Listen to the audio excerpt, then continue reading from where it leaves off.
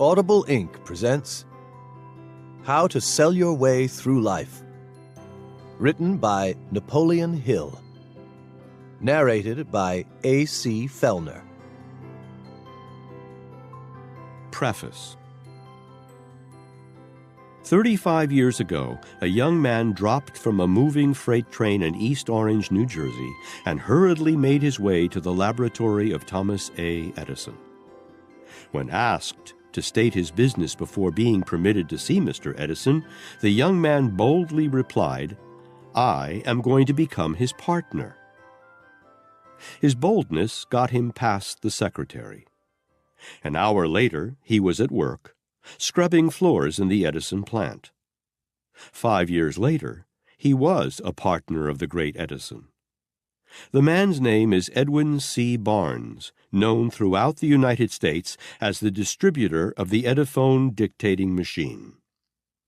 His home is in Florida, not very far from my own home. I have known him for a quarter of a century, have known him through the relationship of close personal friendship that gives me the privilege of saying that he sold himself to Edison through the psychology of selling described in Part 1 of this book. Edwin Barnes has accumulated a fortune far greater than he needs, and he owes every cent of it to the hour he spent in private conversation with Edison. During that hour, he sold himself so thoroughly that it gave him his opportunity to go into partnership with one of the greatest men this country ever produced. Roughly speaking, that hour of selling was worth in actual cash the millions of dollars Edwin Barnes afterward accumulated. My first job was that of secretary to General Rufus A. Ayers, for whom I went to work while I was still in my teens. Long before I was 20, I became the general manager of one of General Ayers' coal mines. The jump from secretary to general manager was made in less than 1 hour, during which I sold myself into the better position by voluntarily rendering confidential service for which I neither expected nor asked pay. That sale changed the entire trend of my life and led directly to my alliance with Andrew Carnegie, with its far-flung effects on myself and thousands of others. If you asked me to tell you why this book may be of benefit to you, and demanded I give you proof that I am an authority on how to sell your way through life, I would be compelled to pull aside the curtains that hide from view my private life, and give you the information in these frank but truthful words. 30 years ago I began, at the request of and in collaboration with Andrew Carnegie, to organize all the causes of success and failure into a philosophy of individual achievement. During those 30 years of research, it became necessary for me to contact, interview, and gain the cooperation of the most successful men of the country, including Henry Ford, Thomas A. Edison, John Wanamaker, Luther Burbank, Woodrow Wilson, and others of their type, from whose rich experiences I organized the first practical philosophy of individual achievement under the title of The Law of Success. The best evidence the philosophy is sound and practical may be found in the use I have made of it in selling my way through life. The blessings this philosophy has given me are many, the greatest of them being the fact that I can truthfully say I have sold my way through life so successfully that I have everything I need or can use for the attainment of happiness, including, of course, absolute freedom from all manner of worry over money.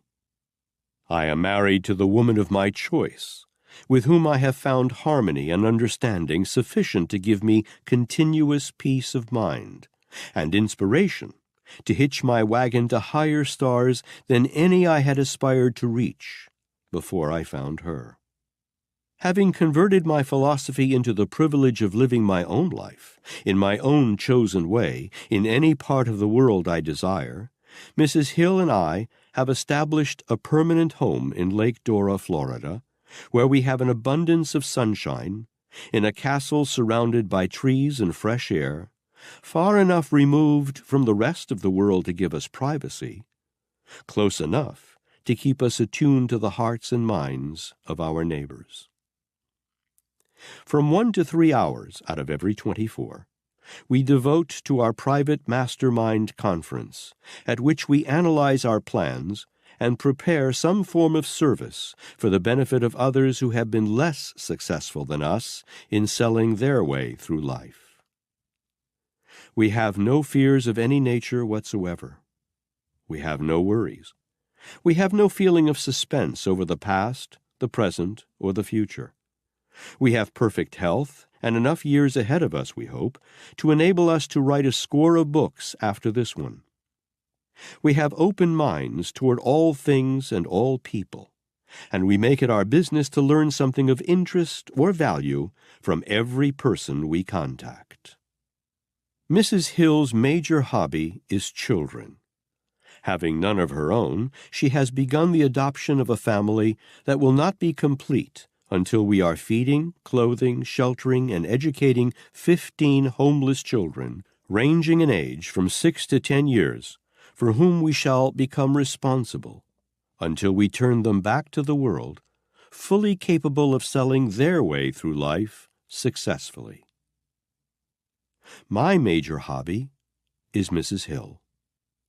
I spent 15 years searching for my wife before I found her. I sold myself to her through the principles of salesmanship described in this book.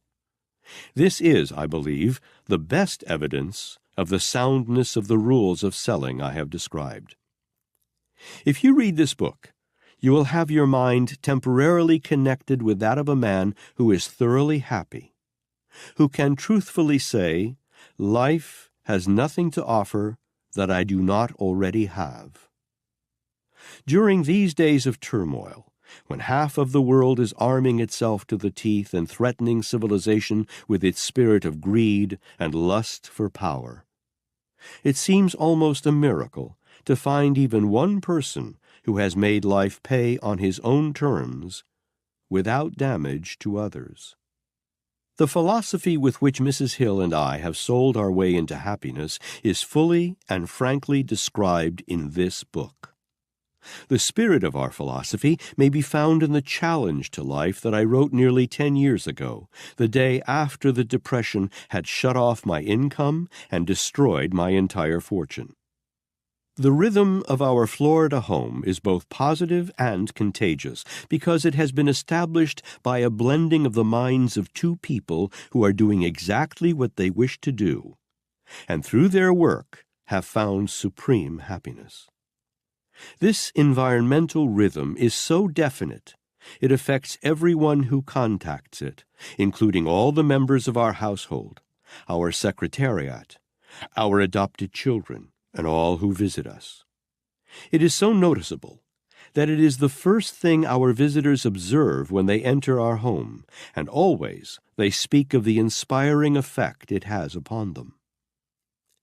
This same rhythm of opulence and peace of mind has been written into the lines of this book, every word of which was carefully examined, weighed, and evaluated by both Mrs. Hill and myself before the manuscript was given to the publisher. We would be greatly surprised if any reader of the book failed to pick up the influence of this rhythm as he reads. The book consists of 4 parts. Part 1 describes the psychology of negotiation, through which successful men and women sell their way through life with a minimum amount of friction in their relationships with people. Part 2 is devoted entirely to the psychology of selling personal services of every nature, with particular emphasis on facts of great value to young men and young women just beginning their careers. Part 3 is a comprehensive analysis of the methods by which America's #1 citizen, Henry Ford, sold himself from poverty to fame and fortune. The facts described in the 4 parts of this book were not merely written. They were lived by men and women who have made America the greatest industrial nation on earth.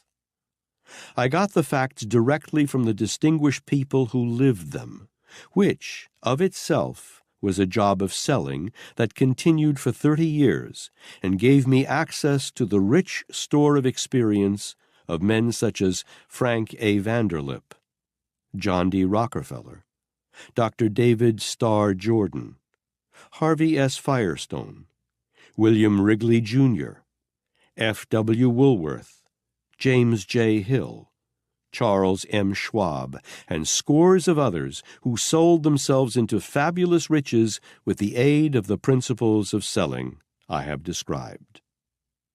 I cannot overemphasize the importance of studying carefully the story of Henry Ford's rise from poverty to riches as described in Part 3. For here you have an authentic outline of the principles that everyone who sells himself through life successfully must use. It may be helpful if you measure yourself point by point on the 17 principles of achievement described in the Ford analysis, taking care to observe wherein you differ from Ford in applying each of these principles. Part 4 has been devoted to analysis of a principle that has been responsible for all that is good in our present civilization. The principle that must be understood and applied by every person who attains and holds any worthwhile station in life. Unless you make this principle a part of the foundation of your salesmanship, you may sell your way into a high station, but you will not be able to hold your gains. Perhaps some may complain that Part 4 sounds like a preachment on ethics. Very well. What if it is? I can think of nothing right now that you and I and most of the others now living need more than to improve the manner in which we relate ourselves to one another in business and social dealings. Part 4 should be very interesting to every American who has the right to vote, because it accurately describes the principle through which Franklin D. Roosevelt did one of the finest jobs of selling in the history of the United States during his first term in office, when he stopped the stampede of fear and resold the people on the merits of their country. It will be interesting to observe if, by a neglect to apply this principle during his second term in office, the President loses the confidence of the people, which he at first had in so great a measure. Part 4 also describes what I believe is going to happen because of the relations between the President and John L. Lewis. The business recession cost thousands of people their jobs. Any principle of human conduct capable of such far-flung results as these is worthy of careful analysis by all who are trying to sell their way through life. The principle analyzed in Part 4 reveals the path by which the world may sell itself out of the spiritual bankruptcy into which it has been drifting since the World War. It is the only principle that will prevent another World War.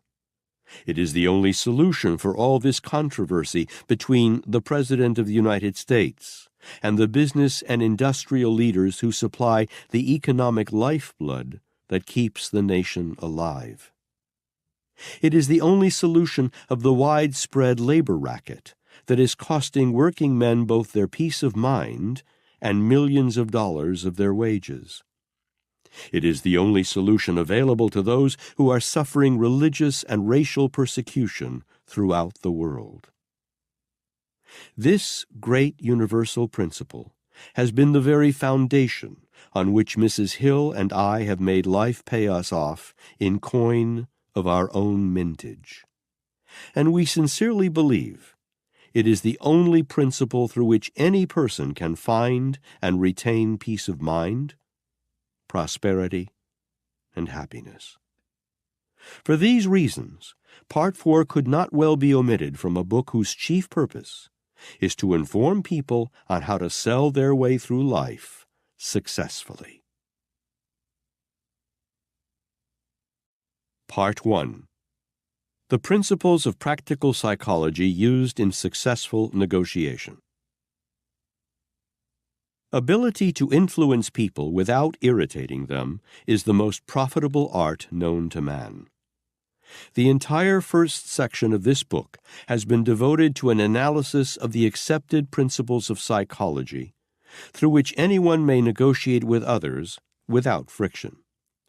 These are the only known principles by which one may win friends and influence people without unnecessarily flattering them.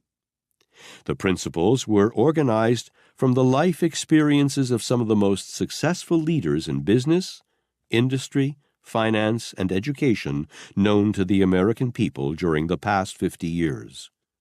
In this section of the book, one may find modern salesmanship in its most fitting, streamlined clothes.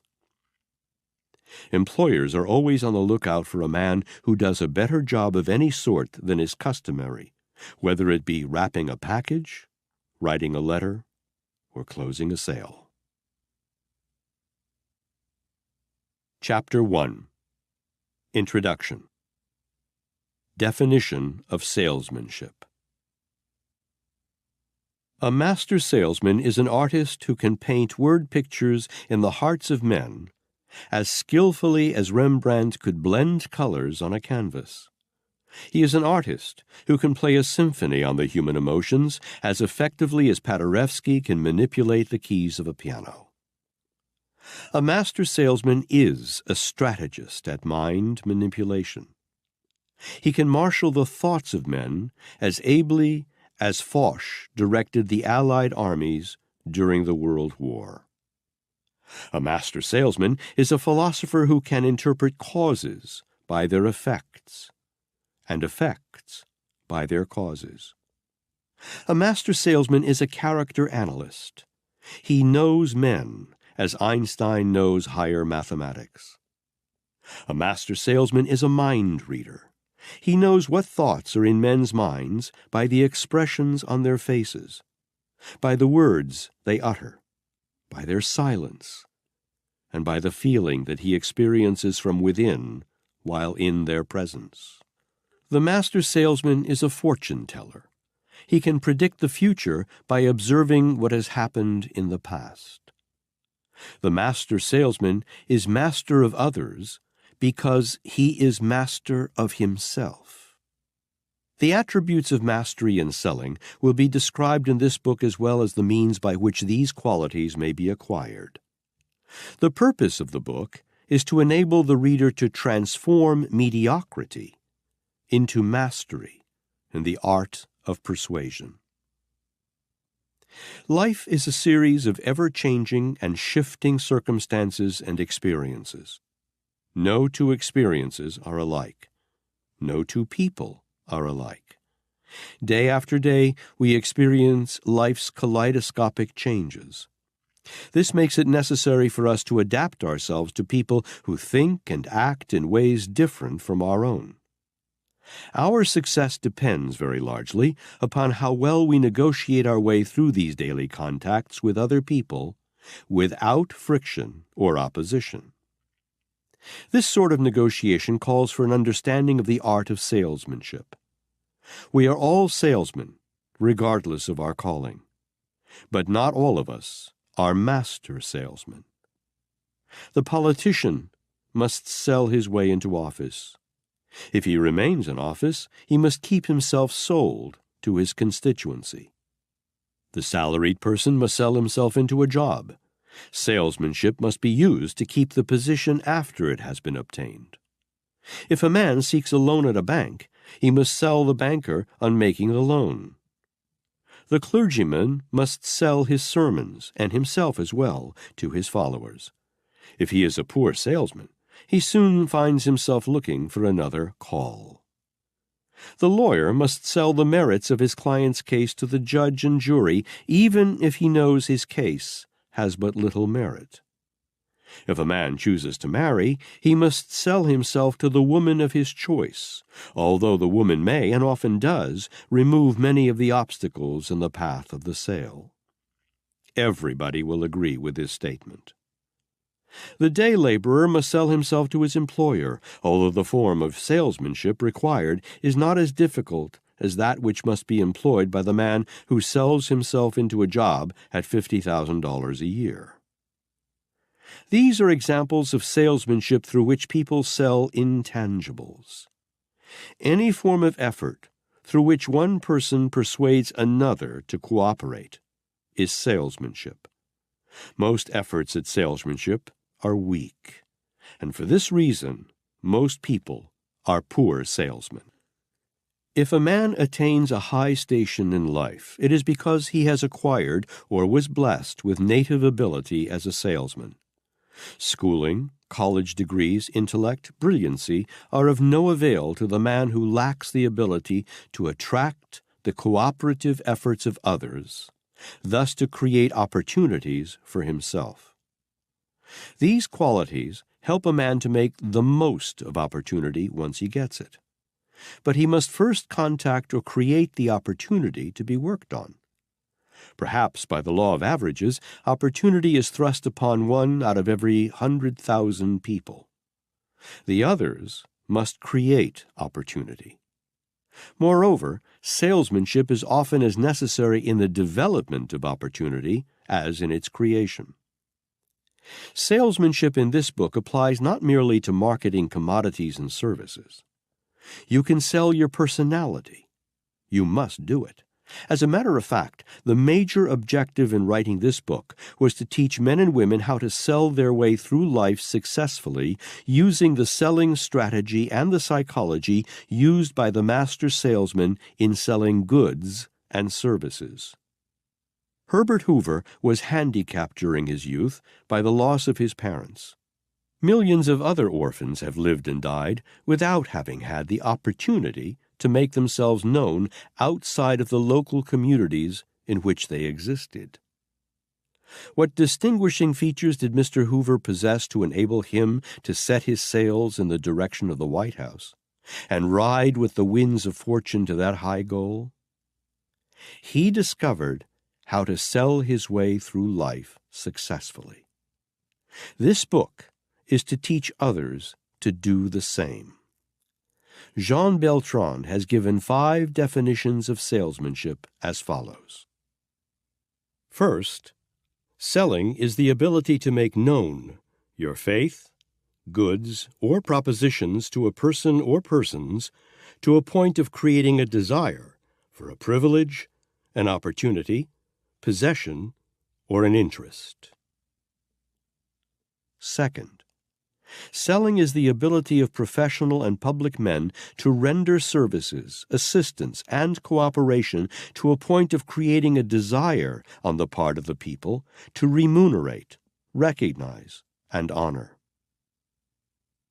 Third, selling is the ability to perform work, duties, and services as an employee to a point of creating a desire on the part of an employer to remunerate, promote, and praise. Fourth, selling is the ability to be polite, kind, agreeable, and considerate, to a point of creating a desire upon the part of those you meet to respect, love, and honor you. Fifth, selling is the ability to write, design, paint, invent, create, compose, or accomplish anything to a point of creating a desire upon the part of the people to acclaim its possession as heroes, celebrities, and great men. These definitions are very broad. They might easily cover a great variety of all human activity. The whole of any life is one long, unbroken chain of sales endeavor. The newly born babe is a salesman. When it wants food, it yells for it and gets it. When it is in pain, it yells for attention and gets that too. Women are the greatest salespeople on earth. They are superior to men because they are more subtle, more dramatic, and use greater finesse. Men often believe they are selling themselves to women in proposals of marriage. Generally, however, it is the woman who does the selling. She does it by making herself charming, attractive, and alluring. While Mr. Beltran's definitions are comprehensive, I would add to his list one more, namely, selling is the art of planting in the mind of another a motive which will induce favorable action. The importance of this definition will be apparent throughout the book. The master salesman becomes a master because of his or her ability to induce other people to act upon motives without resistance or friction. There is but little competition with master salesmen because there are so few of them. Master salesmen know what they want. They know how to plan the acquiring of what they want. Moreover, they have the initiative to put into action such a plan. There are two forms of sales endeavor. One, when the salesman is negotiating with but one person. Two, when the salesman is negotiating with a group of people. The latter is commonly known as group selling or public speaking. The master salesman's education is not complete unless he has the ability to persuade groups of people as well as influence individuals. The ability to speak to groups with that force which carries conviction is a priceless asset. It has given more than one man his big opportunity. This ability must be self-acquired. It is an art that can be acquired only through study, effort, and experience. Here are some specific instances. William Jennings Bryan lifted himself from obscurity to a position of national prominence through his famous Cross of Gold speech during a Democratic National Convention. Patrick Henry immortalized himself through his famous "Give me liberty or give me death" speech in the days of the American Revolution. But for that speech, his name might never have known its heritage. Robert Ingersoll changed the trend of theology by his eloquent art in forceful group salesmanship. The master salesman has the ability to influence people through the printed page as well as by the spoken word. Elbert Hubbard accumulated a modest fortune and indelibly impressed his name upon the minds of men through the selling power of his pen. Perhaps Thomas Paine, through the power of his pen, did more than any other one person to inspire the American Revolution. Benjamin Franklin immortalized himself and left his imprint for good upon civilization by the forceful simplicity and quaintness of his written salesmanship. Abraham Lincoln immortalized himself through a single speech, his Gettysburg Address, simple in theme, pure in composition, moving in thought. The Spirit of Jesus Christ goes marching on, influencing hundreds of millions of people 2,000 years after his death, because he was a master salesman. He built his sales presentation around a motive universally acceptable. Caesar, Alexander, Napoleon, the ex-Kaiser Wilhelm of Germany, and hundreds of others of their type were also master salesmen. But they built their sales presentations around motives that were destructive of the best impulses in civilization. They sold and delivered wars for which the people paid in blood and tears and suffering. Enduring success in selling is always predicated upon sound motive. Remember this, you who aspire to mastery in selling. Sell neither stones nor serpents nor swords. The world now faces the greatest opportunity for master salesmanship in history. The business depression left wounds in millions of hearts that must be healed. Only master salesmanship can do it. New leaders and a new brand of leadership are needed throughout the world in almost every line of human endeavor. This is a great reconstruction period. It is rich with opportunity for master salesmen who have the imagination to build their sales efforts around motives that are beneficial to the general public and who release their full energies through their work. Class privileges are passing. Mass privileges are in the ascendancy. Remember this, too, when selecting a motive as the guiding spirit of your sales efforts. The people must be served. The whole of America stands at the crossroads of progress, waiting for able leadership.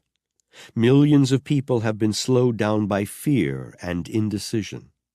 Here is an unparalleled opportunity for men and women who are prepared to adapt themselves to the new brand of leadership, fortified by courage, dedicated to service. High-pressure salesman, of which we heard so much during the last 20 years, is now a thing of the past. The go-getter will have to make room for the go-giver in every walk of life, selling included. The successful leader of the future, whether in the field of selling or in other walks of life, must make the golden rule the basis of his leadership. In the future, the question of paramount importance will be, how much can I give in the way of service to others? Not, how much can I get away with and keep out of jail? A great economic renaissance is sweeping the entire world. The man who cannot see this is mentally and morally blind. The old order of things in business and industry has already been swept away, and a new order is rapidly taking its place. Wise beyond description is the person who sees this change and adapts himself to it harmoniously, without force. We are approaching an era during which we shall see the reincarnation of the spirit of Thomas Jefferson and Benjamin Franklin and George Washington and Abraham Lincoln in politics, and the reincarnation of the spirit of Marshall Field and John Wanamaker in the fields of industry, business, and finance. The people have become rebellious against the oppression forced upon them by the avaricious and the greedy. This spirit of resentment is not transient. It will remain until it rights a wrong. It will gain organized momentum. America will not soon again see the sad spectacle of millions of people starving to death in the midst of an overabundance of both the necessities and the luxuries of life. We are on the grand concourse that leads out of the wilderness of human exploitation, and we are not going to be driven or coerced into giving up our rights to remain on this highway. These statements of fact and of prophecy may be helpful to those who aspire to leadership in the field of selling or in some other walk of life. Men who have imagination will not wait for time to prove their soundness. They will anticipate the changes that are to take place and will adapt themselves to the new conditions. The great changes occasioned by the economic upheaval that has thrown millions out of adjustment in all fields of human activity accentuates the need for discovering those fundamental principles by which one may come back into the path of ordered progress. Since all people must use some form of salesmanship to right themselves and to adjust themselves into satisfactory relations, both social and commercial, it behooves one to lend an ear to a presentation of those fundamental principles with suggestions of their practical application. This book attempts to teach such principles. The person who masters these fundamental principles of persuasion can sell his way through life successfully, surmounting obstacles, overcoming opposition, harnessing and redirecting adverse forces. No matter who you are or how much you know, you will not succeed unless you are a salesman. You must sell your services. You must sell your knowledge. You must sell yourself. You must sell your personality. As you approach the study of fundamentals, keep ever before you the fact that your only limitations are creatures of your own mind. Remember, too, you can remove any limitation that you can create. This book was written for men and women who will not permit themselves to be bound down by blind circumstance, nor hedged in by psychological limitations. Chapter 2. You need intelligent promotion to succeed. It may be true that the world will make a beaten path to your door if you make a better mousetrap than your neighbor, even though your house may be far back in the woods. But you may as well know that the big rush toward your place of business will not begin until you have given the location and have been properly promoted. Jack Dempsey was an unknown prizefighter, and a good one at that, perhaps, but he stepped up front and won the World Championship with its $1 million income only after Jack Kearns had promoted him into the highly desirable position. Jack Dempsey's fists and arms did the punching, but Jack Kearns' brains did the guiding of the blows, so they found their way into big bank balances. The promoting job that Kearns did for Dempsey was so effective that even now, long after the championship was lost, Dempsey is able to collect big dividends for the mere use of his name. Thomas A. Edison, with less than 3 months of schooling, became the world's greatest inventor because he possessed that rare quality of being able to promote himself. Where he succeeded, no fewer than 10,000 other inventors, many of them as capable as he, never have been heard of and never will be. Arthur Brisbane was a run-of-the-mill newspaper man, no better and no worse than 1,000 others in his profession, until William Randolph Hearst spread his name on the front page of all his newspapers. Then he became America's leading columnist. I can name 100 men who can write better stuff than anything Brisbane ever wrote, but you would not recognize one of them because they have not been properly promoted. During the World War, my attention was called to a man by the name of Arthur Nash, a Cincinnati merchant tailor who had taken his employees into business with him and had given them a part of the profits because his business was on the rocks, and he saw no other way of saving it from bankruptcy. I went to Cincinnati, interviewed Nash, and wrote the first story about him. In my story, I called him Golden Rule Nash. The story was taken up by the newspapers and magazines of the country, and he received free publicity for more than 5 years. When he died a dozen years later, he was a wealthy man, and his business was among the more successful of its type. Kate Smith, as all who know her will testify, is a dear, sweet girl who sings on the radio. Kate does not have anything but a fine character and a pleasing voice. But she does have Ted Collins. Therefore, she draws a weekly salary of a staggering figure, to say nothing of side incomes from moving pictures and other endeavors. Edgar Bergen and Charlie McCarthy trooped up and down Broadway, eating now and then when the now famous pair could get an engagement, until one night, when they appeared on the Rudy Valley program. The promotion they received on that occasion gave them a start toward radio stardom that has made the pair among the best features of the air. Bergen was as good 5 years ago as he is today, but he was not then properly promoted, so he often found himself temporarily at leisure. Eli Culbertson was a competent bridge player, but nothing to brag about until his wife took him in hand and began to promote him, and now he receives free publicity in newspapers throughout the nation. Moreover, he has made himself wealthy as a bridge expert. He is probably no more an expert now than he was when his better 7/8 began to promote him, but he is better paid.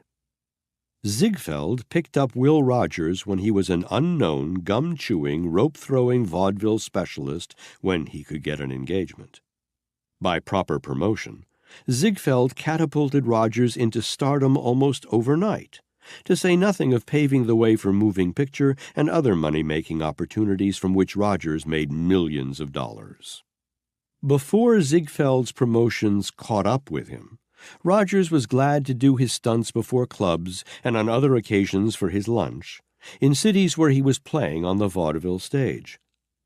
This same promoter took over the banjo-eyed Eddie Cantor and started him on a career that is said to now pay him $10,000 a week for merely reading lines that someone else writes. Not bad, huh? Ziegfeld also promoted the tall, slender Fanny Brice into the big money. Not one of these favorites would have piled up the huge fortunes the public has paid them to do their parlor tricks if it had not been for clever promotion. When I was organizing the Law of Success philosophy, Andrew Carnegie sent me to call on Henry Ford. "You want to watch this man, Ford," said Carnegie, "for one day he is going to dominate the motor industry of America." I went to Detroit and met Ford for the first time. That was in 1908. When I first looked him over, I wondered how as shrewd a judge of men as Andrew Carnegie could have been so definitely mistaken in his estimation of Ford. But that was 30 years ago. Year by year, I have watched Ford climb to the top in his field, and back of his stupendous achievement I have observed highly organized, systematic, and effective promotion. Perhaps no man who was ever connected with the Ford promotion was of greater service to him than the late Senator Couzens, unless it is W.J. Cameron, the present chief Ford promoter, who sees to it that the Ford interests are never neglected in the eyes of the public. Since Ford began business, I have seen no less than 100 other makers of automobiles rise and fall like mushrooms, because they had not the foresight to surround themselves with promotion experts. By promotion experts, I do not mean advertising men. Promotion is one thing. Advertising is something entirely different. Promotion, the sort to which I have reference, is the art of keeping an individual favorably sold to the public all the time. The late Ivy Lee was one of the greatest promotion men of his time.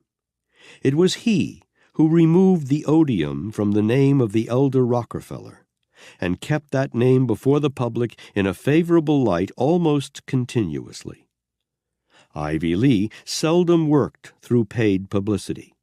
He preferred free space and other forms of more efficient promotion for keeping his clients properly sold to the public. While I was publishing the Golden Rule magazine, I wrote a brief editorial praising the work of John D. Rockefeller, Jr.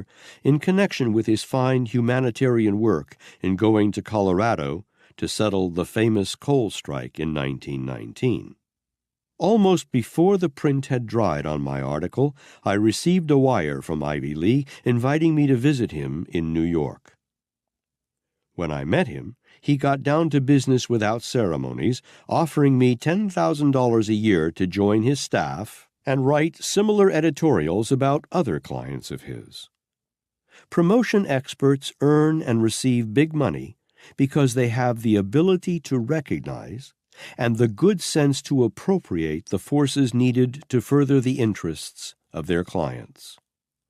I declined the Ivy Lee offer, but I have often regretted the mistake, for I now know that a few years of schooling under that genius would have been worth many times the sum he offered me.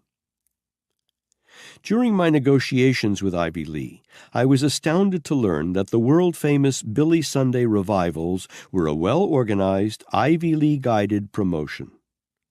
Sunday fought the devil up one side of the country and down the other to the tune of millions of dollars. The devil has Ivy Lee to thank for whatever damage Billy did him, which probably was not very much.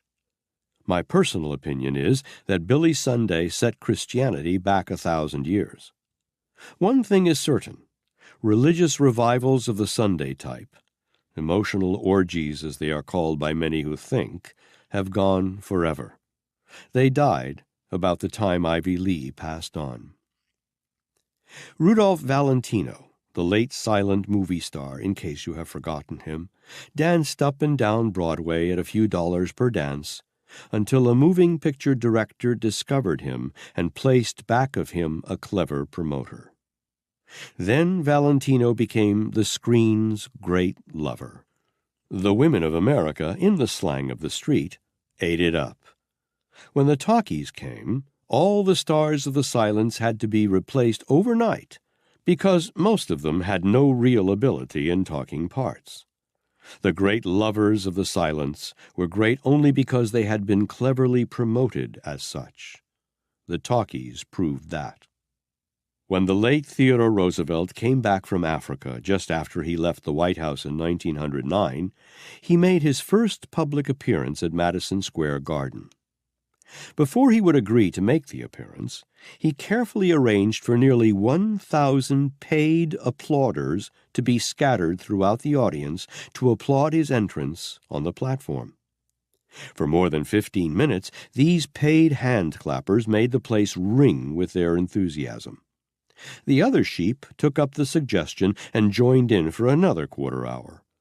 The newspaper men present were literally swept off their feet by the tremendous ovation given the American hero, and his name was emblazoned across the headlines of the newspapers in letters 2 inches high. Splendid. Teddy understood and made intelligent use of personal promotion. That was the main reason why he was a great statesman.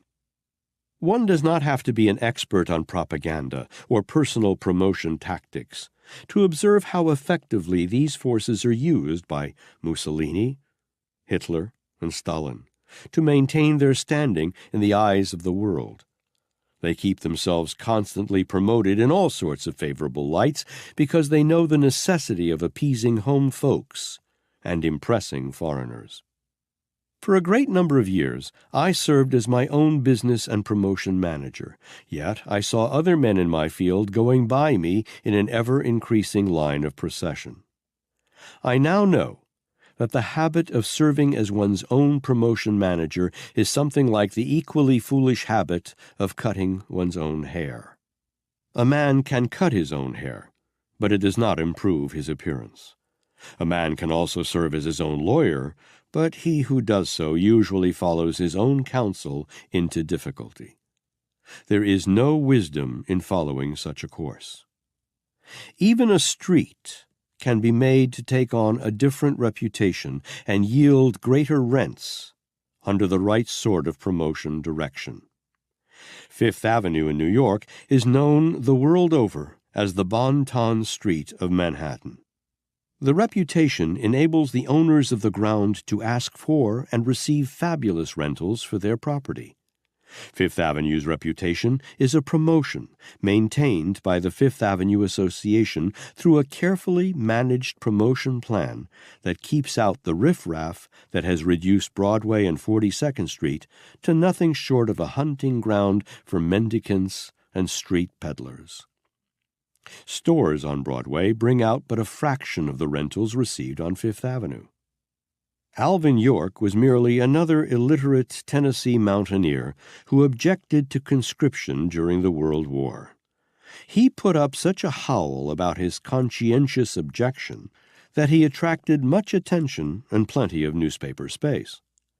After his return from war, he was still illiterate, but a clever little promoter took him over, and now he dominates a large school for mountain folks that was promoted in his name.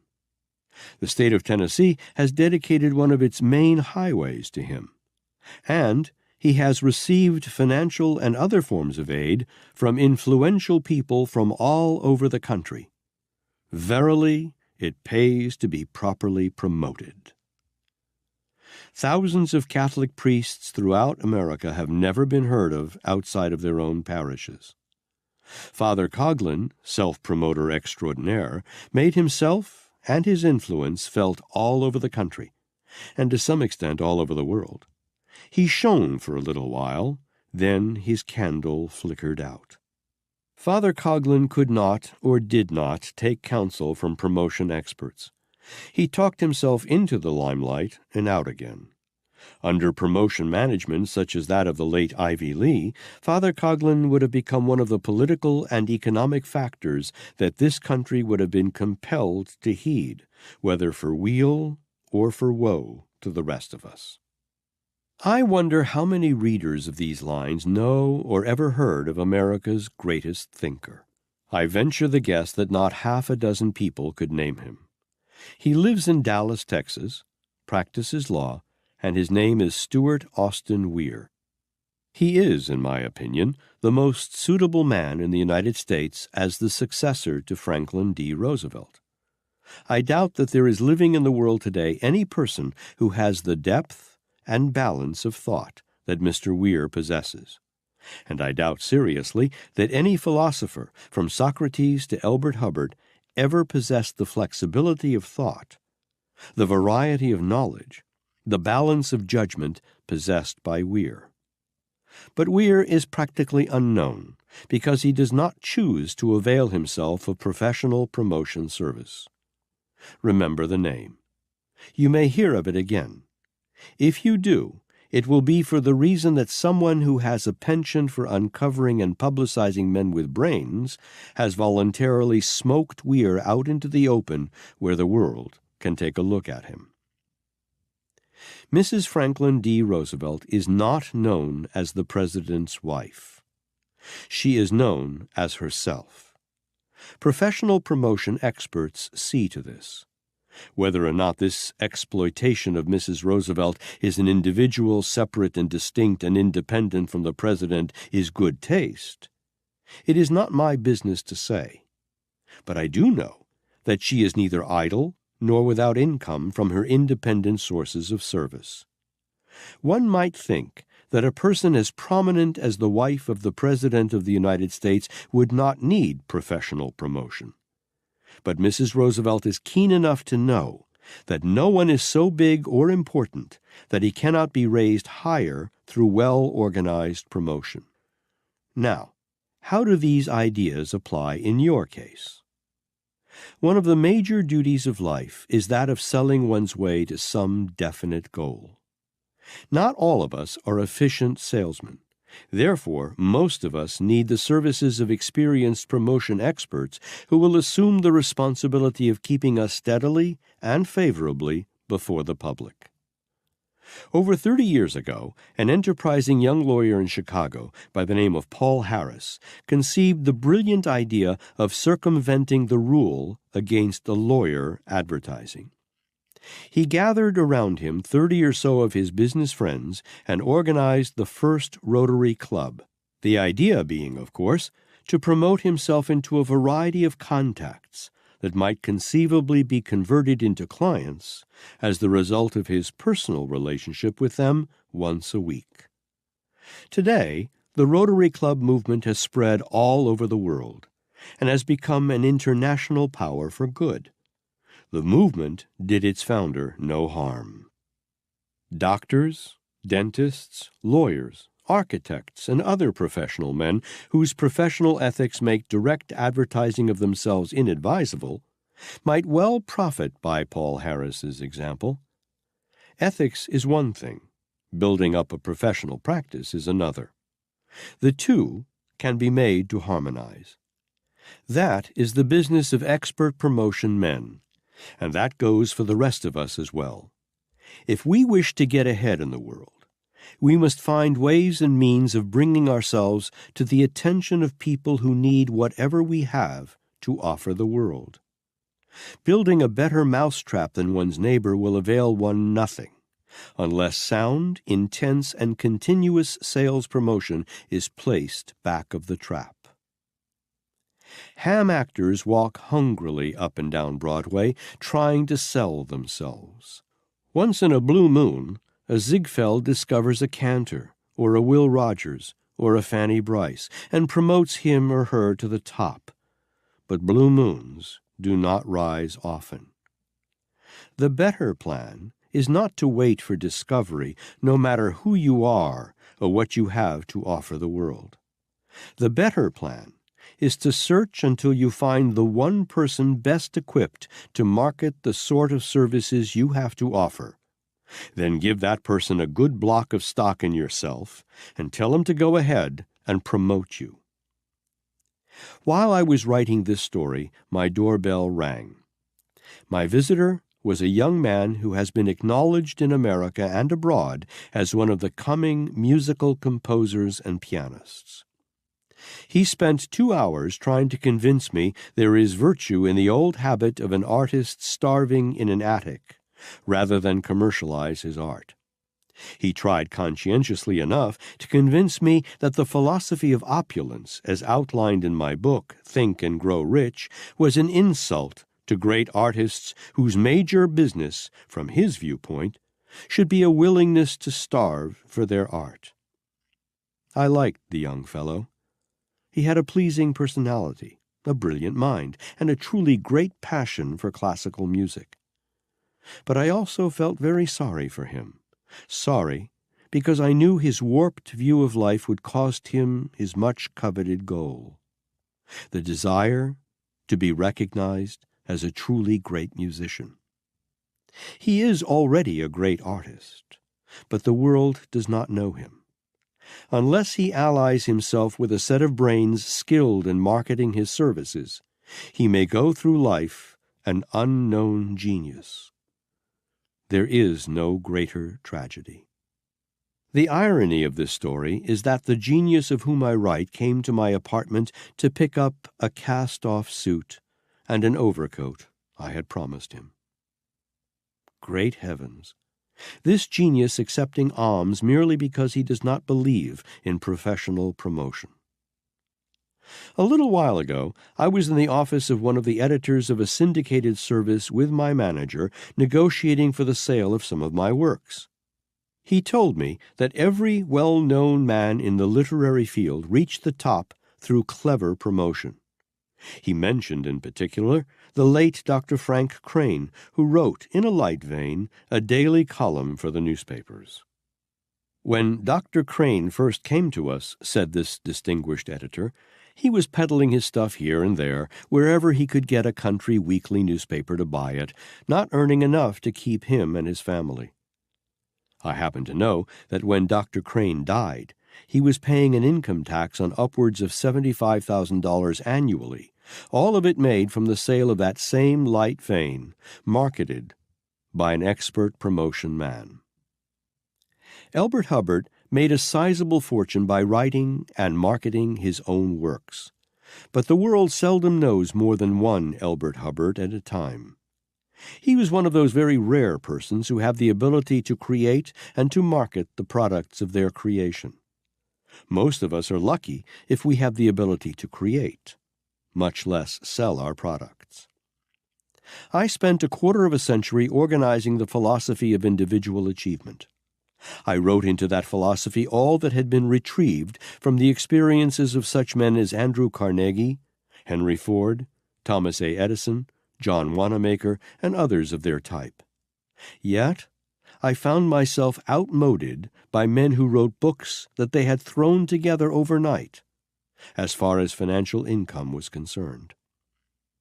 I finally awakened to myself, placed myself under the management of my wife, and duty impels me to admit that I accomplished more in the way of recognition during the first year of her management than I had accomplished during all my previous years while serving as my own manager. It is each person's duty and responsibility to provide himself with whatever form of promotion is needed to help him attain success in his chosen calling.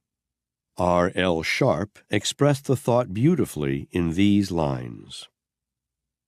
Isn't it strange that princes and kings, and clowns that caper in sawdust rings, and common folks like you and me are builders for eternity? To each is given a bag of tools, a shapeless mass, and a book of rules, and each must make, ere life has flown, a stumbling block or a stepping stone. Self-advancement cannot be built on bluff, fear, or flattery. Life demands of the successful man sterner stuff than these.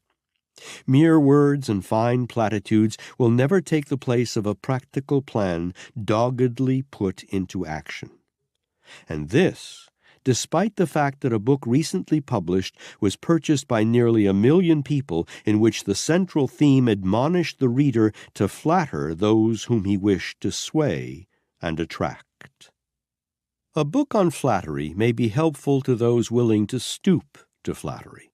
But what of the flatterees, those unfortunates, on whom the 1 million purchasers of the book will work their magic? Are they to be deprived of protection against these seductive flatterers?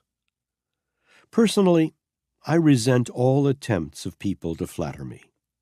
If I used flattery in my work, I would be instantly pegged as a charlatan, and rightfully so. I get better results by frankness in my dealings with people, for I find that direct, straight dealing not only wins friends, but it also holds them.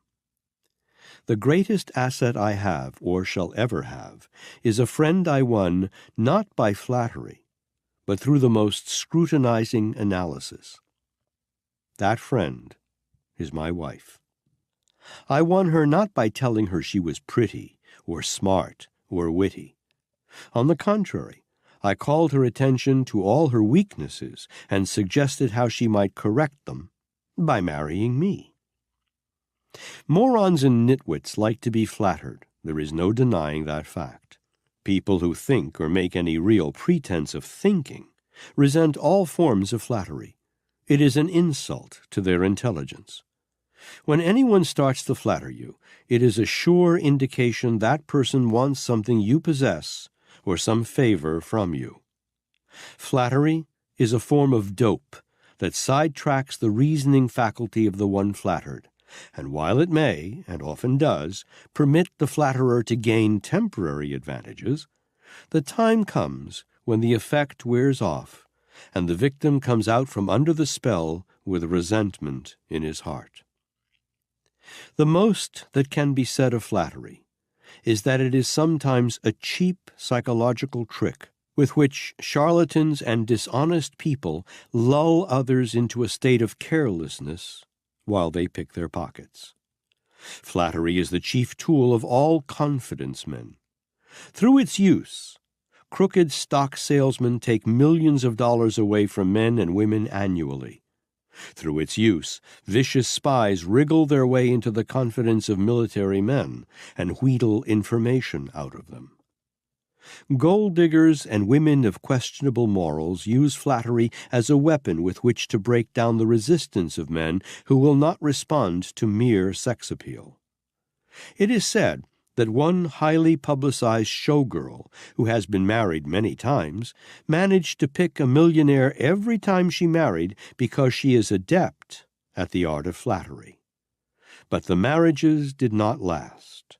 Nothing built on flattery can last, for flattery is a weapon for ensnaring people designed and executed by the devil. The person who permits himself to be influenced by flattery is whipped before the battle begins. Samuel Insull's downfall really began when he started to pay more attention to the flattery of grand opera and opera stars than he gave to his business. Some executives demand an affiliate of yes-men around them. They would be safer if they employed a staff of no-men. The human ego is a tricky piece of mental equipment.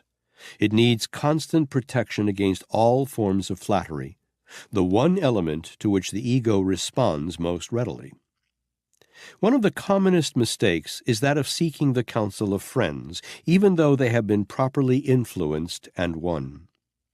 The reason is that most so-called friends would rather flatter than be frank. They do not wish to offend. Therefore, their opinions are usually worth much less than the cost, because these opinions are generally misleading. Moving picture stars and other quick-money victims shine for a time and then flicker out, mainly because they blow up and burst by feeding too freely on public flattery. It is said that John W. Davis is paid an enormous sum annually by the J.P. Morgan banking firm, not for what he tells the members of the firm they can do, but for what he tells them they cannot do. He is the official no man of the firm. He does no flattering to win and influence the Morgan partners. Astute businessmen that they are, they prefer cold facts to flattery. Perhaps this is why the Morgan firm is tops in the financial world. Al Smith climbed from the fish market to within a stone's throw of the White House. His greatest help was Mrs. Belle Moscovic, his official no woman.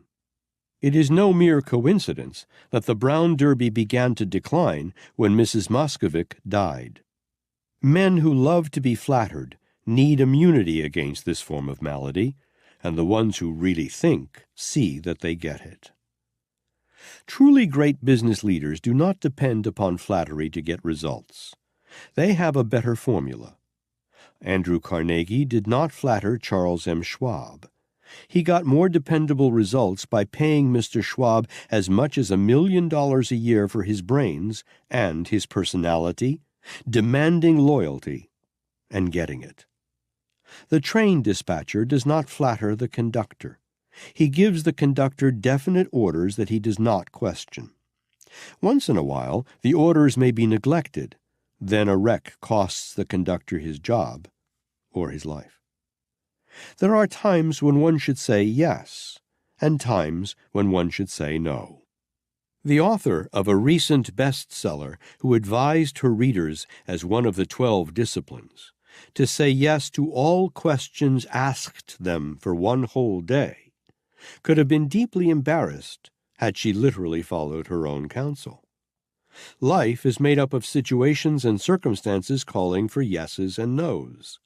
The person who negotiates his way through life successfully learns to use each in its proper place. Lincoln kept bitter enemies as members of his cabinet because he needed their frank analysis and criticism. Woodrow Wilson ousted cabinet members who did not agree with him. The difference in the records of the two presidents is very great, and it will become greater with time. How far would a military man get in warfare if soldiers were managed by flattery? Flattery would not help one very much with most policemen and taxicab drivers. The person who makes himself indispensable to others by rendering more service and better service than he is paid to render will accomplish more permanent results of a desirable nature than he could accomplish with all the flattery in the world. If you would sell your way through life successfully, look around you. See what useful service you can render to as many people as possible. Make yourself of value to others, and you will not need to learn the art of flattery in order to win people and use personal influence. Moreover, those whom you do win will stay won. To be well liked gives one great advantages, but flattery is not the tool with which this desirable end may be attained and held. A pleasing personality is worth a king's ransom to those who possess it, but such a personality is not developed through speaking honeyed words of flattery that mean nothing. A pleasing personality consists of 21 different characteristics that can be developed. You will find the complete description of these 21 assets in a subsequent chapter. Master them, and make them your own property. Then you will be able to attract and hold friends.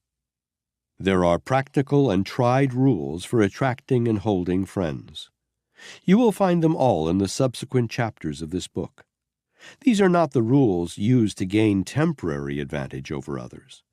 They are the rules gleaned from the life work of Abraham Lincoln, Benjamin Franklin, Thomas Paine, Thomas Jefferson, Samuel Adams, Richard Henry Lee, George Washington, and 100 other truly great men who laid the very foundation of this country. They are the rules used also by the most successful business and industrial leaders the country has produced, such men as Andrew Carnegie, Thomas A. Edison, Henry Ford, Owen D. Young, Cyrus H. K. Curtis, Frank A. Vanderlip, and John Wanamaker.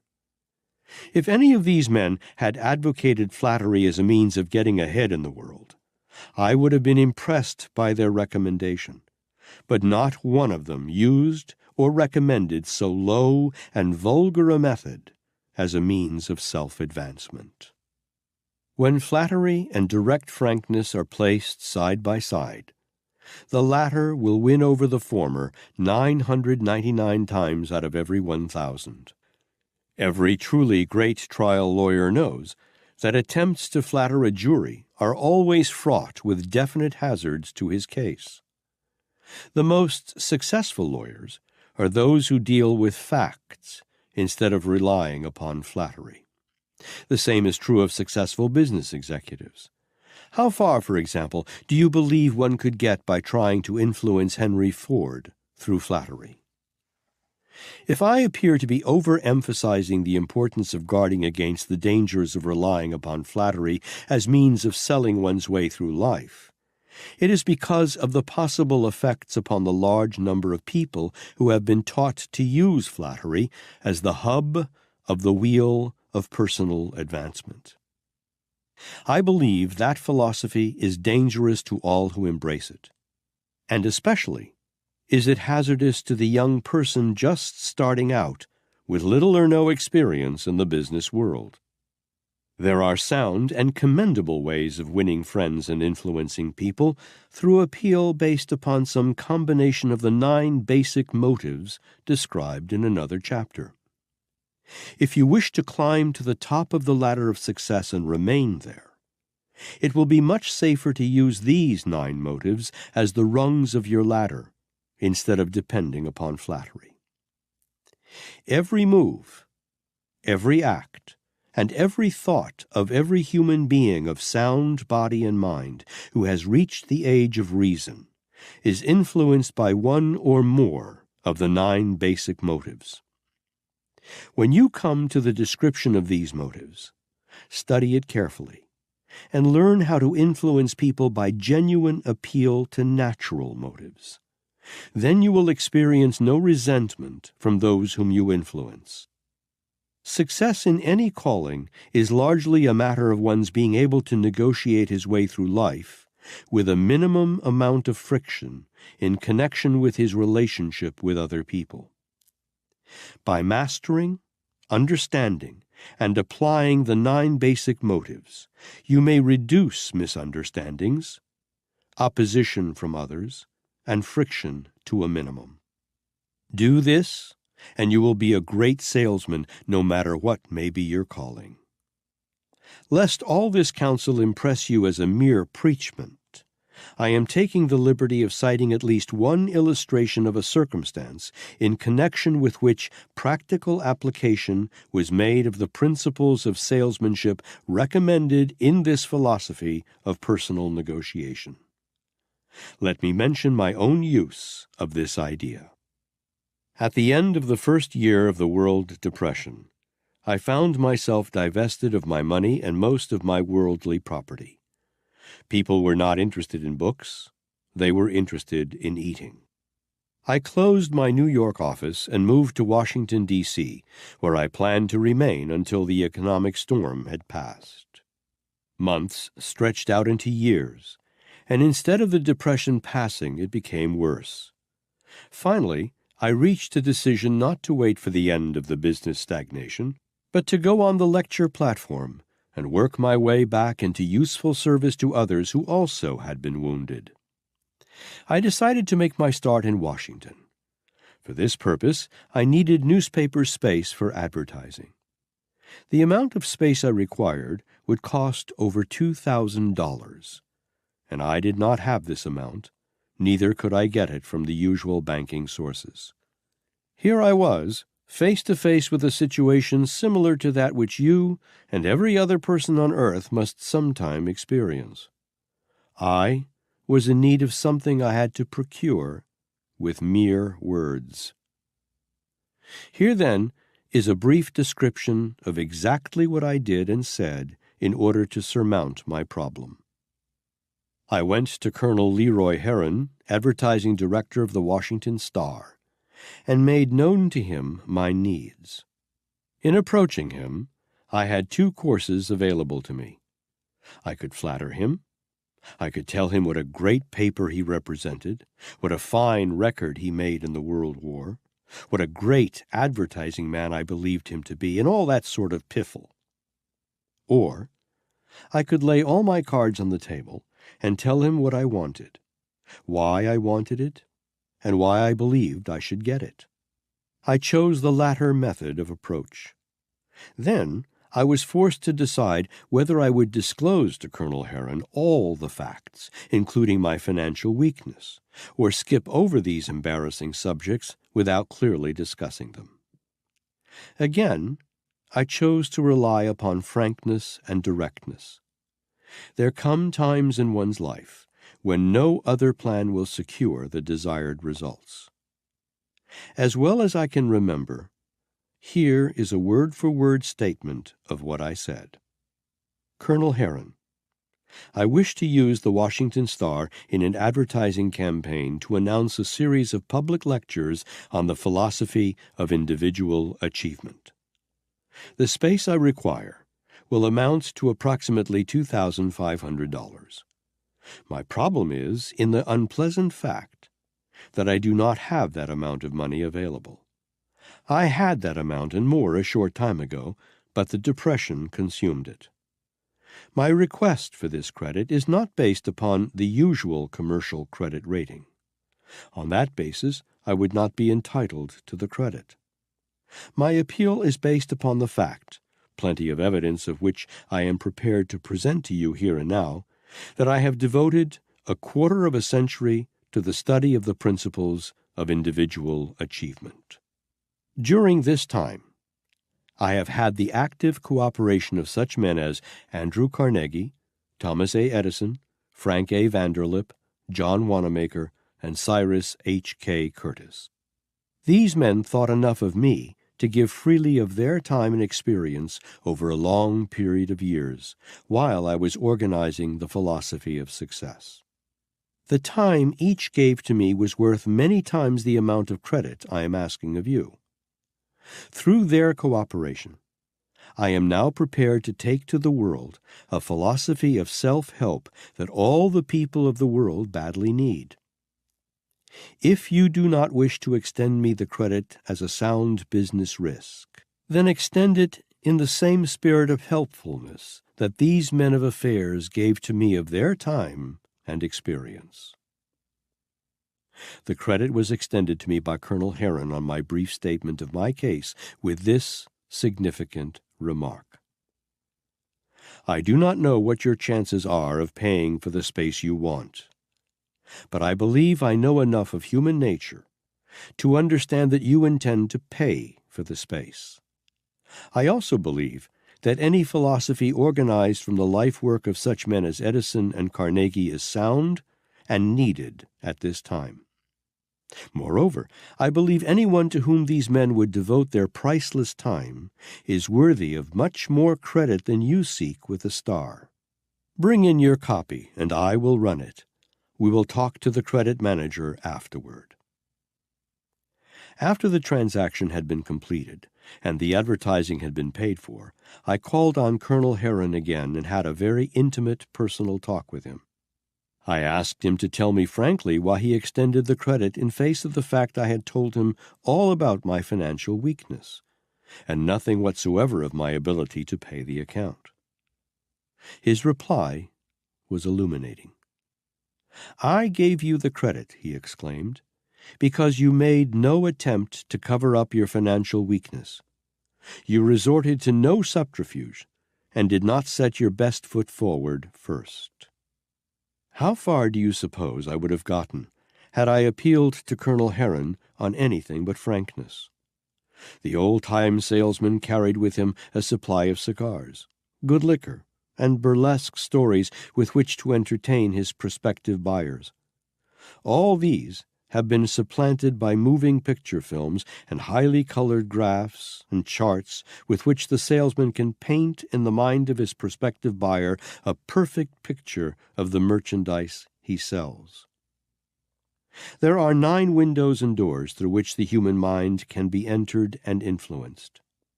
Not one of these is labeled flattery. The 9 doors are the 9 basic motives by which all people are influenced. Remember, as you read and digest the contents of this book, that it is not a book on flattery.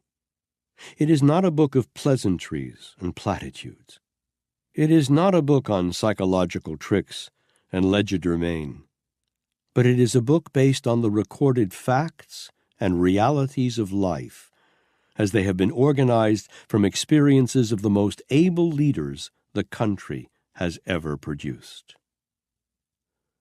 Seek the counsel of men who will tell you the truth about yourself, even if it hurts you to hear it.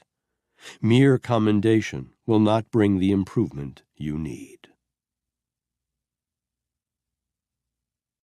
Chapter 3. The Strategy of Master Salesmanship. Motive is the seed from which a sale may be germinated. All seed must contain the life germ, or it will not germinate, regardless of the kind of soil in which it is planted. Motive, too, must contain the life germ, or it will not germinate into a sale. The man who understands how to inject the germ of life into motive is a master salesman. A master because he captures the prospective buyer's own imagination and makes it work for him. When an appropriate motive has been painted in the mind of the prospective buyer by a real artist, it begins to work from within, as yeast works in a loaf of bread. Let us illustrate this point, namely, the late Dr. Harper, while serving as president of the University of Chicago, desired to construct a new building on the campus, the estimated cost of which was $1 million. His available funds were not sufficient for his needs, nor did he see any chance of securing the necessary funds from the university's annual budget. After analysis of the situation, it became apparent to Dr. Harper that he would have to seek the $1 million from an outside source. Here begins the description of the modus operandi of a master salesman. Dr. Harper did not start buttonholing wealthy men for donations. He did not put on a drive for donations. He made up his mind to get the entire sum through a single sale. Moreover, he assumed personally the responsibility for making the sale. His first move was to lay out a plan of action. Here it is that all except master salesmen usually fall down for lack of a plan that is both definite and sound. His plan, when completed, involved only 2 prospective donors. From one or the other, he intended to secure the needed funds. His plan was conceived with ingenuity and rounded out with strategy, keen, penetrating strategy that was alive and filled with lure. It was also loaded with dynamite. What did he do? He chose as his 2 prospective donors 2 Chicago millionaires whom he knew to be bitter enemies. Yes, I know, you're beginning to see the point before it has been explained, but follow on and get the technique of a master sales artist. One of these men was the head of the Chicago Street Railway System. The other was a politician who had accumulated a great fortune by gouging the streetcar company and by other methods. Dr. Harper's selection of prospective buyers of his plan was perfect. Here again is a point at which all but master artists at selling are usually weak. They do not use sound judgment in the selection of prospective buyers. After turning his plan over in his mind for a few days and carefully rehearsing his sales presentation, Dr. Harper swung into action. Choosing the noon hour as the most favorable for his call, he presented himself at the office of the streetcar magnate. Observe with profit his reason for choosing this particular hour. He deduced that the executive secretary would be at lunch at that hour, and that his prospect would be alone in his office. His deduction proved to be sound. Finding the outer office empty, he walked on into the private office. The magnate looked up at the intruder in surprise and asked, "What can I do for you, sir?" "I beg your pardon for the intrusion," Dr. Harper replied. "I am Dr. Harper, president of the University of Chicago. I found no one in the outer office, so I took the liberty of walking in." "Why, yes, of course," the other exclaimed. "Have a seat, Dr. Harper. I am glad to have the honor of a visit." "Thank you," the doctor replied. "I am in a great hurry and will stand if you don't mind. I just dropped in to tell you of an idea that has been running in my mind for some time. Here comes the motive. Watch how deftly it is planted in fertile soil. First of all, I want to tell you how greatly I admire the wonderful system of street railway transportation you have given to the people of Chicago." Neutralizing his prospect's mind. "I believe it to be the greatest system in the country. It has occurred to me, however, that while you have built a great monument to your name, it is of such a nature that the world will forget who built it the moment you die." Watch the master go back now to motive. "I would like to see you build a monument that will endure forever. I have thought of a plan by which you might build such a monument, but I have met with some difficulties which, I am sorry to say, may stand in the way."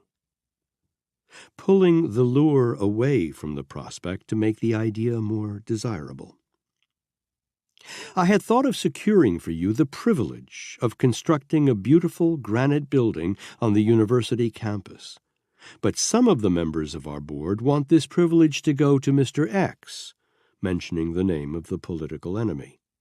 I am holding out in your favor, and just came by to ask if you can think of any plan that may help me to secure this rare privilege for you." "That is most interesting," the magnate exclaimed. "Please sit down, and let us talk about the matter." "I am exceedingly sorry," Dr. Harper replied, "but we are having a board meeting in an hour, and I must hurry along. If you think of an argument I might use on your behalf, please telephone me as promptly as possible, and I will go to bat for you before the board. Good day, sir." Dr. Harper turned and walked out. When he reached his office, he found that the streetcar magnate had already telephoned him 3 times, requesting that Dr. Harper call him as soon as he came in. The doctor was obliging. He telephoned the magnate, who requested that he be permitted to come out and present his case to the board in person. Dr. Harper replied that this would be inadvisable, that in view of the opposition some of the board members had expressed toward him, Dr. Harper might present the matter more diplomatically, intensifying the lure. "If you will telephone me tomorrow morning," Dr. Harper suggested, "I will let you know what luck I have had." The next morning, upon arriving at his office, he found the streetcar magnate already there. They were closeted together for half an hour. What happened probably will never be known to the public. The interesting thing, however, is that the streetcar magnate assumed the role of salesman, while Dr. Harper became the buyer and was persuaded to accept a check for $1 million and to promise that he would try to get it accepted by the board. The check was accepted.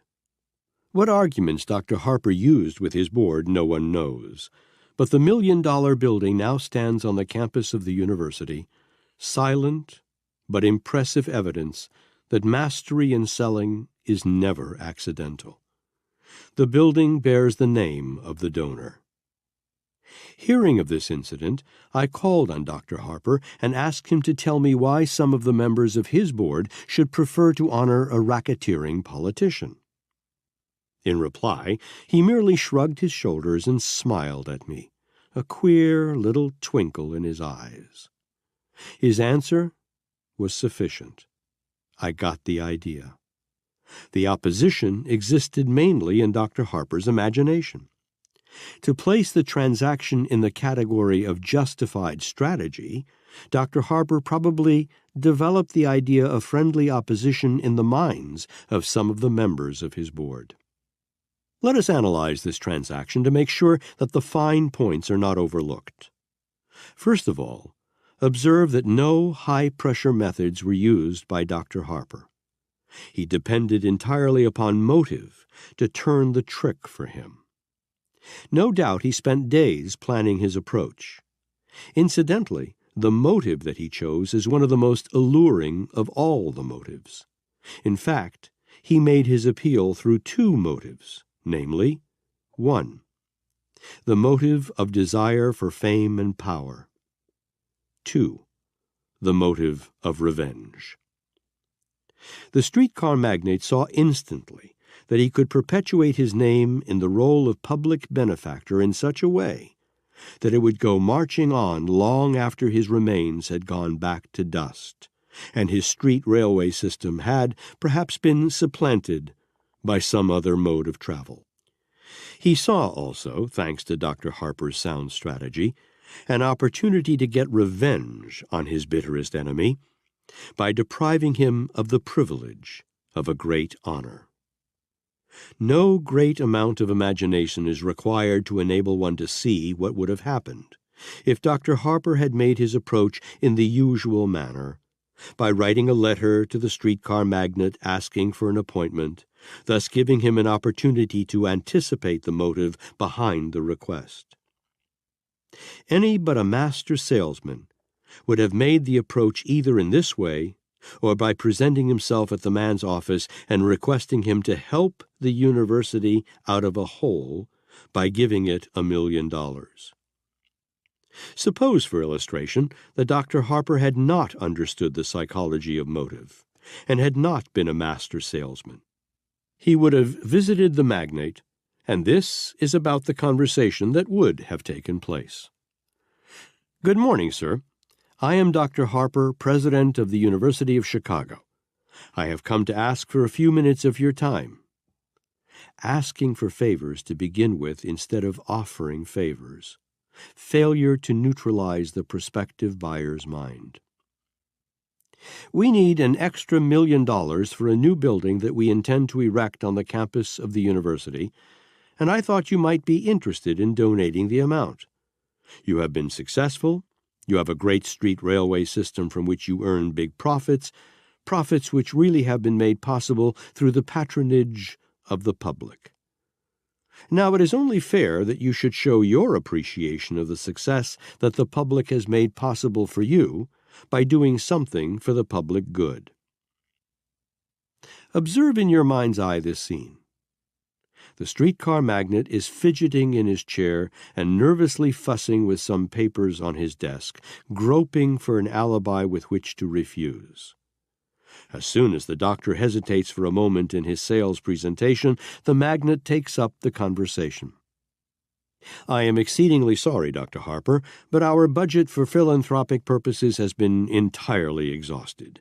You know, we make a liberal annual donation to the Community Chest Fund. There is nothing more we can do this year. Besides, $1 million is a large sum of money. I am sure our board could not be persuaded to donate so much money to charity." He beats the doctor to that board gag. That word, charity. You see, of course, that a poor presentation would have placed Dr. Harper in the unhappy position of one who begs for charity. Giving to charity as such is not listed as one of the 9 basic motives that move men to action.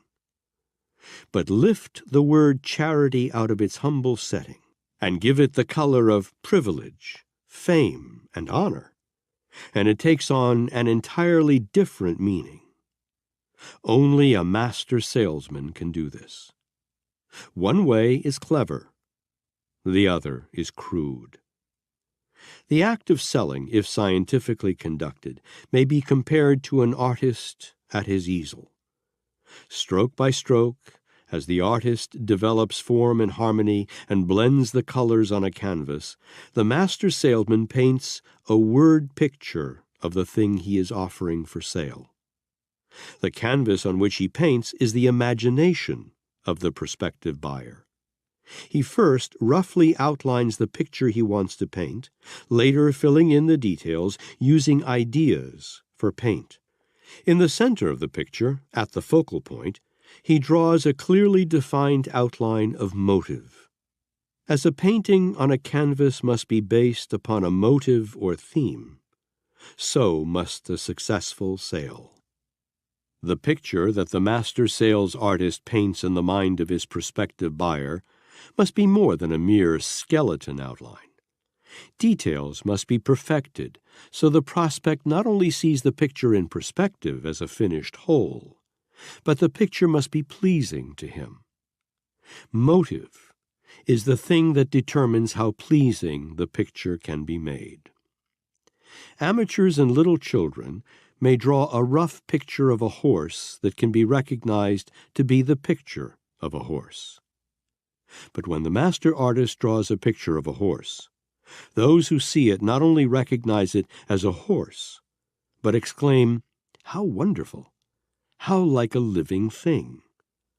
The artist paints action, reality, and life into his picture. There is the same difference between men who call themselves salesmen and a master salesman as there is between the dabbler and the master painter. The inefficient salesman hurriedly sketches a crude outline of the thing he wishes to sell, leaving motive out of the picture. He says, "See, there it is, as plain as the nose on your face. Now will you buy?" But the prospective buyer does not see that which the salesman has kept hidden within his own mind, or he may see but does not feel. He is not moved to action by any rough sketch or unfinished, lifeless picture. No seed of desire has been planted in his mind, no appeal to motive.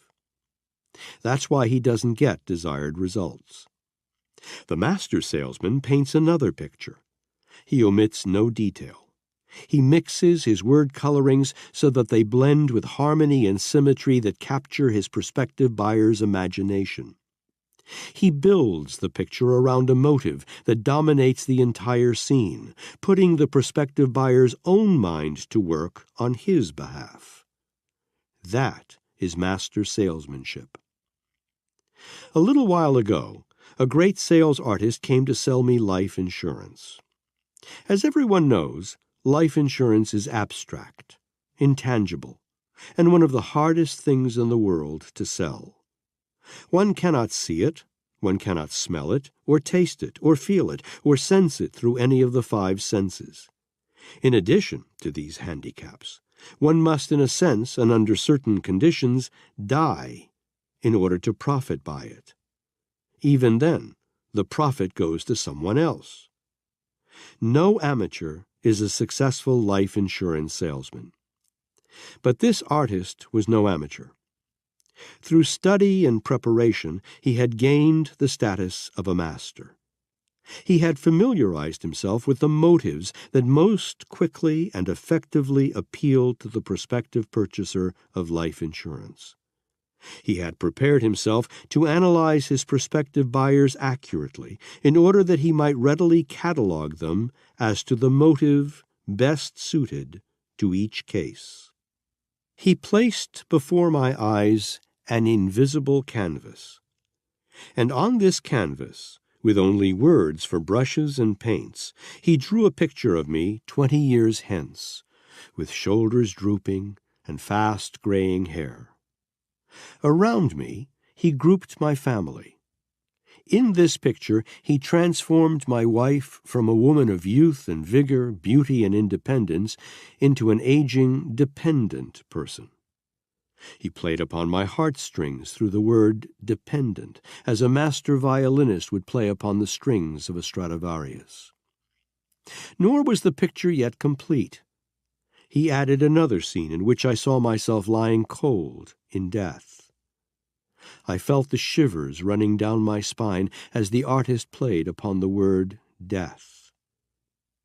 Reaching me through the motive of fear, one of the strongest of the 9 basic motives. By my coffin was my wife, a helpless, dependent old woman. the woman whom he knew I loved and whose future he knew I would want to make secure. Reaching me through the motive of love, another of the 9 basic motives. Only an artist can paint such a picture. It was so realistic that it still haunts me. I took that picture to bed with me that night. It was a nightmare that caused me to groan and turn from side to side, seeking to escape its horror. In sleep, my subconscious mind seized upon it and tortured me with terrible dreams. By planting in it the motive of fear, the salesman had made a friendly ally of my mind. Only an artist can paint such a picture. Yet artists are made, not born. They may be born with the inherent potentialities for artistic creation, but they become finished artists only by mastering the technique of harmony, form, and color. Sales artists, too, are made and not born. They become masters by studying technique and motive. They develop expert methods of analyzing buyers and the things they buy. Dr. Harper was not a born salesman. He was small in physique and unprepossessing in appearance. He became a great salesman by studying men and the motives that cause men to act. That is exactly what all who would attain to mastery in selling must do. The old bromide about salesmen being born and not made is as weak as it is old. The 30,000 salesmen whom I have trained have taught me that salesmen can be made.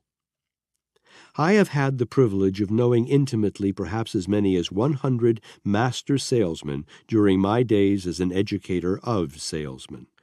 Most of the others in the sales field whom I have known, numbering well into the thousands, have been just plain order takers.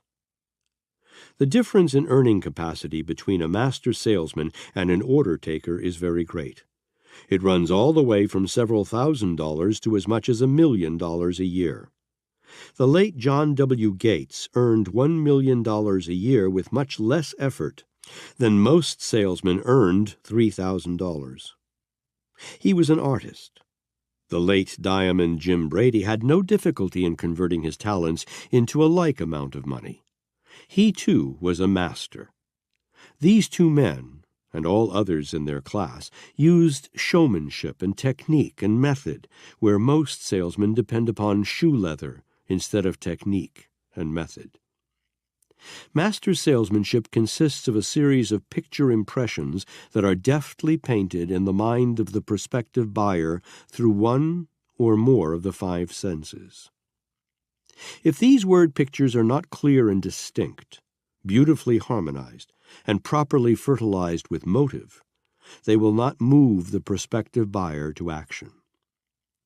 Master salesmen paint their pictures in the minds of their prospective buyers through as many motives and through as many of the senses as possible.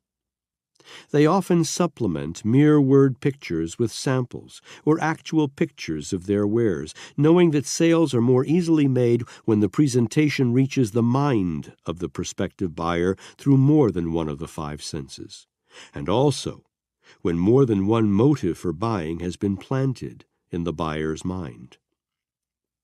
Master salesmanship begins and ends with proper motive. As long as the right motive has been injected into the selling argument, it makes very little difference what happens between the opening and closing of a sale. All selling is like this in a way. Men are moved to buy or not to buy because of motive. Base your sales presentation upon the right motive, and your sale is made before you start. Remember, however, that motive usually must be established in the mind of the prospective buyer. Most people have neither the imagination nor the inclination to build their own motives for your wares. Only a weak-willed person will permit himself to be sold, unless a sufficiently impelling motive has been tactfully but forcefully planted in his mind by the salesman. Showmanship is not only one of the important factors in master salesmanship, it is important in practically every other calling. An efficient showman is one who can dramatize the commonplace events of life and give them the interesting appearance of uniqueness. Efficient showmanship calls for sufficient imagination to be able to recognize things, people, and circumstances that are capable of being dramatized. Through the aid of efficient showmanship, Roger Babson has made a fortune out of dry statistics and monotonous columns of figures. Through the use of graphic charts and appropriate illustrations, he has literally made figures talk. His success is due almost, if not entirely, to his showmanship ability. Theodore Roosevelt was one of the most colorful presidents who ever occupied the White House, although many doubt that he was one of the most brilliant or capable executives. He was popular because he was a master showman and understood publicity and dramatic values and made use of both effectively. Perhaps Calvin Coolidge had the least colorful personality of any man who ever occupied the White House. He appeared frigid and reserved. Theodore Roosevelt was vital and enthusiastic. Moreover, he understood how to display his magnetism. Roosevelt will be remembered and talked about long after the mayor of Northampton has been forgotten, because he knew how to dramatize the commonplace and prosaic events of life so that they would stand out and attract attention. Great personalities are remembered. People buy personalities and ideas much more quickly than they buy merchandise. For this very reason, the salesman who is an efficient showman makes sales where other salesmen cannot. The life insurance salesman who knows nothing about showmanship and does not possess a magnetic personality usually tail ends the list of producers. The life insurance salesman who is an efficient showman and possesses a magnetic personality sells everything except statistics and seldom mentions the word policy. He does not have to. He deals in ideas and uses them to paint alluring pictures that interest and please his prospective buyers. An efficient showman makes effective use of enthusiasm. The poor showman knows nothing of enthusiasm. He trusts his case to his own colorless statement of fact, which he intends as an appeal to the prospective buyer's reason. Most people are not influenced largely by reason. They are swayed by emotion or feeling. The man who is not capable of arousing his own emotions very deeply is not apt to be able to appeal to others through their emotional nature. During the heyday of his career, Billy Sunday was the greatest showman who ever went gunning for the devil. He could sell tickets into heaven and make the crowd stand in line and like it. The public paid him millions of dollars, while other preachers, who lacked a sense of the dramatic, starved to death. Had Sunday been selling patent medicine instead of tickets through the pearly gates, he would have been arrested for profanity. Be an able salesman, and you can be almost anything else you wish to be. Jimmy Walker is an efficient showman, however poor a mayor he may have been. Ex-Mayor James F. Hyland was perhaps one of the best mayors New York City ever had, and the least capable in showmanship. The difference in their popularity was the difference between showmanship and the lack of it. Will Rogers made himself popular through his comments on the highlights of world news, because he had a sufficient sense of the dramatic to make his remarks fit people's moods. That is not only showmanship, it is salesmanship of the highest order. Arthur Brisbane was the highest-paid newspaper columnist in America. His yearly income was well above $500,000. He made a fortune through his Today column because of his ability to dramatize what people think about, or what they want to think about, and to color the news of the day. The sales manager who is not an efficient showman is defeated before he begins. He must bring out showmanship qualities in his salesman. A sales presentation delivered by an able showman is a show all by itself and as interesting as a play.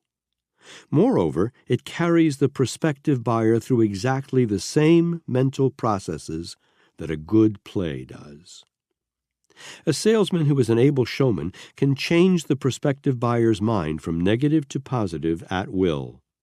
He can accomplish this change of mental attitude not by accident or luck, but by a carefully prearranged plan. An able showman can neutralize the mind of his prospective buyer regardless of the state of mind he may be in when approached, and what is more important, the able showman knows enough not to try to reach a climax or close his sale until this change has been successfully effected. The farmer cannot raise wheat in paying quantities without preparation of the soil before the seed is sown. No more can a salesman plant the seed of desire in the prospective buyer's mind while that mind is negative. The salesman who understands showmanship prepares the mind of the prospective buyer as carefully and scientifically as the farmer prepares his ground. If he does not, he is not a salesman. A little while ago, a salesman walked into a man's office while the man was engaged in a heated argument with his wife over the telephone. When the conversation was finished, the man turned to the salesman and barked, "What the hell do you want?" Undismayed by the unfortunate moment of his call, the salesman replied in a soft drawl and with a kindly grin, "I am organizing a defense club for husbands," going on to explain that he also had that kind of wife. The two men talked about women for 10 minutes, after which the salesman tactfully switched the talk to his own wares and went away with a $10,000 sale. That was showmanship plus salesmanship. The salesman, who knew nothing about showmanship, would have failed in this case.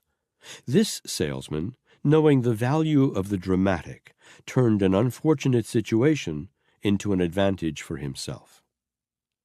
William Burnett converted a plan of sales strategy into $5 million in 5 years by teaching salesmen how to sell ideas about kitchen utensils made of aluminum. His entire plan can be described in one sentence, namely, he taught his salesmen how to organize clubs of housewives for the purpose of selling them aluminum ware. More specifically, Burnett's plan was to invite the housewives of a community to luncheon at one of their homes, all expenses to be paid for, and the meal to be cooked by one of his salesmen with the aluminum ware he was selling. After the luncheon, the salesman would take orders for the aluminum ware, running all the way from $25 to 3 times that amount. It was the sales strategy of the plan that turned the trick for Burnett. Because he was a master salesman, William Burnett lifted himself from the lowly work of house-to-house canvassing in which he had previously been engaged, to make himself a multimillionaire in 5 years. Bear in mind the fact that his salesmen were selling a complete kitchen set of aluminum ware, not merely a few pots and pans. Also, no individual selling was done. The work consisted of group sales that took place after the luncheon had been served. The woman at whose home the luncheon was given usually signed the first order, the others quickly falling in line. As the reader may observe, page after page of this book is devoted to emphasizing the importance of sales strategy, or a plan that has been carefully built around the proper motive. One of the major differences between a master salesman and a sales agent is the fact that the master salesman is familiar with the 9 basic motives and uses at least one of them as a foundation of his selling plan, while the sales agent uses neither motive nor plan. He tries to sell by main strength and awkwardness through the hit or miss method, which sometimes works, but usually misses. We shall soon describe the attributes of a master salesman, as well as the fundamental rules and principles of salesmanship.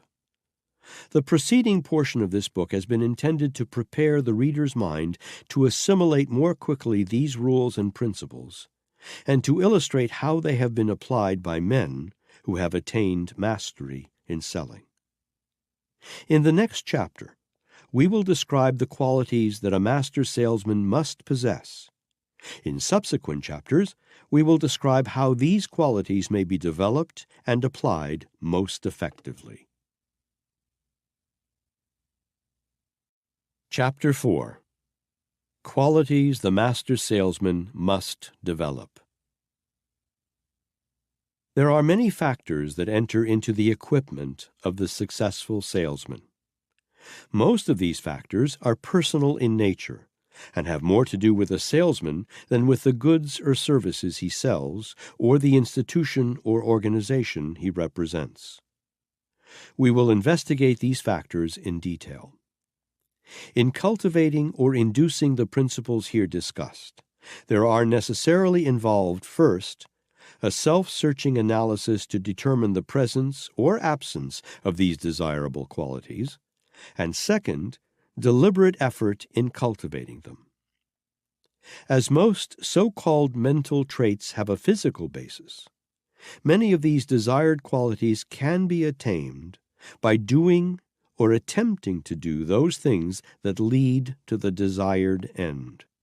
Science has abundantly proved that even a state of mind reflects a physical condition, and that chemical and physical factors within the body itself bring about the moods and feelings and thoughts that academic psychology has in the past been wont to classify as purely mental. Even thought has been proved by scientists, including the great John B. Watson, to be intimately bound up with speech. Watson declares that thought is, in effect, but inarticulate speech, and that thinking is but a highly organized physical activity. Therefore, talk to yourself about the things you want to take root and grow in your mind and character. This is the very first step, and it is a very profitable step, too. The second is like unto the first in that it is a physical activity also. This second consists in doing the thing that you would like to do. We learn by experience. After all, it is the greatest of all teachers. Habits can be cultivated as well in the mind as in the body, because both mind and body function on a physical plane. Now then, what are some of the absolute necessary things for the master salesman to have in his mental equipment? There follows a list of very desirable qualities that almost any normal and reasonable person can come to possess and exercise. The list is long, and perfection may be only slowly attained. Therefore, before entering into a detailed consideration of the things you would like to have your mind and body capable of doing, let's at once enumerate those that are absolutely necessary. 1. Physical fitness is of tremendous importance for the simple reason that neither mind nor body can function well without it. Therefore, give attention to your habits of life, proper diet, healthful exercise, and fresh air. 2. Courage must be the part of every man or woman who succeeds in any undertaking, especially that of selling in these trying times of intense competition after a devastating period of depression and discouragement. 3. Imagination is an absolute requisite of a successful salesman. He must anticipate situations and even objections on the part of his prospective customer. He must have such a lively imagination as to enable its operation to place him in sympathetic understanding with the position, needs, and objectives of his customer. He must almost literally stand in the other man's shoes. This takes real imagination. 4. Speech. The tone of voice must be pleasing. A high-pitched, squeaky voice is irritating. Words half-swallowed are hard to understand. Speak distinctly and enunciate clearly. A meek voice indicates a weak person. A firm, clean-cut, clear voice that moves with assurance and color indicates an aggressive person with enthusiasm and aggressiveness. 5. Hard work is the only thing that will turn sales training and ability into money. No amount of good health, courage, or imagination is worth a dime unless it is put to work. And the amount of pay a salesman gets is usually fixed by the amount of very hard, intelligent work that he actually puts out. Many people sidestep this factor of success. The above principles are simple. There is nothing unusual or impossible or even striking in them separately or collectively, unless perhaps it is the fact that most salesmen fail to possess one or more of these 5 primary requisites. Some salesmen may work hard and even intelligently, using their imaginations well until they meet a succession of rebuffs and turndowns. It is here that the salesman with sand in his soul, stamina in his backbone, and courage in his heart comes right back and whips the salesman who hasn't these qualities. So courage is essential. Then again, many salesmen have been known to possess courage, imagination, and hard work, yet by dissipation and bodily excesses handicap themselves so as to be physically unfit half the time to carry on their work. Other qualifications considered by experienced sales managers as necessary in the equipment of successful salesmen may be listed as follows. 6. Knowledge of the merchandise he sells. The super salesman analyzes carefully the merchandise or service that he sells and understands thoroughly every advantage that it embraces, because he knows that no salesman can sell successfully that which he himself does not understand and believe in. 7. Belief in the merchandise or service. The super salesman never tries to sell anything in which he does not have implicit confidence, because he knows that his mind will broadcast his lack of confidence to the mind of the prospective buyer, regardless of what he may say about his wares. 8. Appropriateness of merchandise. The super salesman analyzes both his prospective buyer and his needs, and offers him only that which is appropriate to both. He never tries to sell a Rolls-Royce to a man who ought to purchase a Ford, even if the prospective buyer is financially able to buy the more expensive car. He knows a bad bargain for the buyer is a worse bargain for the seller. 9. Value given. The super salesman never tries to get more for his wares than they are actually worth, realizing that the sustained confidence and goodwill of his prospective buyer is worth more than a long profit on a single sale. 10. Knowledge of the prospective buyer. The super salesman is a character analyst. He has the ability to ascertain from his prospective buyer which of the 9 basic motives he will respond to most freely, and he builds his sale presentation around those motives. Moreover, if his prospective buyer has no outstanding motive for buying, the super salesman creates one for him, knowing that a motive is essential in closing a sale. 11. Qualifying the prospective buyer. The super salesman never tries to make a sale until he has properly qualified the prospective buyer, thereby informing himself in advance of his efforts to close a sale on the following points. A. The prospective buyer's financial capacity to purchase. B. His need for that which is being offered for sale. C. His motive in making the purchase. Endeavoring to make sales without first qualifying the prospective buyer is a mistake that stands at the head of the list of causes of no sale. 12. Ability to neutralize the mind of the buyer. The super salesman knows that no sale can be made until the mind of the prospective buyer has been neutralized or made receptive. Because he knows this, he will not endeavor to close a sale until he has opened the mind of the buyer and prepared it as a background or base upon which he may put together the word mosaic of his story. This is the point where many salesmen fail. 13. Ability to close a sale. The super salesman is an artist at reaching and successfully passing the closing point in selling. He trains himself to sense the psychological moment when terminal facilities may be reached successfully. He rarely, if ever, asks the prospective buyer if he's ready to purchase. Instead, he goes on the assumption that the buyer is ready and conducts himself in conversation and general demeanor accordingly.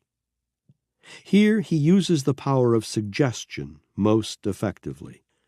The super salesman avoids trying to close a sale until he knows in his own mind that he can close successfully.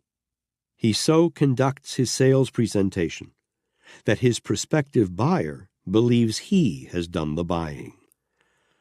Other principles to be acquired have more to do with the personal makeup and self-organization of the salesman than with his goods. Some of these follow. 14. A pleasing personality. The super salesman has acquired the art of making himself agreeable to other people, because he knows that the prospective buyer must buy the salesman as well as the merchandise he sells, or no sale can be made. See the 21 Factors of a Pleasing Personality, Chapter 14. 15. Showmanship. The super salesman is also a super showman. He has the ability to reach the mind of his prospective buyer by dramatizing his presentation and by giving it color sufficient to arouse intense interest through an appeal to the prospective buyer's imagination. 16. Self-control. The super salesman has and exercises complete control over his head and his heart at all times, knowing that if he does not control himself, he cannot control his prospective buyer. 17. Initiative. The super salesman understands the value and uses the principle of initiative. He never has to be told what to do or how to do it. Having a keen imagination, he uses it and creates plans that he translates into action through his initiative. He needs but little supervision, and generally speaking, is given none. 18. Tolerance. The super salesman is open-minded and tolerant on all subjects, knowing as he does that open-mindedness is essential for growth. 19. Accurate thinking. The super salesman thinks. Moreover, he takes the time and goes to the trouble to gather facts as the basis of his thinking. He does no guessing when facts are available. He has no set or immovable opinions that are not based upon what he knows to be facts. 20. Persistence. The super salesman is never influenced by the word no, and he does not recognize the word impossible. To him, all things are possible of achievement. The word no to the super salesman is nothing more than a signal to begin his sales presentation in earnest. He knows that all buyers take the line of least resistance by resorting to the no alibi. Because he has this knowledge, he is not susceptible to negative influence by sales resistance. 21. Faith. The super salesman has the capacity for super faith in A. The thing he is selling. B. Himself. C. His prospective buyer. D. Closing the sale. Moreover, he never tries to make a sale without the aid of this faith, because he knows that faith is contagious. His faith is picked up through the receiving station of the prospective buyer's mind, and acted upon as if it were the prospective buyer's own state of mind. Without the quality of faith, there can be no super salesmanship. Faith is a state of mind that may be described as an intensified form of self-reliance. It is said that faith moves mountains, but it also makes sales. 22. Habit of observation. The super salesman is a close observer of small details. Every word uttered by the prospective buyer, every change of facial expression, every movement is observed and its significance weighed accurately. The super salesman not only observes and analyzes accurately all that his prospective buyer does and says, but he also makes deductions from that which he does not do or say. Nothing escapes the super salesman's attention. 23. The habit of rendering more service than is expected of him. The super salesman follows the habit of rendering service that is greater in quantity and finer in quality than he is expected to render, thereby profiting by the law of increasing returns as well as by the law of contrast. 24. Profiting by failures and mistakes. The super salesman experiences no such contingent as lost effort. He profits by all of his mistakes, and through observation by the mistakes of others. He knows that in every failure and mistake may be found, if analyzed, the seed of an equivalent success. 25. The master mind. The super salesman understands and applies the master mind principle, through which he greatly multiplies his power to achieve. The master mind principle refers to coordination of two or more individual minds working in perfect harmony for a definite purpose. 26. A definite major aim. The super salesman works always with a definite sales quota or goal in mind. He never goes at his work merely with the aim of selling all he can. He not only works with a definite goal in mind, but he has a definite time in which to attain the object of that goal. The psychological effect of a definite chief aim will be described in Chapter 5 on autosuggestion. 27. The golden rule applied. The super salesman uses the golden rule as the foundation of all his business transactions, putting himself in the other man's shoes and seeing the situation from his viewpoint. This quality will be a greater necessity in the future than it has been in the past, because of the changes in business ethics that have taken place as the result of the business depression. Of all the qualities that a salesman must possess, none is more necessary, none more valuable than the next one, which is 28. Enthusiasm. The super salesman has an abundance of enthusiasm that he can use at will. Moreover, he knows that the vibrations of thought that he releases through his enthusiasm will be picked up by the prospective buyer and acted upon as if it were his own creation. Enthusiasm is a difficult thing to explain, but its presence is always easily recognized. Everybody likes the enthusiastic person. He is high of spirit and radiates an atmosphere of good fellowship, high faith, and lofty purpose. Perhaps enthusiasm is born as much of his own deep faith in himself, the mission of work he carries on, and the good he does in his work, as anything. Enthusiasm in people, and the lack of it, may be compared to the light that surrounds a flashing diamond on a jeweler's tray, with its spontaneity and iridescence, which compel admiration and give value to it, and the dull, leaden atmosphere surrounding a piece of glass the same size. The glass can be bought for a song with none willing to sing it, while the diamond is eagerly sought by all, great and small, rich and poor. Therefore, to every salesman this advice is given as though from Sinai. With all thy getting, get enthusiasm. Mastery in connection with these major factors in selling entitles those who sell to rate as super salesmen. Study the list carefully and make sure you are not weak in connection with any of these qualities if you aspire to mastery in selling. You will observe that every quality may be acquired. This does not harmonize with the false notion held by some people that salesmen are born and not made. Salesmanship is an art and a science, and may be acquired by those with the will to acquire it.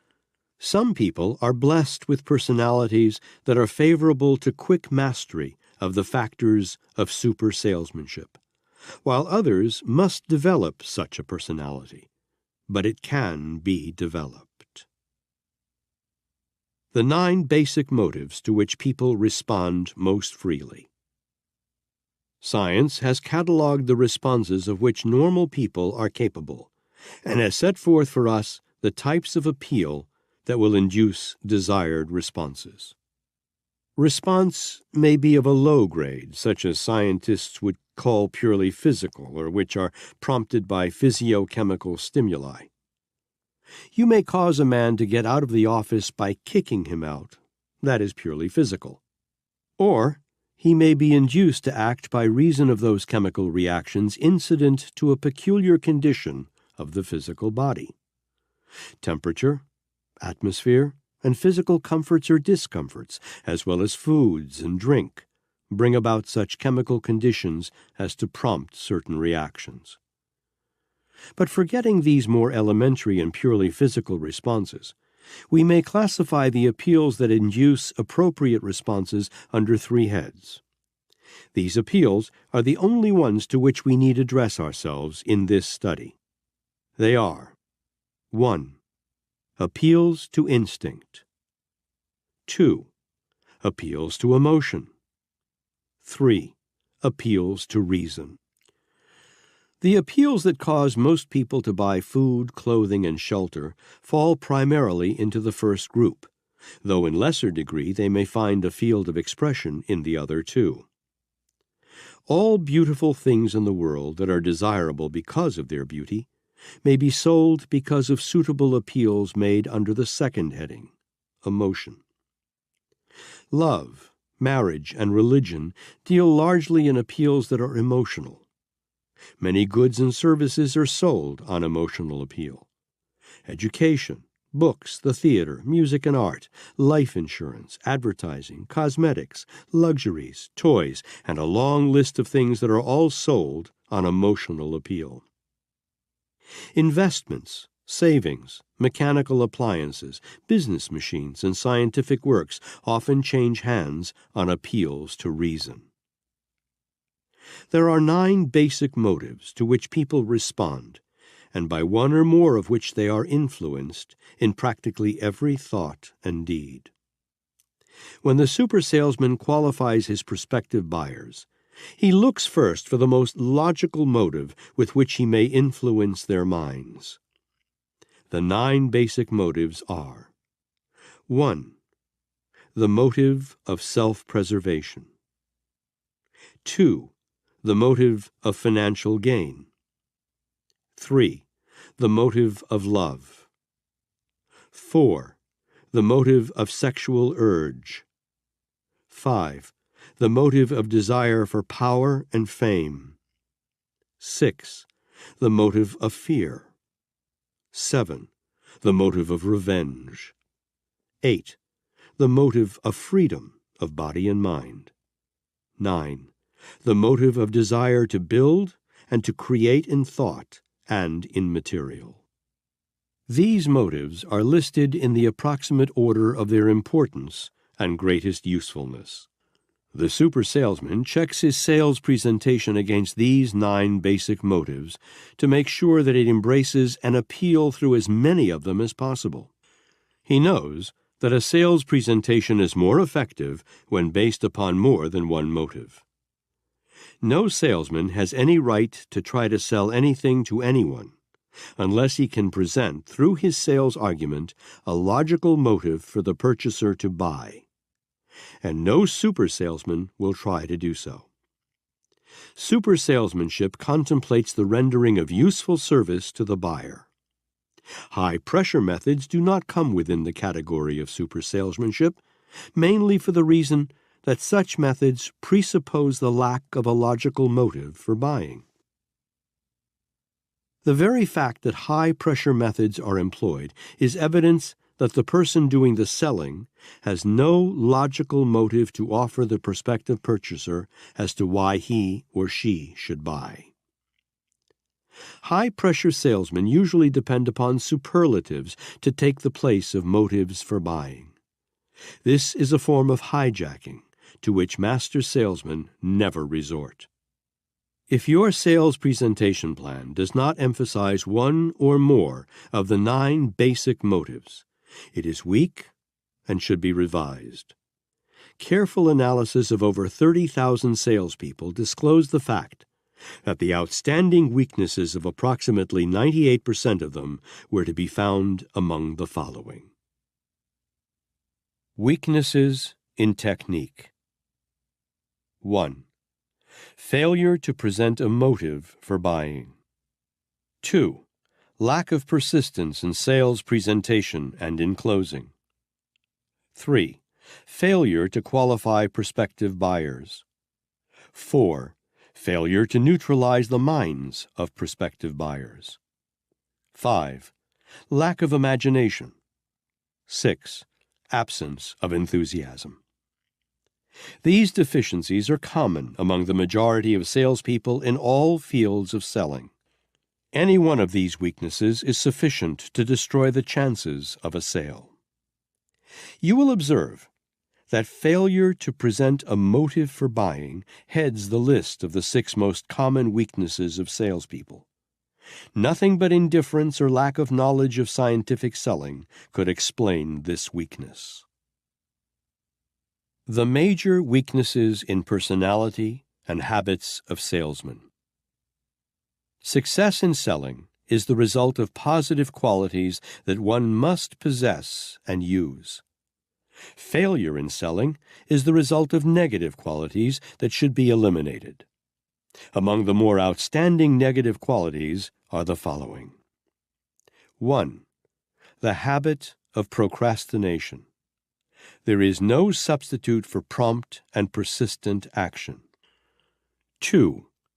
One or more of the 6 basic fears. The man whose mind is filled with any form of fear cannot sell successfully. The 6 basic fears are: A. The fear of poverty. B. The fear of criticism. C. The fear of ill health. D. The fear of loss of love of someone. E. The fear of old age. F. The fear of death. To this list of basic fears should perhaps be added fear that the prospective buyer will bite the salesman. 3. Spending too much time making calls instead of sales. A call is not an interview. An interview is not a sale. Some who call themselves salesmen have not learned this truth. 4. Shifting responsibility to the sales manager. The sales manager is not supposed to go with the salesman to make calls. He has not enough hours or legs to do this. His business is to tell the salesman what to do, not to do it for him. 5. Perfection in creating alibis. Explanations do not explain. Orders do. Nothing else does. Don't forget that. 6. Spending too much time in hotel lobbies. A hotel lobby is a fine place to park, but the salesman who parks there too long is bound to get walking papers sooner or later. 7. Buying hard luck stories instead of selling merchandise. The business recession is a common topic of discussion, but don't let the purchasing agent use it to switch your mind from your own story. 8. imbibing too freely the night before. Parties are exciting, but they do not add to the following day's business. 9. Depending on the sales manager for prospects. Order takers expect prospective buyers to be hog-tied and held down until they arrive. Master salesmen catch their own prospects on the wing. This is one of the chief reasons why they are master salesmen. 10. Waiting for business conditions to pick up. Business is always good with the robins, but they do not wait for someone to dig the worms out of the ground. Be at least as clever as a robin. Orders are not being slipped under the salesman's door this year. 11. Hearing the word no. This word, to a real salesman, is only a signal to begin fighting. If every buyer said yes, salesmen would have no jobs, for they would not be needed. 12. Fearing competition. Henry Ford has plenty of competition, but he apparently does not fear it because he had the courage and ability to turn out an 8-cylinder car at an amazingly low price during a period in which many motor manufacturers were retrenching. 13. Devoting too much time to the poultry business. The only sort of chickens that lay eggs are the feathered variety, and they roost on farms, not on Broadway or Main Street. 14. Reading the stock market reports. Let the suckers bite at this bait. You may be smart enough to dodge the hook, but think how the sales manager would feel if you won a fortune on the stock market and quit the house, as 1 out of every 10,000 who play the market do. Sometimes. 15. Plain pessimism. The habit of expecting that the prospective buyer will give you the gate is likely to result in your getting it. Life has a queer way of trying to please. It usually gives that which is expected. This is not a complete list of salesman don'ts, but it is a fair sample. Perhaps some may interpret the list to be a little too personal and flippant. Others may see in it a touch of sarcasm. Remember as you read that it was intended only for those who have corns on their toes. Others will not be offended. If you have any doubt as to whether or not you are suffering from any of these don'ts, pick up courage and check the list over with your sales manager, first assuring him with hands crossed on your heart that you want him to be perfectly frank with you. This list of don'ts is not original with me. It was compiled from observation of more than 30,000 salesmen whom I have had the privilege of training, some of whom I have directed. Need I suggest that not one of these don'ts is an attribute of a pleasing personality? Chapter 5. Autosuggestion, the first step in salesmanship. Every super salesman knows that every sale is first made to the salesman himself, and that the extent to which the salesman convinces himself in making this sale measures perfectly the degree of conviction that can be induced in the buyer's mind. Because of the importance of self-selling, the subject of autosuggestion assumes an important role in the teaching of salesmanship. This is the principle through which the salesman saturates his own mind with belief in the commodity or service offered for sale, as well as in his own ability to sell. Autosuggestion is self-suggestion. It is the principle through which one imparts to one's subconscious mind any idea, plan, concept, or belief. The subconscious mind is the broadcasting station that voluntarily telegraphs one's thoughts and beliefs or disbeliefs to others. The super salesman knows he must educate his subconscious mind to broadcast belief in that which he offers for sale. Repetition of a suggestion to one's subconscious mind is the most effective way of educating it to broadcast only such thoughts as will be beneficial. The subconscious mind will not be influenced by any suggestions made to it except those that are mixed with feeling or emotion. The head, or cold reasoning faculty, has no influence whatsoever on the subconscious mind. It responds only to the impulses of thought that have been well mixed with feeling. The subconscious mind is influenced by the negatives as readily as by the positives. Super salesmen never overlook this fact. This is one reason they are super salesmen. The 7 major positive emotions. 1. The emotion of sex, placed at the head of the list because it is the most powerful emotion. 2. The emotion of love. 3. The emotion of hope. 4. The emotion of faith. 5. The emotion of enthusiasm. 6. The emotion of optimism. 7. The emotion of loyalty. The world is controlled by the emotional faculty. Most of our activities, from birth until death, are induced by our feelings.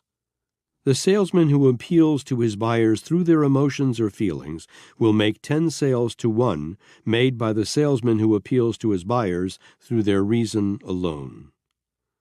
Buyers generally make purchases because of some motive that is closely associated with the emotions, as one may readily discern by studying the table of motives that prompt people to buy. In the foregoing list of 7 major positive emotions, the super salesman will find nature's elixir, which he must mix with the suggestions he plants in his subconscious mind if he expects to broadcast to his prospective customer thought impulses that will influence them in his favor. The 7 major negative emotions. 1. The emotion of anger, quick and transitory. 2. The emotion of fear, prominent and easily discernible. 3. The emotion of greed, subtle and persistent. 4. The emotion of jealousy, impulsive and spasmodic. 5. The emotion of revenge, subtle and quiet. 6. The emotion of hatred, subtle and persistent. 7. The emotion of superstition, subtle and slow. The presence of any one of these emotional impulses in the conscious mind is sufficient to discourage the presence of all of the positive emotions. In extreme cases, the presence of a combination of these emotions in the conscious mind may lead to insanity. Obviously, any suggestion planted in the subconscious mind, while any one or more of these negative emotions is present, will carry with it a coloring of a negative nature. And when the subconscious mind broadcasts any such suggestion, it will register a negative result in the minds of those who pick up the vibration. Understand this principle, and you will know why a super salesman must first sell himself before trying to sell others. You will also know why the negative-minded salesman hears no so often. Feelings, beliefs, and thoughts released by the salesman through his subconscious mind speak more loudly than words. Remember that people are motivated to buy or not to buy through their feelings. Remember also that much of what they believe to be their own feelings consist in reality of thought impulses that they have unconsciously picked up from the vibrations of thought released by the salesman. The super salesman neither permits his subconscious mind to broadcast negative thoughts, nor gives expression to them through words, for the reason that he understands that like attracts like, and negative suggestions attract negative action and negative decisions from prospective purchasers. The salesman who knocks anything or anyone thereby destroys the advantage he might obtain through positive suggestion. The presence in the mind of even one of the negative emotions has a tendency to attract to it a flock of its relatives. Knowing this, the super salesman takes care not to plant negative thoughts in the minds of his prospective purchasers. Politics and politicians, as is well known to every reader, are in ill repute all over the country today. Analyze the brand of salesmanship used by politicians, and you may readily understand why they have lost the confidence of their buyers. It is customary for those who seek office to do so by attacking their competitors for office, instead of selling themselves to the voters on their own merit. No well-managed business would permit salesmen to seek patronage by knocking competitors. Sales managers have enough common sense to know that sales made by belittling competitors or competitive merchandise are not really sales, and that business obtained in this way is a liability in the long run. Any political speech is, as a rule, a fine example of just this sort of salesmanship. A wise philosopher once said, "Whom the gods would destroy, they first make mad." Anger is a negative emotion. It makes a very poor salve when mixed with salesmanship, whether or not there be just cause for anger. Silence is far more effective than words inspired by and mixed with the emotion of anger. Satire, sarcasm, and negative thoughts expressed by innuendo may give a salesman a reputation as a wisecracker, but they will not aid him in selling his wares. Out-and-out statements of a negative nature are the equivalent of suicide in selling. The taxicab companies of New York City engaged in a price war some time ago. The public resented their tactics and registered its resentment through a loss to the business of over $750,000 in 1 year. It used to be a popular pastime for automobile salesmen to endeavor to make sales by knocking competitive cars. More than 100 automobile manufacturers were forced to the wall before they awoke to the fact that anything that hurts one man's business hurts all business in that line. Life insurance men used to follow the practice of twisting, inducing the owner of a policy in a competitive company to give up that policy and purchase one in his company.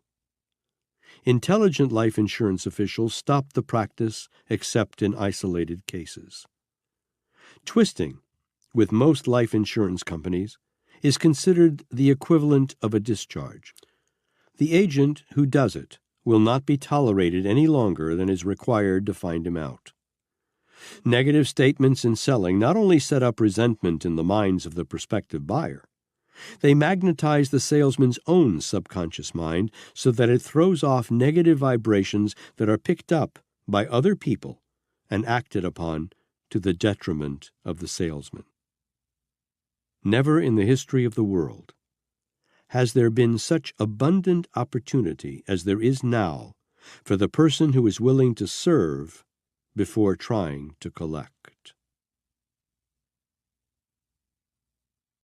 Chapter 6. The Master Mind. In selling, as in every walk of life, noteworthy achievement is predicated upon power. Power is acquired through organized and intelligently directed knowledge. The mastermind principle makes available unlimited sources of knowledge, because one may, through its application, avail oneself of the knowledge possessed by others, as well as all knowledge that has been accumulated and recorded in books. The term mastermind means the coordination of two or more minds, working in perfect harmony for a definite purpose. There are two separate and distinct phases of this principle. One is economic in nature, the other psychic.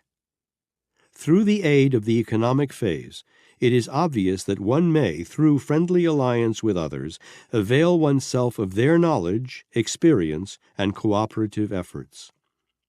The psychic, spiritual phase leads in an entirely different direction from the economic phase.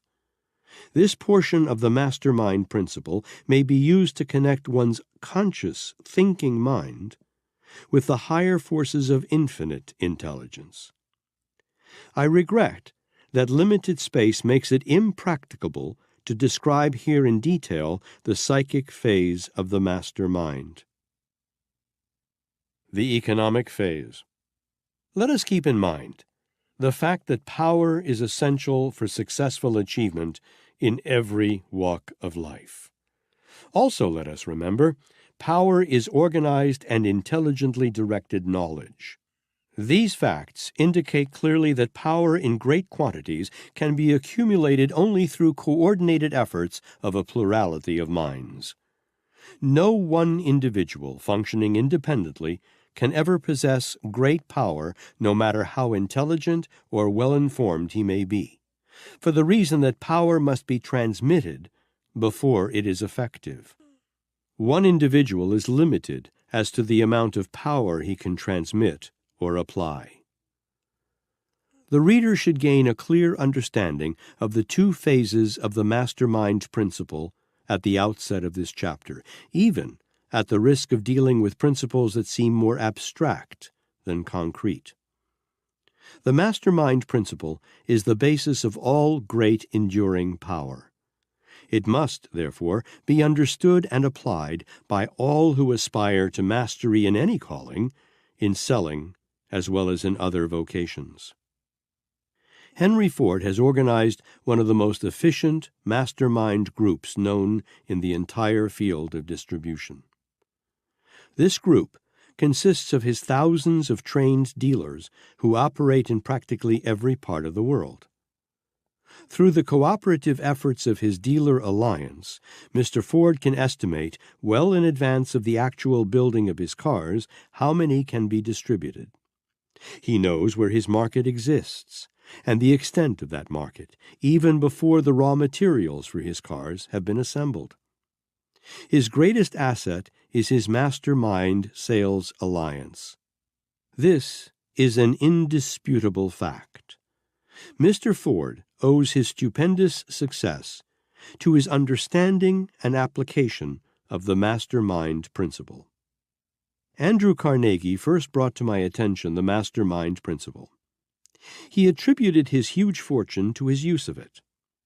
His mastermind group consisted of about 20 men, his executive staff, whose combined technical knowledge and experience enabled him to make and market steel successfully. Mr. Carnegie informed me that he could have made his fortune in the grocery business, or banking business, or railroad business, or in any business that rendered useful service to a large number of people, just as easily as he made it in the steel business, by merely surrounding himself with men whose knowledge and temperament were suited to the pursuit of the business in which he might be engaged. The mastermind principle is the basis of every great fortune. Even inherited fortunes were originally accumulated through the mastermind principle. Successful achievement is the result of power.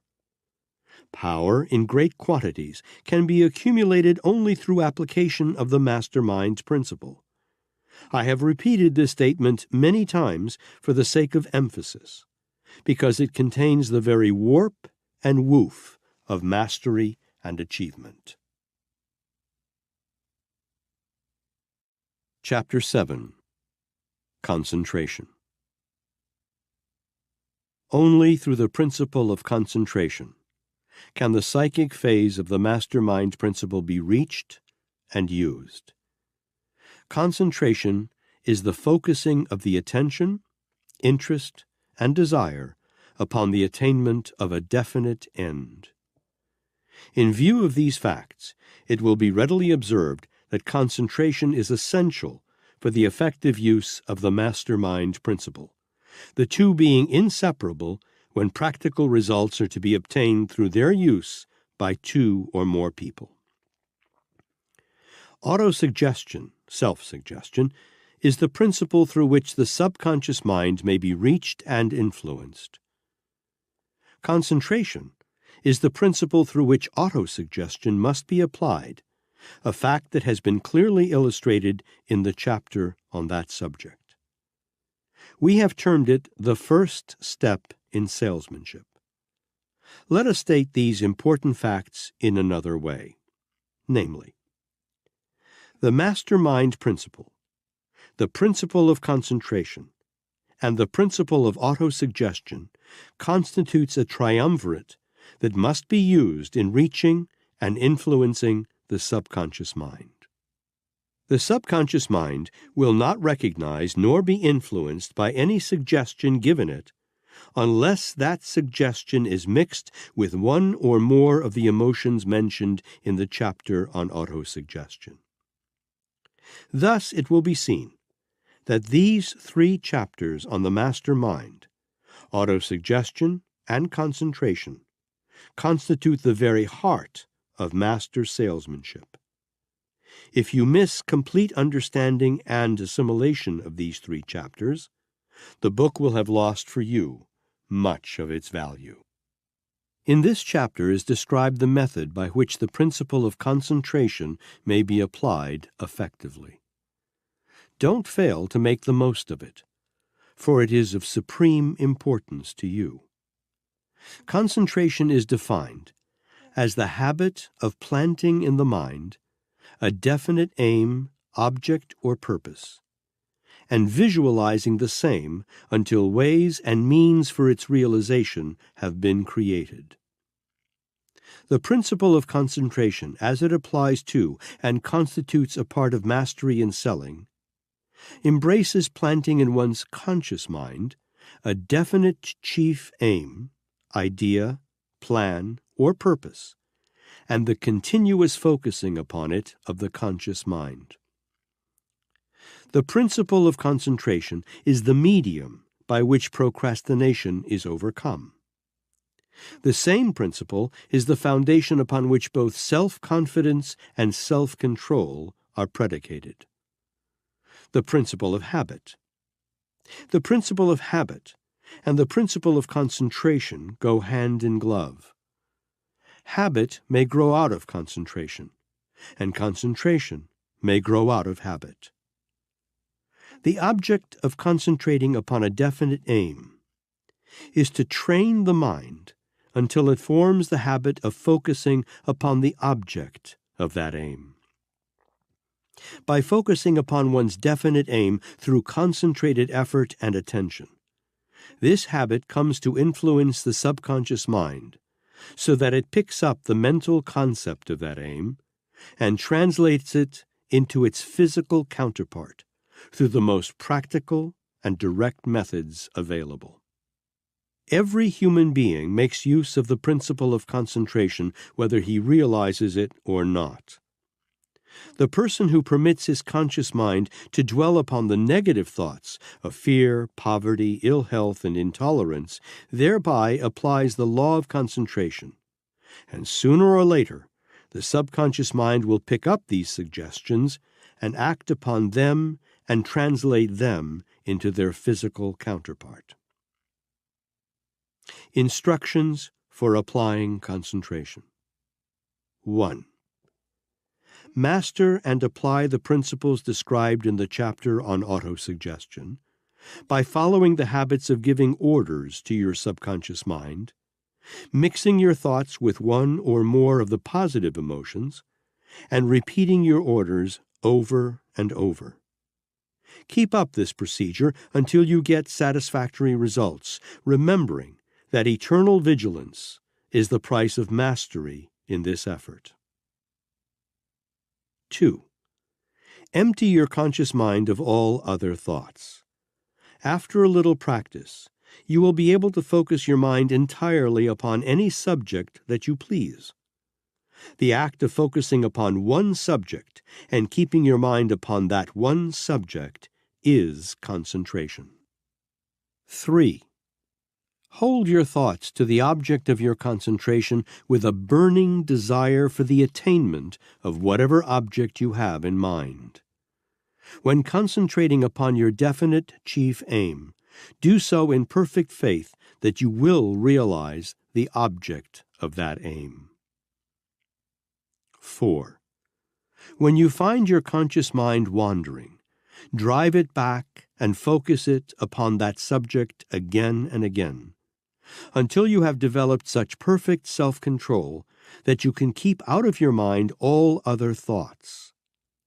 Mix emotions or feelings with your thoughts when concentrating. Otherwise, they will not be recognized by your subconscious mind. 5. The principle of concentration may be best applied when one is in an environment of silence, where there are no counter-attractions or noises of any disturbing nature. The best time for concentrating is after one has retired at night, for then the number of distractions is minimized. 6. Your subconscious mind can best be reached and influenced when you concentrate in your conscious mind upon an idea, plan, or purpose in a spirit of intense enthusiasm, for the reason that enthusiasm arouses your faculty of creative imagination and puts it into action.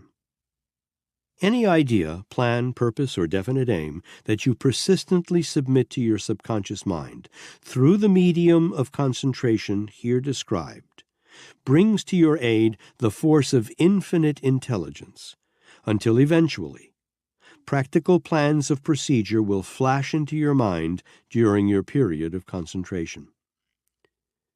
When you first start your practice of concentration, you may not experience the feeling that you are in communication with a superior intelligence. But in time, if you develop the habit of regular concentration, you will be thoroughly cognizant of the fact that a superior intelligence is influencing you. It is a well-known fact that the jack of all trades never achieves success. Life is so very complicated, and there are so many ways of dissipating energy unprofitably, that the habit of concentrated effort must be formed and adhered to by all who succeed. Power is predicated upon organized energy. Energy can only be organized through the principle of concentration. It is a fact worthy of serious consideration that all men of outstanding success in all walks of life are men who concentrate the major portion of their thoughts and efforts upon some one definite purpose or chief aim. By analyzing the principle of the master mind, you will observe that when two or more people ally themselves in a spirit of harmony for the purpose of achieving some definite objective, that alliance functions through the principle of concentrated effort. From my analysis of more than 25,000 men and women who were rated as failures, I observed that not one of them followed the habit of focusing his or her mind upon a definite chief aim through the principle of concentration. The 30 major causes of failure may be either controlled or eliminated entirely through the principle of concentration, indicating the importance of this principle as a part of the working equipment of the successful salesman. Nearly everyone has a definite chief aim at one time or another. 95% of the people who have such aims, however, make no attempt to realize them, for the reason that they have not learned the art of concentrating on their definite aims for sufficient length of time to fix in the subconscious mind the object of their aims. The majority of the people who adopt a definite aim do so more in the nature of a wish than in the form of a definite, determined, well-defined intention. Merely permitting a definite aim to come into one's mind is in no way beneficial. Such an aim, to be of permanent value, must be fixed in the mind through the principle of concentration. Concentration develops the power of persistence and enables one to master all forms of temporary defeat. The majority of people never learn the real difference between temporary defeat and permanent failure, for the reason that they are lacking in the persistence necessary to stage a comeback after they have experienced temporary defeat. Persistence is merely concentrated effort well mixed with determination and faith. From these facts, you will readily understand that the principle of a definite chief aim and the principle of concentration are complementary. One can be applied successfully only with the aid of the other. Every human being is ruled by the law of habit. Because this is true, the person who learns to build his habits to order practically controls the major cause of successful achievement. Concentration is the principle through which one may build one's habits to order. It has been correctly said that we first make our habits, and our habits then make us. We have habits of mind and habits of body. Both are subject to control, and the medium of that control is concentration. The mind is just as susceptible to the influence of habit as is the physical body. Through concentration, we may force the mind to dwell upon any subject we desire, until the mind falls into the habit of dwelling on that subject. It then follows the habit automatically. There is no point of compromise between a man and his habits. Either he controls his habits, or his habits control him. The successful man, understanding this truth, forces himself to build the sort of habits by which he is willing to be controlled. Habits are formed step by step through our every thought and deed. Center your thoughts upon a definite aim through concentration, and very soon your subconscious mind will pick up a clear picture of that aim and aid you in translating it into its physical counterpart. All thought has a tendency to externalize itself. This is a truth well known to every psychologist, as it was known to him who wrote, "Whatever a man soweth, that shall he also reap." Your financial condition is not the result of chance or accident. It reflects perfectly the nature of your dominating thoughts, desires, and aims. In analyses of men who have accumulated huge fortunes, I particularly studied the source of those fortunes, and in every case discovered that they represented the consummation of the state of mind of those who had accumulated them. The man who understands the possibilities of concentration need rarely know the word impossible. Throughout the book, I have repeatedly made reference to the power of infinite intelligence. If such a power can be influenced to inject itself into man's affairs, and made to help man achieve the object of his aims and purposes, I feel certain that this stupendous result can be attained only through the principle of concentration. I owe eternal allegiance to infinite intelligence. No church nor creed would quarrel with such an attitude. This statement is made for the sole purpose of enabling every reader to become more familiar with a great universal law that is capable of being harnessed and induced to separate man from all of his causes of doubt, worry, and fear. I am a firm believer in the power of prayer. Let me explain, however, what I mean by the term prayer. To me, a prayer is any fixed or definite aim that is founded upon faith in the realization of that purpose or aim. Concentration without faith appears to bring no results. Concentration with faith appears to achieve results that border on the miraculous. The process of mixing faith with a definite chief aim is one that is indeed difficult to describe and more difficult still to apply. Faith can only be induced through concentration upon the object of one's hopes, aims, and purposes. A little while before his death, I had the privilege of visiting with F.W. Woolworth. In these words did he describe the method through which he built what was at that time the tallest building in the world. I had an architect draw up a set of plans. Every day for more than 6 months, I went into my private office, shut the door, and looked over these plans for more than half an hour. Each time that I looked at them, the actual physical building seemed nearer a reality. Finally, the day came when the exact method by which I financed the Woolworth building flashed into my mind, and I knew instantly that the building was a reality. From that point on, I had no difficulty whatsoever. The Woolworth building became a reality because F.W. Woolworth concentrated upon that building until concentrated thought externalized itself in physical reality. Writing in the Christian Science Monitor, Mr. Willis J. Abbott recently said, "Not long ago, I was in the original Menlo Park laboratory of Edison, which Henry Ford, with pious reverence for the great inventor, has erected at Dearborn, Michigan.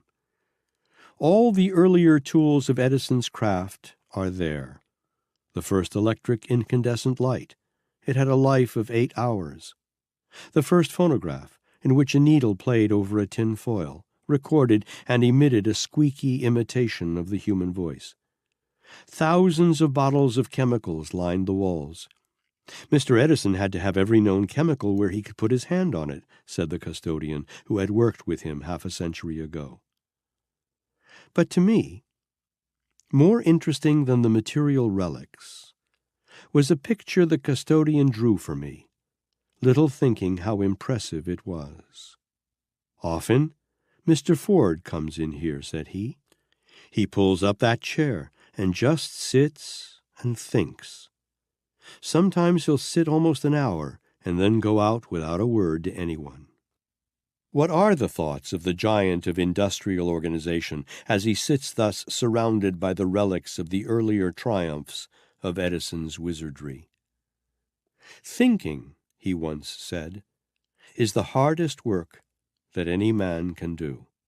Perhaps he found it easier to think out his problems in an environment which had witnessed the solution of so many. At any rate, the spectacle of Henry Ford thus plunged in meditation amidst the evidences of Edison's struggles and victories is one to challenge thought. It is difficult for anyone to say which of the principles described in this book is the most important. But I always feel that when I approach the subject of concentration, that I am dealing with the keystone to the arch of the whole subject. Your employer does not control the sort of service you render. You control that, and it is the thing that makes or breaks you. Chapter 8. Initiative and Leadership. Initiative means the doing of things without being told to do them. It means the selection of a definite aim and the building of plans for the achievement of that aim. Its most profitable application is the selection of a mastermind group. If you use judgment in the selection of this group, your mastermind alliance will give you the power of real leadership. The major attributes of initiative and leadership. In applying initiative and leadership, certain definite steps are essential. The following are the most important of these steps. 1. Know definitely what you want. 2. Build a practical plan or plans for the achievement of that which you want, making use of the counsel and advice of your mastermind group. 3. Surround yourself with an organization made up of men who have the knowledge and experience essential for carrying out your definite aim. 4. Have sufficient faith in yourself and in your plans to see your aim a finished reality even before you begin to carry out your plans. 5. Do not become discouraged, no matter with what obstacles you may meet. If one plan fails to work, substitute other plans until you have found the one that will work. 6. Do no guessing, but get the facts as the basis for all your plans. 7. Do not be influenced by others to abandon your plans or your aim. 8. Have no set hours of labor.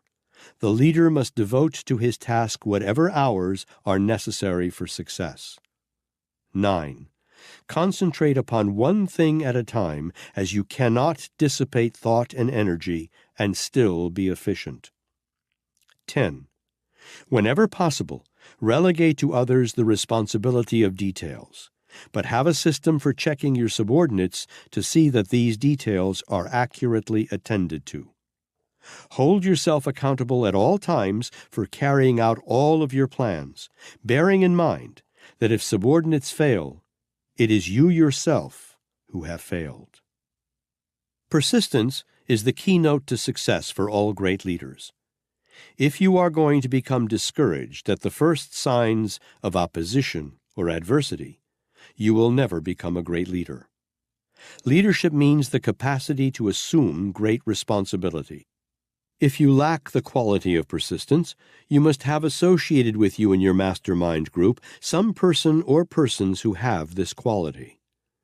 An efficient leader never permits himself to be loaded down with small details. One of the outstanding qualities of a leader is the ability to so organize his plans that he is free at all times to place the weight of his personal effort wherever it is most needed. I have met and interviewed many times many of the most able industrial leaders of America. Not one of these ever seemed to be rushed with work, for the reason that in every case the responsibility of details had been relegated to others.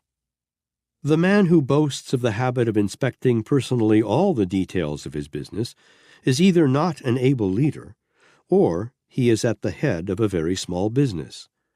The sentence, "I haven't had time," is said to be the most dangerous sentence in the English language. Any man who makes such an admission confesses his lack of ability as a leader. The real leader has time for everything necessary to his successful leadership.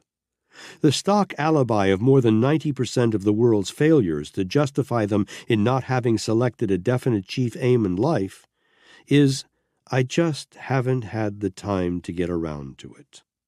An efficient leader is not necessarily the person who appears to be the busiest, but he is the person who can so organize his plans that he can efficiently direct and keep large numbers of other people busy.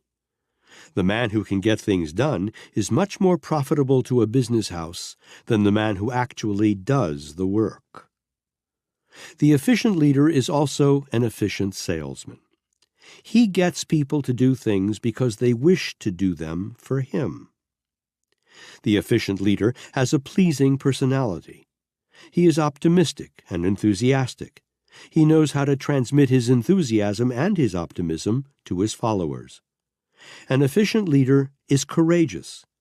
No man wishes to follow a leader who is lacking in courage, and in fact will not do so. The efficient leader has a keen sense of justice and deals with his followers fairly and justly. An efficient leader assumes full responsibility for the acts of his subordinates. If they make mistakes, he assumes that it is he that has really made the mistake, because it was he who chose the subordinates.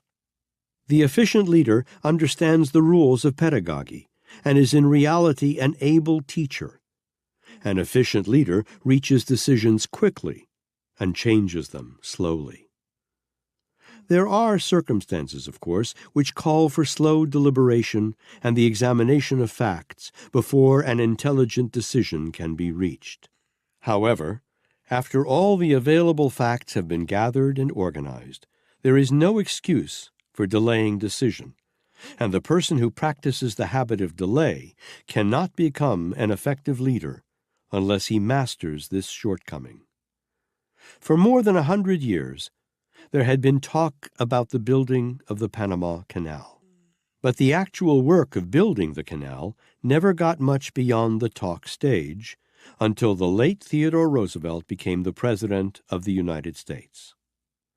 With the firmness of decision that was the very warp and woof of his achievements and the real basis of his reputation as a leader, Roosevelt took the initiative, had a bill framed for Congress to pass, providing for the appropriation, organized his mastermind group of engineers, went to work with a spirit of self-confidence, and lo, the much-talked-of Panama Canal became a splendid reality. We have had more learned men than Theodore Roosevelt in the White House, but we have had few, if any, greater leaders than he. Leaders are men of action. General Grant said, "We will fight it out on this line if it takes all summer," and despite his many other deficiencies, he stood by that decision and won. When asked by one of his sailors what he would do if they saw no signs of land by the following day, Columbus replied, "If we see no land tomorrow, we will sail on and on." He, too, had a definite chief aim and a plan for his attainment. And he, too, had reached a decision not to quit or to turn back until success had crowned his efforts. Columbus was a man with great ability as a leader. Napoleon, when surprised by the enemy, having discovered that there was a deep, camouflaged ditch just ahead of the line of march, gave orders for his cavalry to charge the ditch. He waited until the dead bodies of men and horses filled the ditch, then marched his troops across and whipped the enemy. That required courage and quick decision. Moreover, it required instantaneous decision. 1 minute of faltering or hesitation, and he would have been flanked by the enemy and captured.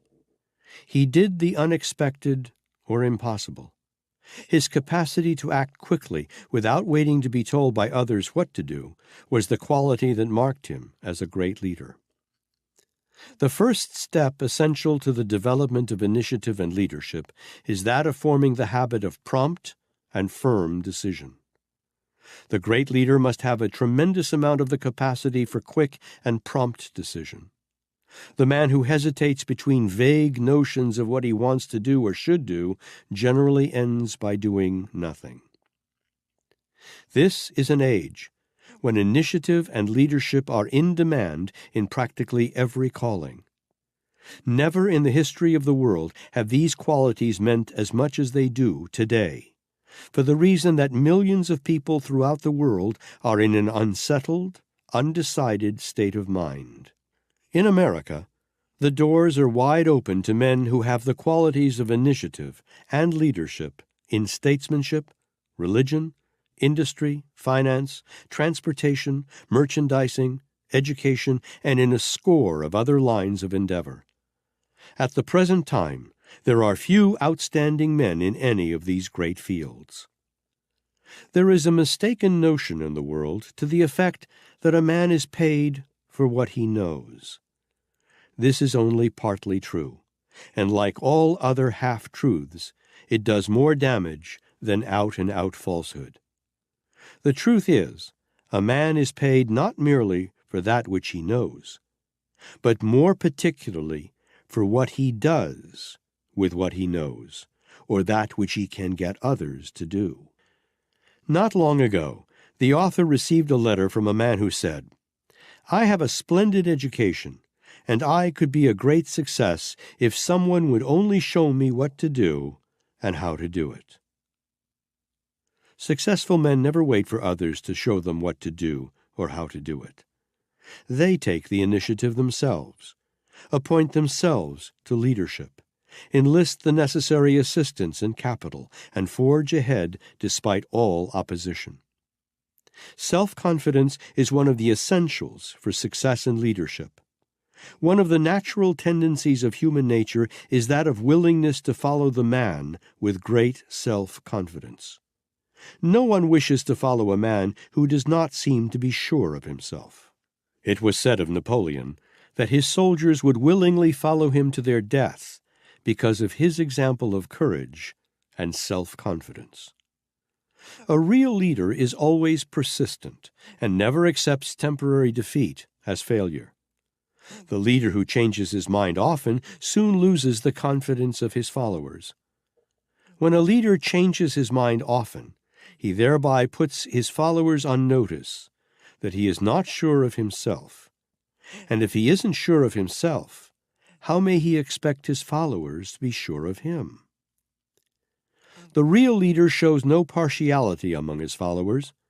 If he has friends or relatives in his organization, he treats them exactly as he does the rest of the staff. A real leader not only has self-reliance and courage himself, but he imparts these qualities to his subordinates. When Mr. Cyrus H.K. Curtis placed a man in charge of one of his publications, he said to that man, "I am turning this property over to you to be managed and run just exactly as if you had the legal title to it.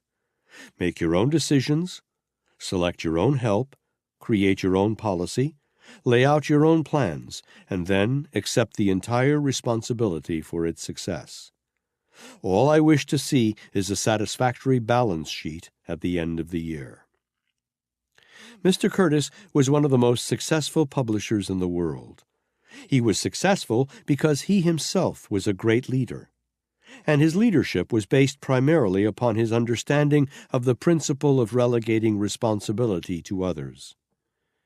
He would not permit his subordinates to shift any responsibility back to him. In this way, he created efficient leaders. The President of the United States would get nowhere if he undertook to instruct all of his associates how to plan and conduct their campaigns.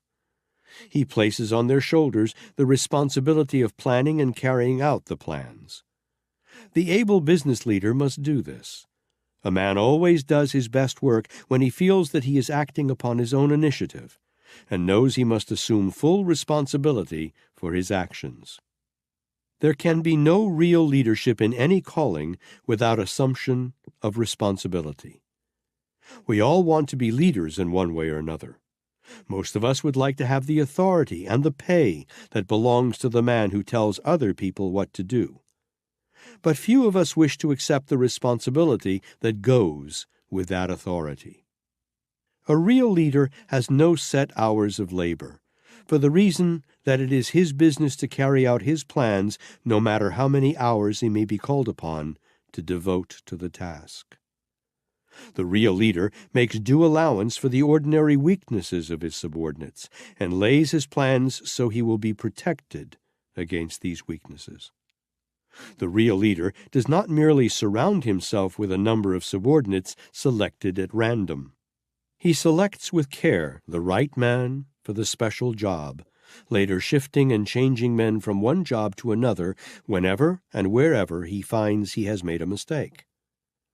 The real leader has a keen imagination, and he induces action on the part of his followers by an appeal to their imaginations. He does not rely upon his authority or power over his men, nor does he try to instill fear in their hearts. The real leader relies mainly upon his ability to sell his followers on doing what is most advantageous to him, through presenting the advantages to them. He uses persuasion, not power. There are two types of leaders in the world. One resorts to power and controls his followers through fear. The other resorts to persuasion and controls his followers through able salesmanship. Men of the latter type are master salesmen, regardless of their calling. In warfare, leadership based upon power and authority and fear may be essential, but in business, that form of leadership is despicable. The successful leader in business and industry is a man who induces people to do things because it is to their advantage to do them, and not merely because he happens to be in power. The master salesman is essentially a leader. He induces people to cooperate with him in a spirit of harmony by planting in their minds adequate motives. He uses persuasion instead of coercion. Therefore, his leadership endures. The master salesman reaches his followers and influences them favorably through their emotions as well as their reason. All great leaders are master salesmen, and all master salesmen are great leaders. They understand the art of persuasion. They understand how to set up in the minds of their followers motives that will induce favorable, willing cooperation. Master salesmen can sell anything they choose to sell because they have sufficient initiative to create markets. Moreover, they can sell one commodity, idea, plan, form of service, or motive just as easily as any other. Great leaders and master salesmen use the same philosophy. They sell their followers or patrons whatever they choose to sell by establishing a relationship of confidence. One of the greatest leaders who ever lived stated the secret of his leadership in 6 words as follows: "Kindness is more powerful than compulsion." Chapter 9. Qualifying the Prospective Buyer. In the actual process of selling, the first step is to qualify the prospective buyer. That is, the salesman should ascertain tactfully from the prospective buyer, and from other sources if possible, the following information that he will need in presenting his sales plan to the best advantage. 1. How much money is the prospective purchaser prepared to spend, and how much should he be asked to spend? 2. Are conditions, including the prospective buyer's state of mind, favorable for closing the sale? If not, when are they likely to be? 3. Will the prospective buyer act for himself, or must some lawyer, banker, wife, husband, relative, counselor, or other person be consulted before a decision can be reached? If so, who is the person to be consulted, and for what specific purpose? 4. If the prospective buyer must consult another person before making a decision, will he permit the salesman to be present at the consultation? This is highly important.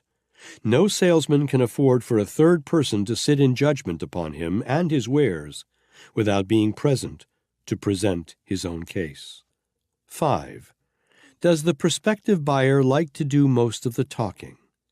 If so, be sure to give him the opportunity. Every word a prospective buyer speaks will serve as a cue to what is in his mind. If the prospective buyer is not inclined to talk freely, induce him to do so by asking leading questions that will bring out the desired information. While qualifying the prospective buyer, the salesman will find it easy to ascertain just what alibi and what objections are likely to be offered when the closing point has been reached. The following are some of the most commonly used alibis to which practically all prospective buyers resort. The prospective buyer will claim he does not have the money. The master salesman always takes this one with more than the proverbial grain of salt. If the salesman has accurately qualified his prospective buyer, he knows his financial status and can therefore tactfully meet this objection. The prospective buyer, if he is a man, may tell the salesman that he does not wish to decide until he talks the matter over with his wife, banker, or lawyer. If he hides behind his wife's skirt, the master salesman will tactfully invite him to permit him, the salesman, to talk to the two of them together. At this interview, the master salesman will analyze the wife and ascertain whether she is the real boss or a mere subterfuge for her husband. If she is the boss, he will direct his sales effort mainly to her. The prospective buyer may claim he does not wish to reach a decision until he has had time to think the matter over. That is an old one. The master salesman knows about how much thinking the majority of people do about anything. However, he will use tact in such cases and will suggest ways and means by which he can assist his prospective buyer at his task of thinking. The master salesman permits his prospective buyers to believe they are doing their own thinking, but he takes care to see that they think with ideas and facts that he supplies. All of this process of qualifying the prospective buyer must precede the attempt to close the sale. Practically every sale that is lost after the sales presentation has been made occurs for one of 2 reasons, namely, first, either the salesman has not properly neutralized the mind of his prospective buyer before making his sales presentation. Second, he has failed to qualify accurately the prospective buyer before trying to close the sale. The master salesman never tries to close a sale until he is absolutely sure that he has painted in the prospective buyer's mind a picture that has created a strong desire for his wares. The prospective buyer must be able to buy. This is a point on which no guessing should be done. It is the master salesman's business to know, and if he does not know, he is not a master salesman. Trying to sell a Packard automobile to a man who has only a Ford income and an Austin bank account is wasted effort. Accurate qualification prevents such waste. The first thing a master salesman asks a prospective purchaser of life insurance is, how much insurance do you now carry, and what sort of policies have you? Armed with this information, which is easily acquired from the asking, and knowing the prospective buyer's approximate financial status, the life insurance salesman knows what policy to offer his client. The question method of qualifying prospective buyers. Master salesmen take the precaution of propounding an adequate supply of stock questions with which they acquire, from their prospective purchasers, such information as they need to qualify them accurately. Most men will answer any reasonable questions that are asked them. Care and thought in the preparation and asking of these questions will enable the salesman to arm himself with all the information he needs to close a sale. Moreover, the information will be authentic and reliable because the prospect will supply it.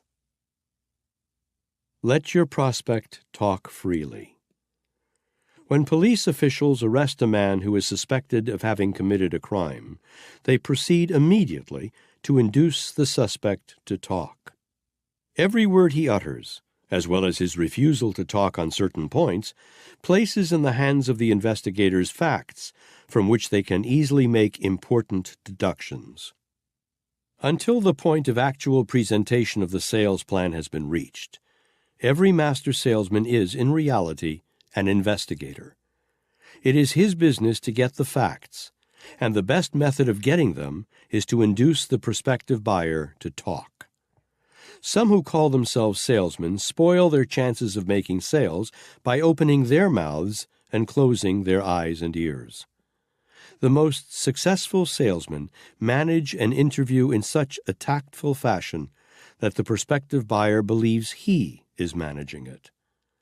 When the sale has been closed, the buyer believes he has made a purchase rather than having been sold anything. Stalking the prospective buyer. Master salesmen make it a part of their technique to contact prospective buyers in advance of the time when any selling effort is made, for the purpose of qualifying them in an unobtrusive manner. One of the most successful life insurance salesmen in America specializes in the sale of life insurance policies to men with whom he plays golf. He takes great care, however, never to refer to his profession, even briefly, on the golf course. Moreover, he never tries to talk life insurance to his prospective buyers until after he has played golf with them at least 3 times, and even then, he leads up to the subject through a series of cleverly prepared, tactful questions, through which he induces his prospective buyers to ask him about life insurance. He calls himself a life insurance counselor. It is his business, he tells prospective buyers, to go over their life insurance policies with them for the purpose of ascertaining whether they have the best form of insurance, the right amount, and so forth. Naturally, he chooses prospective buyers of insurance who carry large amounts of insurance and who therefore have many policies already in force. He has made hundreds of sales without asking his prospective buyers to take additional insurance, merely by analyzing their life insurance schedules in such a tactful way as to plant in their minds the thought that they need additional insurance of one sort or another. Confidence is the condition of major importance that must be created by the master salesman in the minds of his prospective buyers. If he qualifies his prospective buyers accurately, he builds this confidence while doing so. No sale of note can be made without this element of confidence. Master salesmen often stalk their prospective buyers for months while establishing confidence, meanwhile refraining from any attempt to make sales. Methods of qualifying. The skilled detective often plants stool pigeons where they can contact those who are suspected of crime for the purpose of gaining information about the suspect. Here again, the master salesman follows tactics similar to those used by criminologists, but the master salesman acts as his own stool pigeon and gets his information firsthand. The nature of his work makes stealth in acquiring information unnecessary. Sometimes, however, master salesmen use skilled investigators. They do not consider them to be stool pigeons. These men are used for the purpose of gathering information about prospective buyers that the salesmen themselves cannot acquire in person. This practice is common among salesmen who sell to public officials, where the personal habits of those who are empowered to do the buying is believed to be questionable. It is the master salesman's business, among other things, to know all about his prospective buyer. He must get the facts. Lobbyists, whose number in Washington is legion, often serve those who employ them more in the capacity of investigators than as salesmen. If they find anything in the private habits of a senator or congressman that will not bear the spotlight of publicity, the discovery becomes valuable to their employers. The same tactics are employed with reference to other government officials, whose cooperation sometimes is sought on the basis of coercion rather than persuasion. This form of qualification is most reprehensible. Moreover, it is accompanied by great hazards to the one who uses it. This method of securing information is mentioned not with the objective of recommending it, but for the purpose of showing how important it is for men who seek to persuade others to have facts upon which to plan their sales presentation. The salesman who is too indifferent or too lazy to supply himself with sufficient facts to enable him to qualify his prospective buyers deserves to fail, and he usually does. Any man is 9/10 beaten when his adversary gains possession of the motives by which he is most easily actuated and his major weaknesses, provided always that his adversary has the intelligence to use the information effectively. Master salesmen possess this intelligence. Moreover, they become master salesmen largely because of their ability to gather facts and to qualify accurately their prospective buyers. When police officials are called in to solve a murder mystery in which the motive for the murder is unknown, the first question they ask is, "Where is the woman in the case?" Or they may seek to determine whether robbery was the motive. Unless the motive for the crime has been established, it is often difficult to apprehend the criminal and to convict him after he has been apprehended. These are facts from which the master salesman may profit. Find out the prospective buyer's major motives and his major weaknesses, and he is as good as in your bag before you begin. Chapter 10. Neutralizing the prospective buyer's mind. After the prospective buyer has been qualified, or during the qualification process before a sale can be made, his mind must be emptied of prejudice, bias, resentment, and all other conditions unfavorable to the salesman. The prospective buyer's mind must be cultivated and prepared before the seed of desire can be successfully planted in it. A neutral or favorable mind of a prospective buyer should contemplate 1. Confidence. The buyer must have confidence in the salesman and in his wares. 2. Interest. The buyer must be reached through an appeal to his imagination and interest, aroused in the commodity offered for sale. 3. Motive. The buyer must have a logical motive for buying. The building of this motive is the salesman's most important task. No prospective buyer's mind has been neutralized and made favorable until these three conditions exist in his mind. The salesman's first duty is to create confidence in the mind of his prospective buyer. Obviously, this cannot be done by arousing any of the negative emotions. It can only be done by a careful analysis of 1. The buyer, 2. The buyer's business or calling, 3. The obstacles that may face the buyer in the successful conduct of his business. Nothing builds confidence more quickly than a keen, genuine interest in the buyer's business problems. The salesman's second duty, in preparing the mind of his prospect to receive favorably the seed of desire for his wares, is to arouse interest in those wares in the mind of the prospect. This may require the application of one or all of the qualities the master salesman must develop, described in a preceding chapter. To arouse interest in his wares, the salesman will at least find it necessary to use imagination, faith, enthusiasm, knowledge of his merchandise, persistence, and showmanship. A neutral mind will be of no advantage to the salesman who lacks the ability to plant in that mind the seed of desire for his merchandise. That seed cannot be planted without interest upon the part of the prospective buyer. The salesman's third duty is to create an appropriate motive to induce the prospective buyer to purchase his wares. This will necessitate his having full and complete knowledge of the prospective buyer and his business or calling. Failure to neutralize the mind of the prospective buyer is one of the 5 major weaknesses of the majority of unsuccessful salesmen.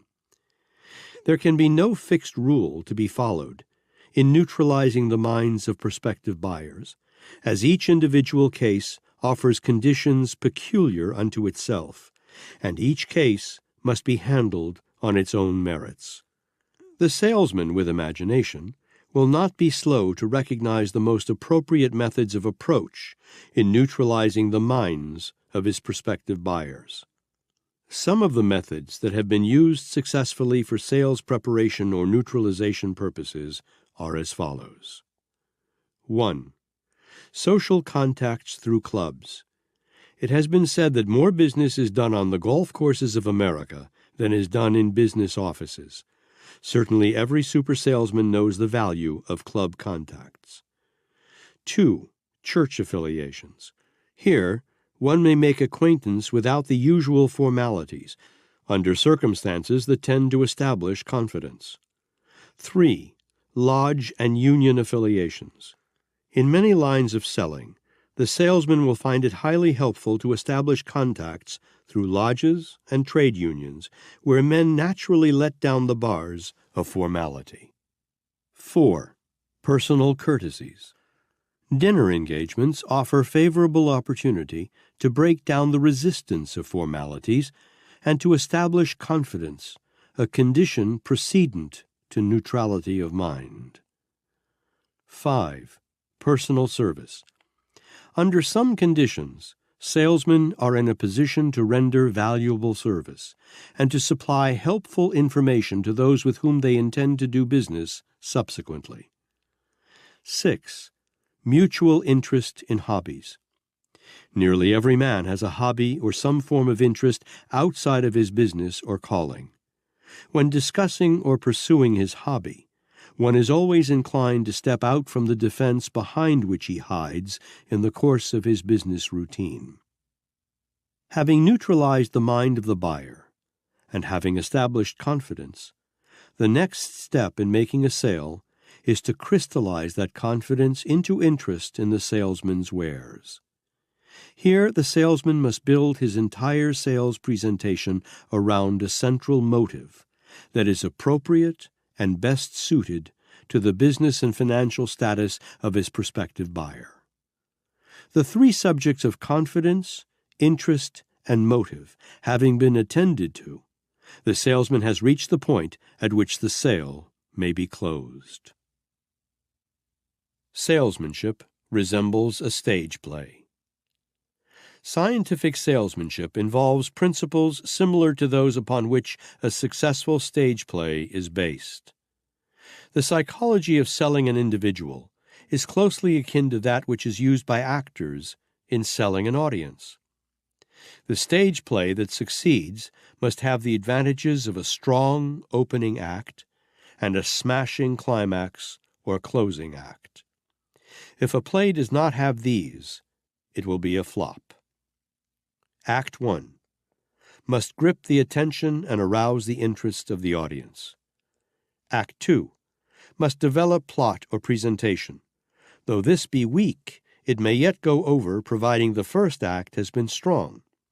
The audience, or buyers, will be charitable, providing they gain sufficient confidence from the first act to arouse expectation of a strong climax. Act 3. Must realize the objective. This must be a knockout, regardless of the first two acts, or the play will be a flop. The third or last act is where the sale is closed or lost. The approach in selling must be strong enough to establish confidence and arouse interest in the salesman and his wares. If he falls down in this first act, he will experience difficulty, if not impossibility, in making a sale. The sales presentation may be weak at many places in the middle, without fatality to the sale, providing the opening and the close are strong and impelling. The art of scientific salesmanship may be described as a 3-act drama consisting of Act 1, interest. This must be created by neutralizing the mind of the prospective buyer and establishing confidence. Act 2, desire. Desire must be developed through the proper presentation of motive. Act 3, action. Action, or the close, can be induced only by the proper presentation of the two preceding acts. It is hardly necessary to suggest that the director, salesman, who presents successfully the 3-act drama of selling must possess and use imagination. The imagination is the workshop of the mind, in which is fashioned every idea, plan, and mental picture with which the salesman creates desire in the mind of his prospective buyer. Salesmen, whose imaginations are deficient, resemble a ship without a rudder. They go round and round in circles and finish where they started without making a favorable impression. Words alone will not sell. Words woven into combinations of thought that create desire will sell. Some salesmen never learn the difference between rapid-fire conversation that does not end soon enough and carefully painted word pictures that fire the imagination of the prospective buyer. The sole object of neutralizing the mind of prospective buyers is, of course, to establish confidence. Where confidence has not been first built in the mind of the prospect, no sale can be made. The 10 major factors on which confidence is built. By careful observation of thousands of salespeople from whom I have learned all that I know about selling, I discovered that 10 major factors enter into the development of confidence. They are: 1. Follow the habit of rendering more service and better service than you are paid to render. 2. Enter into no transaction that does not benefit as nearly alike as possible everyone it affects. 3. Make no statement that you do not believe to be true, no matter what temporary advantages a falsehood might seem to offer. 4. Have a sincere desire in your heart to be of the greatest possible service to the largest number of people. 5. Cultivate a wholesome admiration for people. Like them better than you like money. 6. Do your best to live as well as preach your own philosophy of business. Actions speak louder than words. 7. Accept no favors, large or small, without giving favors in return. 8. Ask nothing of any person without believing that you have a right to that for which you ask. 9. Enter into no arguments with any person over trivial or non-essential details. 10. Spread the sunshine of good cheer wherever and whenever you can. No man trusts a joy killer. This list is well worth memorizing. It is also worth following. A master salesman can sell a man anything he needs if the purchaser has confidence in the salesman. He can also sell a man many things he does not need, but he doesn't. Remember, a master salesman plays the double role of buyer and seller. He therefore does not try to sell any person anything that he himself would not buy if he were actually in the position of the prospective buyer. There is a well-known type of crook who is a master salesman. He is known as a confidence man. His sole equipment is his ability to build confidence in the minds of his victims. His theft runs into the millions, and his victims may be found among the shrewdest of businessmen, professional men, and bankers. These crooks often stalk their victims for months or even years for the purpose of building a relationship of perfect confidence. When this foundation has been properly laid, the smartest men may be taken in. Men are without defense against those in whom they have perfect confidence. If confidence can be used successfully as the sole tool of operation of the crook, surely it can be used with greater effect for legitimate business and professional purposes. The salesman who knows how to build a bridge of confidence between himself and his prospective purchasers may write his own income ticket, as all such salesmen do. High-pressure methods, exaggerated statements of fact, willful misrepresentation, whether by direct statement or by innuendo, destroy confidence. A little while ago, one of the biggest sales producers in the employ of a well-known automobile dealer was led out of his position peremptorily at the end of the most successful sales month he had ever experienced. He was dismissed because a checkup of his accounts with the finance company disclosed the fact that more than 3/4 of his customers had lapsed in their payments. A further checkup disclosed the fact that this so-called salesman had high-pressured his buyers into signing orders by telling them that if anything happened that made it inconvenient for them to make their monthly payments promptly, they could skip a couple of months or so without jeopardizing their rights. The automobile agency for which this man worked lost prestige through his acts that it will never be able to regain. Every successful business firm must have the confidence of its patrons. The salesman is the intermediary through whom this confidence is acquired, or he may be the medium through which it is lost. The master salesman, knowing as he does the importance of acquiring and holding the confidence of his buyers, bargains with them as if he were the owner of the business he represents. He deals with his customers exactly as he would want them dealt with if he were, in fact, the owner of the business. Confidence is the basis of all harmonious relationships. The salesman who overlooks this fact is unfortunate. He can never become a master salesman. This means that he limits his earning capacity and circumscribes his possibilities of advancement. In the city of Chicago, a master salesman conducts a chain of men's hat stores. Some 20 years ago, when these stores were first brought to my attention, they specialized in $2 hats. The hats were sold with a guarantee that if the customer found his purchase unsatisfactory, he could bring back the hat or any part of it to the store and receive a brand new one in its place with no questions asked. I was informed by the owner of the store that one man had been coming back twice a year for more than 7 years and exchanging his old hat for a new one.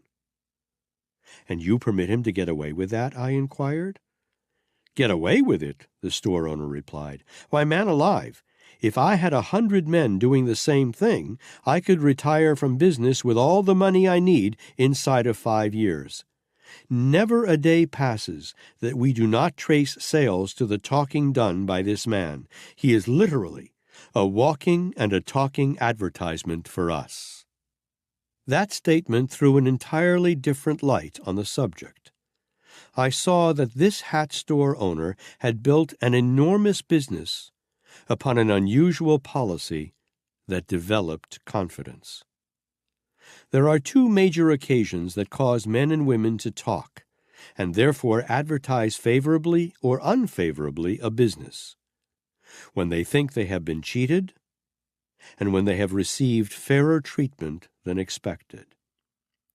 All people are like this. They are impressed by the law of contrast.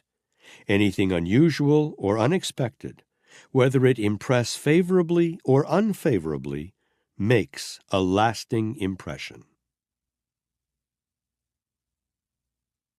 Chapter 11. The Art of Closing a Sale. The climax, or closing of a sale, is said to be the most difficult part of the entire transaction. This is not true, however, if the groundwork preparatory to reaching the close has been properly laid. As a matter of fact, the climax of a sale is a mere detail, if a sale has been properly prepared. In almost every instance, when a sale is hard to close, the difficulty may be found in some part of the transaction preceding the climax. Before trying to reach a climax, the master salesman prepares the way carefully, step by step, through proper attention to the following important details. He has taken care to neutralize the mind of his prospect, to make it receptive to his sales presentation. He has made the mind of his prospect favorable by establishing confidence. He has qualified the prospect's mind accurately to make sure that he is dealing with a prospect and not a mere suspect. Above all, he has planted in the prospect's mind the most logical motive for buying. He has tested the prospect during his sales presentation and has made sure that the prospect followed his presentation with keen interest. This he has accomplished by keen observation of the prospect's facial expression and his statements denoting a desire for the object of the sale. Last, but by no means least, the salesman has made the sale in his own mind before trying to reach a climax. He knows this by the feel of his prospect's mind. No one can become a master salesman without developing the ability to tune in to the prospect's mind through the sixth sense. This ability, more than anything else, is the distinguishing feature of a master salesman. Having taken these steps satisfactorily, the salesman is now ready to reach terminal facilities or to close the sale. There are thousands of salesmen who can arouse interest, the first step in the actual process of selling, and create a desire for their wares, the second step. But at the third step they fall down because they lack the ability to close.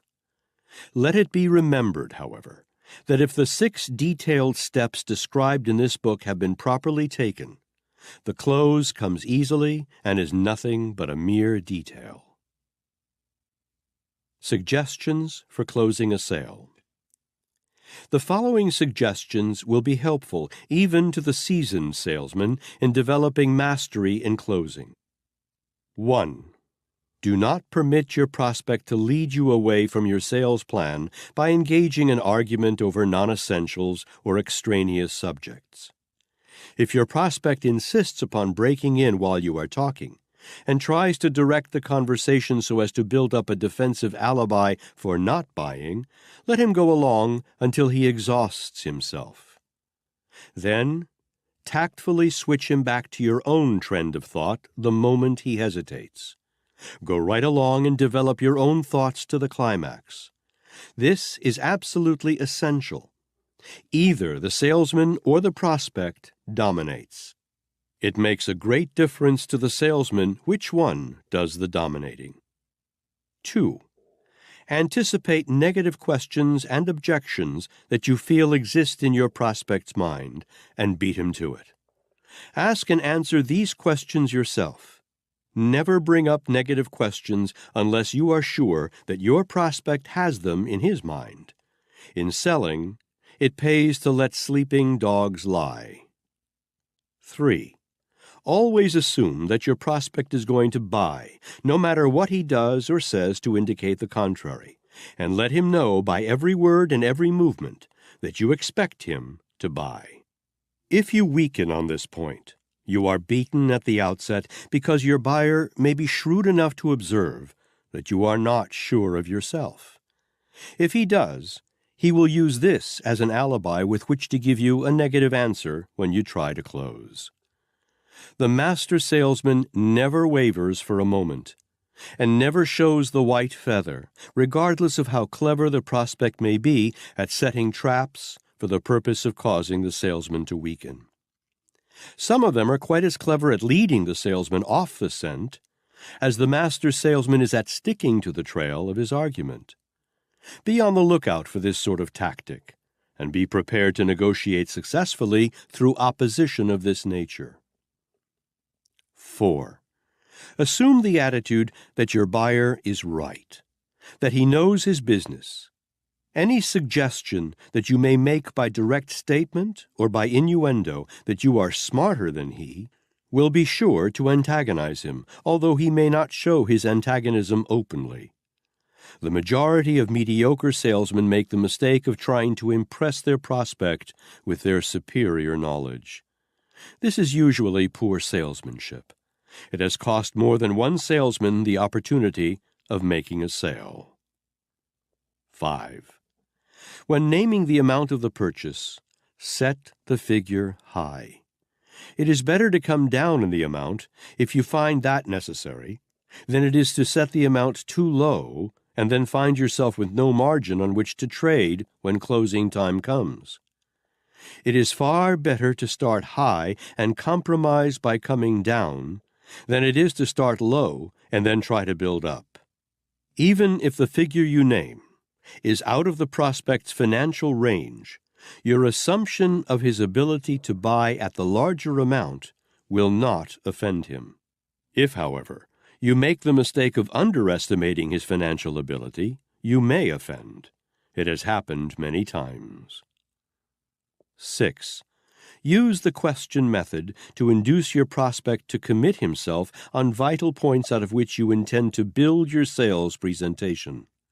Then refer to those points as his own ideas. This is among the most effective of sales tactics, since a man will naturally uphold any statement that he has made, or thinks he has made. 7. If your prospective buyer says he wishes to consult his banker, or his lawyer, or his wife, or some acquaintance whose opinion he values, congratulate him on his good judgment and his exercise of caution. Then begin at once to plant in his mind, through tactful suggestion, that while bankers may know the money-lending business, lawyers may understand the technicalities of the law, wives and friends may be well-informed and loyal, the fact still remains that no one of them is apt to know as much about the wares you are offering as you yourself know. You have all the facts, while others have not, and are not apt to take sufficient time or have sufficient interest to procure them. Moreover, plant the thought in the prospect's mind that, after all, he knows his own mind and his own business better than any other person. 8. Avoid permitting your prospect to think the matter over unless he has a very logical reason for the delay. When he springs that sort of alibi, pin him down and help him do the necessary thinking right then and there. Remember, an ounce of persistence at this point is worth a ton of cure afterward. The truth is, most sales that are lost could have been saved had the salesman been persistent for a few minutes longer. When is the psychological moment in closing? Much has been said about closing sales at the psychological moment. But experience has proved that the majority of salesmen do not know what the psychological moment is. The psychological moment is the time when the salesman feels that the prospect is ready to close. There is such a moment in every sale, whether it be consummated or fails. One of the major differences between a master salesman and a mediocre salesman is the master salesman's ability to sense what is in the prospect's mind, aside from what the buyer has expressed in actual words. The mediocre salesman is lacking in this keenness of perception through the sixth sense. When you sense the psychological moment for closing, name the amount involved in the purchase and proceed to close the transaction right then. A delay of a few minutes, and often even a few seconds, may give the prospect a chance to change his mind. If you find, when you try to close your sale, that you have misjudged the psychological moment, go back over your sales presentation again, bringing in new closing arguments that you have saved for just such an emergency. You will need quite a stock of emergency arguments if you are to be placed in the category of master salesman. No master salesman ever uses all of his trump cards unless he is forced to do so, and even then, he does not use them all at one time. He holds some back in case he has to make a secondary sales presentation to get the order. The psychological moment for closing is something that the salesman usually has to sense, although there are times when that moment is obvious, either from the statements of the prospect or from his facial expression. The salesman whose mind is negative, or the salesman who is lacking in self-confidence, often misses the feel of the psychological moment for closing, mistaking his own state of mind for that of his prospect. On the other hand, this principle works in another way that is very advantageous to the salesman.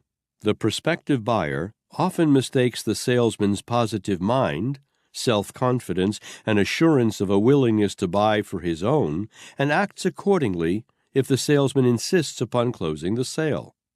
If a salesman can transmit a negative thought to his prospective buyer, which he most assuredly can and does if he is not a master salesman, he can also transmit a positive thought, wherein may be found the real reason that the salesman should always assume an attitude both in manner and thought of belief that a sale will be consummated. Eagerness to close a sale hurriedly, if observed by the prospective buyer, is generally fatal, for the reason that eagerness to close is always accompanied by lack of confidence on the part of the salesman, who transmits the thought to the mind of his prospect, if in fact he has not already disclosed his state of mind by his words and facial expression.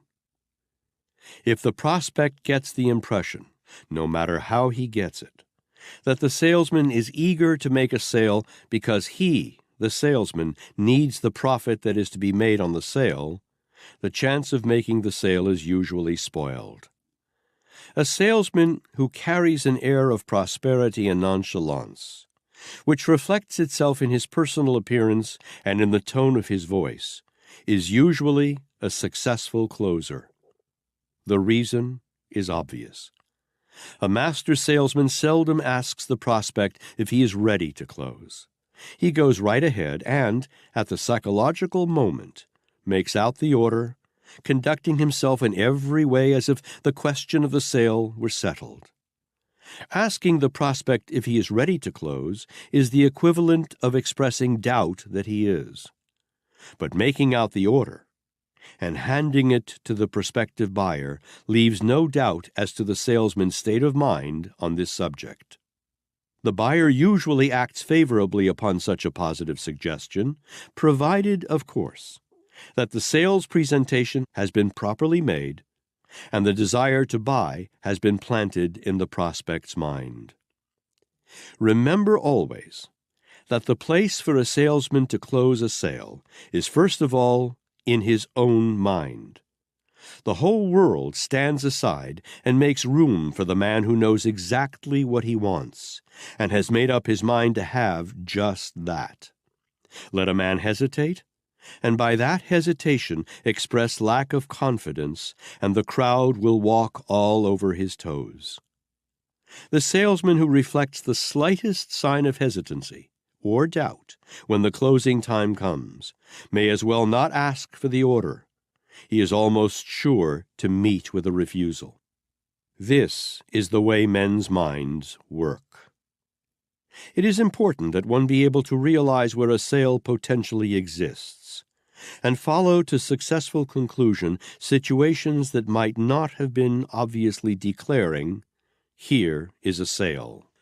Ray Cunliffe, the Baltimore distributor of the Cadillac automobile, told me of a typical case of a salesman who unwittingly tried to register a no sale that almost cost him the commissions on 3 expensive automobiles. The incident took place in the New York salesroom of the old Locomobile Company. Late one afternoon, just before closing time, the 5 o'clock variety, a rather sportily dressed man walked into the salesroom and told the floor man that he was interested in a Locomobile. 3 new cars were standing on the floor. The man balanced himself on his cane and looked at all 3 cars for a few minutes, then asked the price. In a very indifferent attitude, the floor man told him, but made no effort to give his prospective buyer the works. The price of the cars, as I recall it, was $12,000 each. The sportily dressed gentleman stood and looked at the cars a minute or two. Then he said, pointing to each car as he spoke, "Well, I do not know whether I will take this one, or this one, or this one, or whether I will take all 3 of them."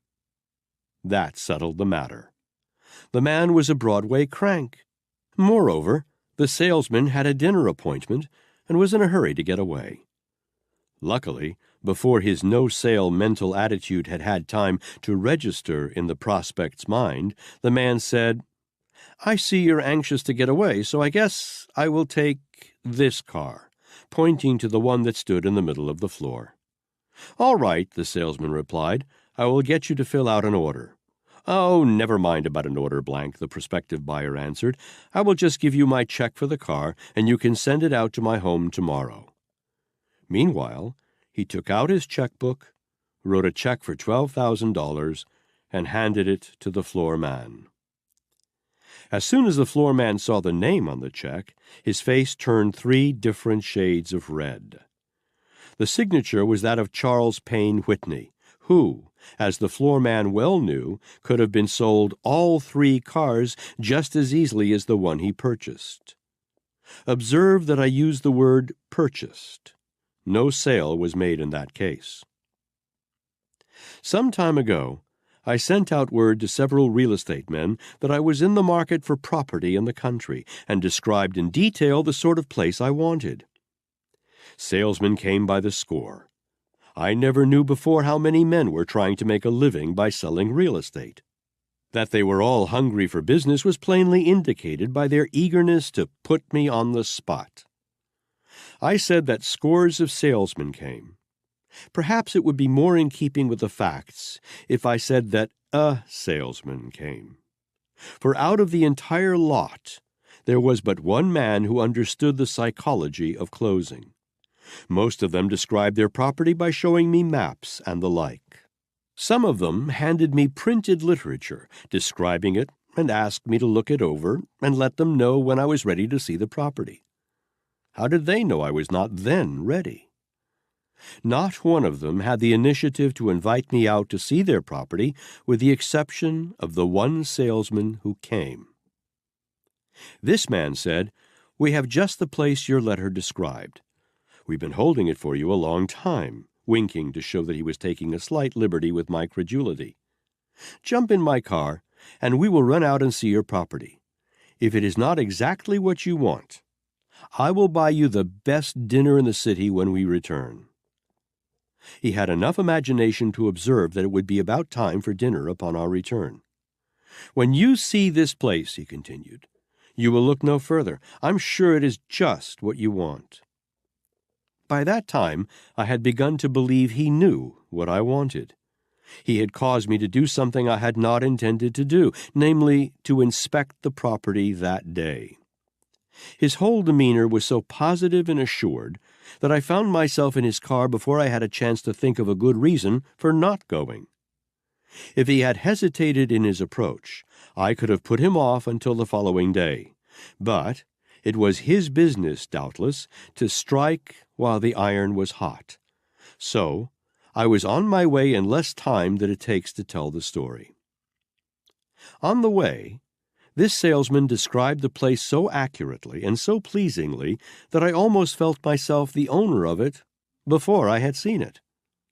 Frankly, I would have been greatly disappointed to find anything wrong with it, because the salesman had planted the seed of desire in my mind so deeply that I was like putty in his hands. The salesman took a contract with him and got my name on the dotted line before we left the property. It was one of the smoothest pieces of salesmanship I have ever observed. The moment this salesman sensed that I was ready to sign, he took out his contract and handed it to me with his pen. Seeing that I had nothing on which to rest the contract while signing, he rushed to his car and pulled out a briefcase, saying, "Here, use this for a table, General." Now, I'm not a general, but the title was slipped to me so unobtrusively that I did not resent it, and I signed. This salesman handed me no literature to read over. He handed me the property instead. Master salesmen always do something like that. It is one of their peculiarities. Some of the other salesmen are still sending me printed literature through the mail. Now, if a country place was ever sold by printed literature alone, I should like to hear about it. The salesman who turned the trick must have been a miracle worker. A few days ago, one of these salesmen came in to see me. He wanted to know if I had made up my mind about that country place I was looking for some time ago. "Bless your life, yes," I replied. "Perhaps I should say, however, that I did not make up my mind to buy it. A very able salesman made it up for me the same day that you first came to see me, and made the sale that very day." "That's too bad," the salesman exclaimed. "No," I replied. "It is only one bad. It may be bad for you, but it was fine for me, because I got just the place I was looking for." With a look on his face that indicated that he vaguely suspected that I might be kidding him, this dilatory salesman turned and walked away without saying goodbye. He was obviously disgusted at my sense of humor or my credulity in buying a place the first time I saw it. I do not know which. You cannot tell how far a frog can jump by counting the warts upon its back. No more can you tell by merely looking at a prospect whether you can sell him your wares. Give yourself the benefit of the doubt, and give every prospect the works before registering a no sale in your own mind. It is the safest plan. I once trained a sales army of 3,000 men and women for a Chicago firm. Efficiency had to be the watchword. We inaugurated a system from which I learned much about the possibilities of persistence. Before any salesman was permitted to become permanently allied with the organization, it was necessary for him to sell one out of the first 5 prospective buyers called upon. The instructions were to stick to these 5 prospects until a sale had been made. On many occasions, salesmen called on those 5 prospects as many as a dozen times before the sale was consummated. I recall that one salesman called on one of his prospects 18 times before he made a sale. The victim succumbed on the 18th visit and made a purchase out of self-defense. In the group of 3,000 salespeople, only 128 failed to qualify for permanent positions because they could not make a sale to the first 5 prospects called upon. We taught these salespeople that no seldom need be taken seriously. Moreover, we proved it. It was also apparent that confidence must be manifested by the salesman as well as by the prospect before a sale can be effected. To make sure that our salespeople acquired confidence, we resorted to a very unique plan at the outset, that of setting up dummy offices maintained by the company and managed by the company employees. When we felt sure that a green salesman lacked only the quality of confidence in himself, we included in the list of the first 5 prospects the name of one of these dummy managers who was instructed to give the salesman a hard battle, but to let him win by making a sale. These sales went through, and commissions were paid on them. The effect was astounding, especially in the cases of salespeople who had never tried to sell before. We usually had the salesman call on the dummy buyer last, after the 4 legitimate prospects had been called on. We found, too, by experimenting, that after making the sale to the dummy, the effect was so encouraging that we could then send him back over the list of the 4 who had not been sold, with the result that in some instances all 4 of them were sold, despite the fact that he had previously failed. We discovered from this experimentation that the salesman's state of mind has more to do with determining whether a sale is made than the state of mind of the prospective buyer. It is an important discovery, as true today as when it was made. Were I asked to give a summation to these varied and often detailed examinations of the subject of selling, I believe I could do it in one word. There is a word that should stand out upon the horizon of every salesman's vision, like Mars blazing at eventide, always there to be seen, challenging, beckoning, urging, inspiring, commanding. The word denotes that thing which dominates all great and able salespeople everywhere, and it is a word that Edward Bach declared was the greatest in the English language. It is service.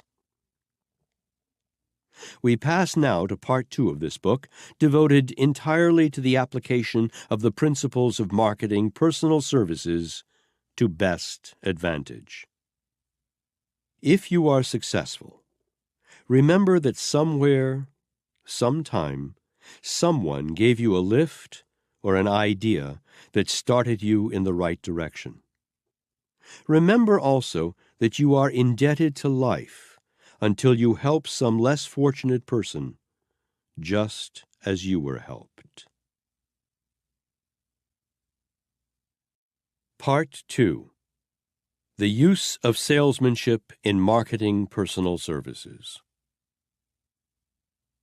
Every person who succeeds in any calling must understand and apply the principles of successful negotiation with others, known as salesmanship. Part 2 of this book is devoted entirely to analysis of the principles of selling as applied in marketing personal services. Quibbling over salary to start with has lost many a man the big opportunity of a lifetime. If the position you seek is one that you know you can throw your whole heart into, take it, even if you have to work for nothing, until you deliver a good sample of your goods. Thereafter, you will receive pay in proportion to the quality and quantity of the work you perform. Chapter 12. Choosing Your Job. You have the privilege of choosing any position you desire as an objective toward which to work. The making of this choice is the first step you must take in marketing your services effectively. Moreover, it is a responsibility that you alone must assume, as no other person can satisfactorily make the choice for you. Before deciding what position or calling you desire, decide whether you merely want a position or the position for which you are best fitted by desire, education, temperament, and native ability. The next decision to be made is that of determining whether you prefer a position that offers great opportunity in the future, with modest pay at the start, or one that yields the maximum amount of pay, but offers no promise for the future. In other words, you must decide whether you wish to start at the top or at the bottom of the ladder. Upon this decision depends to a large extent the ultimate amount of your earning capacity, since it is obvious that one who starts at the top can move in only one direction. Factors that should influence your choice of occupation. Observe with profit the frequency with which the word decision appears throughout this book. The marketing of personal service in an effective manner calls for many decisions. The following are factors that enter into the marketing of personal services, in connection with which you must reach decisions. 1. Decide which calling or occupation you like best. Careful analysis of many thousands of men and women has shown that one experiences the greatest and most enduring success when engaged in the work that one likes best. When one enters into that sort of work, it is with enthusiasm and zeal akin to that employed when playing a game. No person should voluntarily choose an occupation into which he does not feel he can throw his whole heart and soul. 2. Decide what type of employer you prefer. It is just as important for you to choose your employer with care as it is for the employer to choose his employees with care. In your choice of an employer, pick one in whom you have confidence and from whose example of conduct you may benefit. Choose one from whom you may gather useful knowledge connected with the occupation of your choice. Your employer should become, as he will in fact, your teacher. Be sure that the teacher is capable. 3. Decide the amount of money you intend to make your position yield year by year for the first 5 years. Then, proceed to render service that will justify the amounts upon which you have decided. Remember that the amount of your annual earnings is the equivalent of 6% of the capital value of your brains. For example, if your income is $6,000 a year, you have in your brain capital the equivalent of $100,000. Regard this capital as something that must be kept at work efficiently if you are to collect the income. 4. Decide, and this decision is most important, exactly the quality and the quantity of service you intend to deliver in return for the income you expect to demand, and deliver at least that, no less. The majority of people devote more time to thinking about the money they want or need than they do to creating ways and means of earning that amount through an equivalent of service. 5. Decide to what extent you are handicapped by the major causes of failure, and select an occupation that will be conducive to the elimination of that handicap. These major causes are explained in the author's book, Think and Grow Rich. These 5 decisions must be made before you are ready to create a plan for marketing your services. They constitute 5 of the most important decisions you will ever be called upon to make. Reach them promptly, but with due thought and deliberation, because your whole future depends upon the sort of decisions you make. If you are just starting out in search of your first position, it will be permissible for you to accept temporary employment such as you may need for living expenses, until you have had time to gather the information required to make these 5 decisions intelligently. Do not make the mistake of permitting your temporary employment to become your life work because of indifference or habit. 98% of the people of the world may be considered failures from the viewpoint of earnings and occupation. Also, 98% of the people holding positions have drifted into them and remained there because they lacked the power of decision to choose more suitable positions. One of the most pathetic sights I have ever witnessed is that of a man who has committed himself to the wearisome treadmill of toil for his entire lifetime, where he must spend 6 days out of every 7 at labor that he does not like. Such a man is in prison, to which he has sentenced himself for a term approximating 6/7 of his life. Moreover, he is no less a prisoner than the man who is behind bars, the only difference being that he has a slightly wider scope of freedom 1 day out of every 7. Performing labor that one does not like is one of the great tragedies of civilization. Stating the case conversely, voluntary choice of an occupation that one does like, and into which one may throw himself wholeheartedly, requires greater willpower and more force of character than the average person is disposed to exercise. Observe with significance that I did not say more force of character than the average person possesses. Possession of personal power and use of it are two different things. The reason one should choose an occupation that one likes is obvious. Service rendered in connection with an occupation that one enjoys is never burdensome toil, because it is a form of labor that one enjoys. You get tired not from overwork, but from lack of interest in what you are doing. Here is an appropriate place at which to reply to the person who asks, "How can I avoid engaging in labor that I do not like?"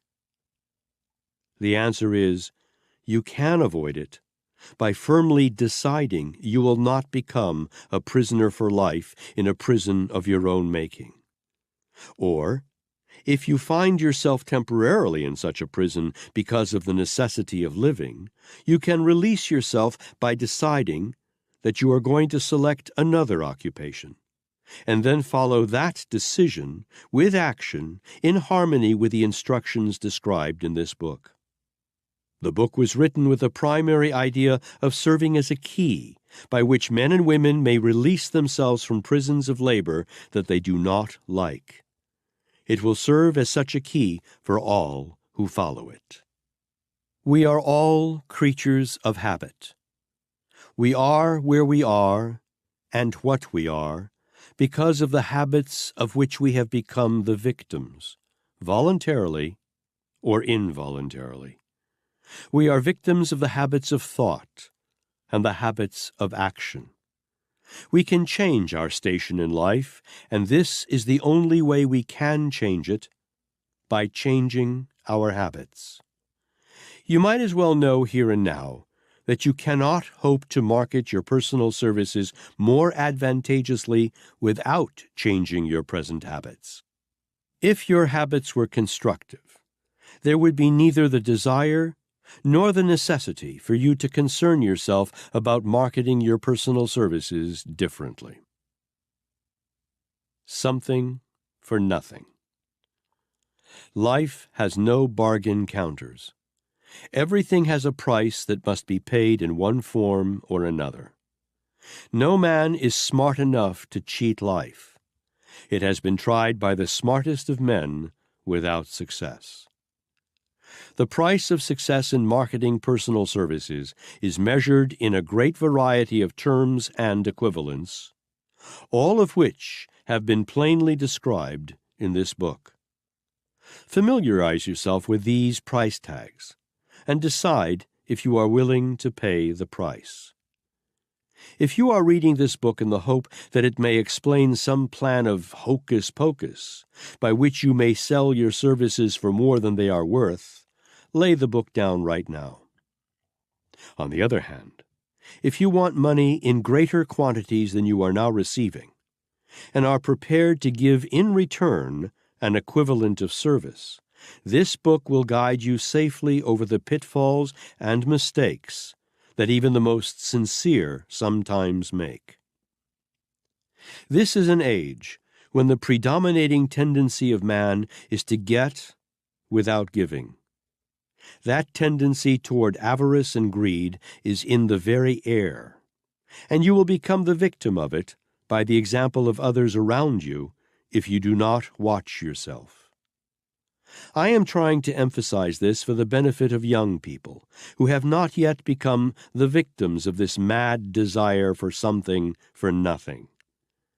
I qualify my statement to apply to young men and women because I know that but few, if any, of the older ones whose habits have become fixed will pay any attention to this warning. Nature balances her books and asks for an accounting every so often. When the accounting time comes, as it always does, those who have been lucky enough to acquire temporary possession of something for which they have not paid full value are forced to disgorge. This rule applies to the delivery of personal services just as to all other transactions. One may get by for a time by rendering services that are inadequate in quality and quantity. But nature's auditor awaits such a person just around the corner. This chapter may appear to be a dry preachment on the morals of salesmanship of personal services, because truth is often less romantic than fiction. To all who so consider this chapter, I would offer the suggestion that it conforms perfectly to the rules of conduct that have been followed consciously or unconsciously by every man who has accumulated and kept a great fortune. The lives of all successful people are controlled and guided by rules of conduct that are exacting and often devoid of romance. Before leaving this chapter, make one more decision. Would you prefer instructions that are sound and helpful but free from fiction, or those that are optimistic, fictional, romantic, and unsound? This book was not written with the purpose of describing how easy it is to receive big money by rendering inadequate service, but for the purpose of describing definite ways of earning money by rendering its equivalent in satisfactory service. I am, by nature, an optimist. I would not rob labor of its romance if I could do so. To me, there is nothing more romantic in life than a man and a job that are suited to one another.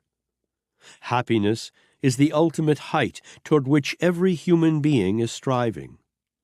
If life offers anything that will bring more happiness than the privilege of rendering useful service one enjoys, I do not know what it is. Millions of people are out of employment, and other millions realize from their labor barely enough for existence. Out of this experience have come many helpful lessons. Among them, the sure knowledge that there is one thing worse than being forced to labor. It is being forced not to labor. No man can be happy without some form of occupation.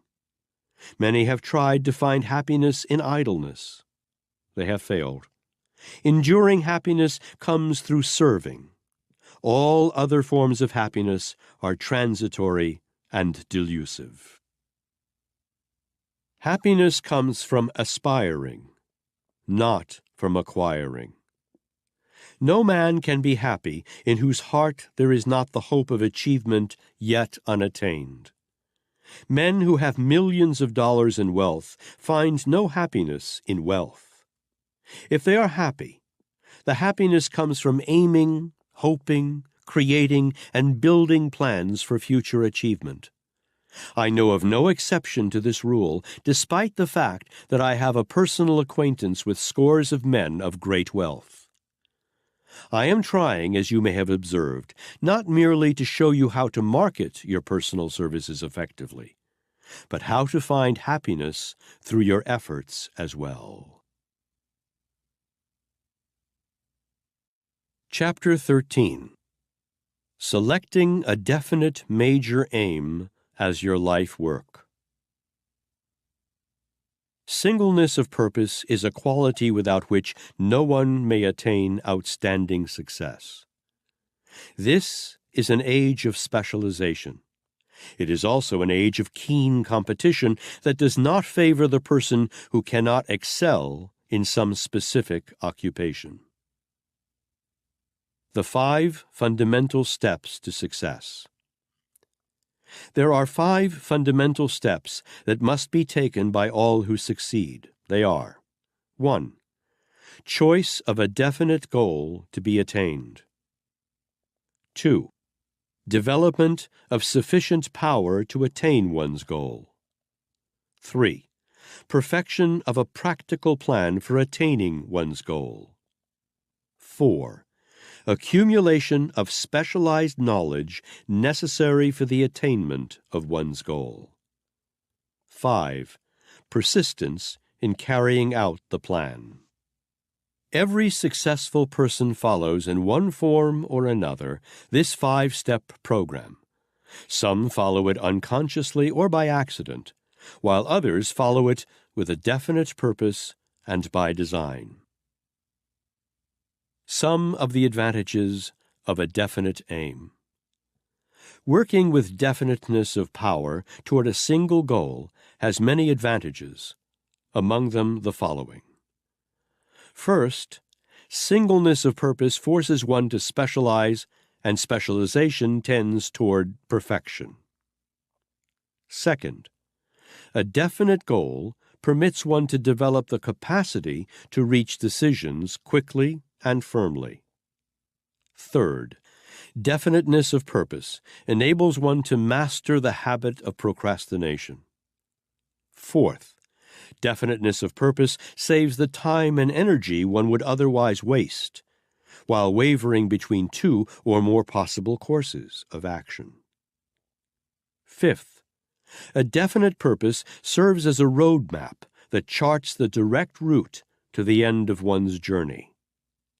Sixth, definiteness of purpose fixes one's habits so that they are taken over by the subconscious mind and used as a motivating force involuntarily in driving toward one's goal.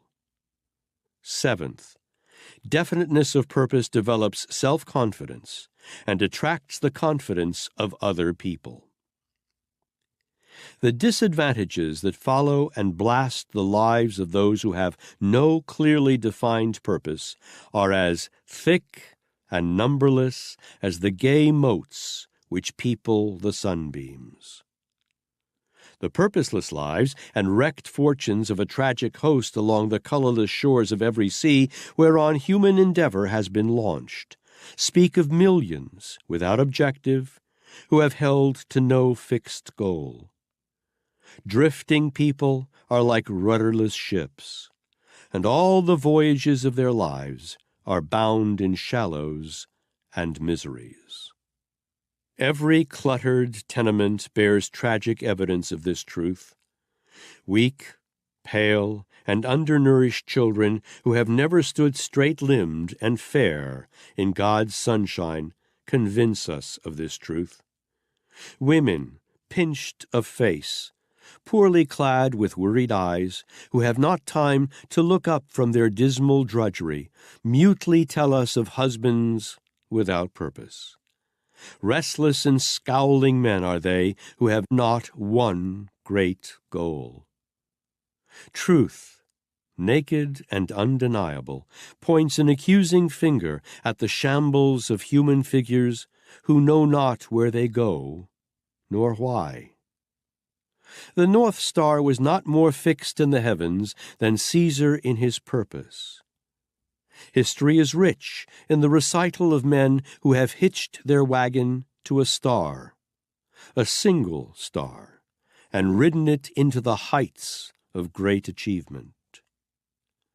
Great men in ages gone have given us words to be used as symbols to guide us on our way.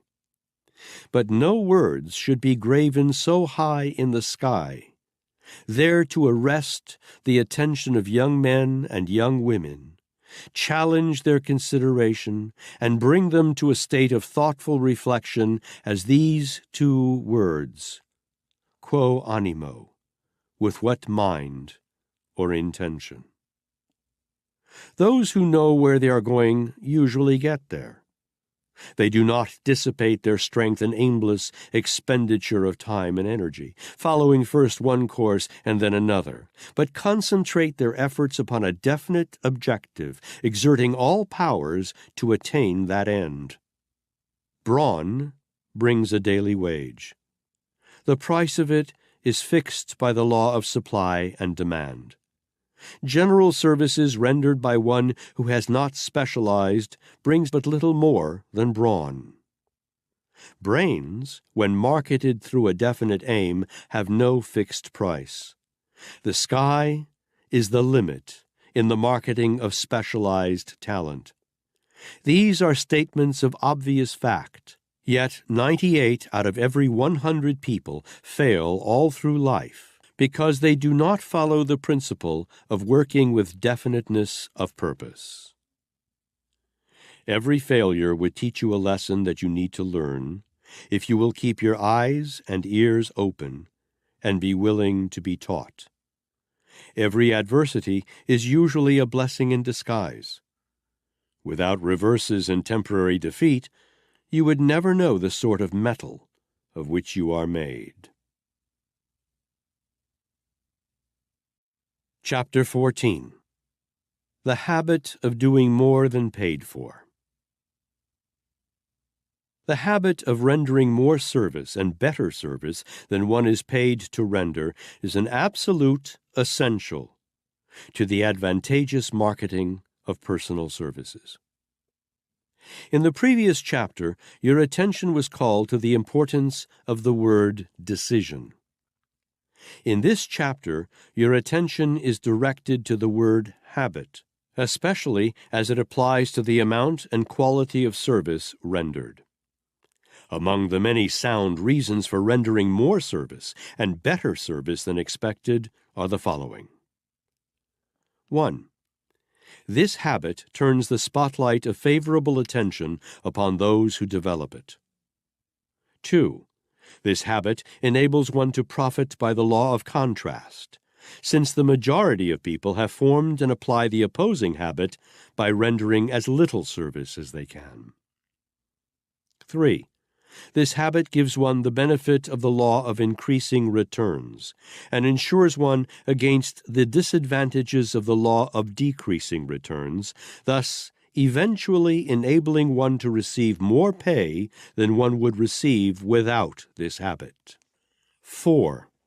This habit ensures one preferred employment at preferred wages, and permanency of employment as long as there is employment to be had. The person who practices this habit is the last to be removed from the payroll when business is poor, and the first to be taken back after a layoff. 5. This habit develops greater skill, efficiency, and also greater earning ability, and tends to give one preference over others. 6. This habit makes one practically indispensable to one's employer because it is a habit not found in the majority of people, and because it induces employers to relegate greater responsibilities to those who practice it.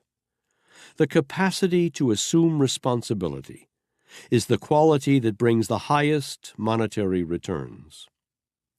7. This habit leads to promotion because it indicates that those who practice it have ability for supervision and leadership not found in those who follow the opposite habit. 8. This habit enables one to set one's own salary. If it cannot be obtained from one employer, it may be obtained from his competitor. These are but a few of the major advantages of rendering more service and better service than one is paid to render.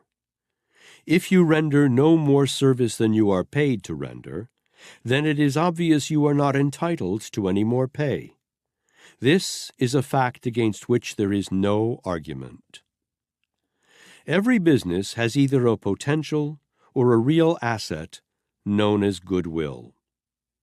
While this is an asset not generally listed in the inventory as such, it is, nevertheless, an asset without which no business can grow, and but few, if any, businesses can exist for any great length of time.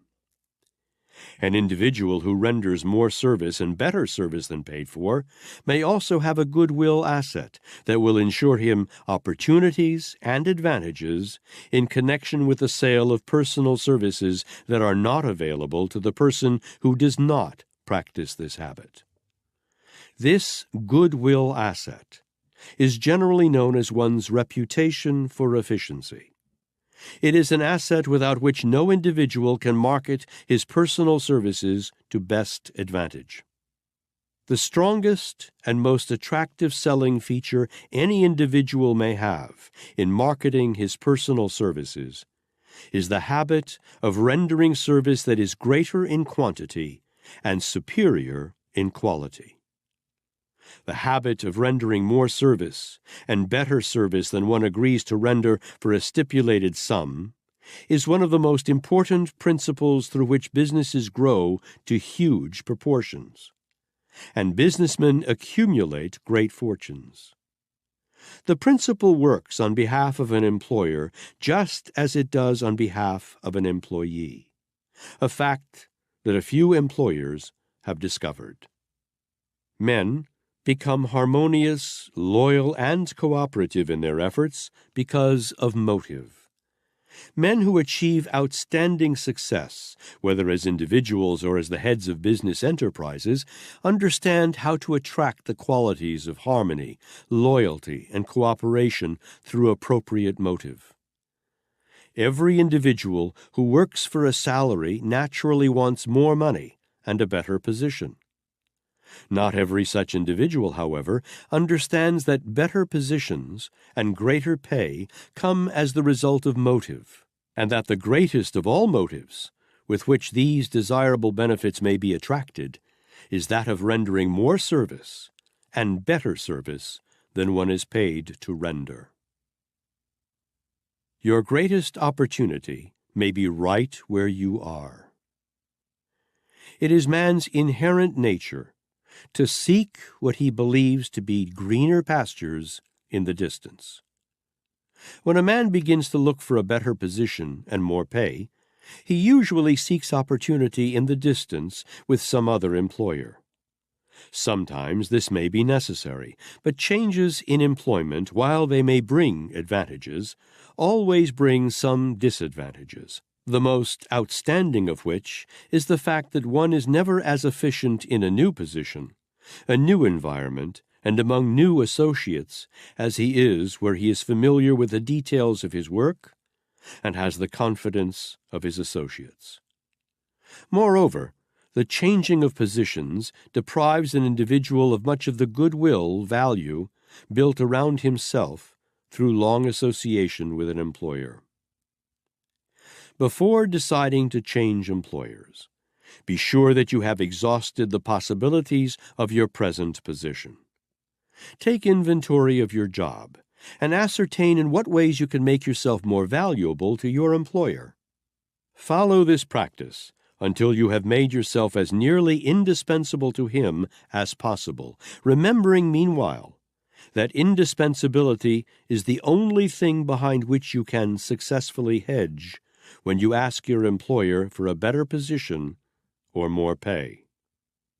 If your employer is a successful businessman, he is probably also intelligent. He has the ability to approximate your value to his business. Before you make demands for more pay or seek opportunity elsewhere, be sure that you are worth more, by having first practiced the habit of rendering more service and better service than your employer has expected or demanded of you. If you have followed this habit long enough for your employer to have observed that it is a habit, you are in a position to ask him to discuss readjustment of salary. You are not likely to suffer if your employer is successful and intelligent. People sometimes outgrow both their positions and their employers. More often, however, the reverse proves true. Before deciding to change employers, take inventory of your employer and his business. Ascertain whether or not they offer you a future commensurate with your ability. If the analysis shows that an adequate opportunity exists where you are, develop that opportunity. You already have your foot inside the door. You have your employer's confidence, or you would not be where you are. Capitalize this opportunity by making yourself indispensable, and very soon the law of increasing returns will begin to reward you. Every competent farmer understands and makes use of the law of increasing returns. He puts this law into operation in the following manner. First, he selects soil that is appropriate for the crop that he expects it to yield. Second, he then prepares this soil by plowing and harrowing and perhaps by fertilization, so it will be favorable to the seed he plants. Third, he plants seed that have been carefully selected for soundness, knowing that poor seed cannot yield a bountiful crop. Fourth, he then gives nature a chance to compensate him for his labor through an appropriate period of time. He does not sow the seed one day and expect to reap a harvest the next. Having taken these 4 steps, all of which have been in advance of his reward, the farmer knows that he will profit by the law of increasing returns when harvest time arrives, and that he will get back from his labor not merely the amount of seed he planted in the soil, but a greatly increased quantity. Marketing personal services effectively involves this same principle. Prepare carefully the soil in which you intend to plant the seed of service by selecting an employer who is intelligent and successful. Then, cultivate that soil and prepare it through conduct that is harmonious and cooperative. Plant in the soil the finest seed of service, and be sure to plant an abundance of that seed, as not all seed will germinate and grow. Do not expect to harvest a crop of pay before you have sown the seed of service. After the seed has been sown, do not become impatient if you do not reap your reward immediately. Give the seed time to germinate. Meanwhile, you are making yourself indispensable to your employer and ensuring permanency of employment. If, after you have done your part, your employer does not show his appreciation, do not stop sowing the seed of service, which is right in both quality and quantity. Keep right on sowing, because it will provide you with the evidence of your capacity to render useful and desirable service if you find it necessary to seek employment elsewhere. The habit of frequent changing of positions places an individual under the disadvantage of the law of diminishing returns, because no employer wants to permit a rolling stone to become a factor in his business. This is worthy of application before you decide to change employers. You are a merchant. You have the equivalent of a commodity to market. That equivalent is your personal services.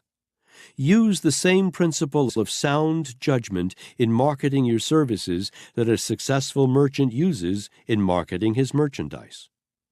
You know, of course, what happens to the merchant who short-weighs his customers or cheats them at trade. He pays by loss of business. You know, on the other hand, what happens to the merchant who builds confidence by rendering service and delivering merchandise that measure up to or exceed the customer's expectations. John Wanamaker, Marshall Field, and Sears Roebuck built businesses that have become landmarks in American merchandising. Their motto is, "The customer is always right," and they go to great extremes to make this motto mean what it says, even permitting some of their customers to take advantage of them in order to put teeth into that policy. No person may be sure of success, no matter what may be his calling, without applying this principle of giving before trying to get. Failure to apply this principle will render practically useless every other principle for the successful marketing of personal services. Emphasis of this principle seems doubly necessary because of the prevailing tendency that obtains all over the world at this time to seek a harvest in wealth without first sowing the seed of service. The depression that began in 1929 was a most impressive example of the existence of the law of diminishing returns. People went money mad and tried to get without giving through the law of chance. That law is tricky. It permits you to win just often enough to lure you on to sure destruction. Every person whose major source of capital is his capacity to render personal services should remember the lesson taught by the Depression and profit by it. From that experience came a worldwide demonstration that he profits most who serves best. During Prohibition, I visited a small town just across the border of Southern California in Mexico.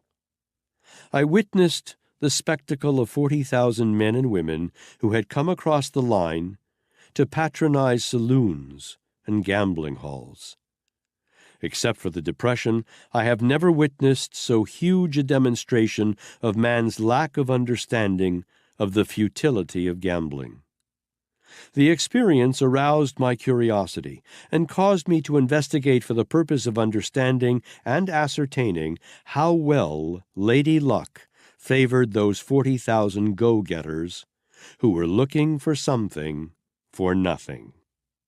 The government authorities in charge informed me that by conservative estimate, fewer than 300 of the 40,000 people who visit the town every Sunday go back over the borderline with more money than they brought with them. The officials also estimated that the net value to the saloon keepers and gaming proprietors of a Sunday's business averaged about $10 per person, or $400,000.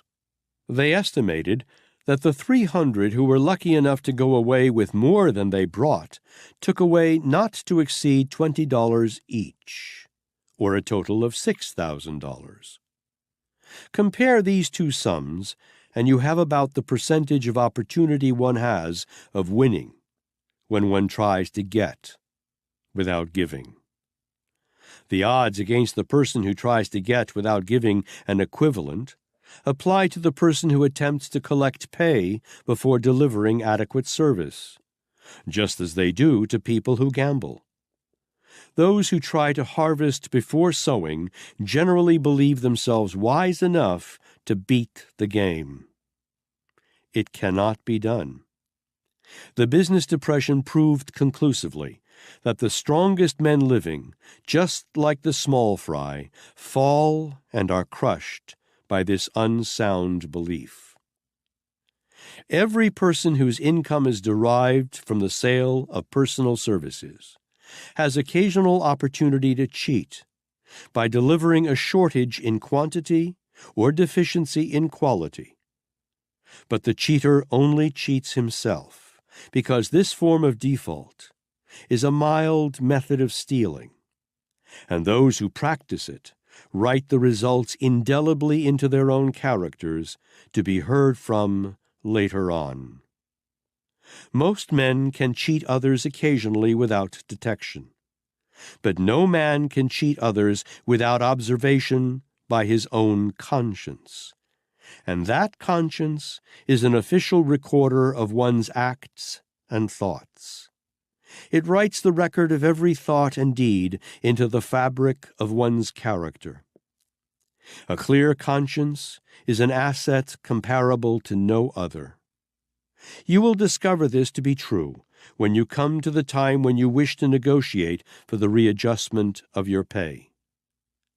Master salesmanship, regardless of the wares one may be selling, is based upon the absolute faith in the thing one is offering for sale.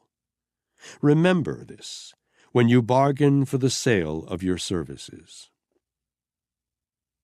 E. M. Statler became the most successful hotel man in the world by rendering more service and better service than his guests were asked to pay for.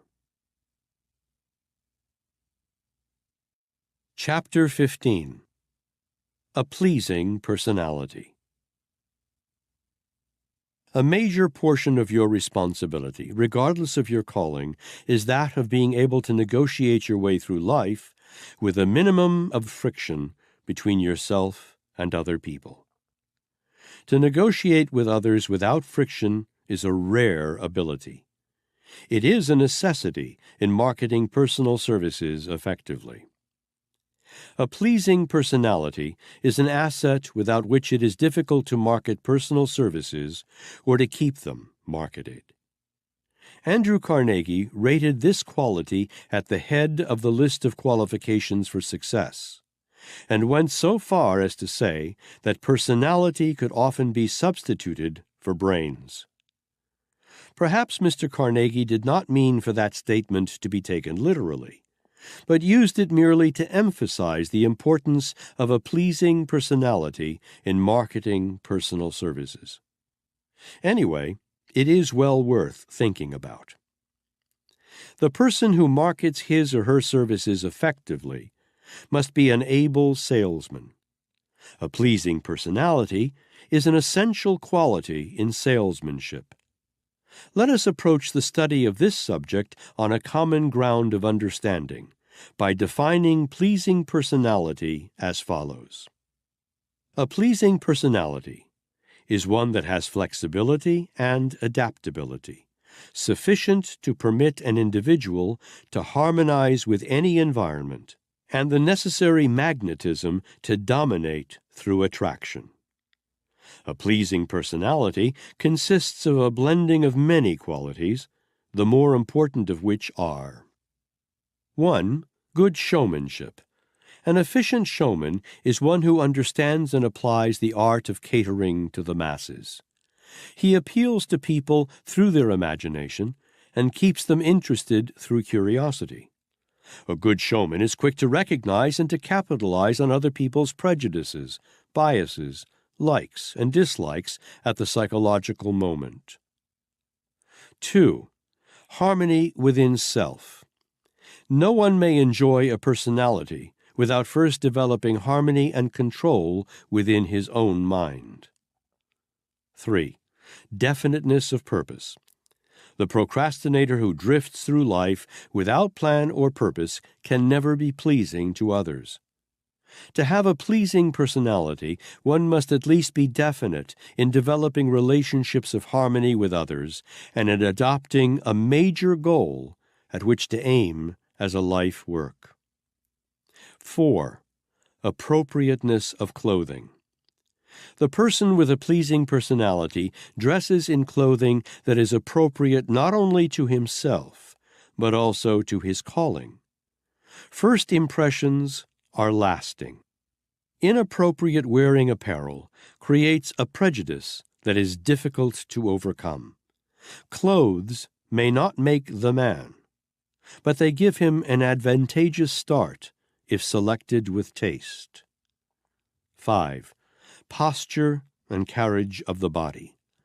One does not have to be a character analyst to be able to judge other people by the way they walk and the general posture of their bodies. Alertness in posture and carriage of the body indicates alertness of the brain and keenness of perception. 6. Voice. The tone, volume, pitch, and general emotional coloring of one's voice constitute important factors of a pleasing personality. A high-pitched voice is never pleasing. It is often offensive. 7. Sincerity of purpose. This quality needs but little, if any, explanation. Without it, one may not have the confidence of others. 8. Choice of language. The man with a pleasing personality expresses himself in language appropriate to his calling and avoids the use of slang and profanity. 9. Poise. Poise is based upon self-confidence and self-control. Lack of it irritates and annoys other people. 10. A keen sense of humor. Perhaps no other quality is more essential than this. Without it, one's life is a series of ups and downs, mostly downs. 11. Unselfishness. Selfishness and a pleasing personality are never found together. No one is attracted to a selfish person. 12. Facial expression. Facial expression is an accurate medium for the interpretation of one's moods and thoughts. It is the character analyst's barometer by which he may measure accurately how one's mind functions. 13. Positive thought. Negative thoughts and a pleasing personality do not make good bedfellows, because the vibrations of thought are picked up by others. Be sure, therefore, to release only such thoughts as will be pleasing to other people. 14. Enthusiasm. People who lack enthusiasm cannot arouse others. Enthusiasm is an essential factor in all forms of salesmanship, the sale of personal services included. 15.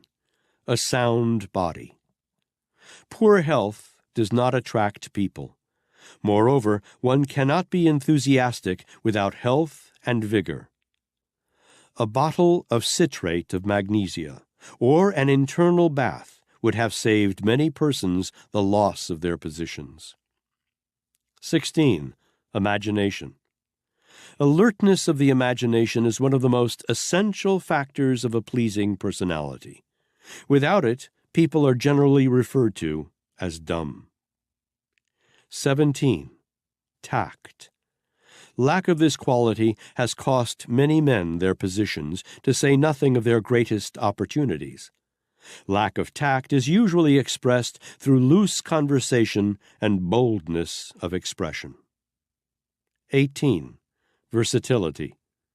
A general acquaintance with the important subjects of current interest and the deeper problems of life and living is a quality conducive to a pleasing personality. 19. The art of being a good listener. Train yourself to listen attentively when other people are speaking, and do not show ill breeding by breaking in and taking the conversation away from others. Give your ears a chance. Your tongue will take care of itself. 20. The art of forceful speech. No single factor of a pleasing personality is more important than this. Forceful speech is the salesman's greatest asset. Without it, he is sunk before he begins to swim. It is an art that may be acquired by practice. The instructions for making an interesting speech are: have something to say that is worth listening to, and say it with all the enthusiasm at your command. 21. Personal magnetism. This term has reference to controlled sex energy. It is the only factor of a pleasing personality that may not be acquired. One is either born with it or does not have it. Most people have it, but do not control it. It is the major asset of every great salesman and every great leader in all walks of life.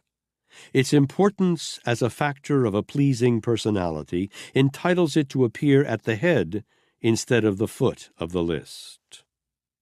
This may appear to be a rather formidable list of qualities that one must possess in order to have a pleasing personality. But there is encouragement in the fact that the majority of these qualities may be had through practice, plus definite determination to possess them. As a part of your preparation as a salesman of your personal services, you should check yourself carefully against this list of factors of a pleasing personality. Find out in which you are deficient, and begin at once to correct those deficiencies. You will find more explicit instructions for making this analysis in the chapter on personal analysis. You want all that your personal services can be marketed for. but you have no reason to expect your services to yield more than they are worth. Make them worth more. You can begin by rebuilding your personality. It is almost certain that you will find in this long list of factors that constitute a pleasing personality some in which you are deficient. That is the place for you to begin rebuilding yourself. A few who have achieved success through a pleasing personality.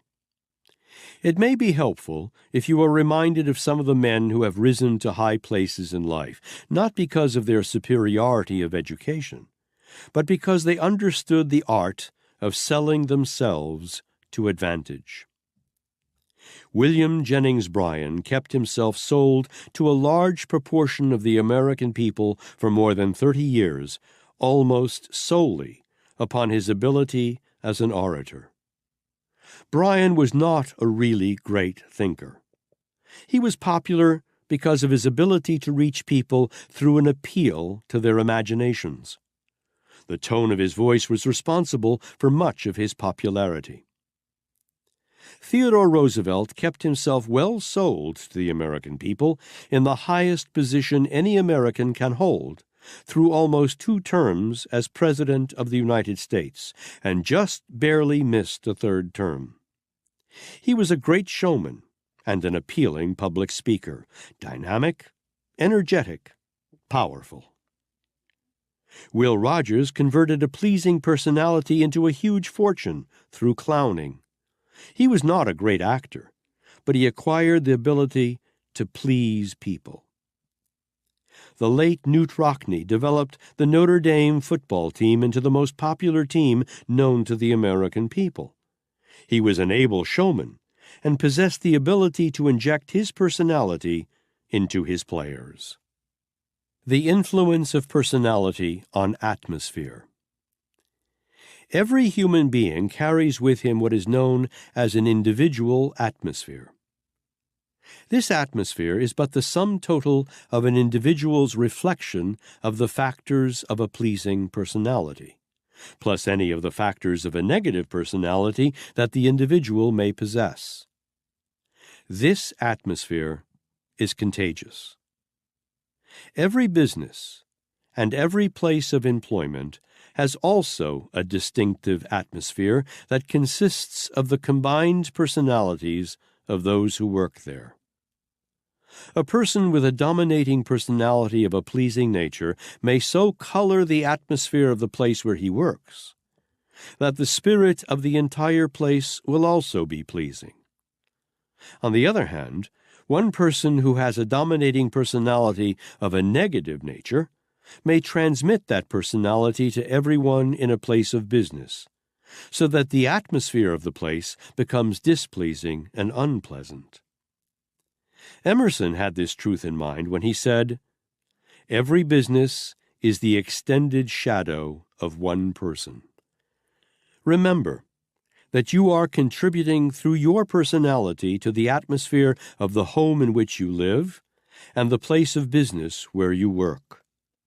The feeling one gets when one walks into either the Marshall Field store in Chicago or the John Wanamaker store in Philadelphia is pleasing and attractive because of the positive atmosphere found in them. Every home carries an atmosphere that indicates clearly whether there is harmony or friction as the dominating factor of the home. The positive or pleasing atmosphere value of a place of business, while it is an intangible asset, is one of the greatest assets any business can have. Such an atmosphere may be had only through a combination of positive, individual personalities. The man or woman who carries a grouch into his or her place of employment does almost as much damage to his or her fellow employees and to the business as might be done if poison were placed in the drinking water.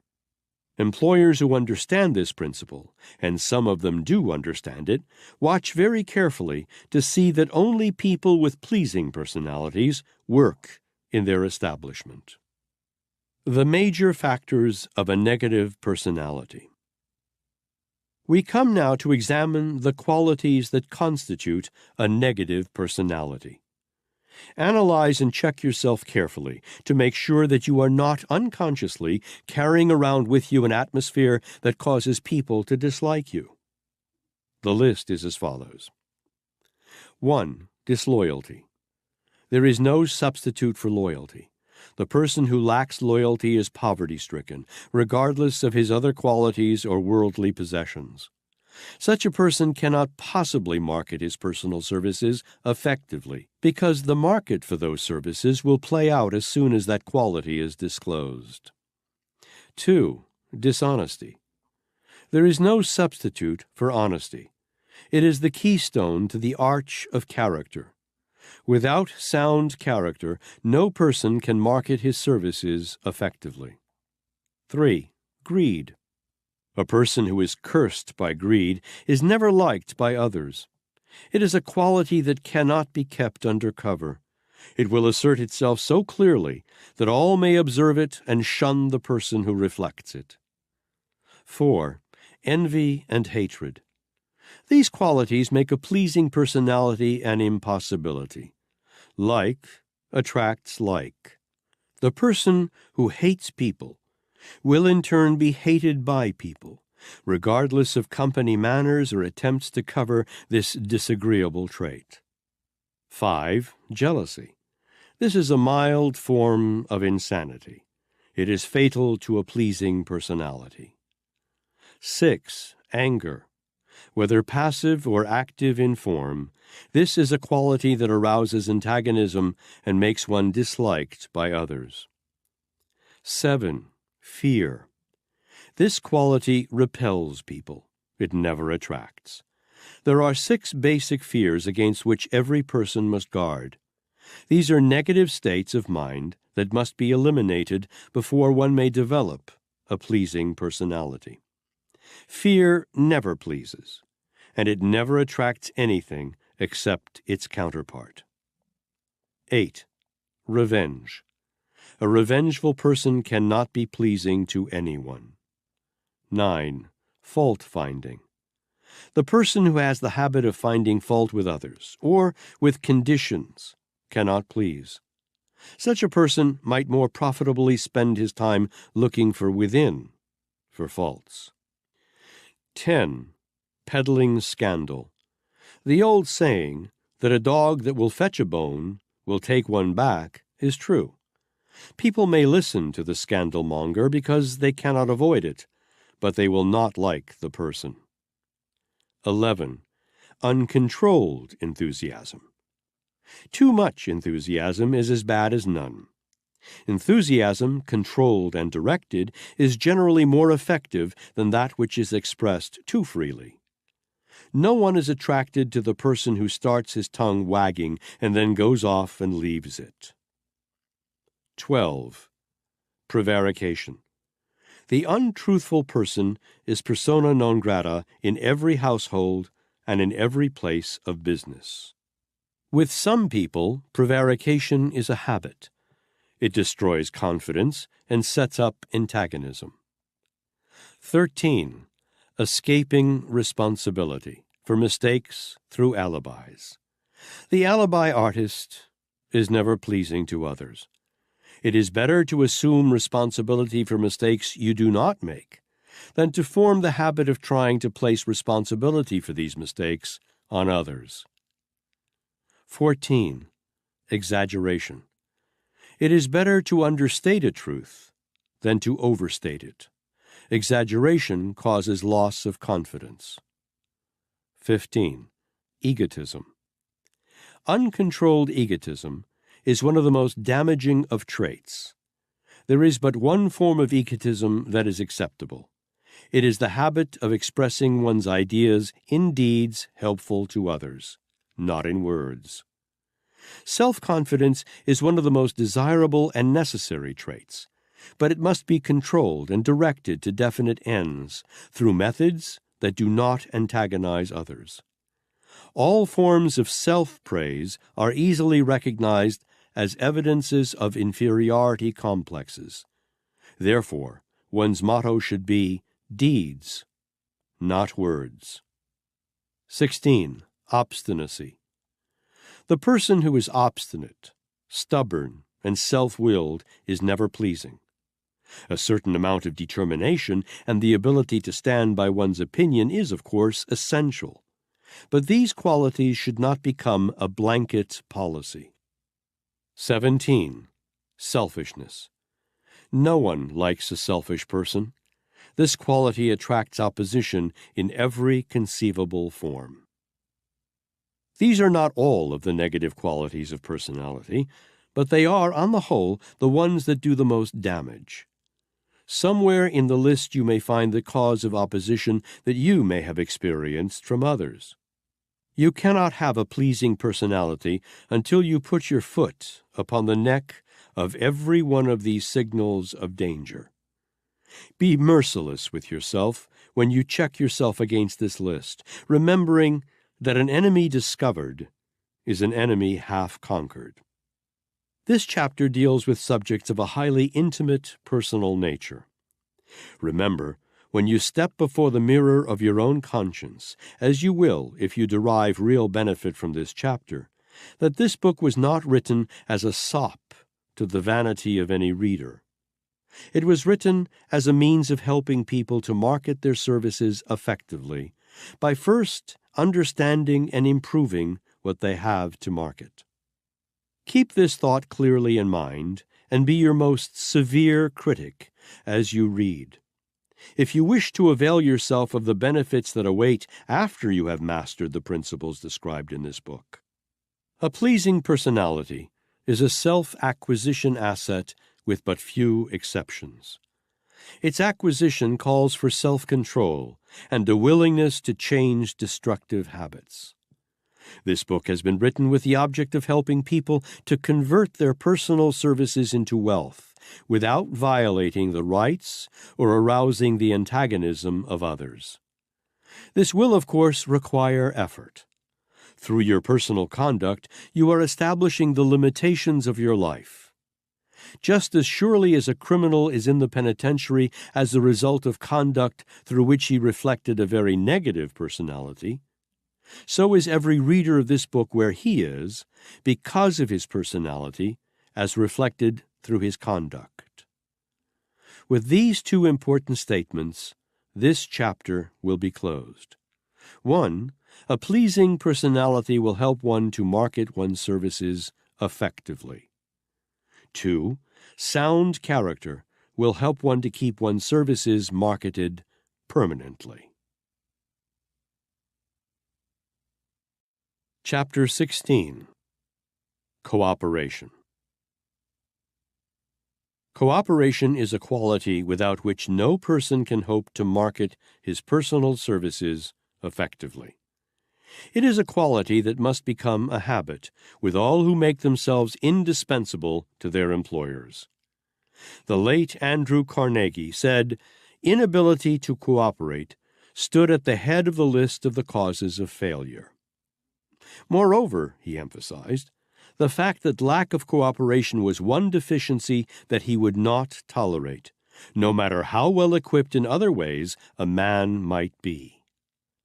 He amplified his statement by the explanation that a man who lacks the ability either to cooperate with others or to gain cooperation from others is a disturbing element whose influence spreads with disastrous results. He then stated his point conversely, by saying that a man who not only cooperated with others, but who had the personality to induce others to cooperate with him, served as a powerful influence through which coordination of effort or teamwork could be produced.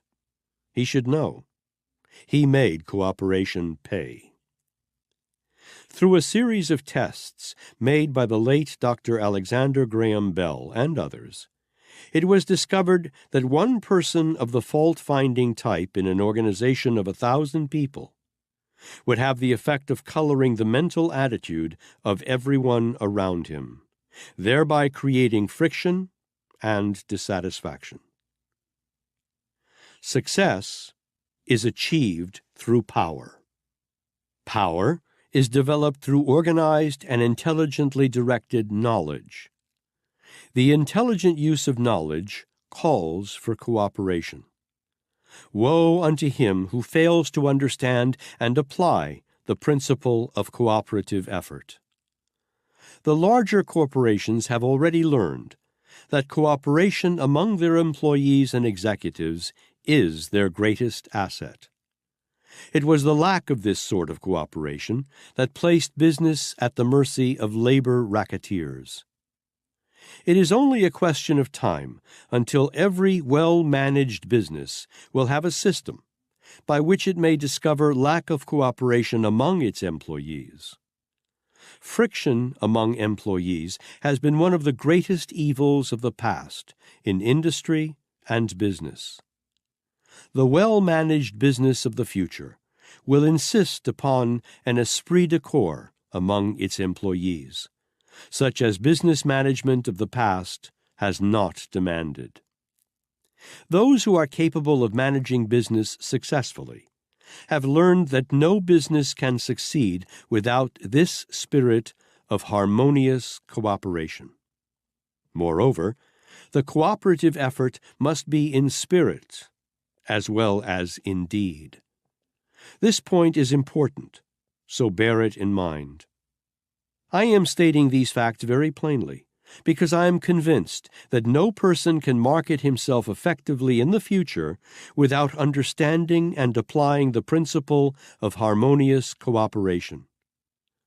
Observe with profit the emphasis upon the word harmony. Cooperation, to be effective, must be more than tentative. It must be real, and it must be based upon perfect harmony. Indigestion, a bad liver, and auto-intoxication are a few of the causes of inability to cooperate. Grouchiness will turn out to be ouchiness. This statement applies to the owner of the business as well as his employees. The public has learned to expect and demand efficient and pleasant service. Your position is nothing more than your opportunity to show what sort of ability you have. You will get out of it exactly what you put into it, no more and no less. A big position is but the sum total of numerous little positions well filled.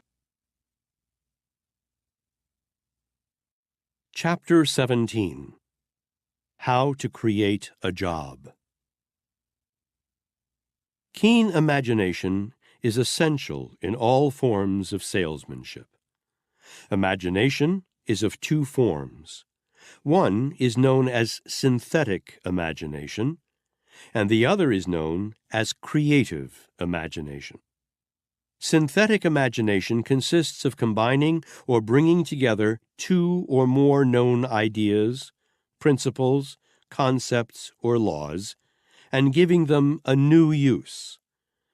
Practically all inventions are created through the faculty of synthetic imagination, because they consist merely of a new combination of old principles and ideas, or of giving old ideas or principles a new use. Creative imagination consists of interpretation of basically new ideas, plans, concepts, or principles that present themselves through the creative faculty, and whose source is outside the range of the five senses of perception. Imagination can be cultivated. It is a fascinating pursuit, rich with rewards.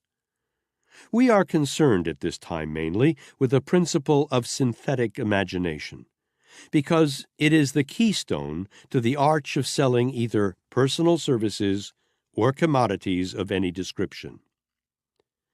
The faculty of imagination becomes more alert through use.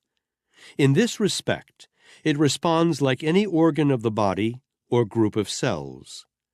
Some people have the mistaken notion that the imagination is complicated, and that only geniuses make effective use of it.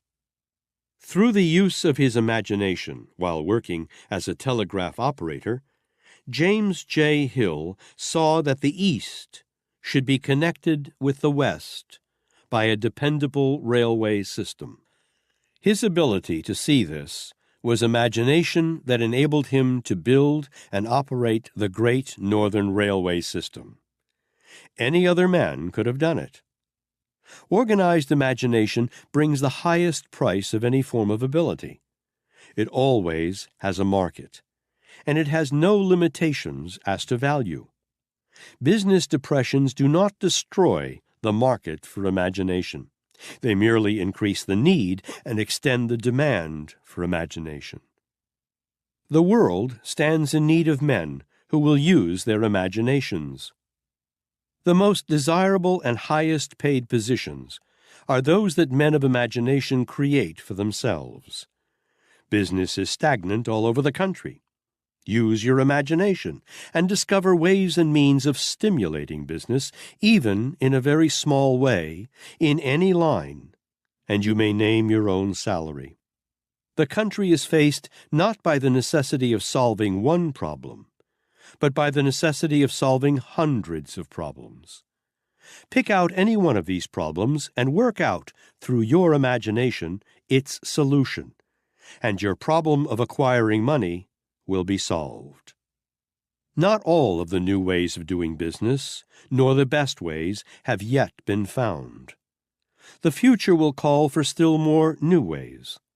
This need is your opportunity. Use your imagination and convert that opportunity into fortune. Take inventory of the shortcomings of the business in which you are employed, and use your imagination for the purpose of eliminating some of them.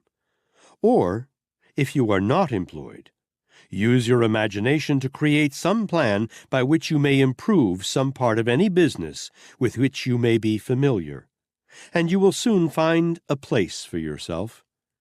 Positions can be made to order. This is an age of rapid-fire change in business. It is an age that was made to order for men who have and use imagination. Because business is stagnant, businessmen will try almost anything. Create some new, unique idea that is sound, and sell it to them. If you are employed and find yourself worrying about the possibility of losing your job, convert the time you have been wasting on worry to a better use by creating some plan that will improve your work or add to your employer's business. You can make yourself indispensable in this way. Indispensability commands a high price and permanency of employment at all times. Chapter 18. How to Choose an Occupation.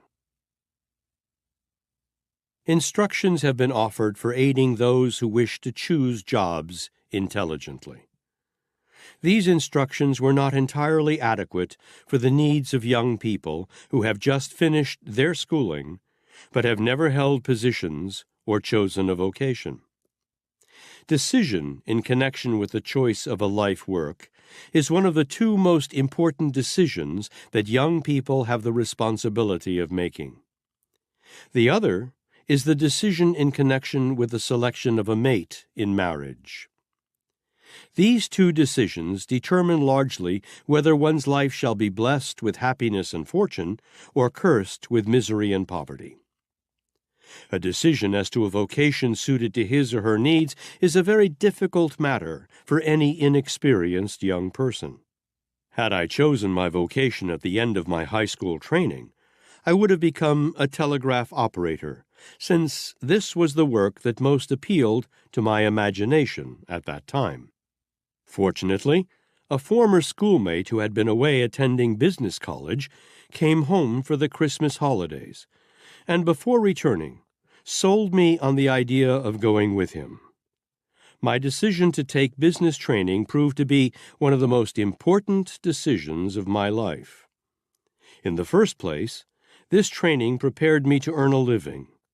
In the second place, it brought me into intimate contact with some of the greatest business and industrial leaders the country has ever known.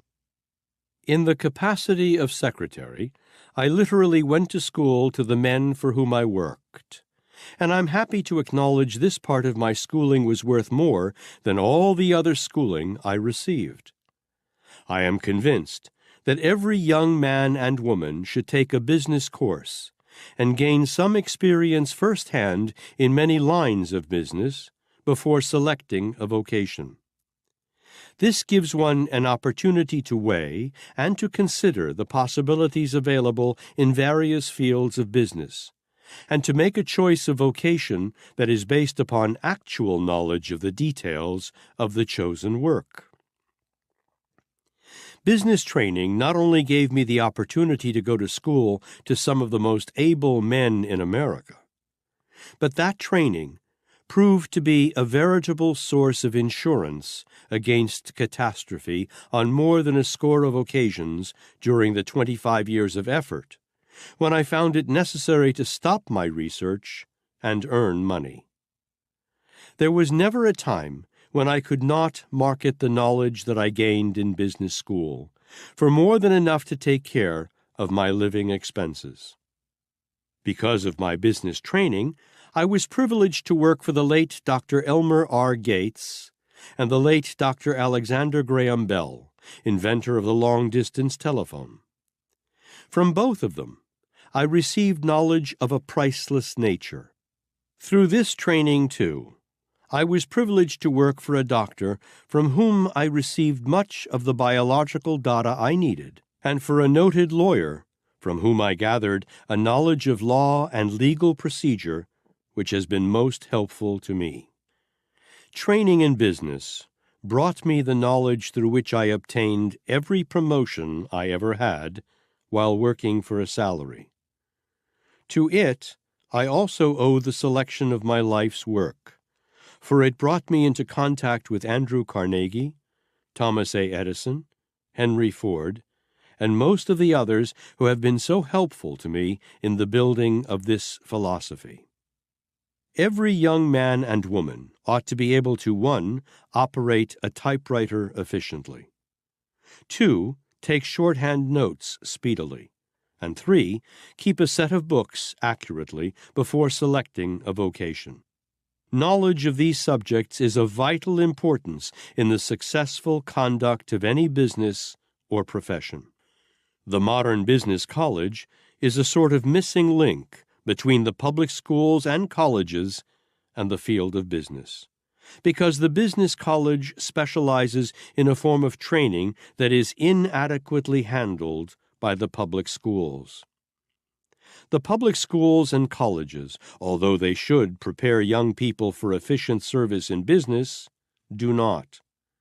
Moreover, I have learned from my experience in employing many young people, some of whom were graduates of commercial departments of high schools, and others who were graduates of modern business colleges, that the business college graduate is far superior to the graduate of the commercial departments of high schools. A business college training is an absolute necessity to the person who aspires to a position as an executive in the field of business today, for the reason that executives must have understudy experience of a nature that can be acquired only through business college preparation. The modern business colleges of today have had the foresight to see the dawn of a new era of business ethics that has grown out of the Depression, and are preparing their graduates to adapt themselves to the new standards. The public schools on the whole have not seen this need, or if they have seen it, they are doing nothing to equip students to meet it. This chapter is intended solely for young people who have not yet selected a life work. If you are in that category, defer your decision as to a vocation until you have taken a complete business training and have applied that training for at least 2 years. Your decision then will be more sound than any you could make at this time, for it will provide an opportunity to go to school to successful men who will pay for the privilege of training you. Business training, in my case, was the result of a chance or accidental decision.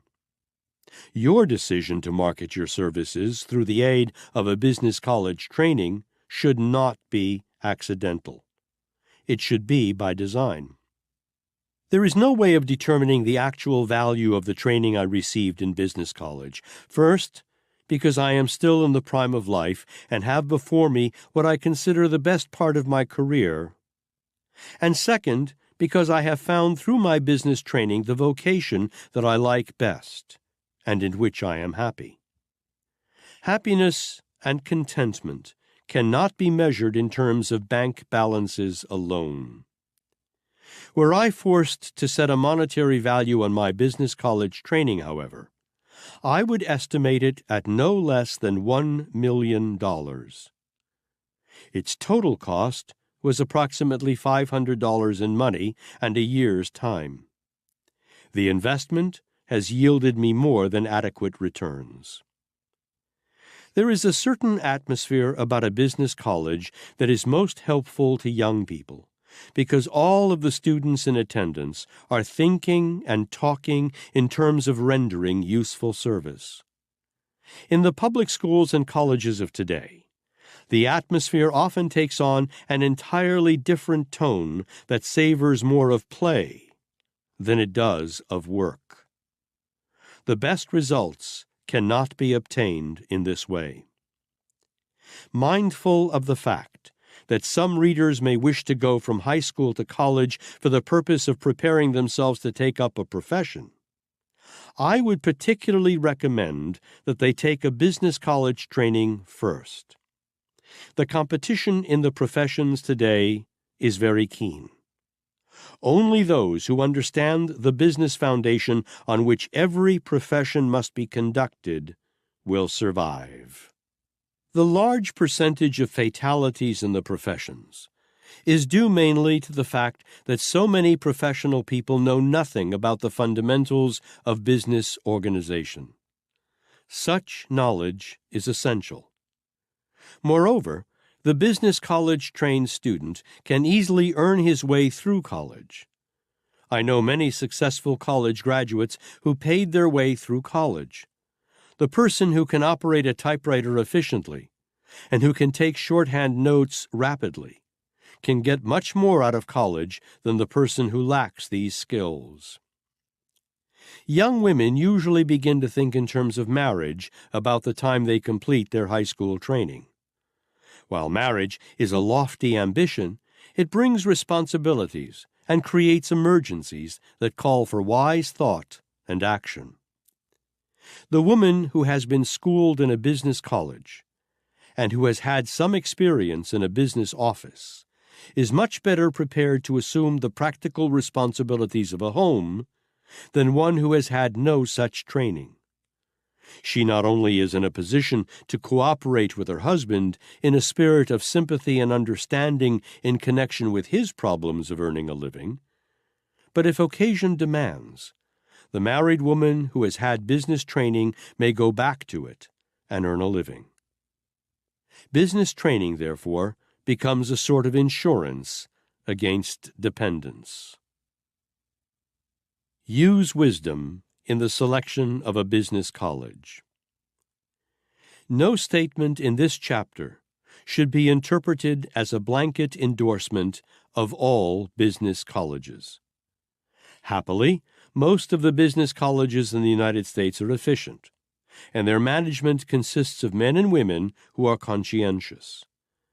But, as in all other fields, there are some that are better equipped than others to render practical service.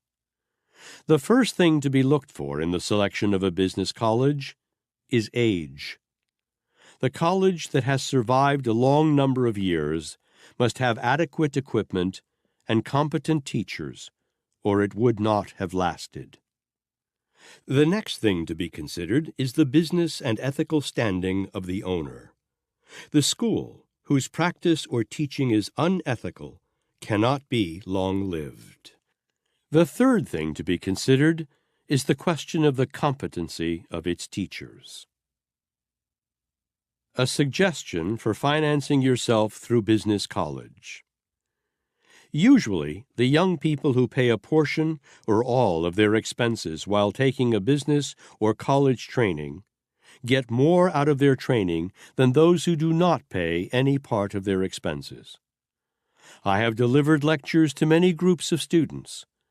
The students who work their way through college are the first to arrive, and they occupy the front seats, while those whose expenses are paid by their parents usually arrive late and select seats well toward the rear of the auditorium where they can make a quick getaway as soon as the lectures are finished. Those who work take copious notes on the lectures, while those who do not work usually take no notes. I have no doubt that if I could follow these young men and women into the business world, I would find that the students who worked their way through college had much less difficulty in earning a living than those who did not. I believe you'll agree with that statement. The urge of necessity is a great blessing to most people.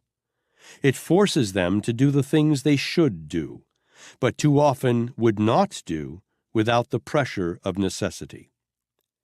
One reason business college graduates usually find less difficulty in marketing their services is the fact that most of them are attending business college because they come from families who know from experience the urge of necessity.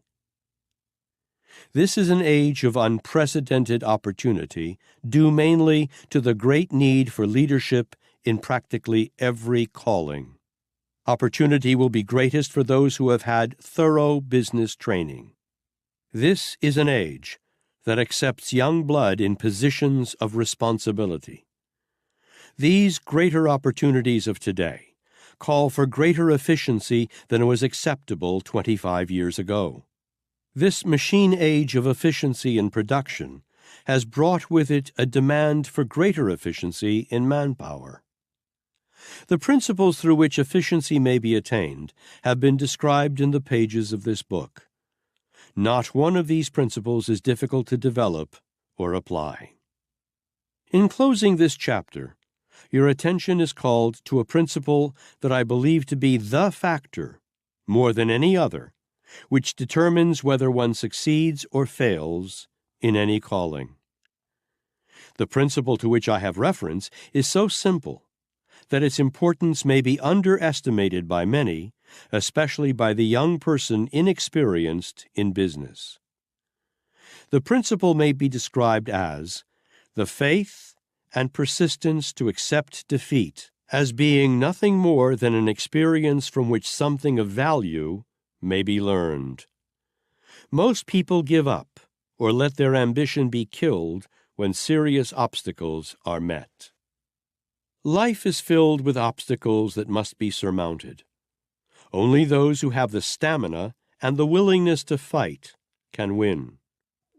Others must take the count. Do not expect that you will be one of the fortunate who never meet with serious opposition in life, for you will be no exception to the general rule. Everyone meets with opposition. Opposition should be accepted as a signal to put everything you have into its mastery. It has been my privilege during my public career to know many men and women of great achievement. Some of them I have known intimately. All of them had met with opposition that necessitated struggle and persistence. When defeat comes, as it will, accept it as a hurdle that has been placed in your way for the purpose of training you to jump higher. You will gain strength and skill from each hurdle that you surmount. Do not hate people because they oppose you. Thank them for forcing you to develop the strategy and imagination you will need to master their opposition. This is a beautiful world, and life is stocked with an abundance of everything you need, including riches and happiness, which you may have, provided you do not overindulge in the things you like best, nor permit yourself to be suppressed by the circumstances and things you do not like. Accept both the bitter and the sweet of life's cup like a real sportsman, remembering all the while that a well-rounded life requires some of each. Success without defeat would lead to autocracy and a consequent boredom. Defeat without the counteracting effect of success would kill ambition. Be willing to accept your portion of each, but do not expect success without temporary defeat, for there is no such possibility. Now, let's see what a popular writer says. Ed Sullivan, the noted Hollywood newspaper columnist, wrote the climax of this chapter for you. He wrote out of an abundance of opportunity to observe what helps people to sell their way through life successfully. His counsel may be of great value to any young person who thinks for a moment that one can crash the gates at Hollywood or any other place without paying the price of success. A few days ago, a Boston professor urged the graduating class to forget their ambitions and go on relief. The class orator at New York University sounded the same refrain.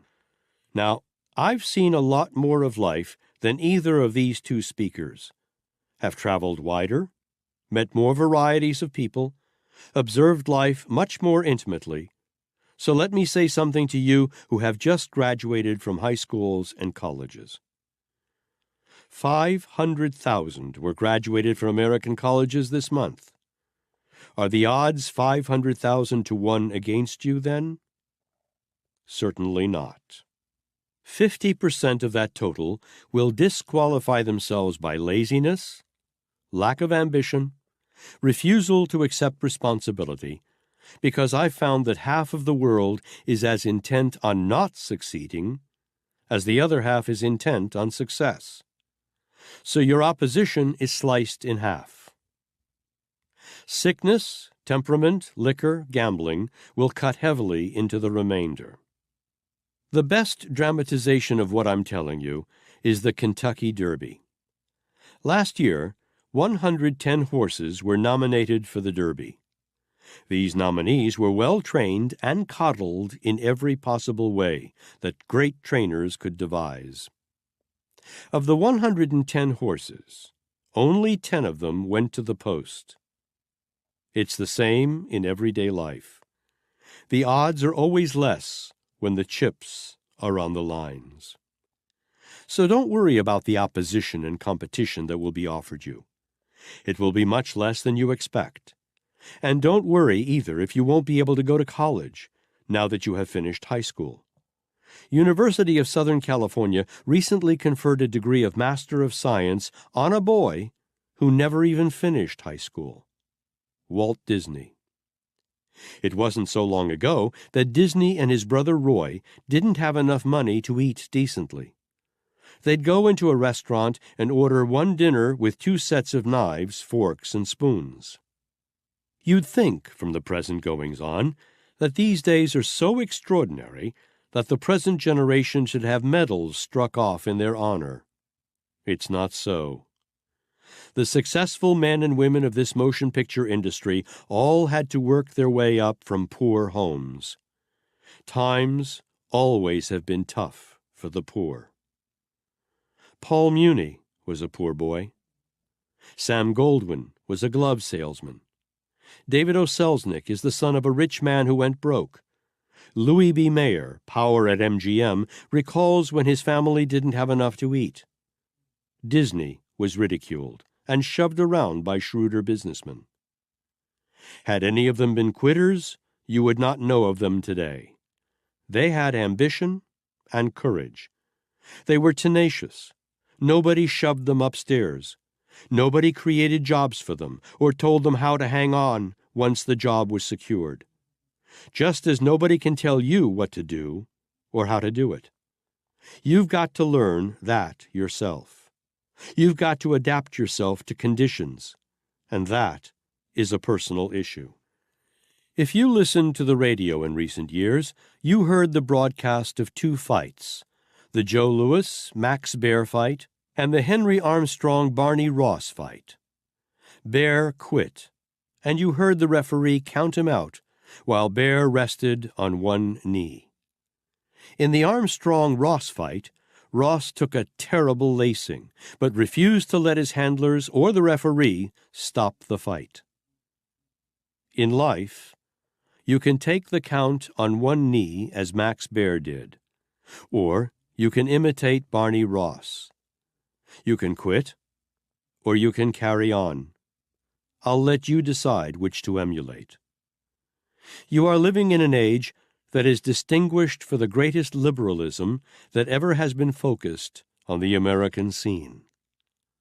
Legislators are occupying themselves with the problems of the poor, which didn't happen years ago. There are civilian conservation corps camps, and the Works Progress Administration. The world is interested in relieving distress in much greater measure than ever before. Governments actually tell off dictators and speak on behalf of weaker nations. All of these things are encouraging.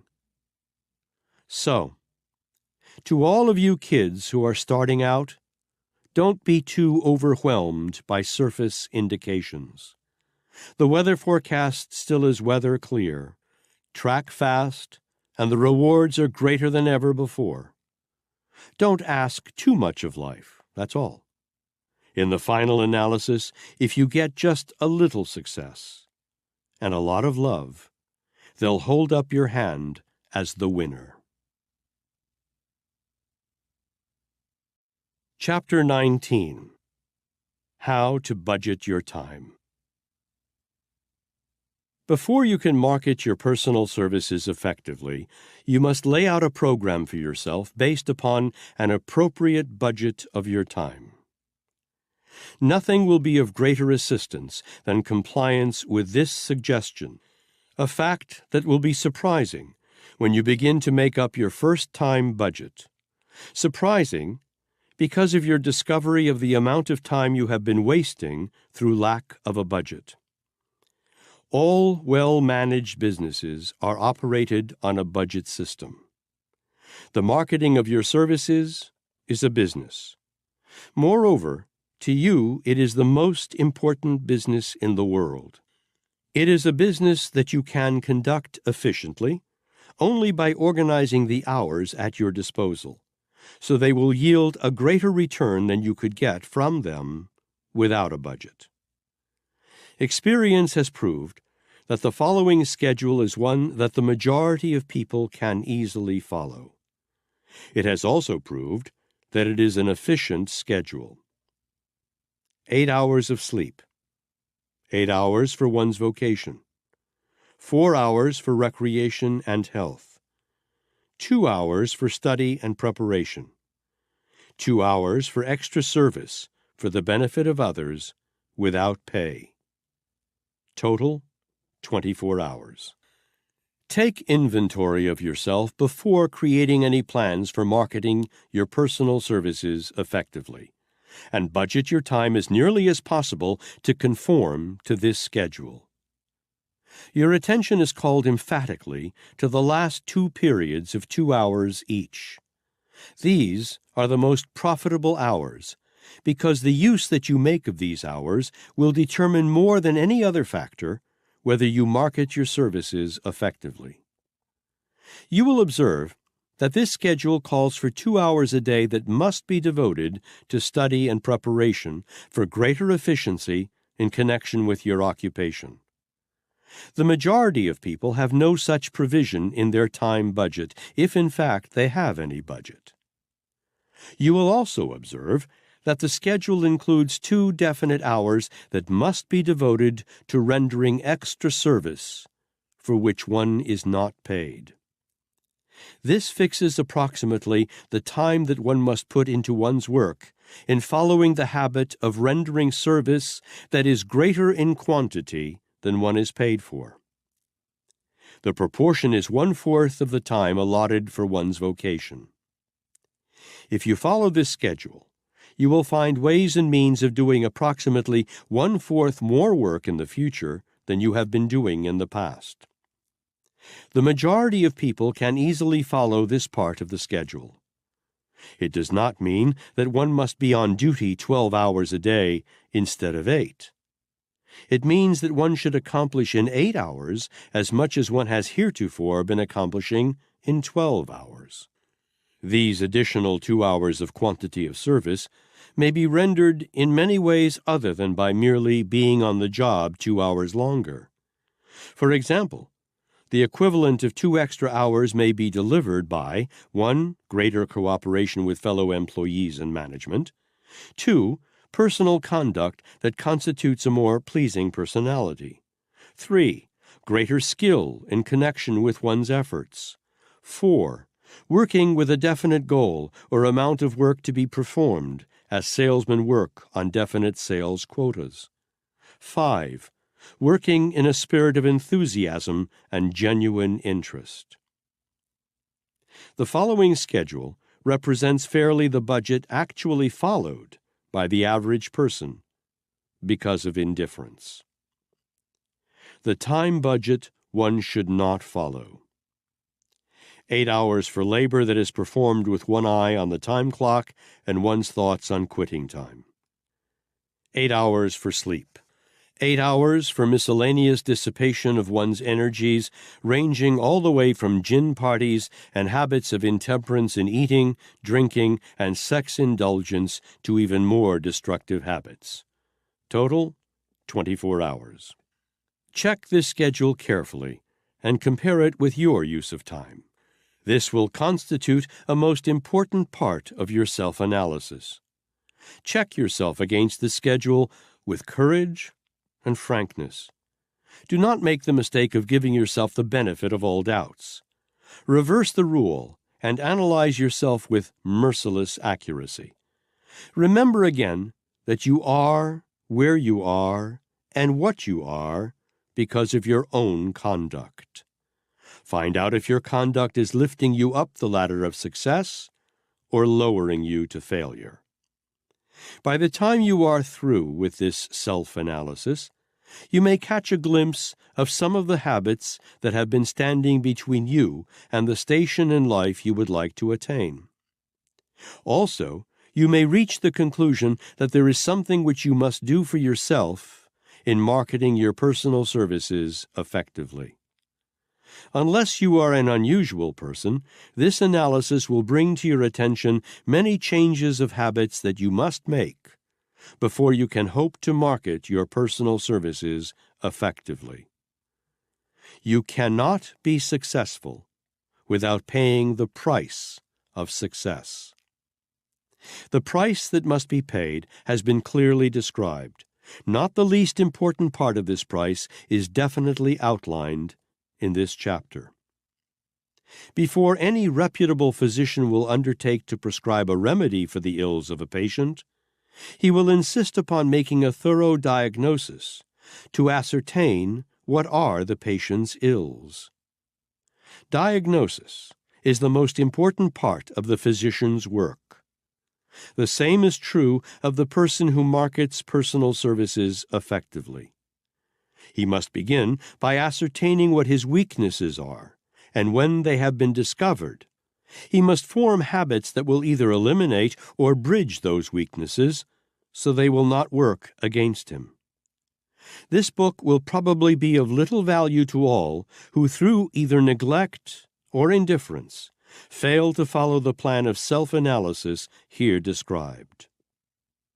Before leaving this chapter, I feel impelled to ask the reader to analyze the last 8-hour period of the time budget one should not follow.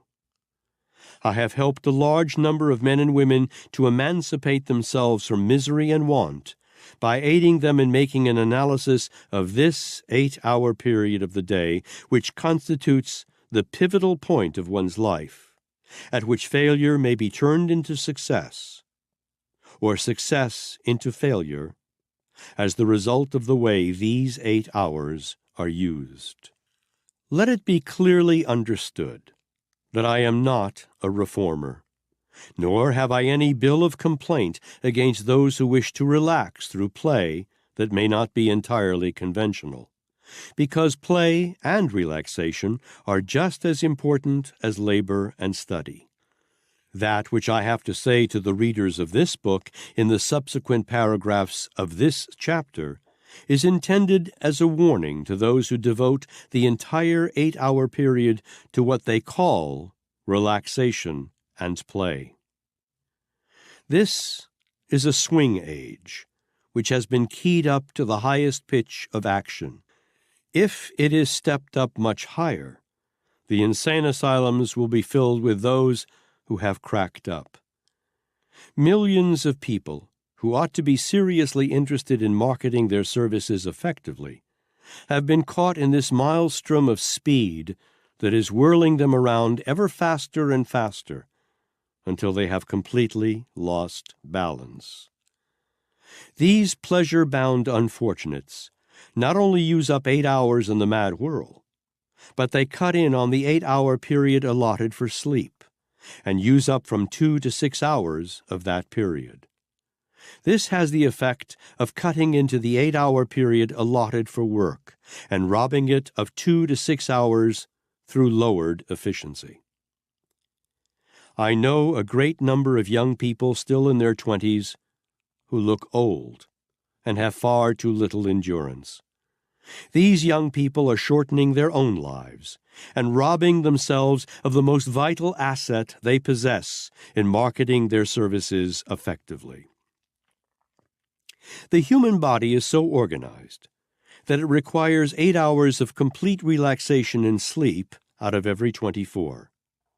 Human society is so organized that at least 8 hours of every 24 must be devoted to rendering useful service in one form or another.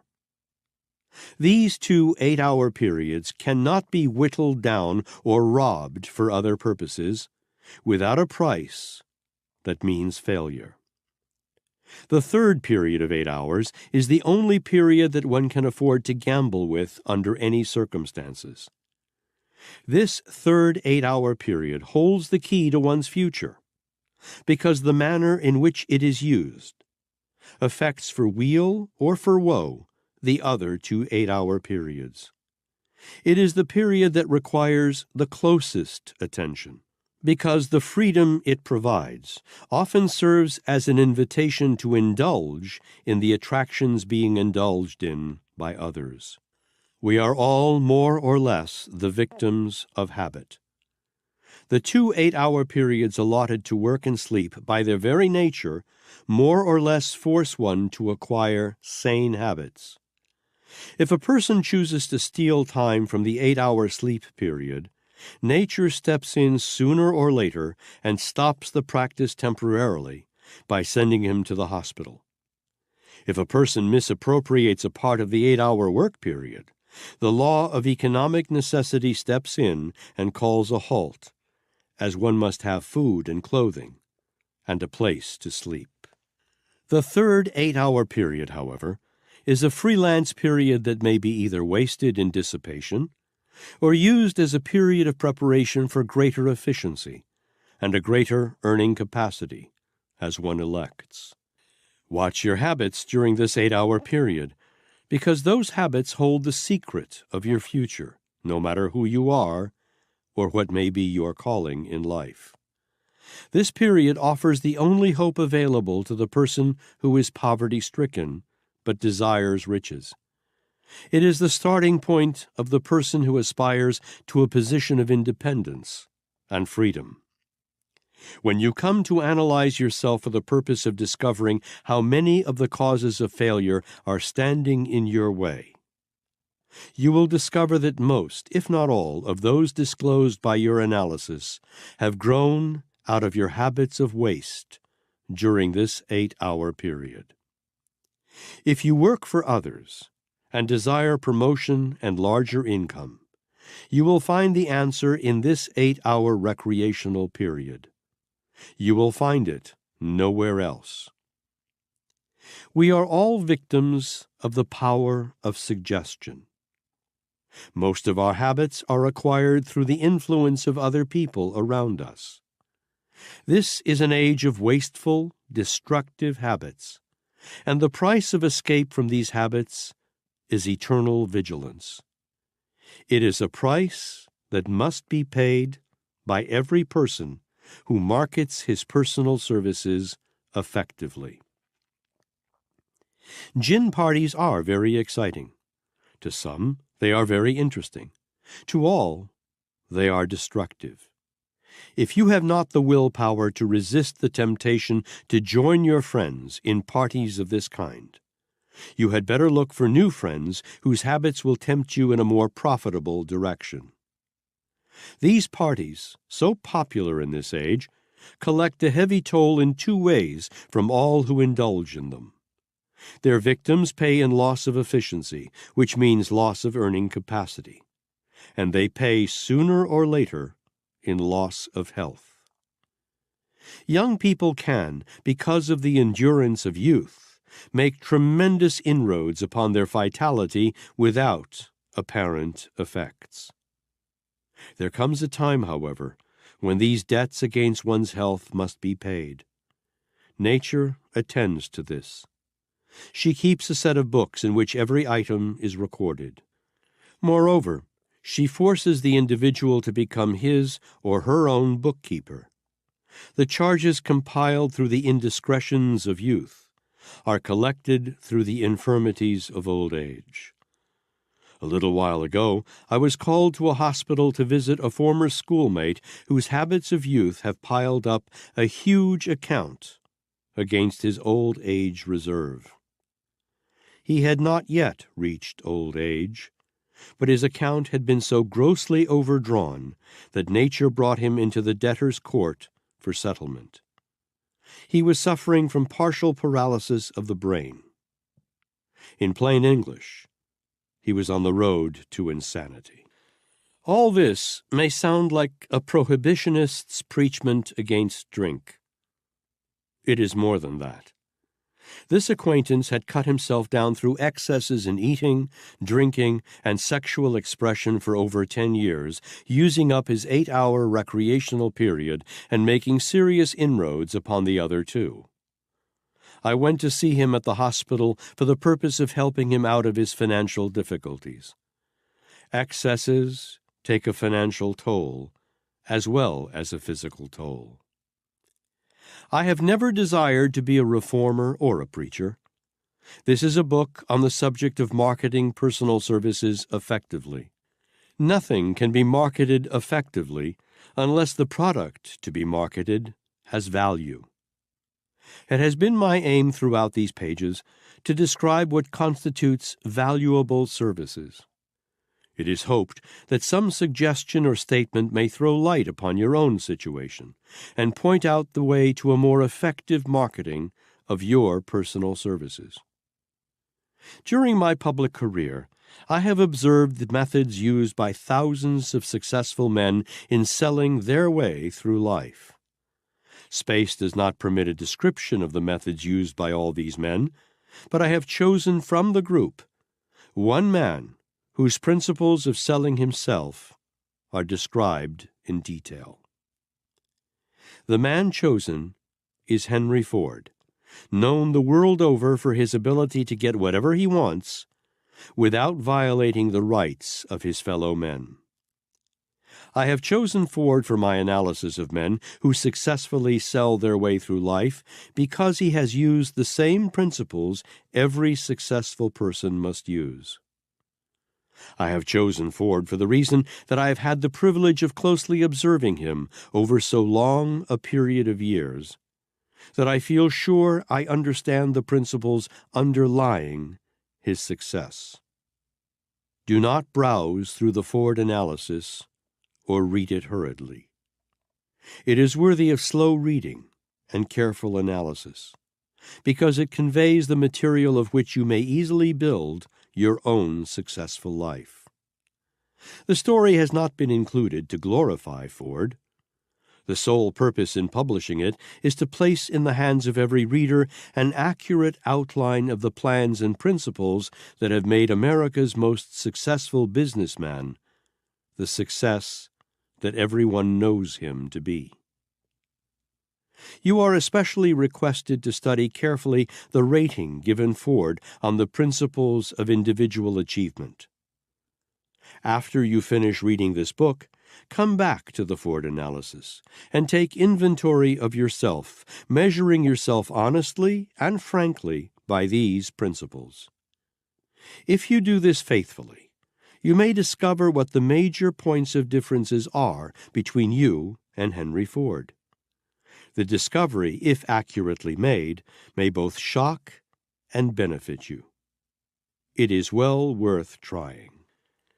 This book on personal promotion would hardly be complete without a description of the methods by which the world's leading industrialist lifted himself from poverty to plenty. As you read the analysis of Henry Ford's astounding achievements, you should remember he was no outstanding genius at the start, had but little schooling, and was a pioneer in a new industry at a time when the entire country was unfriendly toward him and his horseless buggy. Do not make the mistake of assuming that Ford began in an age blessed with greater opportunities than those available at the present. The truth is just the opposite, and coincidental as it may seem, Ford's influence on civilization has actually had much to do with creating the more extensive opportunities that exist today. His influence has helped to bring the country and the city dweller into closer contact because of the wonderful system of good roads that belts the entire nation. He has provided employment for more people than any other man living. He has proved that an American citizen may start from scratch, without pull or financial backing, and accumulate a vast fortune without violating the rights of others. And I wish to emphasize one truth above all others, namely, the principles employed by Ford in his climb to opulence are understandable and usable by any person who has the ambition to appropriate them. Did you ever think of that? Ford is a self-made man in the true sense of the term. If ever a man sold his way through life successfully, with his own brain and his own ideas, that man is Henry Ford. His story has been included in this book because his entire life represents one of the finest jobs of selling the world has ever known. There has been no scandal connected with the Ford methods of selling. He has helped everyone whom he has influenced. Every dollar of his fortune is being used constructively. He has established an all-time high standard of business ethics that every other individual might do well to emulate. I have begun my analysis of Ford by describing the one principle which, more than all others, has been responsible for the stupendous success he has achieved: the principle of singleness of purpose. That was all Ford had as an operating capital to begin with, but it was enough.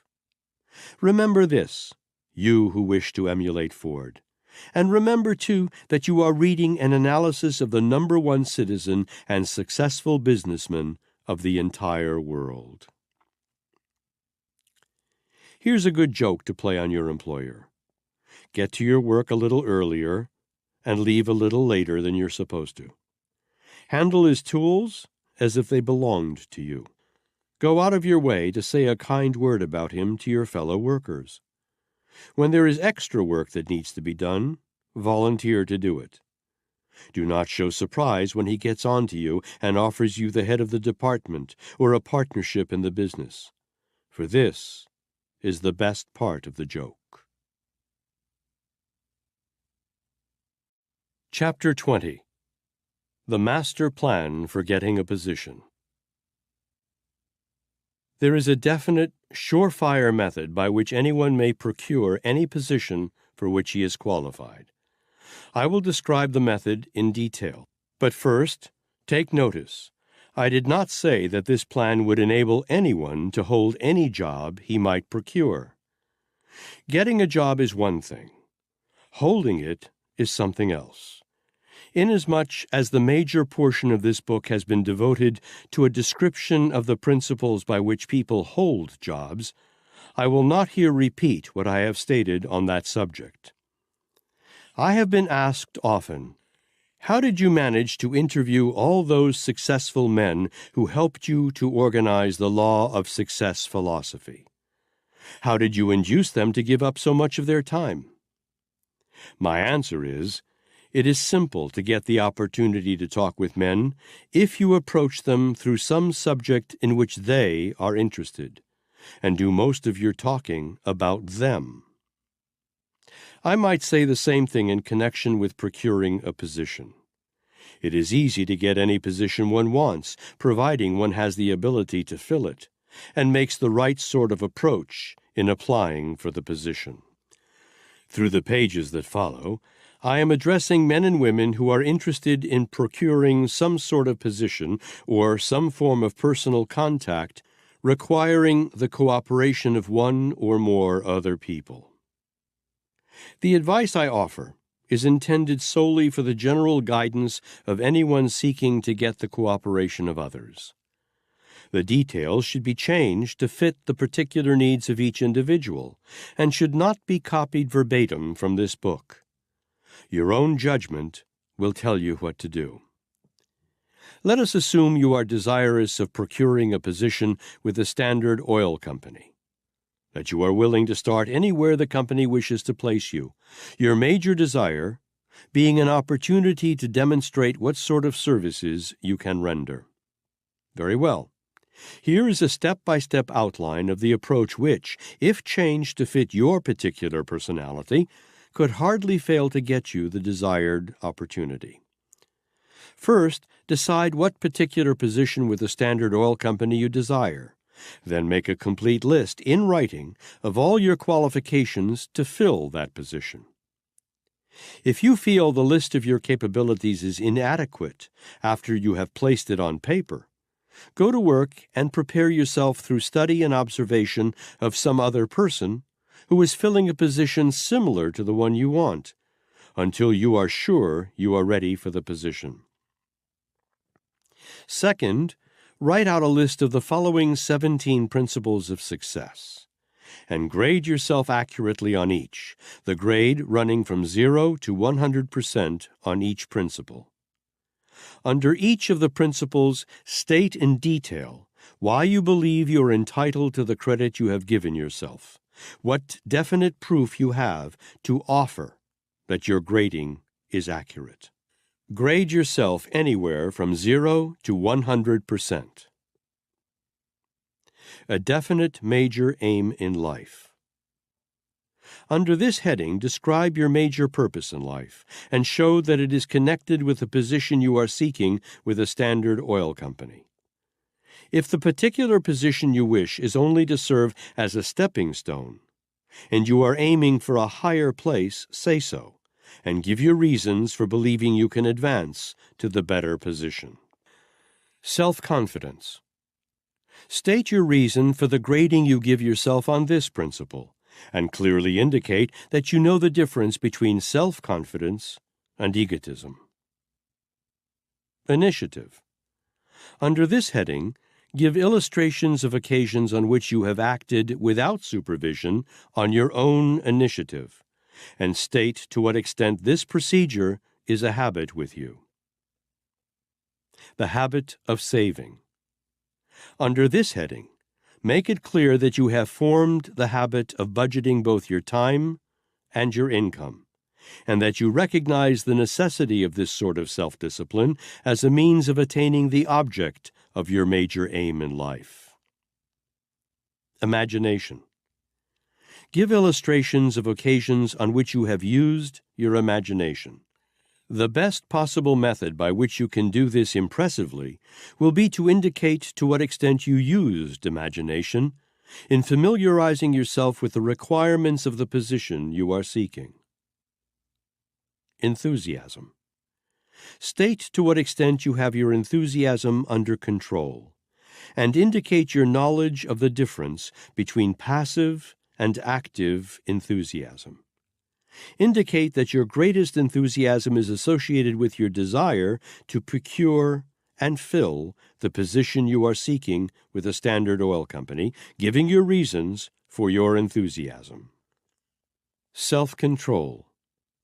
Give your reasons for your grading on this principle, and state definitely how you make application of the principle as a means of striking a balance between your head and your heart, or in other words, state to what extent you use self-discipline to help your head manage your emotions. Above all else, indicate that your self-control is sufficient to enable you to avoid becoming involved in controversies of other people, that it is sufficient to enable you to think for yourself without the aid of self-appointed leaders or propagandists. The habit of doing more than you are paid to do. Here is your big opportunity to land the position you are seeking. Give a detailed statement of why you have formed the habit of doing more work and better work than you are paid to do. This is the most important of the 17 principles as far as the procuring of a position is concerned. Moreover, it is the principle of major importance in connection with the holding of a position after you procure it. Therefore, make a strong statement as to your reasons for observing this principle as a part of your philosophy of life. A pleasing personality. In explaining your reasons for your rating on this important principle, give at least 5 definite illustrations of qualities you have that entitle you to rate as having a pleasing personality. Above all, give a detailed statement of your personal attitude towards others, whether it is at all times friendly and cooperative, and describe your disposition in negotiating with friends, relatives, and business associates. Accurate thinking. Make it clear that you are grading yourself on this important principle only as it applies to your relationship to the position you are seeking. Give your reasons for believing you can think accurately in connection with the position you are seeking, and be sure they are based upon facts, easily discernible from your statement. Concentration of effort. State clearly your reasons for your grading on your ability to concentrate your mind upon any given task, and keep it there until that task has been completed. Be sure also to indicate the extent to which you have formed the habit of concentrating your willpower upon the attainment of your major aim in life. Cooperation. Clearly describe your reasons for following the habit of working with other people in a spirit of harmony, and explain that you do this not merely on occasion, but as a matter of continuous habit. Profiting by failures. No one is expected to be infallible. Therefore, state frankly that you make mistakes, but indicate to what extent you try to avoid duplicating, and be sure to describe how you manage to profit by your own failures and the failures of other people.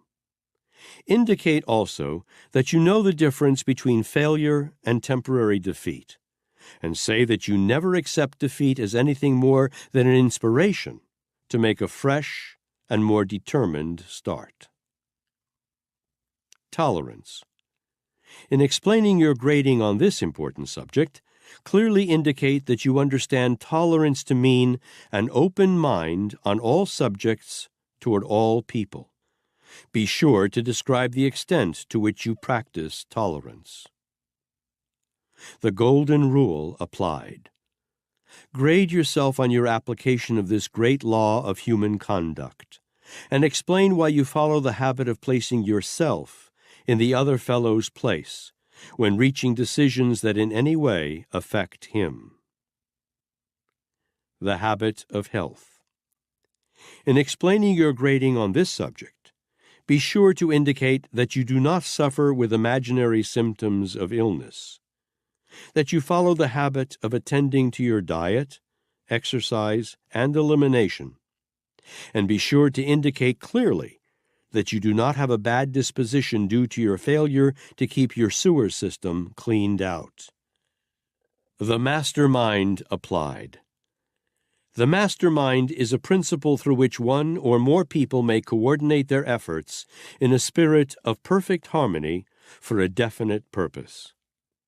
Indicate definitely that you understand the value of such coordination of effort, that you follow the habit of observing this important principle, and explain how you believe you can make use of it in connection with the position you are seeking. After you have graded yourself on the foregoing 17 principles of personal achievement, write the following letter or some modified form of it, and mail the letter to the manager of the department of the Standard Oil Company in which you are seeking a position. Mr. Walter Teagle, President, Standard Oil Company, New York City. My dear Mr. Teagle, with this letter, I am sending you an accurate statement of the reasons why I deserve the position of, with your company. And with this statement, I am sending also an accurate grading of myself on each of the 17 principles of success, together with a detailed explanation under each principle as to why the grade was given. Now, here is the condition under which I ask you to give me the position I am seeking. Let me work in the position for 1 month without compensation. At the end of the month, if I have not demonstrated beyond all question of doubt that I have the sort of material in me that any great corporation such as the Standard Oil Company would naturally be seeking, I will step aside. But before doing so, I will pay your company a reasonable sum to reimburse it for the actual cost of the supervision given to me during the month's trial. Omit this last offer if you choose. If you want the trial period to go beyond 1 month, that will be satisfactory with me. All I ask during the demonstration is that you allow me to put into my work the hours and the sort of effort I believe to be necessary to prove that I am not merely just another person seeking a job. What I am really seeking is not a job, but an opportunity to earn a place as blank in your company. Will you give me this opportunity? Very cordially, blank. Have the letter neatly typed, and also have your grading on the 17 principles of achievement and your statement of reasons why you believe yourself qualified for the position you seek typed.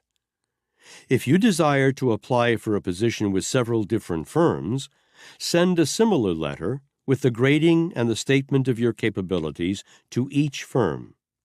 But be sure to take the time to investigate each different firm's methods of doing business, its problems, and so forth, so you will be in a position to make your application fit the job you seek.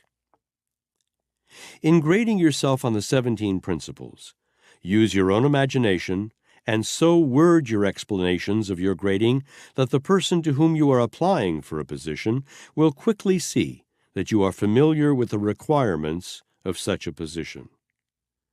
Remember, as you prepare your application for a position, that you will be practically sure to get a favorable hearing if you so word your letter and your grading that you definitely convey the impression you are willing to prove your ability before asking anyone to purchase your services. Remember also that you will not receive encouragement unless you choose some position in which a person of your personality, education, and experience is needed. Do sufficient advance investigation to convince yourself the position for which you apply really needs you. Then go after it, and sell yourself to the man who has the yes or the no over the job. Do not make the mistake of grading yourself too high on all the 17 principles. Grade yourself down on at least a few of them, and explain why your rating is not higher. I once knew a young man who applied for a position through this plan who was so lacking in modesty that he graded himself 100% on each of the 17 principles. It might have helped him had he known that not even Henry Ford could accurately grade himself that high. If you do a good job of grading yourself, and go into details to show how you arrived at your rating, you will have a marvelous sales letter that will interest the right person in your services in the grading alone. Remember as you explain each of your grades that your explanation is in fact your strongest selling argument on your behalf. The day that you mail your application, send the following telegram to the person to whom you send the application, and do not forget to prepay the message. Walter Teagle, President, Standard Oil Company, New York City. In today's mail, I am sending you an important letter that I hope your secretary will deliver to you promptly. Attach a good unmounted photograph of yourself to your letter, one that has been recently taken. Send with the letter the names and addresses of 5 references, preferably people engaged in established businesses or bankers. State your age, nationality, and schooling. If your application is properly prepared, and you select with care the firms to whom you send it, you can safely count on procuring a position if you include at least 10 different firms on your list. In other words, you will be practically sure of finding what you want by seeking it in 10 different directions. Let me emphasize that you should use your own imagination and initiative when it comes to the actual writing of the letter of application. The only thing you should not change is the policy of offering your services for 1 month or longer, strictly on trial. Everything else in the letter may be altered to suit your personality, or to make the letter fit your needs to better advantage. If you follow these instructions carefully and fail to get the results you desire, you may send the author a copy of your letter and your personal grading on the 17 Principles of Success, and he will determine wherein you have failed. Be prepared, however, to back up all you promise in your letter in the event that you are given a trial. Any lack of sincerity on your part will be quickly detected if you are given a position, and this will not help your case. I may as well tell you here and now that there always has been a place, and there always will be a place, for a man or a woman who has ability and sincerely follows the habit of rendering more service and better service than that for which he or she is paid. No matter how many business depressions may come and go, there will always be a place for the person willing to render such service. Moreover, the rendering of service in this spirit is the surest way to promotion. If you grade yourself accurately on each of the 17 principles of success, and discover after completing your grading that your percentage is too low on any of the principles, you will have made a valuable discovery about yourself which, if acted upon, will enable you to prepare yourself to bridge whatever weaknesses you may possess. This grading should prove to be a profitable checkup on yourself, and it might well turn out to be the most important turning point of your life, providing it brings you face to face with yourself and portrays your personality as it really exists. You need this self-analysis, whether you wish to use it to procure a position or not. Everyone needs such a checkup, and especially during these times when so many people are trying to get something for nothing, and thousands are killing off their initiative, self-confidence, and definiteness of purpose to go on government relief. If you are willing to throw yourself on charity and live without rendering useful service, this analysis will do you no good. It is intended only for the person who wishes to be self-determining and who truly is willing to earn whatever he demands of life. After preparing the copy for your letter of application and your personal grading on the 17 principles, if you have a feeling that your case has not been properly prepared, you may send a copy of your letter and grading to the author, and either he or one of his assistants will look over your work and offer such suggestions for its improvement as may seem to be needed. Under no circumstances, however, will the author or his assistants undertake to write the copy for these documents. You now have in your hands, in this simple plan, the finest of all possible methods of selling yourself into any position for which you are qualified. The psychology back of the plan has been tried in thousands of cases, and I have never known it to fail to produce the desired results. The spirit of the plan is far more important than the mere wording of the application. Let me emphasize this important truth. It is so seldom that any person applies for a position on this sort of basis that those who do so benefit by the law of contrast. Not one executive out of 100 would refuse to investigate the merits of a person offering to work on the basis of demonstrating his ability before trying to collect pay. Why? Do you know that some of the largest corporations in the world have regularly employed talent scouts out searching for young men and women with just such a spirit of willingness to render service as the one here described? When such a person is found, he or she is quickly employed, and the gates to quick advancement are eternally left ajar. One final word.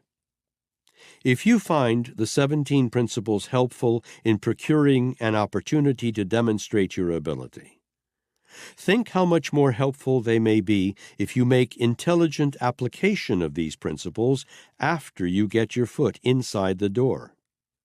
In other words, do not stop by using these universal principles of success to induce someone to give you a position, but go further and so use these principles that you can collect whatever you want or demand of life, as effectively as Henry Ford has used them. Read the grading of Henry Ford on the 17 principles as given in another chapter. Then compare yourself with Ford on each of these grades, and you may discover wherein you differ from Ford. The chances are 1,000 to 1 that the difference between you and Ford is not so much one of intelligence or education, as it is in application and use of these 17 principles of success. And the chances are equally great that you could so apply these principles in your chosen calling that you may go as far in your field as Ford has in his. There are no lazy men. What may appear to be a lazy man is only an unfortunate person who has not found the work for which he is best suited. It is well worth remembering that the customer is the most important factor in any business. If you don't think so, try to get along without him for a while.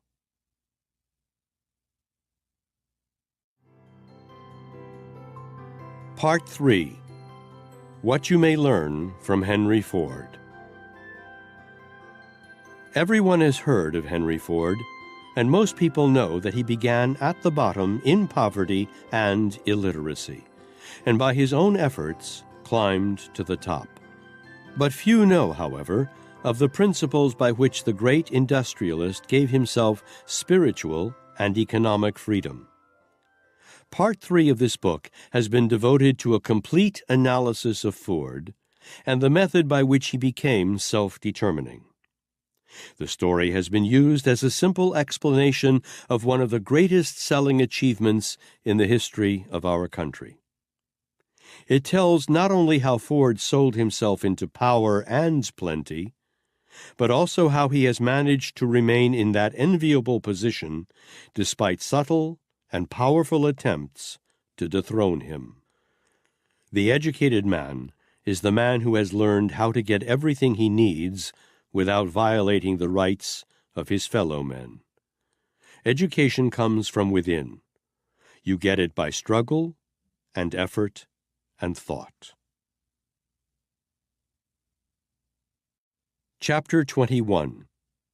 Singleness of Purpose. For more than a quarter of a century, I have watched the rise of Henry Ford from poverty to wealth and affluence.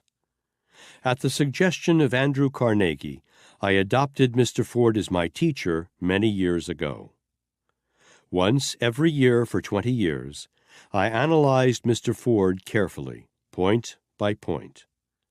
I believe I have made discoveries about him through these annual analyses that have never been mentioned by any of his biographers.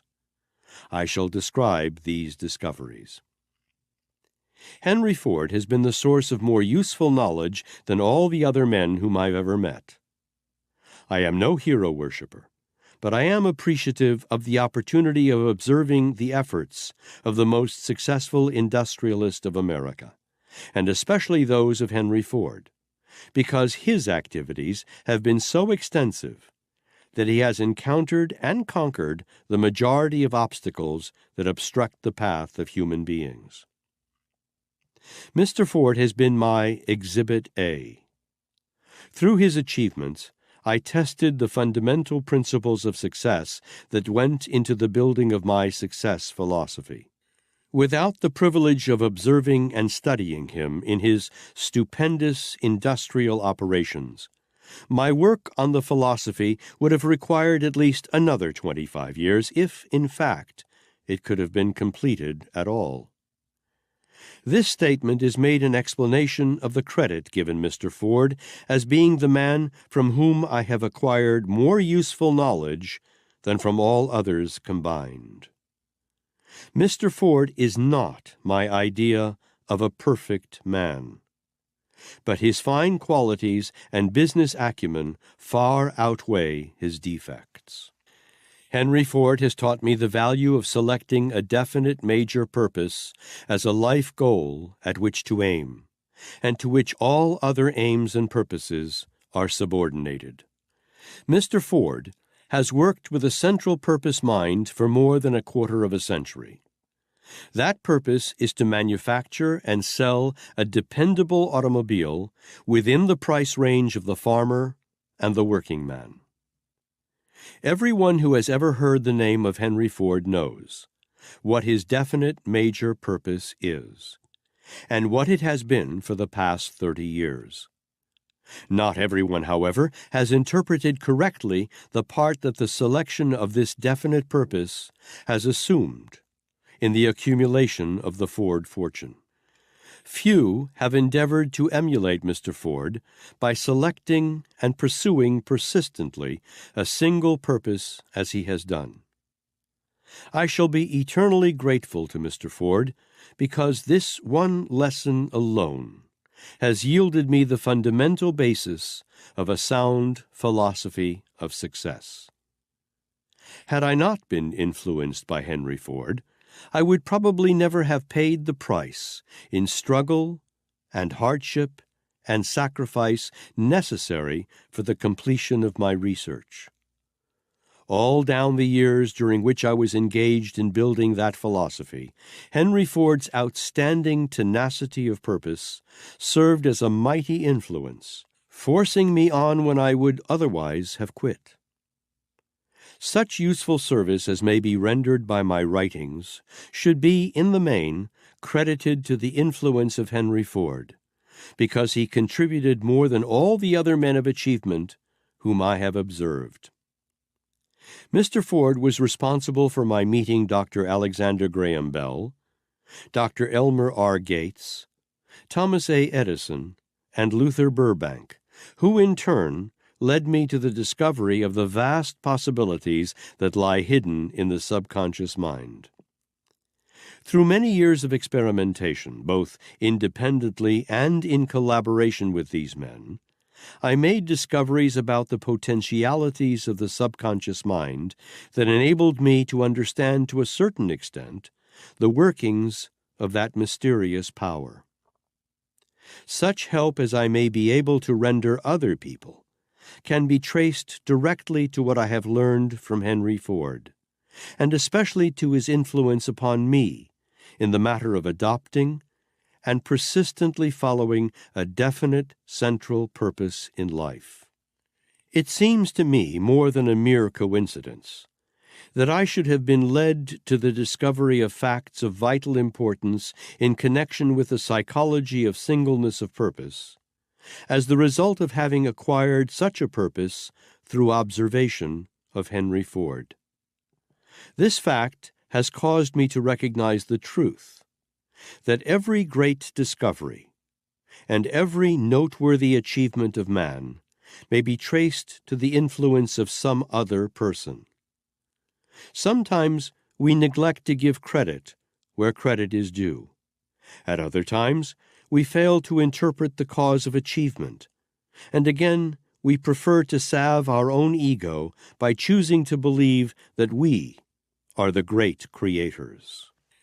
In my own case, I prefer to state frankly that whatever useful knowledge I may possess was acquired from other and more brilliant people. The psychology of a definite central purpose. As briefly as possible, I wish to describe what takes place in the mind when one adopts and follows a definite central purpose. Namely, 1.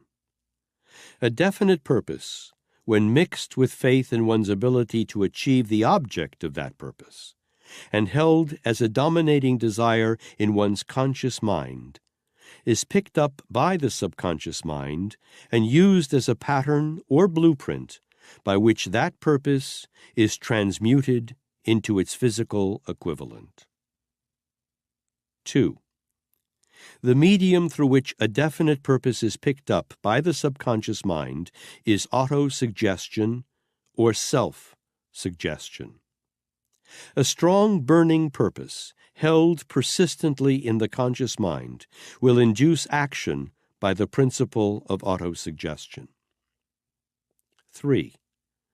The subconscious mind is the intermediary by which the thoughts of the finite mind of man are communicated to and mixed with infinite intelligence. 4. Infinite intelligence, through some strange principle that has not yet been isolated by science, has a tendency to transmute into its physical equivalent any desire that is transmitted to the subconscious mind and mixed with the emotion of faith. 5. A definite central purpose, when transmitted to the subconscious mind with the emotion of faith, is worked out or transmuted into its physical equivalent through the same principle by which prayer is realized when it is realized. 6. The subconscious mind is the medium or intermediary through which mental processes of prayer may be, and sometimes are, transmuted into their spiritual equivalent, and by infinite intelligence transmuted into their physical equivalent. 7. A definite central purpose, when mixed with faith in its attainment, is the equivalent of prayer. 8. No thought or prayer will be recognized or acted upon by the subconscious mind, except those that have been mixed with emotion or feeling. Thoughts produced through cold reason or will are not recognized or acted upon by the subconscious mind. In these 8 paragraphs have been described as briefly as possible the sum and substance of what I have learned about the working of the subconscious mind. These discoveries I owe, indirectly at least, to the influence of Henry Ford. I am convinced that Mr. Ford's stupendous achievements are due to his understanding and application of the principles I have here described. I have as evidence of this fact his own word, as well as my observations of his efforts, and the results he has obtained. Henry Ford's financial achievement has not been due to luck or accident, nor has he done anything that cannot be duplicated by any other man of reasonable intelligence through application of the same principles he has used. Biologically, Henry Ford has no advantage over any other man of average intelligence. His superior achievements have been due entirely to his knowledge and use of superior principles with which the average man is not familiar. I am convinced that no man can attain to noteworthy success in any calling without consciously or unconsciously organizing his efforts and working with definite plans toward a definite goal. Singleness of purpose is essential for the efficient organization of one's efforts. Division of attention, purpose, and effort render one's efforts fruitless and ineffective. This is where many people fall down, but don't know the reason why. The very act of definitely reaching a decision in one's own mind to attain a definite objective renders the attainment of that objective comparatively easy. A firm decision to reach a definite goal brings that goal within the range of attainment. Knowledge of this great truth has been priceless to me. That knowledge was acquired from my observation of the methods used by Henry Ford. In my observation of Mr. Ford's methods, I have not been alone. Thousands of people have made the same observation. Perhaps only a few of them have interpreted it the same way I did. My different interpretation is due to the fact that I am a student of life and of men. Most of my time has been devoted to studying effects by analyzing their causes. Thousands of people have observed that Mr. Ford has made himself fabulously wealthy. Few have looked for the underlying reason. Thirsty for knowledge, I sought and found the cause of the acquisition of that fortune. If you have tried and met with defeat, if you have planned and watched your plans as they were crushed before your eyes, just remember that the greatest men in all history were the products of courage, and courage, you know, is born in the cradle of adversity.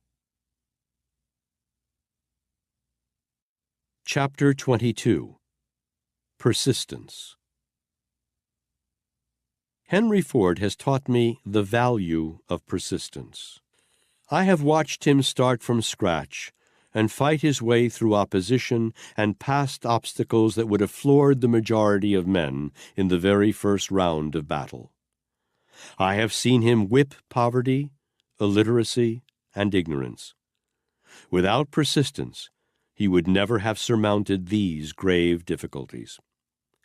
In all my observation of men who have made enviable places for themselves, I do not recall having heard of a man who planned his work and worked his plan as persistently as Henry Ford has done. His persistence is not of the ordinary brand. It is of the quality that knows no such possibility as defeat. I have never known a man who could make decisions more quickly, nor stick to decisions more persistently than Mr. Ford.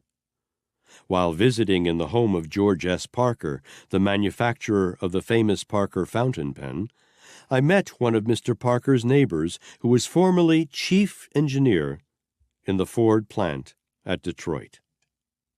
He told me of an incident that is typical of Mr. Ford's bulldog persistence. The engineering staff drew up and reduced to blueprints elaborate plans for improving the rear axle construction of the original Model T car.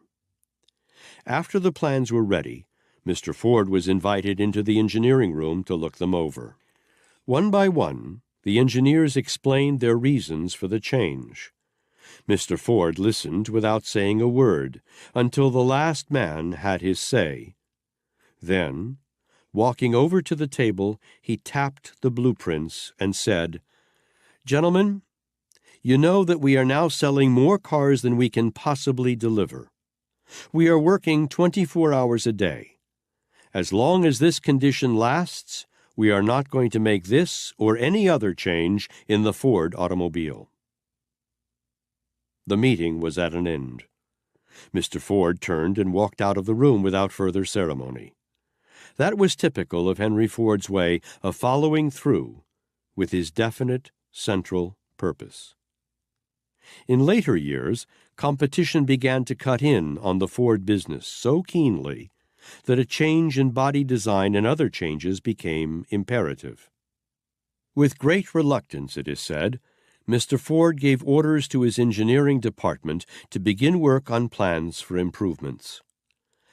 Out of those plans grew the Model A, which was the first car Ford built that had any semblance of beauty.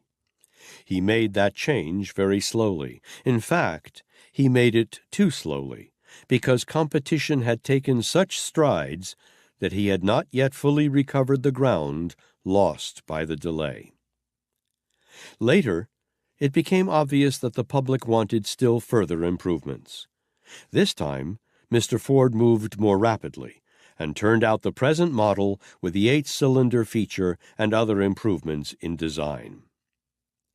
When Henry Ford changes his plans, he usually does so with great deliberation. It is a part of his nature to work his plans with such persistence that they succeed, even though more practical plans might be devised. Mr. Ford is not the type of man who yields to opposition, nor is he easily moved by criticism. Persistence, to the degree that he carries it, may be a fault, but too little or no persistence is a far graver fault.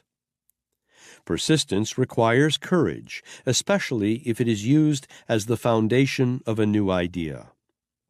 Most people do not accept new ideas quickly. Moreover, most people discourage men who undertake to create anything new. Without persistence, the average man is apt to yield to criticism and quit before his plans have been matured. In 1908, I watched the Wright brothers through 3 days of tenacious effort to get an airplane off the ground. They finally got it into the air. It circled around 2 or 3 times and came down with a crash. An old man, who was sitting on the running board of my car, emptied his mouth of tobacco juice, looked up at me and said, "It is just as I expected. If God Almighty had intended for man to fly, he would have given him wings. They'll never make them there things fly." The old boy saw nothing but failure for the airplane. I saw only temporary defeat. Even at that early date, observation of Henry Ford's persistence had profited me. The majority of the people of the United States criticized Theodore Roosevelt when he began the Panama Canal program. General opinion held that it was a fool's mission. It was pointed out that 2 unsuccessful attempts had been made to build the canal, and the prophecy was that the United States government would waste a lot of money and the venture would end in failure. Under the able direction of General Goethals, the plans for the Panama Canal were carried through with persistence. The investment proved to be one of the best ever made by this country. The bankers of America criticized the late Woodrow Wilson when he asked Congress to pass the Federal Reserve Banking Act. They prophesied catastrophe for the banking business if the bill passed, and fought it to a standstill. Now, only a few years later, the service that this system has rendered the banking fraternity has proved itself invaluable. Wilson's persistence proved to be worth more than the bankers' skepticism. Persistence is one of the attributes of great leadership. Without it, enduring leadership is impossible. Persistence is enduring and stubborn. The persistent man with a poor plan stands a better chance of winning than the man with a perfect plan who hesitates and wavers in carrying it out. Persistence is one of Ford's most prominent qualities. He applies it almost to the point of obstinacy. And because of this quality of persistence, Ford recognizes temporary defeat, but does not accept it as failure. All men who have the quality of persistence have also the advantage of being able to distinguish the difference between temporary defeat and failure. They know that temporary defeat can be made to serve as a stepping stone to a higher rung on the ladder of achievement. Men who lack persistence have not this knowledge. They quit at the slightest provocation, even before reaching the stage of temporary defeat. Chapter 23. Faith. Henry Ford has taught me the value of faith. Without faith, one is apt to be lacking also in persistence. Faith is the very foundation of persistence. What is faith? Faith is a state of mind that enables one to visualize one's central purpose or one's minor plans and purposes as achieved, even before beginning their pursuit. Faith is a state of mind that can be induced through intensity of desire, backed by persistent suggestion to the subconscious mind that the object of that desire shall become fully realized and attained. Faith begins to take the place of doubt when one recognizes the existence and availability of infinite intelligence. Faith multiplies itself through use. The more one relies upon it, the more pronounced it becomes. Faith is nature's elixir, through the use of which nature enables man to transmute the impulse of thought into a skyscraper of riches or a hovel of poverty. Through his demonstration of faith, Henry Ford has taught me to work with whatever tools were at hand, and not to wait until the time is right before beginning to translate my desires into their physical equivalent. I have discovered that the right time, in the fullest and most literal sense of the term, never comes to any person. If we wait until all conditions are just right before beginning to translate our central purpose into concrete form, we will never begin. The time to start is now. Analysis of Mr. Ford shows that he believes in and practices the habit of starting where he stands. During the early days of his experience in the automobile industry, he was forced to follow this habit. The time was not just right when he began to experiment with his horseless buggy contraption, but he went ahead with it anyway. In fact, he followed the habit so literally that it once cost him his position while he was working during the day and experimenting with his automobile at night. Mr. Ford was cramped for money during the early days of his career, but he substituted faith for money, and miracle of miracles, he discovered that the substitute worked. During the early days of my experience, my path was beset by enemies who tried, with enduring persistence, to undermine my reputation and destroy my chances of completing and taking to the world my success philosophy. I discovered, as the result of the influence of Mr. Ford, that persistence is no match for faith. I went ahead with my labor, looking neither to the right nor the left, never stopping to reply to my critics nor to explain to my friends, relying entirely upon my faith and the soundness of my plan to take the place of explanations.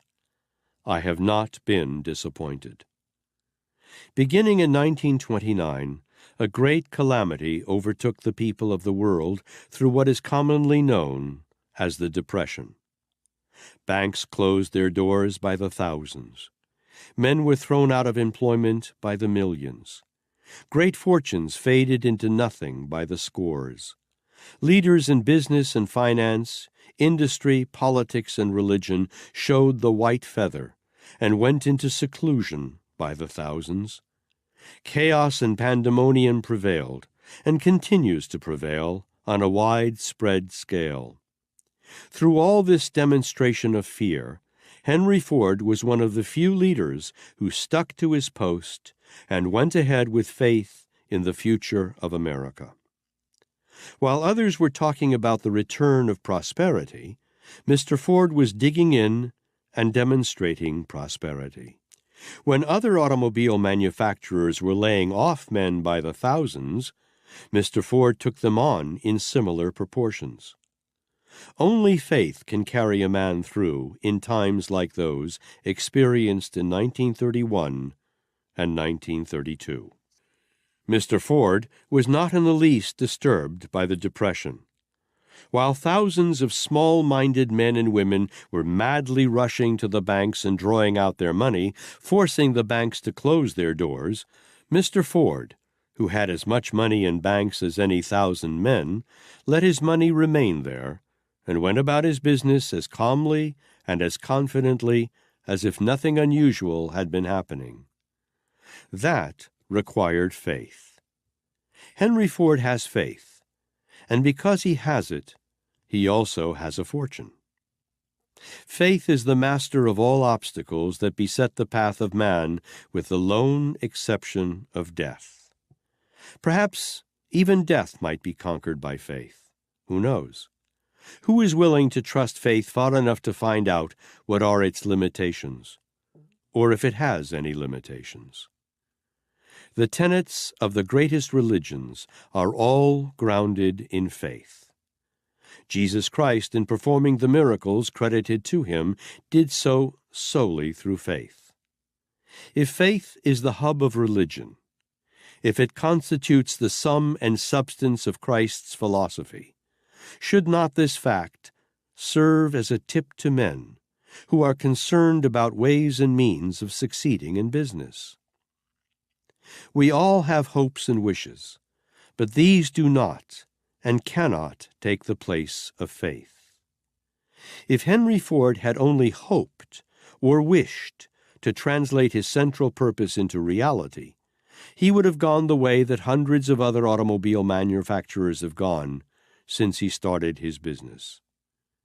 He has succeeded in the face of more obstacles and opposition than the average man has ever known, because he has had faith. Every year, some wiseacre predicts that Ford will overstep himself, that Wall Street will take his business from him. Meanwhile, Ford continues to follow his own course and build new plans. Mr. Ford knows, and knows that he knows, that his faith will carry him through any business emergency with which he may meet. Consequently, he rides on the waves of emergency instead of being submerged by them. The intelligentsia belittle Henry Ford because he is not educated. Few, if any of them, have accumulated $1 billion. Ford knows how to get whatever he wants of a monetary or material nature, or its equivalent, without violating the rights of others. That is more education than that of which 99% of the people of the world can boast.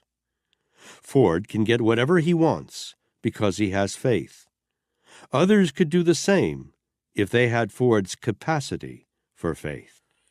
An educated person is one who knows how to get everything he wants without violating the rights of others. What more than this could a man with 6 degrees after his name accomplish? No one who knows Mr. Ford will question the statement that he is well qualified to acquire every material thing he wants.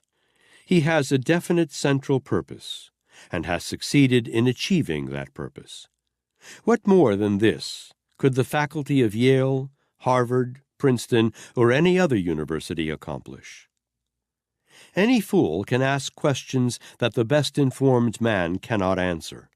But no fool can whip poverty and illiteracy and ignorance and accumulate a fortune of $1 billion by rendering useful service. Mr. Ford is a man of education. He has learned by meditation, thought, and experimentation that man has no limitations within reason beyond those he sets up in his own mind. Mr. Ford has achieved more than most men because he has removed the limitations by which most men permit their minds to be bound. Henry Ford was reared on a farm. He laid the foundation for his abiding faith by observing the orderly, organized fashion in which nature moves. Looking up into the sky, he saw the millions of stars and planets moving in space with order and precision. He gathered from what he saw the conclusion that nature works always with a purpose, producing from the soil everything that a man needs, and that the production is abundant and efficient. When the Depression got underway, Mr. Ford observed, as any other man who thinks might have done, that there was no depression in the realm of nature. He saw the same sun shining down on the earth, warming the roots of the grass, and causing the seed in the ground to germinate. He saw that nature went ahead with her business in 1930 and 1931, precisely as she had done prior to the Wall Street crash. From these observations, Mr. Ford deduced the fact that business depressions are man-made. From past experience, he knew that whatever man makes, he can unmake. Because he saw and believed, Henry Ford went right ahead with his business, knowing that the storm of the Depression would pass, and that harmony would come out of the chaos when men had regained their sense of balance. And we all know that he guessed right. It is impossible to defeat the man who has an abiding faith. If one plan fails, he will create another to take its place, knowing that it was only the plan that had failed. The man who has this faith is educated, no matter if he ever saw the inside of a schoolhouse. Henry Ford knows, as few men know, that all success is based upon confidence and faith. He also knows that the prolonged business depression grew out of man's loss of these two prerequisites of success. Those who criticize Henry Ford might well spend their time studying and emulating him instead, despite the fact that he has many shortcomings. There was a time when I, like others, was inclined to criticize him. Now I am trying in my humble way to apply to my calling some of the principles that have made Henry Ford one of the most conspicuous figures in the entire history of American industry. Of all the men who have accumulated great fortunes in America, I know of none from whose record of achievement one may learn more than from Ford. To me, he is one of the two most interesting men in the world, the other being Mahatma Gandhi, the East Indian patriot. Incidentally, Mr. Ford and the Mahatma have many qualities in common, among them abiding faith. Through his great capacity for faith, Gandhi has induced over 200 million people to coordinate their minds in a spirit of enduring harmony. That is an achievement the world has never before seen. Faith is a rare quality. All who have it are worthy of study and emulation. More than once during his career, Mr. Ford has had to match talents with men who represented combined power through wealth. Every time, he has come out on top. His faith has always proved to be stronger than other men's cunning. Some of the Wall Street bankers have had occasion to remember this from their experience with Mr. Ford. He has held his own, despite the efforts of shrewd men to rob him of his business, because he had faith in his ability to do so. Henry Ford has met with defeat many times, but always he has armed himself with the knowledge gained by defeat. Out of that knowledge, he has constructed a bulwark of self-defense, which, so far, no man or group of men has been able to penetrate. Any man may become great by doing the commonplace things of life, in a great spirit, with a genuine desire to be of helpful service to others, regardless of his calling.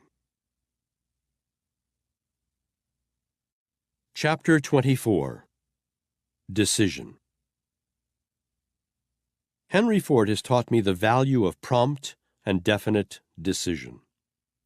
By comparing his methods with those of other men, I have observed that men who are slow to reach decisions and quick to modify them if and when they are made, seldom achieve noteworthy success in any calling. I have learned from Mr. Ford's methods this axiom: when in doubt, do something, even if it is no more than to walk around the block and think what to do. Inspired by the stupendous activities of Henry Ford, I have learned that indecision is one of the major causes of much of the misery that people experience. That indecision leads to disappointment and self-imposed punishment which one experiences from no other cause. Indecision in the time of emergency destroys whatever capacity one may possess for leadership. Shortly after the Depression began, I saw signs of indecision among leaders in practically every business and profession. Men who under normal circumstances would act quickly and definitely pulled the covers over their heads and quaked, doing nothing. They apparently adopted as their motto, "When in doubt, do nothing." The man who reaches decisions quickly probably makes more mistakes than the man who reaches them slowly. He certainly makes more mistakes than the man who never reaches a decision. Let it be remembered in his behalf, however, that the man of quick and definite decision can make mistakes in 9 out of every 10 decisions and still accomplish immeasurably greater results in the 10th decision than the man who either reaches no decision or permits others to decide for him. What is a decision? It is a completed thought. Men of decision are of necessity men who think. The act of reaching a decision involves the pleasure of accurate thought, a process of which the majority of people are wholly ignorant. One of the strangest discoveries I have made about people is the extent to which people will go to avoid reaching decisions for themselves. Most people will work much harder to avoid thinking than they would have to work by thinking. The man who understands how to reach decisions intelligently is not only the master of his own destiny, but he may also control the destinies of many others. Let us therefore analyze the principle through which decisions may be reached intelligently. Namely, 1. Before reaching a decision, be sure you have at hand all the facts available in connection with or affecting that decision. 2. Learn to distinguish the difference between facts and mere hearsay, even though some effort may be required to separate the two. 3. Learn to make a distinction between important and unimportant facts. 4. When it is impossible to avail yourself of all the facts you need in making a decision, use your past experience and your common sense, and supply theory for the missing facts. All decisions reached in this way should be made with mental reservations, and should be subject to immediate change if later it is discovered that the assumed facts were not correct. These 4 simple rules will, if followed as a habit, be helpful not only in reaching decisions promptly, but in reaching them intelligently as well. Decisions based upon guesswork, when facts are obtainable, are inexcusable. Henry Ford does practically no guesswork deciding. The same might be said of any man who thinks for himself. Opinions are the most plentiful and the cheapest thing on earth. Everyone has a flock of them. Moreover, practically everyone gives them away freely. No one has a right to an opinion on any subject unless that opinion has been reached by careful thought and analysis of facts, or that which one believes to be facts. Most opinions are worth just what is asked for them by those who give them out. Nothing. Every normal person has been endowed by nature with the power of reason. The reasoning faculty provides man with the capacity to separate facts from fiction. In the majority of men, this faculty becomes practically atrophied through disuse. In Henry Ford, it has developed and grown strong and accurate through use. Some readers will want to remind me of some of Mr. Ford's inaccurate decisions. Practically all who read this book will probably want to call my attention to his attack on the Jews and his famous peace ship journey during the World War. A few will be inclined to ask, "What have you to say about these decisions?" I have a lot to say about them. In fact, I have more than space will permit me to say. In the first place, Mr. Ford's attacks on the Jews proves that he is one of those men who has the courage and the sense of fairness to reverse decisions that have been found to be unsound. There is no guarantee of good judgment in every decision.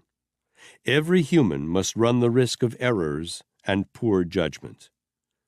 So far as the peace ship decision is concerned, I am not so sure that it was as weak as some believe it to have been. It did not bring the boys out of the trenches by Christmas, as it was intended to do, but it probably had the effect of causing millions of people to stop, think, and wonder what the war was all about. And if it did this, it was more than justified. Perhaps that was all Mr. Ford really intended to do. Suppose both of these decisions were weak and ill-advised. What of it? 2 weak decisions out of the thousands of decisions a man of Mr. Ford's achievements must have made is not a bad record, is it? Henry Ford is not infallible. No man is. We all make mistakes.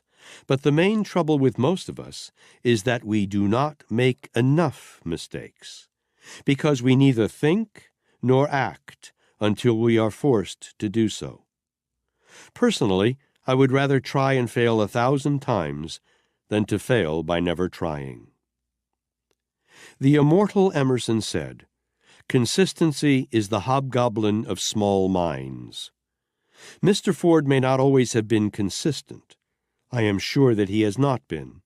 But he has whipped poverty and accumulated a fortune without violating the rights of others. In addition, he has made some huge fortunes for those associated with him, and employed at top wages hundreds of thousands of men. These are facts, and they are the soundest evidence that Henry Ford is an accurate thinker. Sound thinkers are always men of decision. Chapter 25. Sportsmanship. Henry Ford has taught me the value of good sportsmanship. For over a quarter of a century, I have watched Mr. Ford master fear of criticism by accepting defeat as graciously as he accepted success. I have never heard of his striking back at his enemies or complaining in any way about their conduct toward him. In his disagreement with the Dodge brothers, he extricated himself from an embarrassing business situation with the least possible damage to his foes. If he ever gave out any press interviews about that transaction, I have never heard of it. Many men went into Ford Enterprise during its infancy, either by investing a few $1,000s or their personal services, or both, and came out later with huge fortunes. Mr. Ford did not try to stop them from leaving when they were ready, nor did he try to stop them from taking out of the business wealth far out of proportion to anything that they put into it. From the start of the business, Henry Ford has shown himself to be a real sportsman, remarks about his cold-bloodedness notwithstanding. Sometimes I hear some former Ford agent or salesman or employee speaking about Mr. Ford's ruthlessness toward his men. So far as I have been able to obtain the facts, his ruthlessness has consisted of his having worked out ways and means of making men become efficient, despite themselves. I am sure that before the saturation point was reached in the automobile industry about 1930, Mr. Ford kept his distributors stepping faster than some of them wanted to move. Perhaps many of them needed this sort of discipline, as in fact most of us do. In fairness to Mr. Ford, it should be remembered that competition in his class of automobile became very keen about the time the Chevrolet attained its peak of distribution. Mr. Ford knew that increased activity on the part of his distributors was necessary to meet this competition. It should also be remembered that any plan Mr. Ford inaugurated to step up his distributors helped them as much or more than it did him. Obviously, the more cars he forced them to sell, the more profits they made.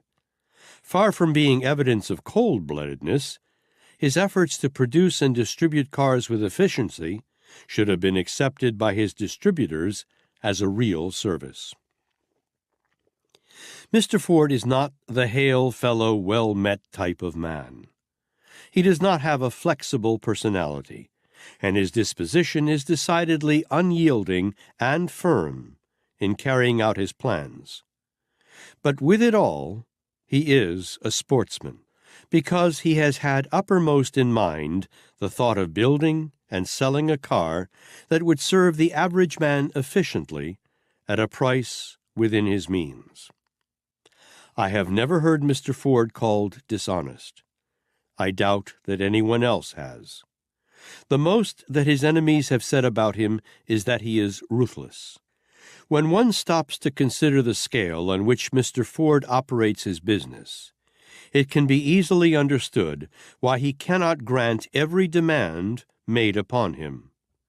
Efficiency presupposes a definite business policy and definite plans for carrying out that policy. Mr. Ford has always operated under such a policy and plan. Had he not done so, he would not have been the success he is today. At almost the very outset of his business career, Henry Ford saw, as but few others have seen, the stupid inefficiency of men who manufacture and sell merchandise. He made up his mind not to become a victim of this sort of stupidity. He realized that he was operating in the midst of a machine age in which the law of the survival of the fittest had to prevail. He knew, of course, that fitness meant efficiency of every man, and with remarkable success he created plans through which that fitness was obtained. None of the elements of good sportsmanship are lacking in such a policy. When a firm carries 150,000 on its payrolls, and its purchase of raw materials run into the millions of dollars annually, either efficiency must be obtained, or failure will soon overtake the business. Many men who were considered better sportsmen than Mr. Ford did not survive the Depression. From this I feel safe in drawing the conclusion that there is a certain laxity that sometimes passes for good sportsmanship, which is, in reality, inefficiency. Mr. Ford has always paid the top scale in wages. On the other hand, he has managed to get value in services. There is nothing unsportsmanlike about that, unless I have totally misjudged the meaning of the word. Professional charity workers have been heard to berate Mr. Ford on the ground that he would not give to charity. I suspect that an element of selfishness entered into such complaints. A man who gives profitable and regular employment to as many thousands of men as Henry Ford has done, at wages and under working conditions superior to the average, is doing directly and efficiently what professional charity workers are trying to do through direct gifts. Mr. Ford believes that the best form of charity is not to destroy a man's self-respect by giving him something, but to place a man in the path of opportunity, to be self-determining through his own labor. That, in my opinion, is the most practical form of charity. It is also good sportsmanship. As a matter of fact, Mr. Ford has become fabulously rich by helping other men to earn and to accumulate more through his methods of efficiency than they could possibly have earned or accumulated without his aid. His efficiency has, in turn, become the efficiency of those who profit by distributing his automobile or working in his factories. In all this talk about Henry Ford's ruthlessness, I suspect that envy has had its part. It is the nature of man to envy and to express his envy toward the man who succeeds. I believe the business world has reached the stage at which it must and will pattern after Henry Ford in many respects, rather than criticize his methods. The successful business of the future is going to be managed in a manner similar to Henry Ford's policy of giving the consuming public the utmost possible for its money. To do this, the merchant and the manufacturer must eliminate waste and the high costs of poor management. Not only business and industry can learn from Henry Ford. Educators might profit by observing his methods. His business policy could, if applied to education, shorten the years now spent in schoolrooms in the study of abstract subjects that are of no practical value to the student. Politicians also might well afford to study and to apply the Ford methods of efficiency. It has been said, and I believe conservatively, that Henry Ford could run the United States government at a saving of no less than $500 million a year if he could be given a free hand. If he were the manager of the exchequer, I have no doubt he might cut out at least half of the red tape and the overlapping and sometimes totally unnecessary positions. Of course, those on whose toes he stepped would put up a howl, but it is safe to say that no complaints would be heard from the taxpayers who support the government. When you hear someone berating Henry Ford for lack of sportsmanship, make careful inquiry into the complaint.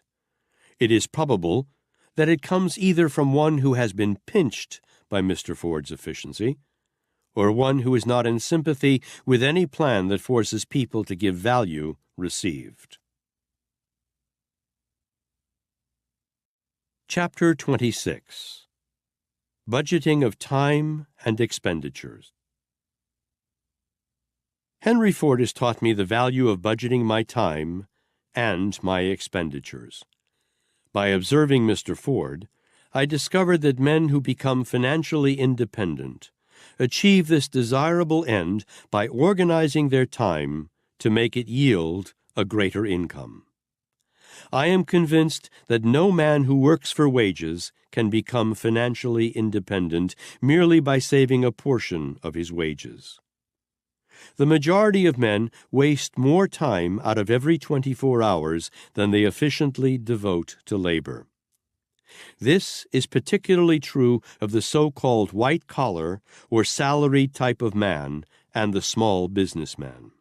Since the close of the World War, the waste of time upon the part of men in these two classes has been stupendous.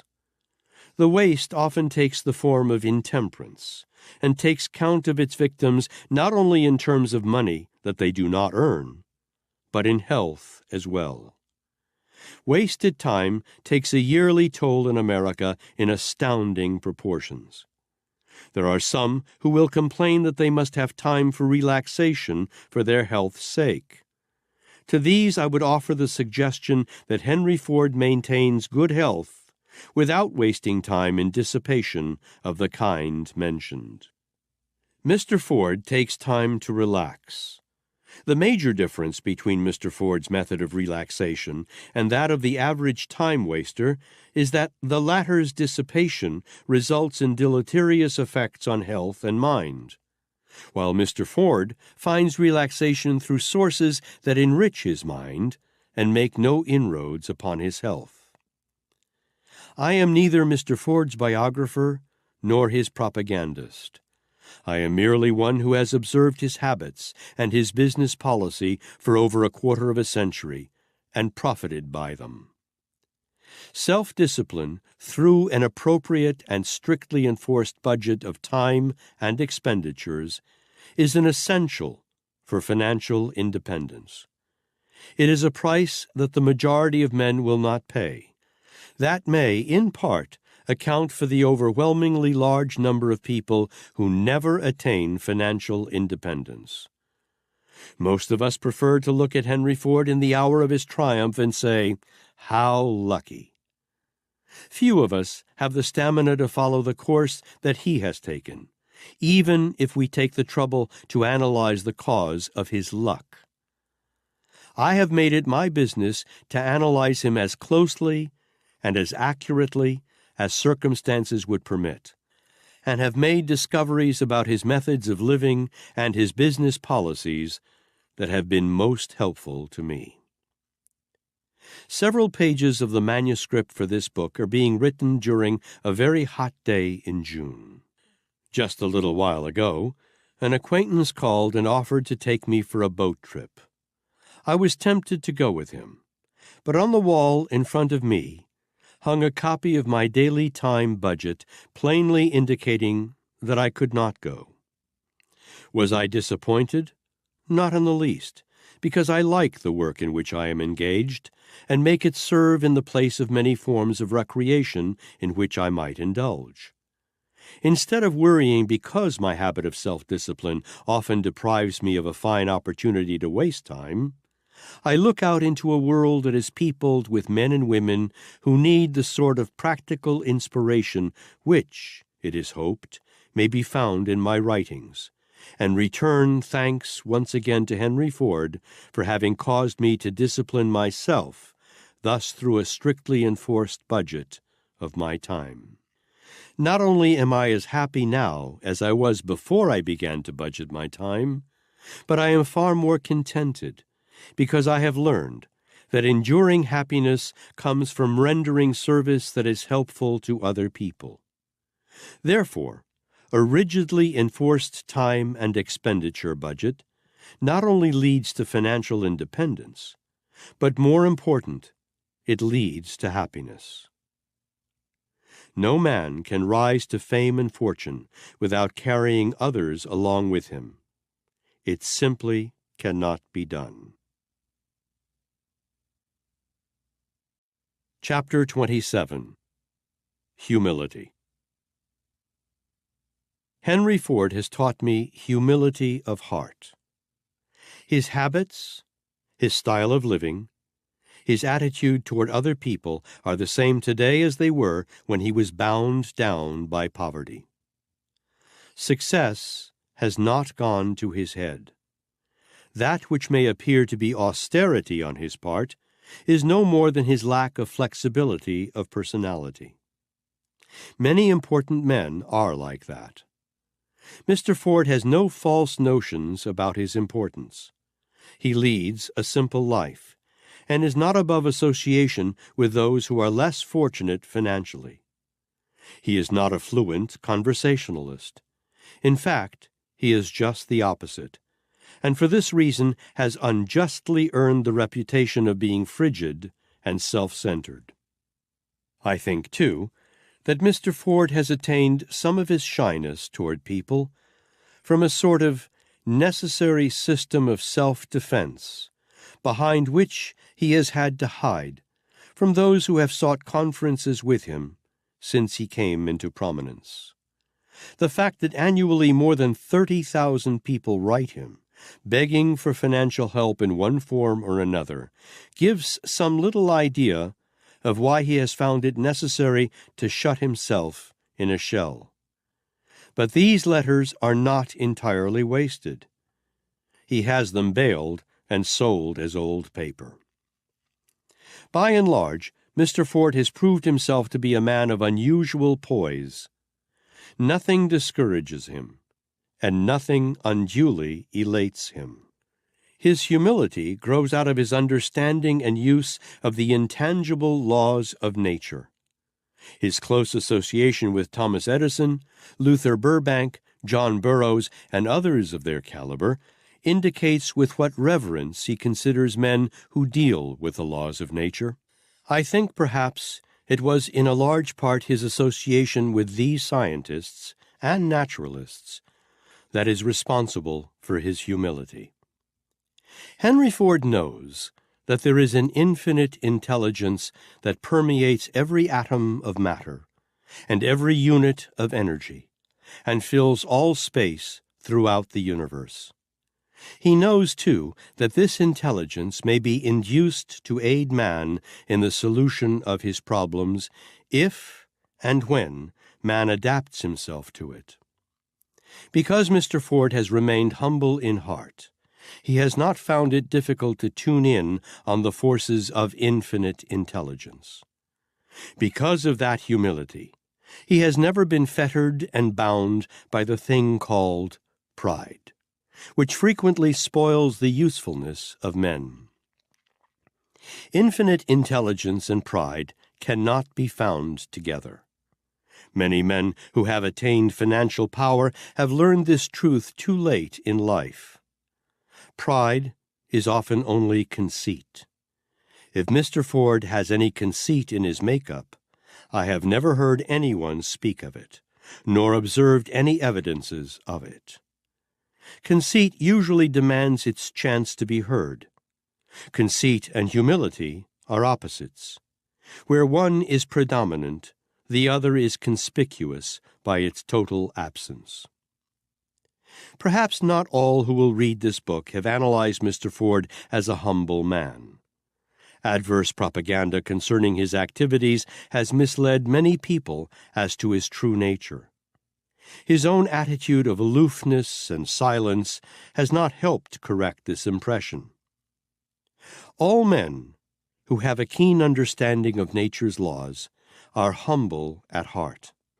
I had the privilege of knowing the habits and tendencies of John Burroughs and Thomas Edison even better than I knew those of Mr. Ford.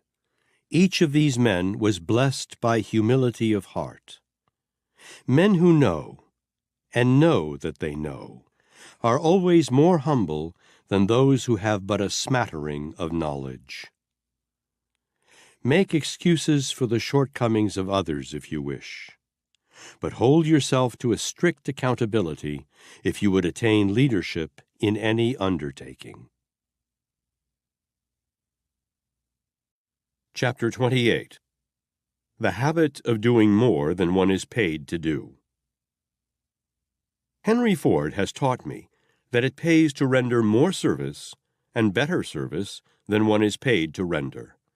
I have learned this great truth from others as well as from Mr. Ford, but he has proved its soundness in more different ways than any other person whom I've had the privilege of observing. Moreover, Mr. Ford has proved that this principle may be applied by an employer in his dealings with his employees just as effectively and profitably as it can be applied by an individual who works for an employer. Mr. Ford's first serious major disagreement with his business associates grew out of their lack of understanding of this principle. Back in the early days of his career, before the famous Model T made its appearance, some of Mr. Ford's associates wanted him to build a much larger and more expensive type of car, pointing out to him what they believed to be the advantage of a larger car in bigger profits per car. Mr. Ford saw the situation from an entirely different viewpoint. His notion was then, and has remained so ever since, that the utmost value should go into a small car that could be sold at the lowest possible price. On that policy he has built the Ford reputation and the Ford fortune. When other automobile manufacturers raise the price of their cars, Mr. Ford lowers the price of his. When other employers lower wages, Mr. Ford usually raises them. His business policy is about as perfect a contradiction of that of other businessmen as one could find. The soundness of his policy can be measured by the degree of success he has enjoyed under its application. In analyzing financial reports on the automobile industry, I have noticed that most of them contain a notice at the bottom to the effect that the above report is exclusive of the Ford operations. It would be hard indeed to make up any sort of financial report in which would be included the operations of Mr. Ford. His method of doing business is entirely different from that of other industrialists. He is the proverbial exception to the rule in practically every walk of life. Mr. Ford is unorthodox and original in his business methods. He refuses to follow, parrot-like, any method upon which he can improve. I have observed a few other men who, like Henry Ford, followed the habit of rendering more and better service than they are paid to render. Every one of them is successful to a noteworthy degree. Also, every one of them is free from the orthodoxy of business procedure, having found newer and better ways of doing business than others in their lines. The late William Wrigley, Jr. was one of those who made this policy yield him a handsome fortune. The late E.M. Statler followed the same principle profitably in his management of the Statler hotels. Mr. Ford takes the attitude that if a man does no more than he is paid to do, he has no valid ground upon which to seek promotion or more pay. Moreover, if a man does no more than he is paid to do, he is obviously paid for all he does. He proves that he believes in the principle of rendering more and better service than one is paid to render by practicing it in his relationship with his own men and in his dealings with the public. All over the world, big businessmen and little businessmen alike view the Ford achievements with surprise, wondering how he did it. They know that he began in poverty. They know that he was handicapped by lack of schooling. They know he had insufficient capital during the early part of his career when he most needed it. Despite these handicaps, they have seen him master obstacles that floor most men and rise to stupendous heights of financial achievement. They envy his success without realizing that his success has been the result of strict adherence to principles that would work just as well for others. Moreover, the principles upon which Mr. Ford's fortune has been built are comparatively simple and easy of application. Perhaps this may explain why so few people have adopted the Ford method of doing business. His methods are simple and unorthodox. Most men are afraid to try a new idea. Mr. Ford goes out of his way to discover new ideas. Already he has learned that most of the business methods used by American business are obsolete and inefficient. The late Elbert H. Gary once told me that the United States Steel Corporation spent several $1 million annually trying to eliminate friction and disagreement among the members of its staff. Mr. Ford has found through new methods how to reduce friction among his men to a minimum. He has proved that his methods are sound because they work. Everyone, in fact, who knows anything about the Ford operations knows that his methods work. His most severe critics claim that his business efficiency methods work too well. They claim that he kills individuality in men by his efficiency methods. I doubt this.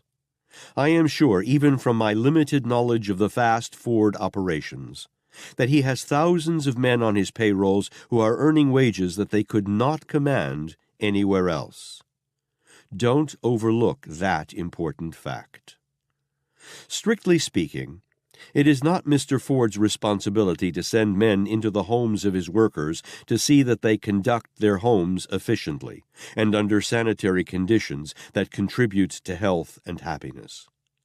Following his habit of going the extra mile and rendering more service than he is paid to render, he does, however, maintain supervision over the homes of many of his employees, with the result that they are worth more to him and more to themselves. Other employers take the attitude that their workers' homes are no concern of theirs, with the result that those homes in many cases are not fit places for human beings. Some people are so indifferent or slovenly in their personal habits that they require some form of outside control for their own good. Where such discipline seems necessary among the Ford employees, they get it. There is nothing impractical or idealistic about this. It is simply a part of the Ford policy of making his men worth more to him and to themselves. Henry Ford is an exceedingly practical man. He knows men, and he knows life. He applies his knowledge in a way that is advantageous to himself and to his men. I can see nothing about this to justify criticism. On the contrary, there is much to justify his action. I have watched the Ford policy and the Ford methods for over a quarter of a century, and I have yet to observe the first incident in which Mr. Ford inaugurated any policy that affected unfairly either his own men or the public he serves. No matter how radical or unorthodox his methods may be, upon close and unbiased analysis, they will prove clearly that he has uppermost in his mind the rendering of better service. Some automobile manufacturers literally rob their patrons in connection with the sale of automobile parts and on repair work. Ford was the first to establish a new precedent that guarantees every Ford owner uniform service at a reasonable, uniform price. More than one Ford dealer has lost his franchise for trying to gouge the owner on service and parts. These are facts that I fear the public at large has not understood. Many a business concern could well take note of this particular principle. Analyze any part of the Ford business policy, and you will find it based upon this habit of giving the public the utmost service for the least possible cost. Moreover, this policy was inaugurated at the very outset of Mr. Ford's career. Failure to sympathize with it has cost more than one Ford sales manager and executive his position. Mr. Ford has succeeded because he has deserved to succeed. Many of those who fail in business do so because they deserve to fail. Of course, those who fail are not expected to admit this truth. Most of them look everywhere for the cause of their failure except the one place where it is to be found, in themselves. There is nothing mysterious or miraculous about the Ford success. Henry Ford will tell you so if you ask him. He does not attribute his success to superior brains, and certainly not to superior advantages. He knows that his success is attributable to the application of definite, sound principles that will work as successfully for one person as for another. It has always been astounding to me to observe how few people profit by Mr. Ford's example. Automobile manufacturers have come and gone by the score since Mr. Ford started his business. Their failure, for the most part, has been due to their indifference and lack of observation of the Ford policy. Once in a great while, some man with imagination and the power to analyze the Ford policy adopts it in some other line of business and rides to success. One of these was Mr. Whalen, who founded the United Cigar Stores. Another was the founder of the Atlantic and Pacific Tea Company. John D. Rockefeller Sr. discovered and applied the Ford policy long before Mr. Ford's rise to to fame and fortune. The Standard Oil Company is a leader in its field, despite powerful competition. Its business policy is the nearest approach to the Ford policy that I can call to mind at the moment. The Standard Oil Company set all of the other oil companies a merry pace in the matter of rendering more and better service than the customer expected, evidence of which may be found at any standard gas station. Marshall Field and John Wanamaker built two of the greatest retail merchandise establishments in America by applying the Ford policy of rendering more service and better service than the customer was in the habit of receiving elsewhere. There is no patent right on the policy. Anyone may use it. Fortunate is the person who has learned that the most certain way to get is to first give through some sort of useful service. I try to practice, as well as preach, the principle of rendering more service and better service than I am paid to render. Preaching is cheap. Many people have a decalogue of principles that are preached more than they are practiced. It is my policy to follow the principles that I have learned from Mr. Ford, because I have observed that they have served him advantageously. We are entering an age favorable to all who follow the habit of rendering more service than is expected. In fact, this is an age that demands that kind of service. In the future, those who are unwilling to render such service or are indifferent about it will have the unhappy experience of seeing their opportunities taken over by their more progressive competitors. The small independent merchant is rapidly becoming only a memory. He is being crowded out by men whose greater imagination has foreseen this stupendous change that is taking place in the demand for greater service, and who have organized themselves to deliver that sort of service. The man who renders more service and better service than he is paid to render is repaid in proportion. Some men are successful as long as someone else stands back of them and encourages them, and some men are successful in spite of hell. Take your choice. Chapter 29. Ford, the Master Salesman. Henry Ford has taught me the principles of master salesmanship. Within the short period of 30 years, I have seen Mr. Ford belt the earth with the product of his definite central purpose. No one but a master salesman could have accomplished this astounding result. Salesmanship consists very largely in knowing and in showing the prospective buyer the real merits of the goods or services you are trying to sell. I am convinced that men who achieve noteworthy success in any calling must become master salesmen. This conclusion has been reached not only by observing Henry Ford, but by analyzing other men who have accumulated great fortunes. The qualities that make Henry Ford a master salesman. I am convinced that Henry Ford has no more brains than the majority of men. I am equally convinced that his success has been due to more efficient use of his brains. I feel certain that I know no less than 100 men who, had they followed the principles employed by Mr. Ford, could have equaled or even excelled his financial achievement. Let us examine these principles through which Mr. Ford has accumulated a billion-dollar fortune. Henry Ford's rating on the fundamental principles of success. 1. A definite chief aim. Score 100%. Men who have aspired to mastery in selling always work with definite quotas toward definite goals.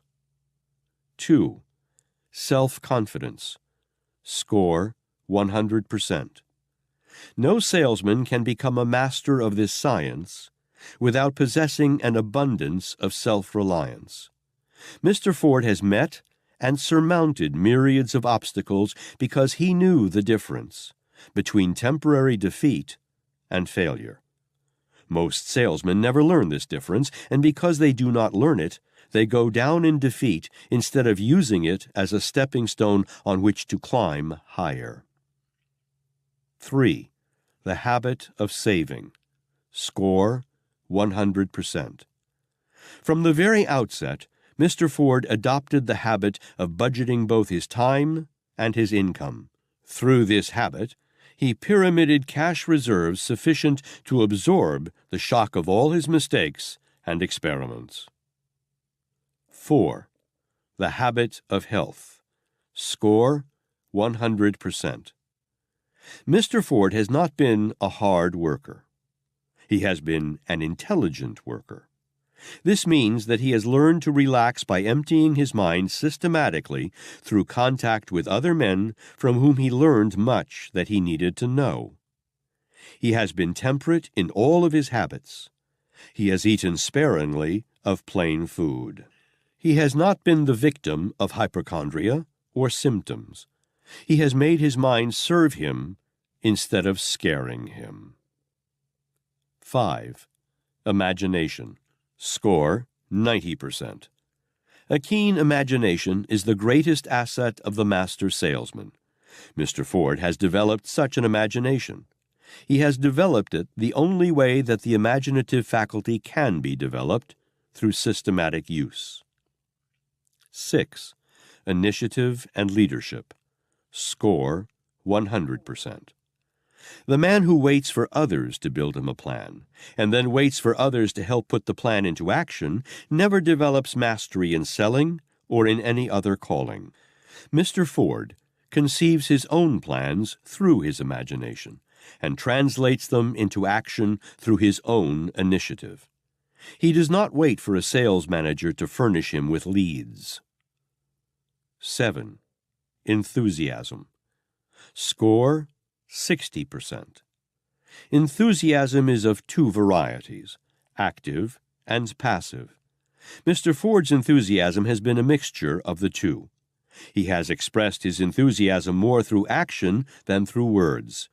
His has been the type of enthusiasm that kept his imagination at work when it was not obvious, because of his silence to outsiders.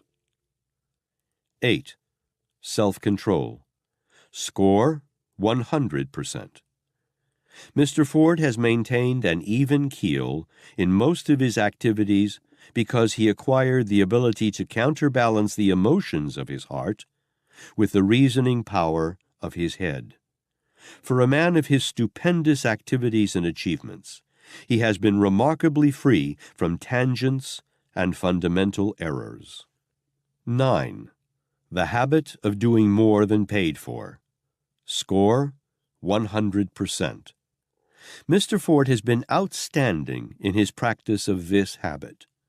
He reversed the order of application of this rule when he adopted his famous $5 a day minimum wage scale, thereby practically making each workman his own supervisor. Instead of paying more for services by this policy, he actually paid less than other employers, because his policy ensured his receiving service greater in quantity, more efficient in quality, and more harmonious in spirit than he had been receiving at the lower scale. 10. A pleasing personality. Score 30%. Mr. Ford's lower rating on this principle has been offset by his exceptionally high rating on the majority of the principles. Despite his low rating, he has shown himself to possess sufficient personality to induce other men to follow his leadership with loyalty and harmony. 11. Accurate thought. Score 90%. There are but few men in America qualified to rate as high as Mr. Ford on this principle. His high rating on this subject is largely responsible for the accumulation of his great fortune. He has made but few mistakes in thought that he has not erased through thought. 12. Concentration of effort. Score 100%. Mr. Ford's most prominent quality is that of his ability to stick to a plan until he has made it work. He makes decisions quickly and changes them, if at all, slowly. He has persistently followed his definite chief aim for 30 years and is still following it. 13. Cooperation. Score, 70%. Teamwork is essential to selling. Mr. Ford has built and maintained the greatest automobile distributing agency in existence. No matter what his critics may say about his iron hand, he has held his organization together and helped himself to make money by helping others to do so. Mr. Ford's greatest asset is his sales distributing force.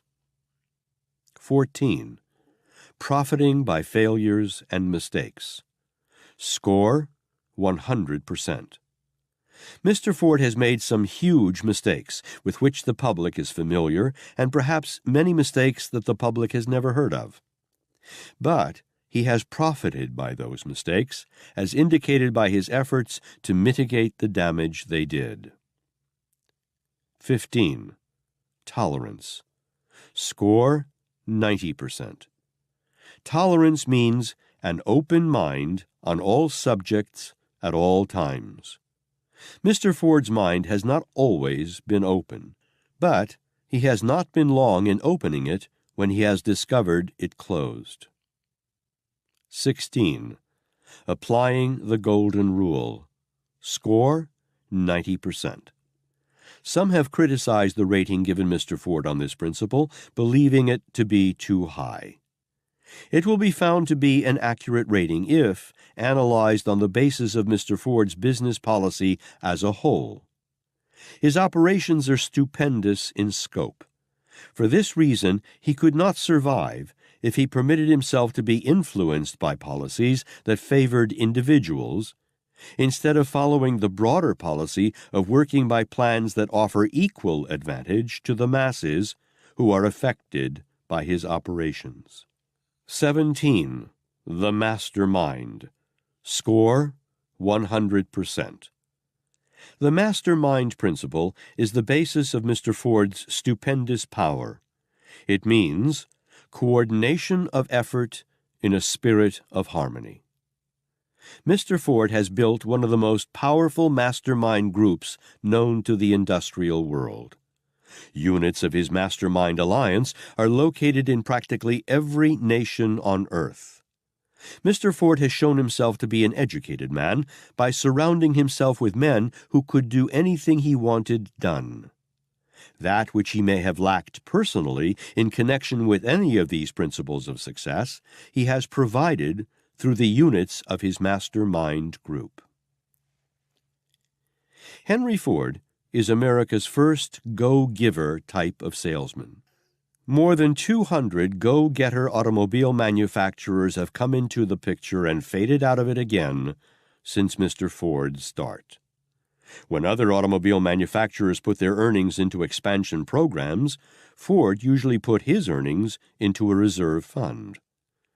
Point by point, when compared with other automobile manufacturers who have failed during the past 20 years, Mr. Ford is an almost direct antithesis. Throughout the long years of my research, I had the privilege of testing each of the principles of this philosophy by observing Henry Ford. He is the finest living example of the soundness of the philosophy, because he has used it as the basis of one of the greatest fortunes ever accumulated by an American businessman. I had the privilege of testing the principles of success through observation and analysis of the work of other successful men, but Mr. Ford was more helpful to me than any of the others because of his unorthodox habit of blazing new trails and doing things through experimentation. Study carefully Henry Ford's rating on the fundamental principles of success. It tells, briefly, the story of his astounding financial achievements. There are two facts which, to me, are more than mere coincidences. One is well known to the entire world, that Henry Ford has accumulated a huge fortune. The other is the fact that he rates the highest of any living man on the fundamental principles of success, with the exception of the Mahatma Gandhi. These two facts are rich with significant suggestion. Chapter 30. Accumulation of Power. By observing Mr. Ford, I have discovered that great power can be accumulated only through the master-mind principle. I have already stated that Mr. Ford is a master salesman. He came by that mastery not through magnetism of his personality, but through his ability to coordinate the efforts of other men in a spirit of harmony. This achievement is possible only through understanding and use of the master-mind principle. This principle was first called to my attention by Andrew Carnegie, who attributed to its application his entire fortune. Incidentally, it was he also who first brought Henry Ford to my attention and suggested that I observe Mr. Ford carefully if I wanted to analyze the methods of a man who would, one day, dominate the entire motor industry. How right he was in that prophecy.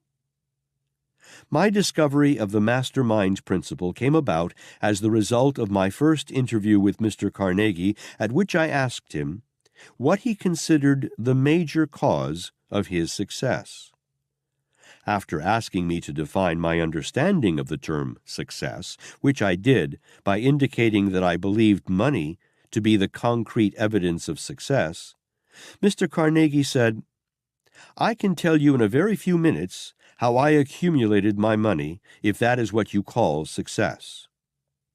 To begin with, said he, I did not accumulate my money.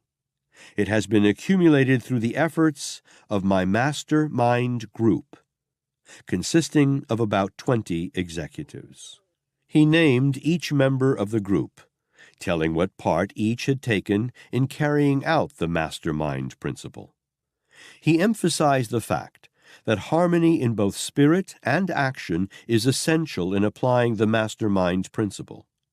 He called attention to the fact that discord, even though it may exist only in the subconscious mind of a single unit of a mastermind group, will destroy the power of the mastermind principle.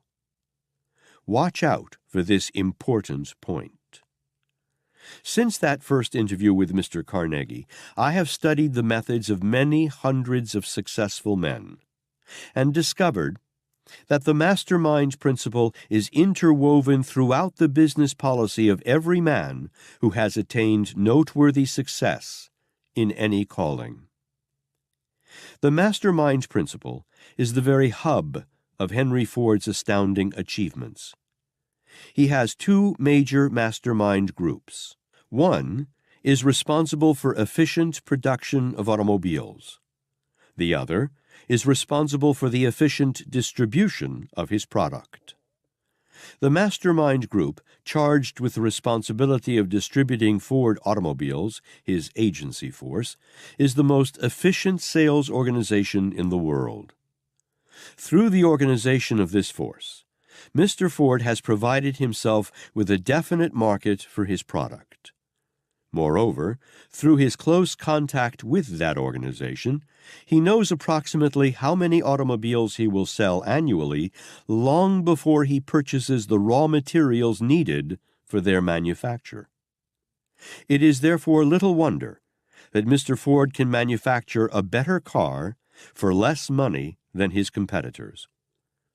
For a great number of years, Mr. Ford, through the cooperation of his mastermind group, was able to determine very accurately the number of cars each of his dealers had to distribute, based upon a careful analysis of the population in each dealer's territory.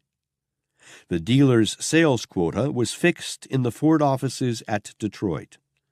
Once it had been established, the number was set, and each dealer had to sell that number.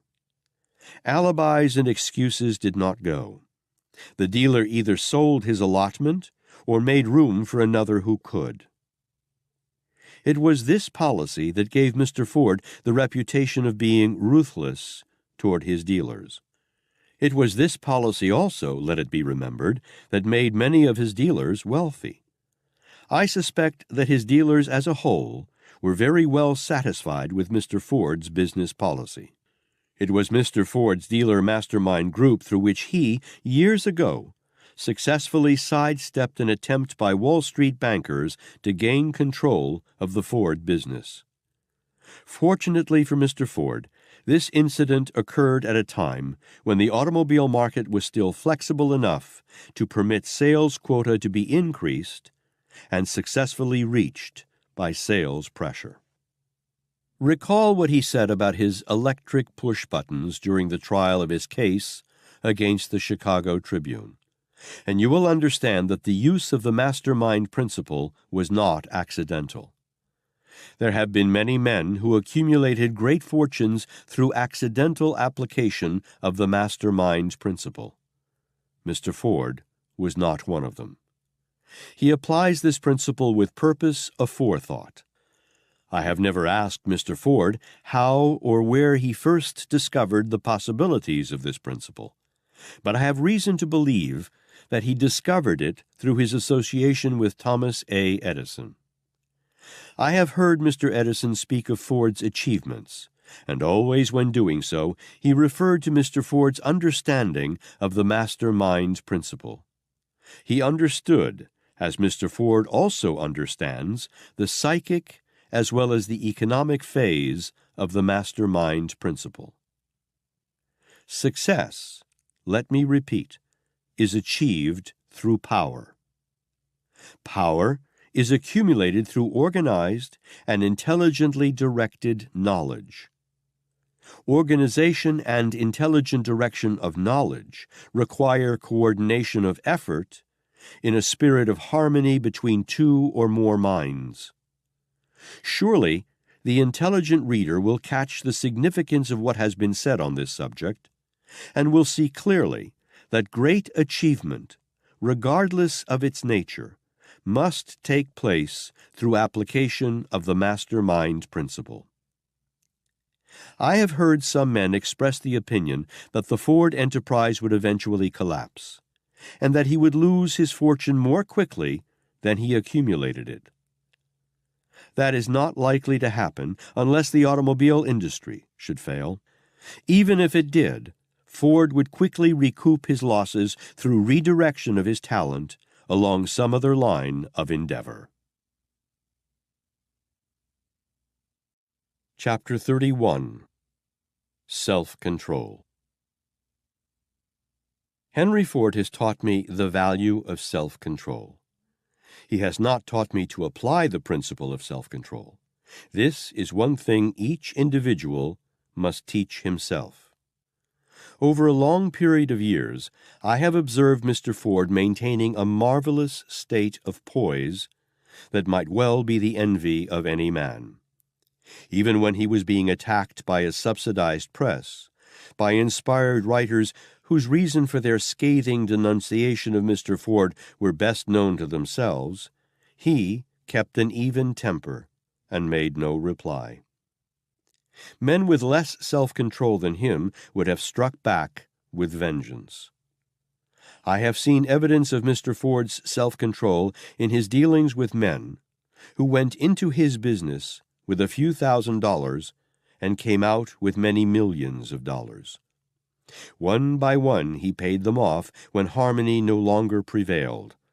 But as far as I have been able to learn, he did not vilify or denounce them after they had gone. That is more than can be said of some who became wealthy through Mr. Ford's efforts, and for one reason or another left his business. Mr. Ford's most exemplary demonstration of self-control, in my opinion, has been in connection with his simple style of living. He has never indulged in any ceremony for the purpose of impressing the public with his financial strength.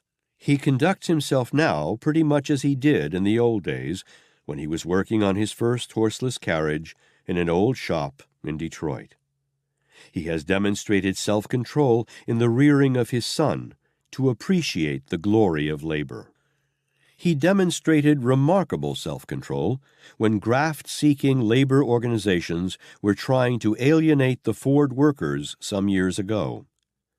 Instead of posting men armed with rifles at the gates of his factories to keep the labor organizers out, Mr. Ford used brains in the place of bullets and placed insurmountable obstacles in the way of those organizers by voluntarily providing working conditions and wage scales such as no labor union could possibly hope to secure for its followers. Mr. Ford has consistently exercised remarkable self-control by living his own life in his own way and by preserving his right to think for himself. Most men prefer to yield to popular opinion and throw themselves upon the side of the herd in both their thoughts and their deeds. Mr. Ford has demonstrated remarkable self-control by gaining and maintaining mastery over his emotions. The majority of men are ruled by their emotions. Mr. Ford has emotions, but they are under control always. It is a form of self-control that most men never attain. It has already been stated in a preceding chapter that Mr. Ford has an abundance of faith in himself, in other men, and in infinite intelligence. In view of some rather disconcerting experiences he has had with his fellow men, who are inclined toward avarice, his faith in men could have been maintained only through great self-control. Despite his experiences with some men who have proved themselves untrustworthy, Mr. Ford steadfastly refused to place all men in the same category. It is a well-known fact that he has given employment to scores of men who had been unfortunate enough to have served prison terms. One ex-convict who applied to Mr. Ford for employment started to explain that he had served time. Mr. Ford stopped him, saying, "Never mind about that. Start where you stand." Nothing more was ever said about the incident. The man later had to be let out, but he was not blacklisted among other employers. Mr. Ford has shown unusual self-control by remaining at his post and continuing to shoulder the responsibilities of his huge enterprise at an age in life when most men who were financially independent would have retired. He has learned the rare art of playing at his business. These are but a few of the ways in which Henry Ford has demonstrated his amazing self-control. By observing this habit, I have been inspired over a long period of years to mend some of my ways very profitably. During the earlier days of my experience, I frequently gave way to my feelings. By following Mr. Ford's example, I have discovered that it is more profitable to put one's best thoughts and efforts into one's definite central purpose, looking neither to the right nor to the left, than it is to permit oneself to be baited into striking back at those who criticize. By studying Henry Ford, I have discovered that there are more men in the world who can tear down than men who can build something constructive. Moreover, I have discovered that the destroyers are, sooner or later, destroyed by their own thoughts and deeds. Think well before you speak, because your words may plant the seed of either success or failure in the mind of some other person. Chapter 32. Organized Effort. Henry Ford has taught me the value of organized effort. Early in life, Mr. Ford chose a definite central purpose.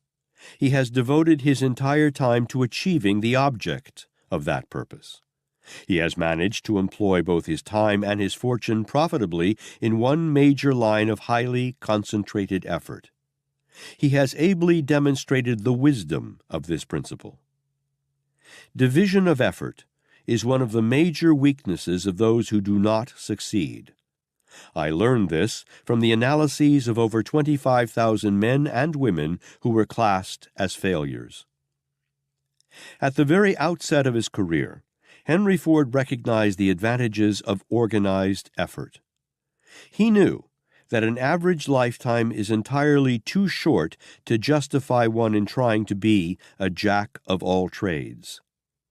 That reminds me of a statement made by Andrew Carnegie during one of my interviews with him nearly 25 years ago. "Put all your eggs in one basket," he said, "and then watch the basket to see that no one kicks it over." He emphasized the importance of concentration of effort regardless of one's calling. I have often endeavored to determine which of the lessons taught by Henry Ford has been of the greatest service to me. And while I have found it difficult to reach a decision, I am of the opinion that his example of organized effort has been more valuable, perhaps, than any of the others. I have devoted the better part of my life to gathering, classifying, and organizing into a simple philosophy the factors that enter into the achievement of success. The task has been stupendous.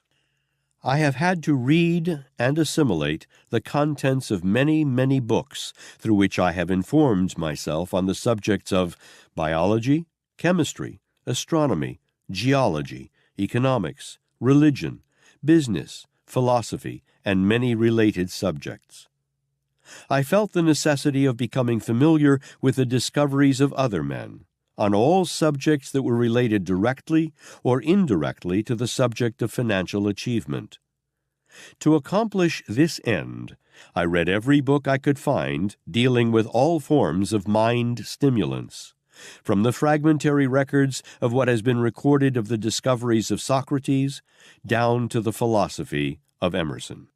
While conducting this laborious research, I felt the necessity also of studying and analyzing the methods of practically every man of great financial achievement known to the American public during the past quarter of a century for the purpose of ascertaining by what means he came by his wealth.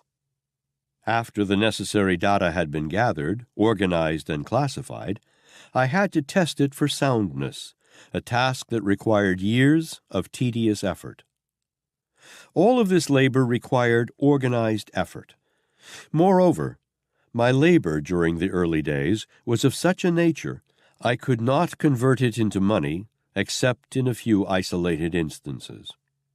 At times I became discouraged, and except for the lessons I had learned from observation of Henry Ford's philosophy of business, I am sure I would never have completed my task. I recall that Andrew Carnegie cautioned me that no less than 20 years of concentrated, unprofitable labor would be required to complete the task I had begun.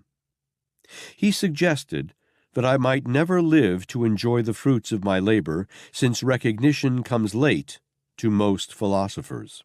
Mr. Carnegie's suggestion did not tend to help me in concentrating my efforts upon a task that from his viewpoint might never be profitable or helpful to me. It has always been a profound mystery to me how I gathered the courage to carry on my labor in the face of the multifarious obstacles that I have had to surmount. Whatever the correct answer may be, the fact remains that the influence of Henry Ford was my major inspiration in carrying on a highly organized form of concentrated effort until the philosophy was completed. The map of the world has seen major alterations since I began. The customs and habits of the people have changed with almost unbelievable rapidity. The world has caught on fire and all but burned itself to death in a form of wholesale murder dignified by the name of war, the effects of which are still apparent everywhere. Prohibition has been instituted and repealed with the subsequent rise and fall of various rackets. Crime has mounted the saddle of civilization, while justice has been forced to walk on bare feet. The machine age has reached its apex. Churches have lost much of their hold on people. Politics and statesmanship have practically become rackets. And last, but not least, Mother Nature has turned the whole world over her knee and given it a good spanking through depression and recession. These are some of the major changes in human history that I have seen pass before me since I started delving into causes and effects that make or unmake men and women.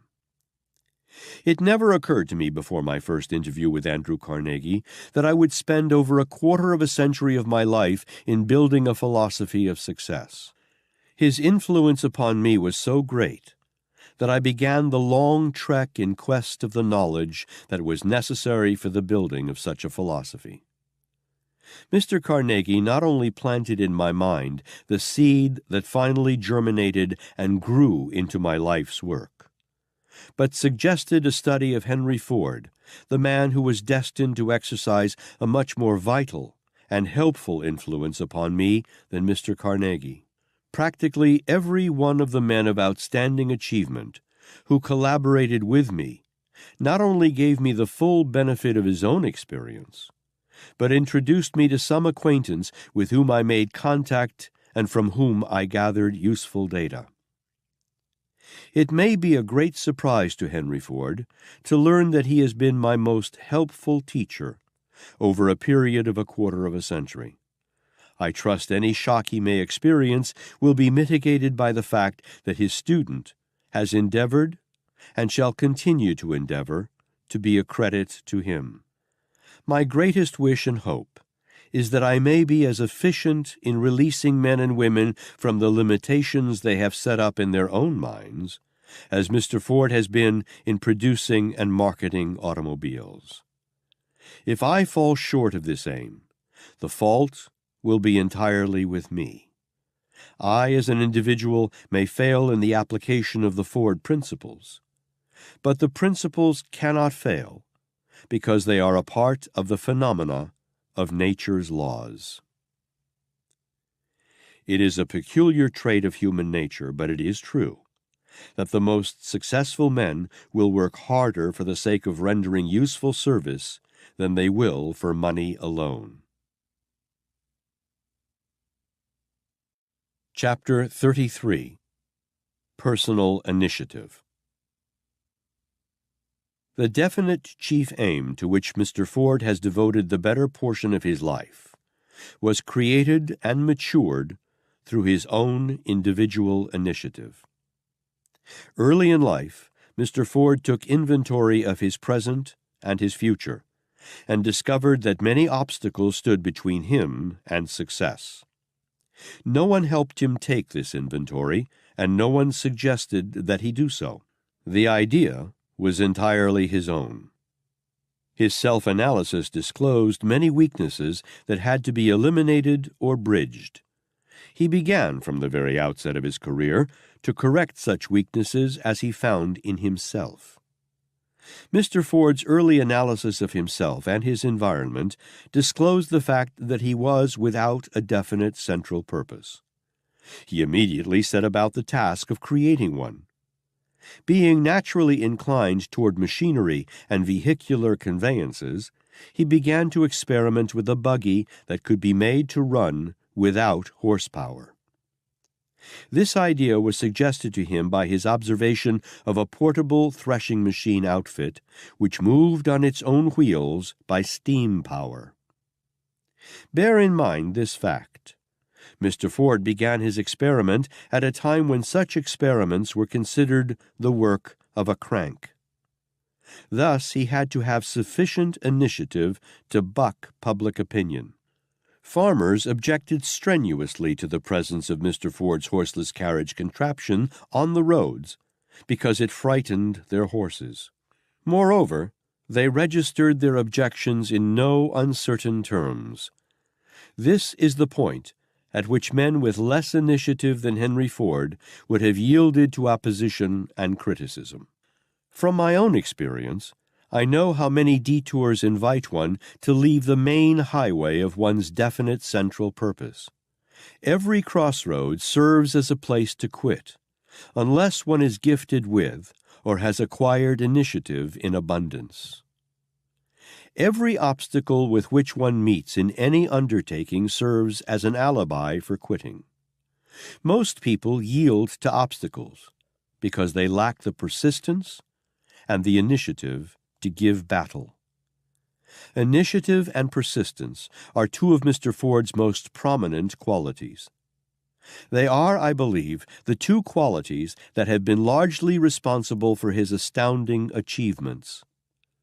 Include with these two qualities singleness of purpose and concentration of effort, and I am sure you will then have the four qualities that have made Henry Ford the richest man in America. When analyzed, it will be readily seen that through these four qualities, Mr. Ford has whipped poverty and illiteracy and ignorance, three of man's most stubborn enemies. Through these four qualities he has evolved, namely, 1. By knowing exactly what he wanted. 2. By creating definite plans for acquiring that which he wanted. 3. By persistently following those plans or some modification of them. 4. By concentrating all of his efforts and resources behind his definite central purpose. Those four short paragraphs describe the outstanding qualities through which Henry Ford has become the mystery man of the entire business and industrial world. In reality, there is nothing mysterious about him. Of all the thousands of people whom I have had the privilege of analyzing, I have found Mr. Ford to be the easiest to analyze. He moves always with frankness and in the open. He has no personal secrets. His entire life is an open book that all may read at will. Henry Ford understands cause and effect. When Mr. Ford suffers defeat, he finds out immediately what caused the defeat. When he succeeds, he notes carefully the cause of his success. Some other successful men whom I have met have not been as painstaking and accurate as he in this respect. My interpretation of Henry Ford's achievements is now in your hands. It is my earnest hope that you may find it helpful, as I have found his example helpful. The world is passing through a very trying period during which millions of people have experienced temporary defeat, disappointment, and, unfortunately, loss of faith. To all whose burdens seem heavy, I offer the consoling thought that they are not alone in their hour of despair. Others walk with them through this modern Garden of Gethsemane.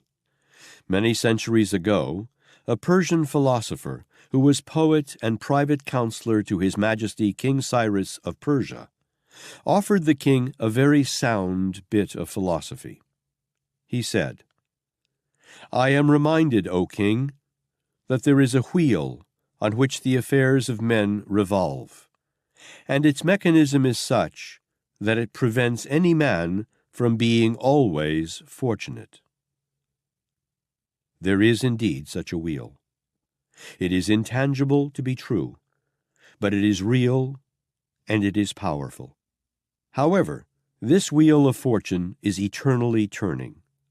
While it prevents any man from being always fortunate, by the same rule it also prevents any man from being always unfortunate. Millions of people have been and still are facing the flat side of life's great wheel of fortune. Have patience. Have faith. Be persistent and carry on, knowing that the wheel is still turning, albeit the revolutions may seem slow. Some day it will turn in your favor. Humility of heart is a marvelous and desirable quality. Nothing creates humility as quickly as poverty and want. Perhaps the wheel of fortune has been slowed purposely, so that its flat side, which brought the business depression, may impress the world with humility. As the work on this book is being completed, The country is suffering from a form of business stagnation known as a business recession. The condition began immediately after Franklin D. Roosevelt launched his fruitless attack on the United States Supreme Court following his second term in office. Because of the widespread effects of the president's unfortunate move, I feel impelled to close this chapter with a statement of what I would do if I were in the president's place. This statement is a fitting climax, because the statement contains a detailed analysis of a principle essential to every person who sells himself through life successfully. No book on the subject of marketing personal services would be complete, with conditions as they are in the world today, without an analysis of the astounding principle here described and recommended as the foundation upon which all enduring success must be built. The chapters that follow are particularly appropriate as a climax to my analysis of Henry Ford, for the reason that they suggest the widespread adoption and use of a principle that more than all others has been responsible for his ability to sell himself so soundly that he has kept himself in the favor of the people for more than 40 years. It is a striking coincidence that American ends with I can. Until you have learned to be tolerant with those who do not always agree with you, until you have cultivated the habit of saying some kind word of those whom you do not admire, until you have formed the habit of looking for the good instead of the bad there is in others, you will be neither successful nor happy. Part 4. A rule for winning friends that has stood the test of more than 4,000 years of time. The remainder of this book describes a principle so important in all human relationships that it was chosen as the only fitting ending for the book. Before you read the description, I want you to be reminded that it was mainly due to his scrupulous observation of this principle that Franklin D. Roosevelt became the idol of the American people during his first term in office. After you have finished reading the analysis of this principle, I wish to call your attention to the fact that his neglect in application of this principle during his second term in office is costing the president much of the gains he made during his first term. Stating the facts in another way, the president sold himself into the hearts of the American people, one of the finest and ablest pieces of selling on record in the history of this country, by subordinating all his political and personal privileges for the benefit of the people as a whole. Had he continued serving the people in that same spirit of unselfishness through his second term in office, he would without doubt have gone down in history as one of America's greatest personalities. As you read the concluding chapters of this book, it will be beneficial to you if you carefully study and weigh both the records of Henry Ford and Franklin D. Roosevelt. If your analysis of the two men is sound, you will be forced to the conclusion that Ford, despite his handicap of a lowly beginning in poverty and illiteracy, has sold himself into a position of power from which he can never be removed by literally following the principle described in the closing pages of this book.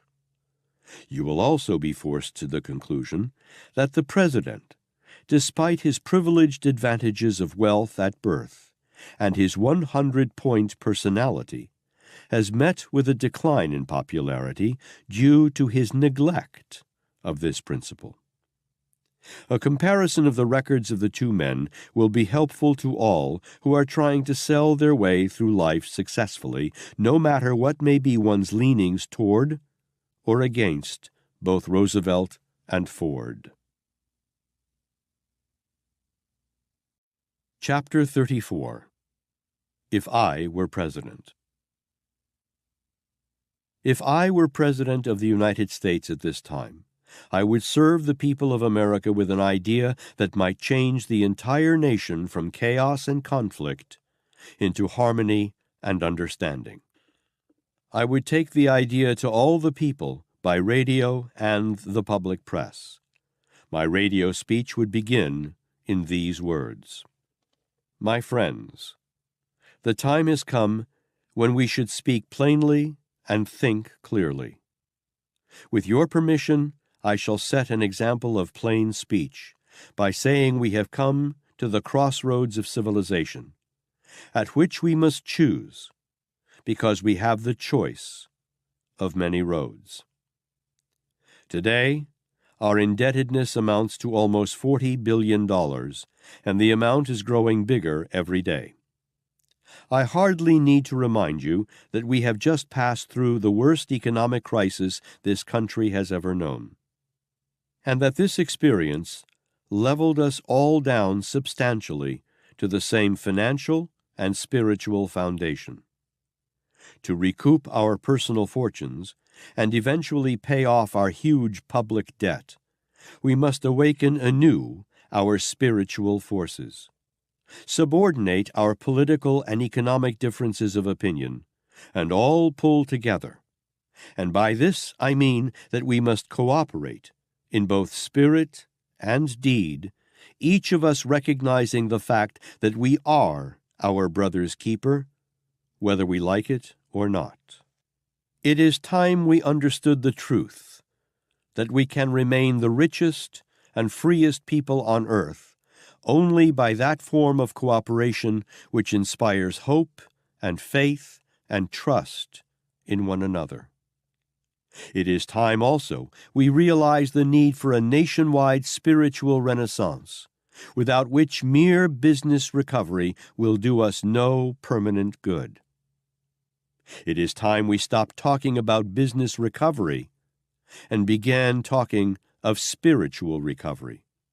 For it must be obvious to the most humble citizens of our country that we are spiritually bankrupt. Before we concern ourselves with the sins of other nations, with their impending wars and internal conflict, let us put our own house in order.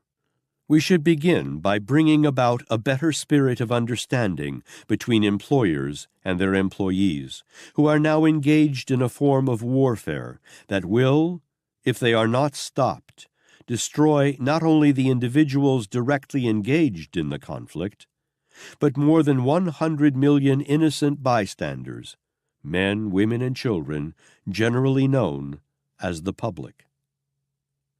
This nation is still a republic, and we are a free people, with the right to help establish and maintain the political and economic principles that must support this and all other republics. I feel sure that no true American wants this nation to come under the control of one man or any form of minority rule.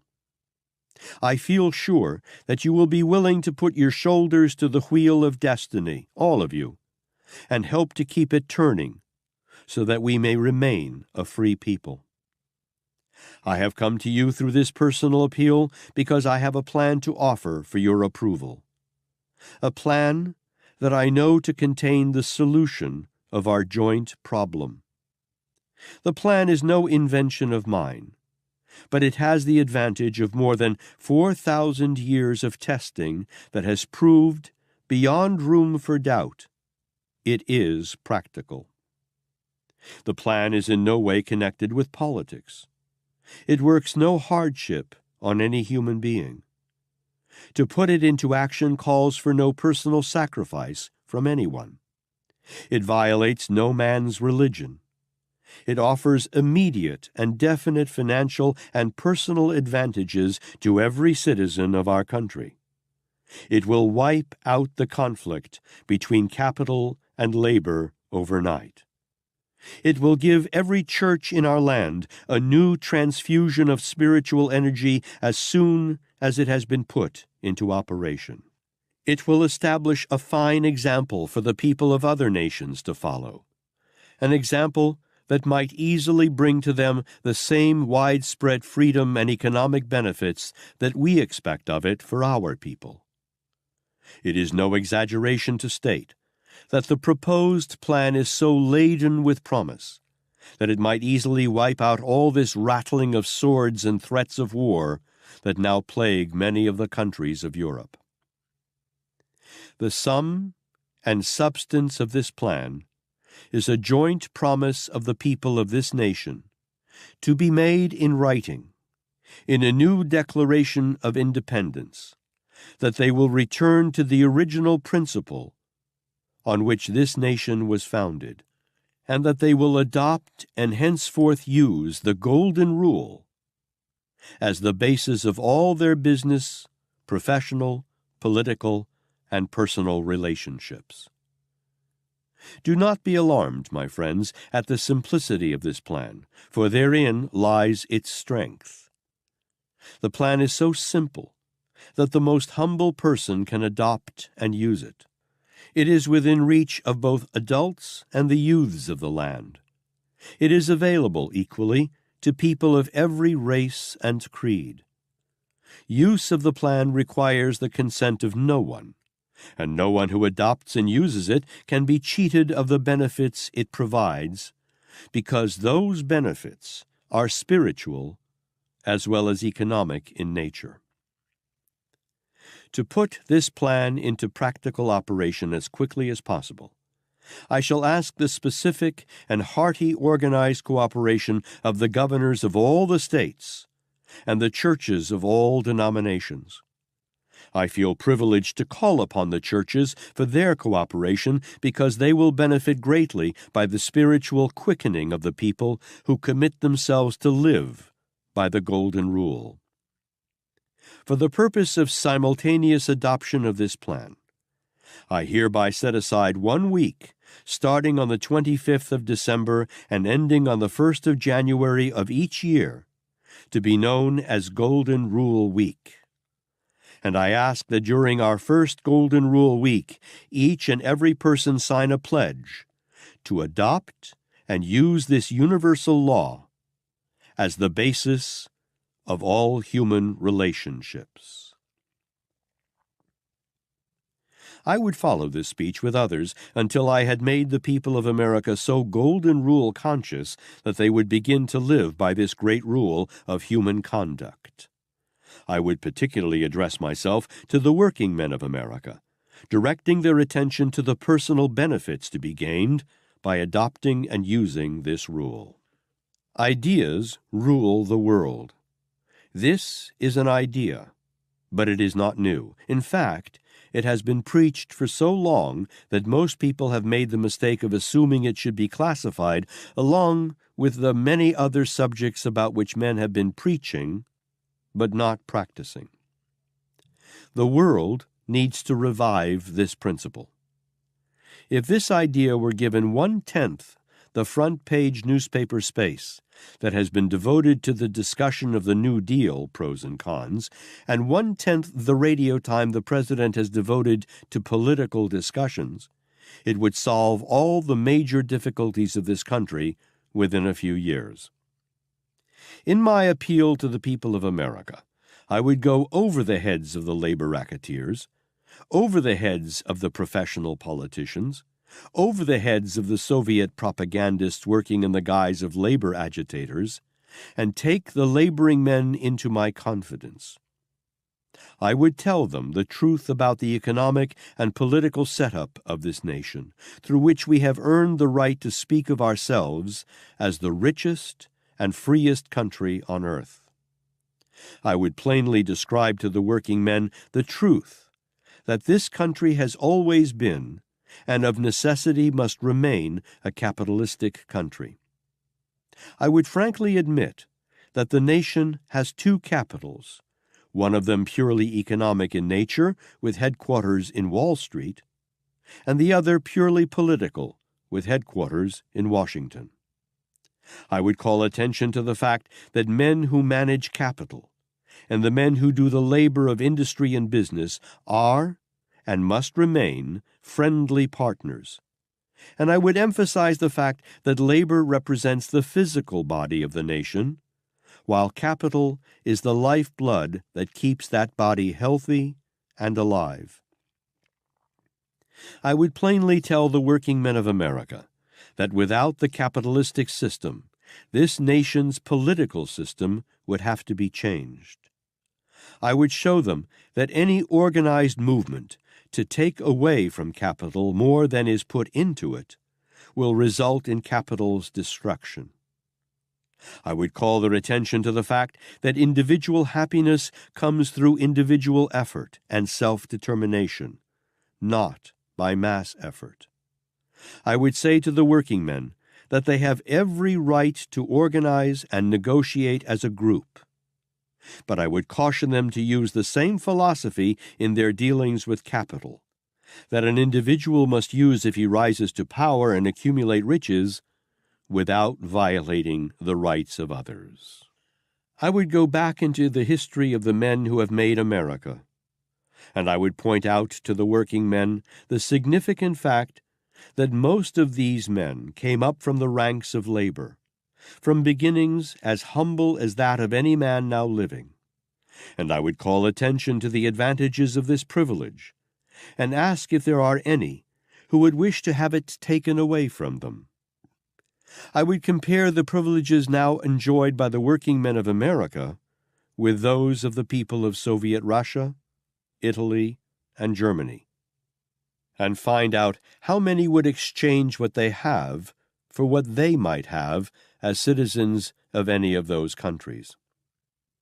I would bring out the files of the Department of Justice and the State Department, and I would disclose to the people of America the exact conditions existing in countries in which business and industry have been taken over by self-appointed dictators, as they affect laboring men. I would take the working men of America on an imaginary trip through Russia, and let them see for themselves how many chickens in every pot and automobiles in every garage the people of that country possess. I would name the Russian agents now working secretly in this country for the overthrow of our industrial system. I would set the Secret Service men on their trail and expose every move they make. I would put government speakers and propagandists in the field, and for every speech made for the destruction of our industrial system, I would have a better and more logical one made on behalf of this system. I would organize the churches of this nation and ask them to go to work in earnest and help our people get themselves out of spiritual bankruptcy. I would ask that at least one day each week be devoted to some form of church service with the object of selling America to its people. I would ask the newspapers to give over column 1 on their front pages for the purpose of carrying a daily message to the people on the merits of the richest and freest country on earth. I would draft the ablest writers to use this prominent space for the purpose of acquainting our people with the multiple blessings we now enjoy and the reasons for protecting our right to these blessings. I would draft the ablest novelists in the country and ask them to start writing books glorifying the spirit of freedom we enjoy in this country. I would pick out at least one outstanding business in each state and induce the management of that business and the laboring men who serve it to adopt and use the golden rule in all their relationships with one another and with the public they serve. Then I would ask the public to go out of its way to patronize those businesses and to prove that virtue is not without its direct, immediate, and enduring financial reward. I would explode, once and forever, that old bromide about the golden rule not being practical with men and conditions the way they are in the world today. I would ask the schools and colleges of the country to begin teaching the principles of success The principles that enabled Carnegie, Rockefeller, Edison, and others of their type to rise from lowly beginnings to positions of fame and fortune. And I would call attention to the fact that where there was one opportunity during the early days of these men, there now exists 100. I would call attention to the great opportunities not merely for an occasional individual, but for millions of men and women of all ages, which have grown out of the industrial development and advancement we enjoy in this country through the help of our economic capital on Wall Street. I would apologize for having made the mistake of referring to the industrial leaders of America as the economic royalists, and I would encourage every working man to aim for leadership in the business or industrial field. I would tell the people of America that from the beginning of civilization on up to this very moment, the great leaders, the successful men in every calling, have always rendered more service and better service than they were paid to render. I would tell them that no one has ever been known to enjoy permanent success without giving the best he had to offer, not only in quantity and quality of service, but particularly in friendly spirit mixed generously with the service. What we all need in this country today is information, enlightenment, truth. We need to know what we have as citizens of this country and how we got it. We need to know more about Andrew Carnegie, Henry Ford, J.P. Morgan, the DuPonts, and others of their type who have been responsible for industrial America, who have made possible every job in the land, paying wages or a salary. The farmers of the country need to know that the surplus food they raise and market is purchased by the industrial system created by the men whom paid agitators are trying to undermine. In brief, we all need to know that this is an industrial, capitalistic nation, and the moment that system is destroyed, our freedom goes with it.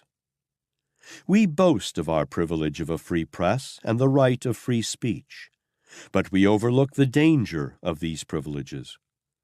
Right now, free speech is being used to undermine the very foundation of individual freedom, as anomalous as that may seem.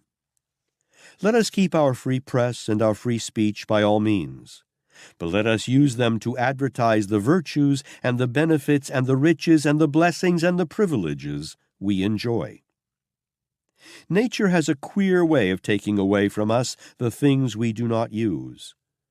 Tie an arm to one side, remove it from use, and it soon atrophies and withers. Place an arm in back of a heavy tool, give it systematic use, and nature rewards it with strength and power. Neglect the gardens and fields, and nature takes them back to the jungle. Sleep upon our rights to free speech and free press, and the agents of foreign countries step in and use these weapons to confuse and mislead us. There are sins of omission and sins of commission.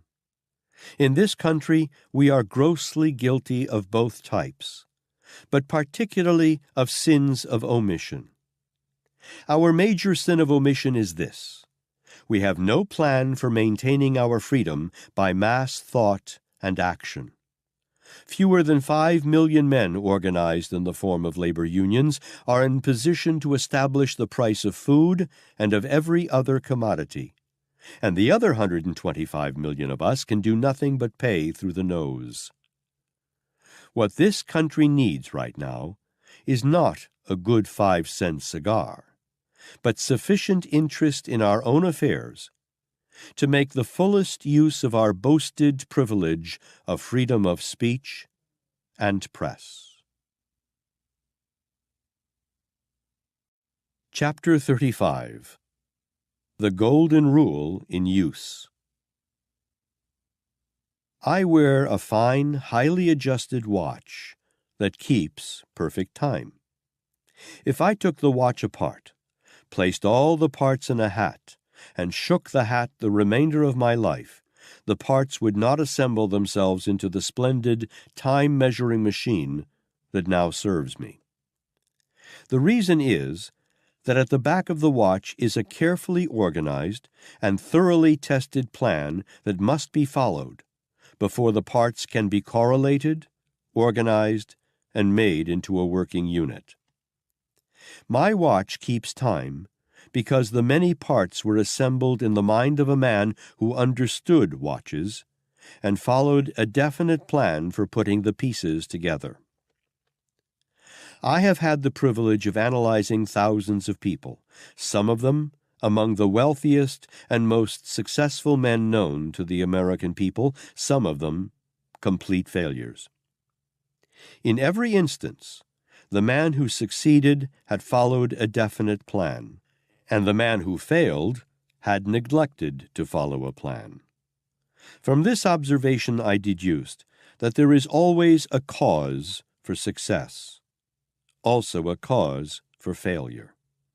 As a matter of fact, I learned from my research that there are 17 fundamental principles of success, some combination of which is always used by the person who succeeds in any undertaking.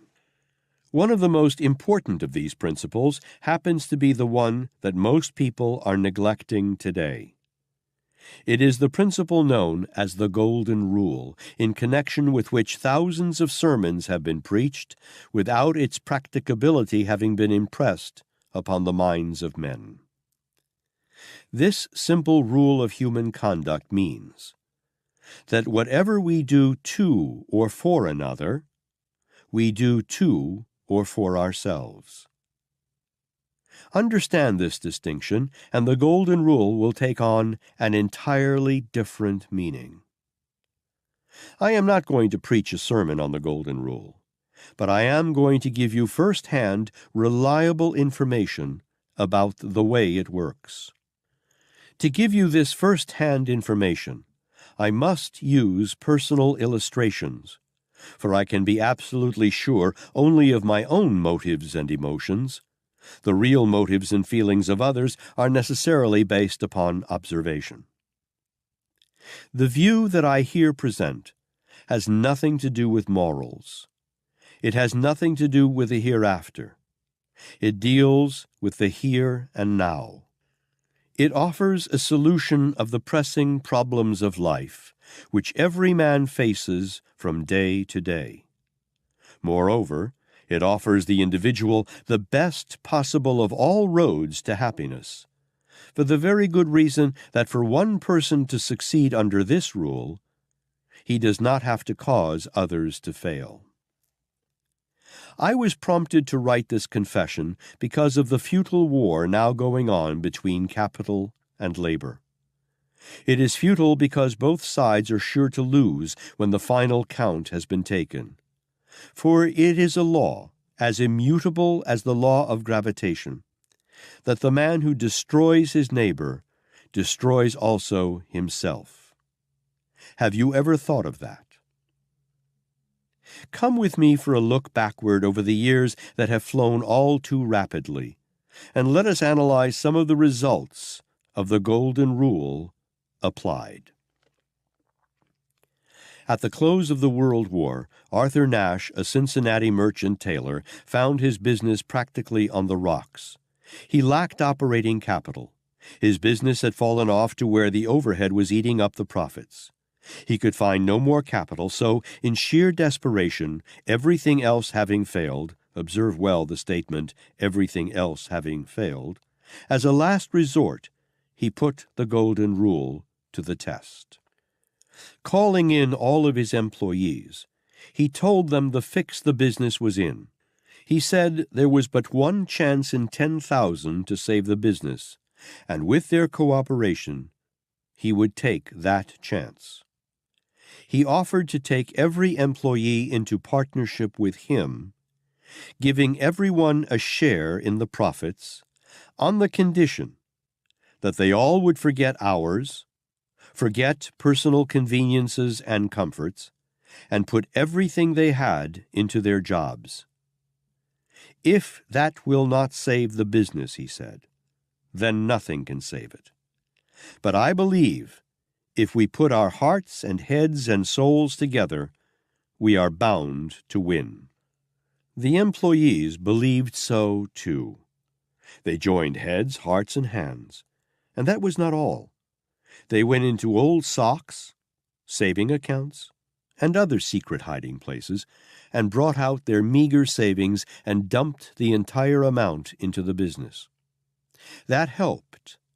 But the thing that did the most good was the spirit they put into the business, the sincere spirit of desire to make the business go. The business did go. In fact, it prospered as it never had before. I had the privilege of writing the first magazine story about the experiment, and believe it or not, this man, Arthur Nash, and his employees, who did nothing more than practice the Golden Rule, made the front pages of the leading magazines of the country, and they were given generous space in the leading magazines. The unusual experiment had received $1 million worth of free front-page publicity that could not have been bought with mere money at any price.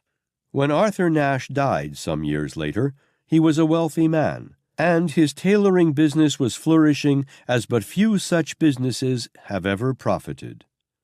That which he did for his employees, he did for himself. They saw to that. There are no hidden secrets to this unusual achievement. The episode is now a matter of record, a well-advertised and well-known record at that.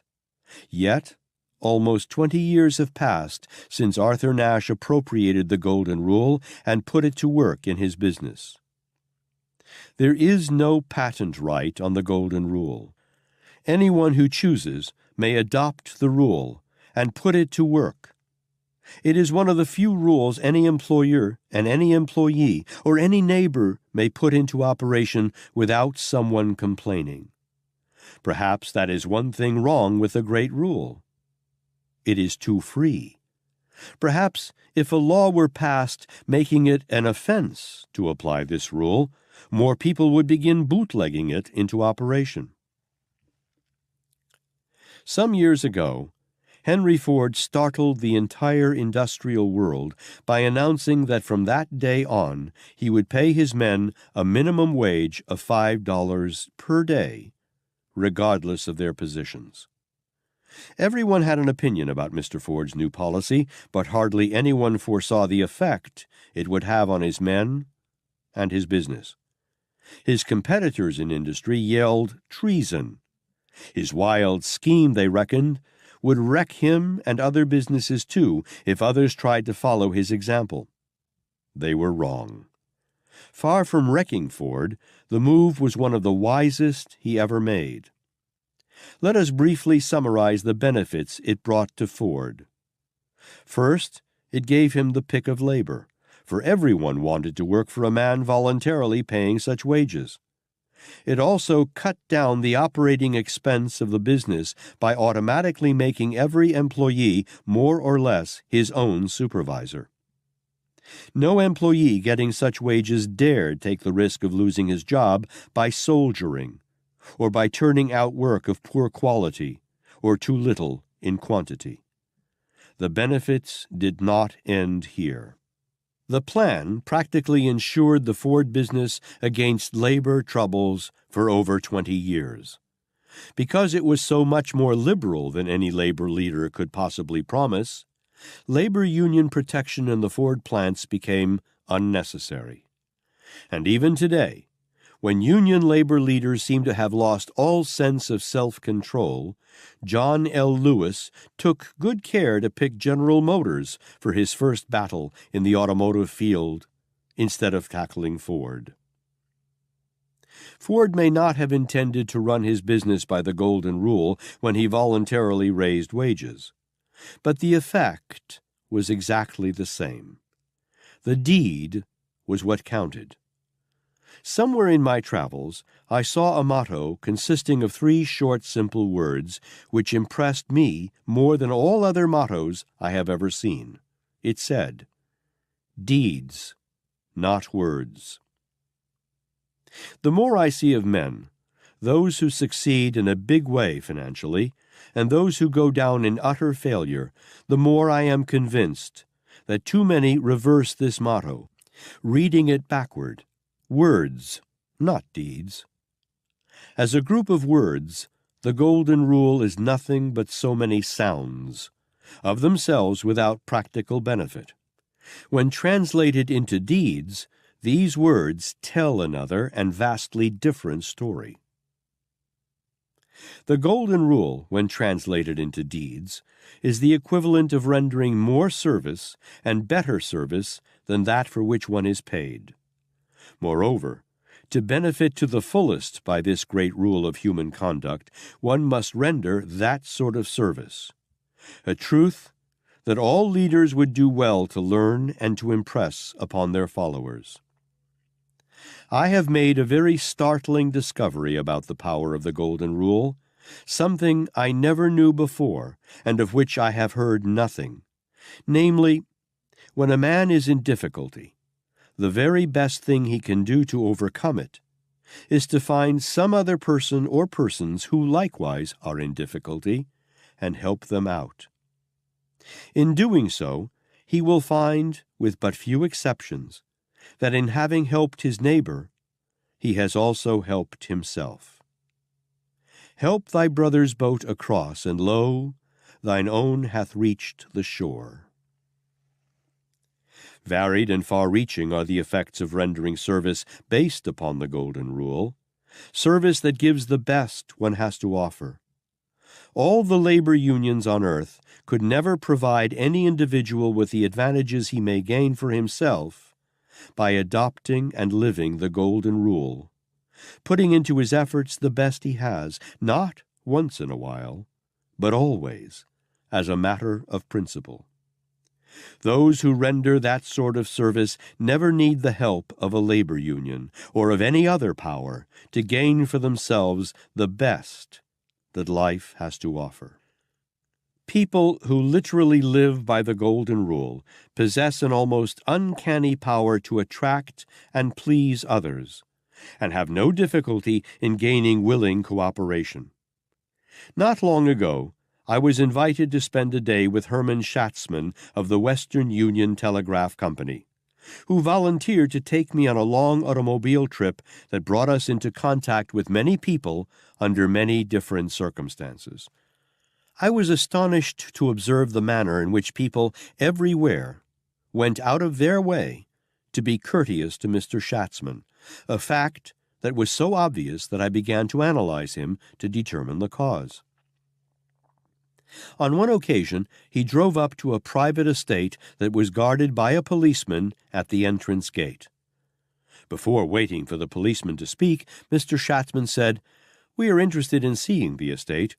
Will you be good enough to open the gate for us?" The policeman turned and started to open the gate, then hesitated, looked around, and asked, "Whom do you wish to see? The public is not admitted here, you know." Instantly, Mr. Schatzman replied, "I want to show my friends this beautiful place." Without another word, the policeman opened the gate and we passed through. On our way out, I saw him looking us over very quizzically, obviously wondering why he violated his instructions by admitting us. I, too, wondered why he allowed us to enter. Before the day was over, I learned the secret. Shortly afterward, Mr. Schatzman had the misfortune to have one of his tires go flat in a crowded section of Newark, New Jersey. To make matters worse, the tire went flat right in front of a private business entrance where we were compelled to block the passageway. A policeman was directing traffic not more than 100 feet away. When he saw the predicament we were in, he walked over to the car, looked at the flat tire, and was about ready, I am sure, to order us to get out of there when Mr. Schatzman spoke up with a broad smile on his face and said, Now, isn't this just a man's luck, to have a tire go flat in a busy place like this? The policeman changed the scowl on his face to a broad grin and answered back, "You said it, brother."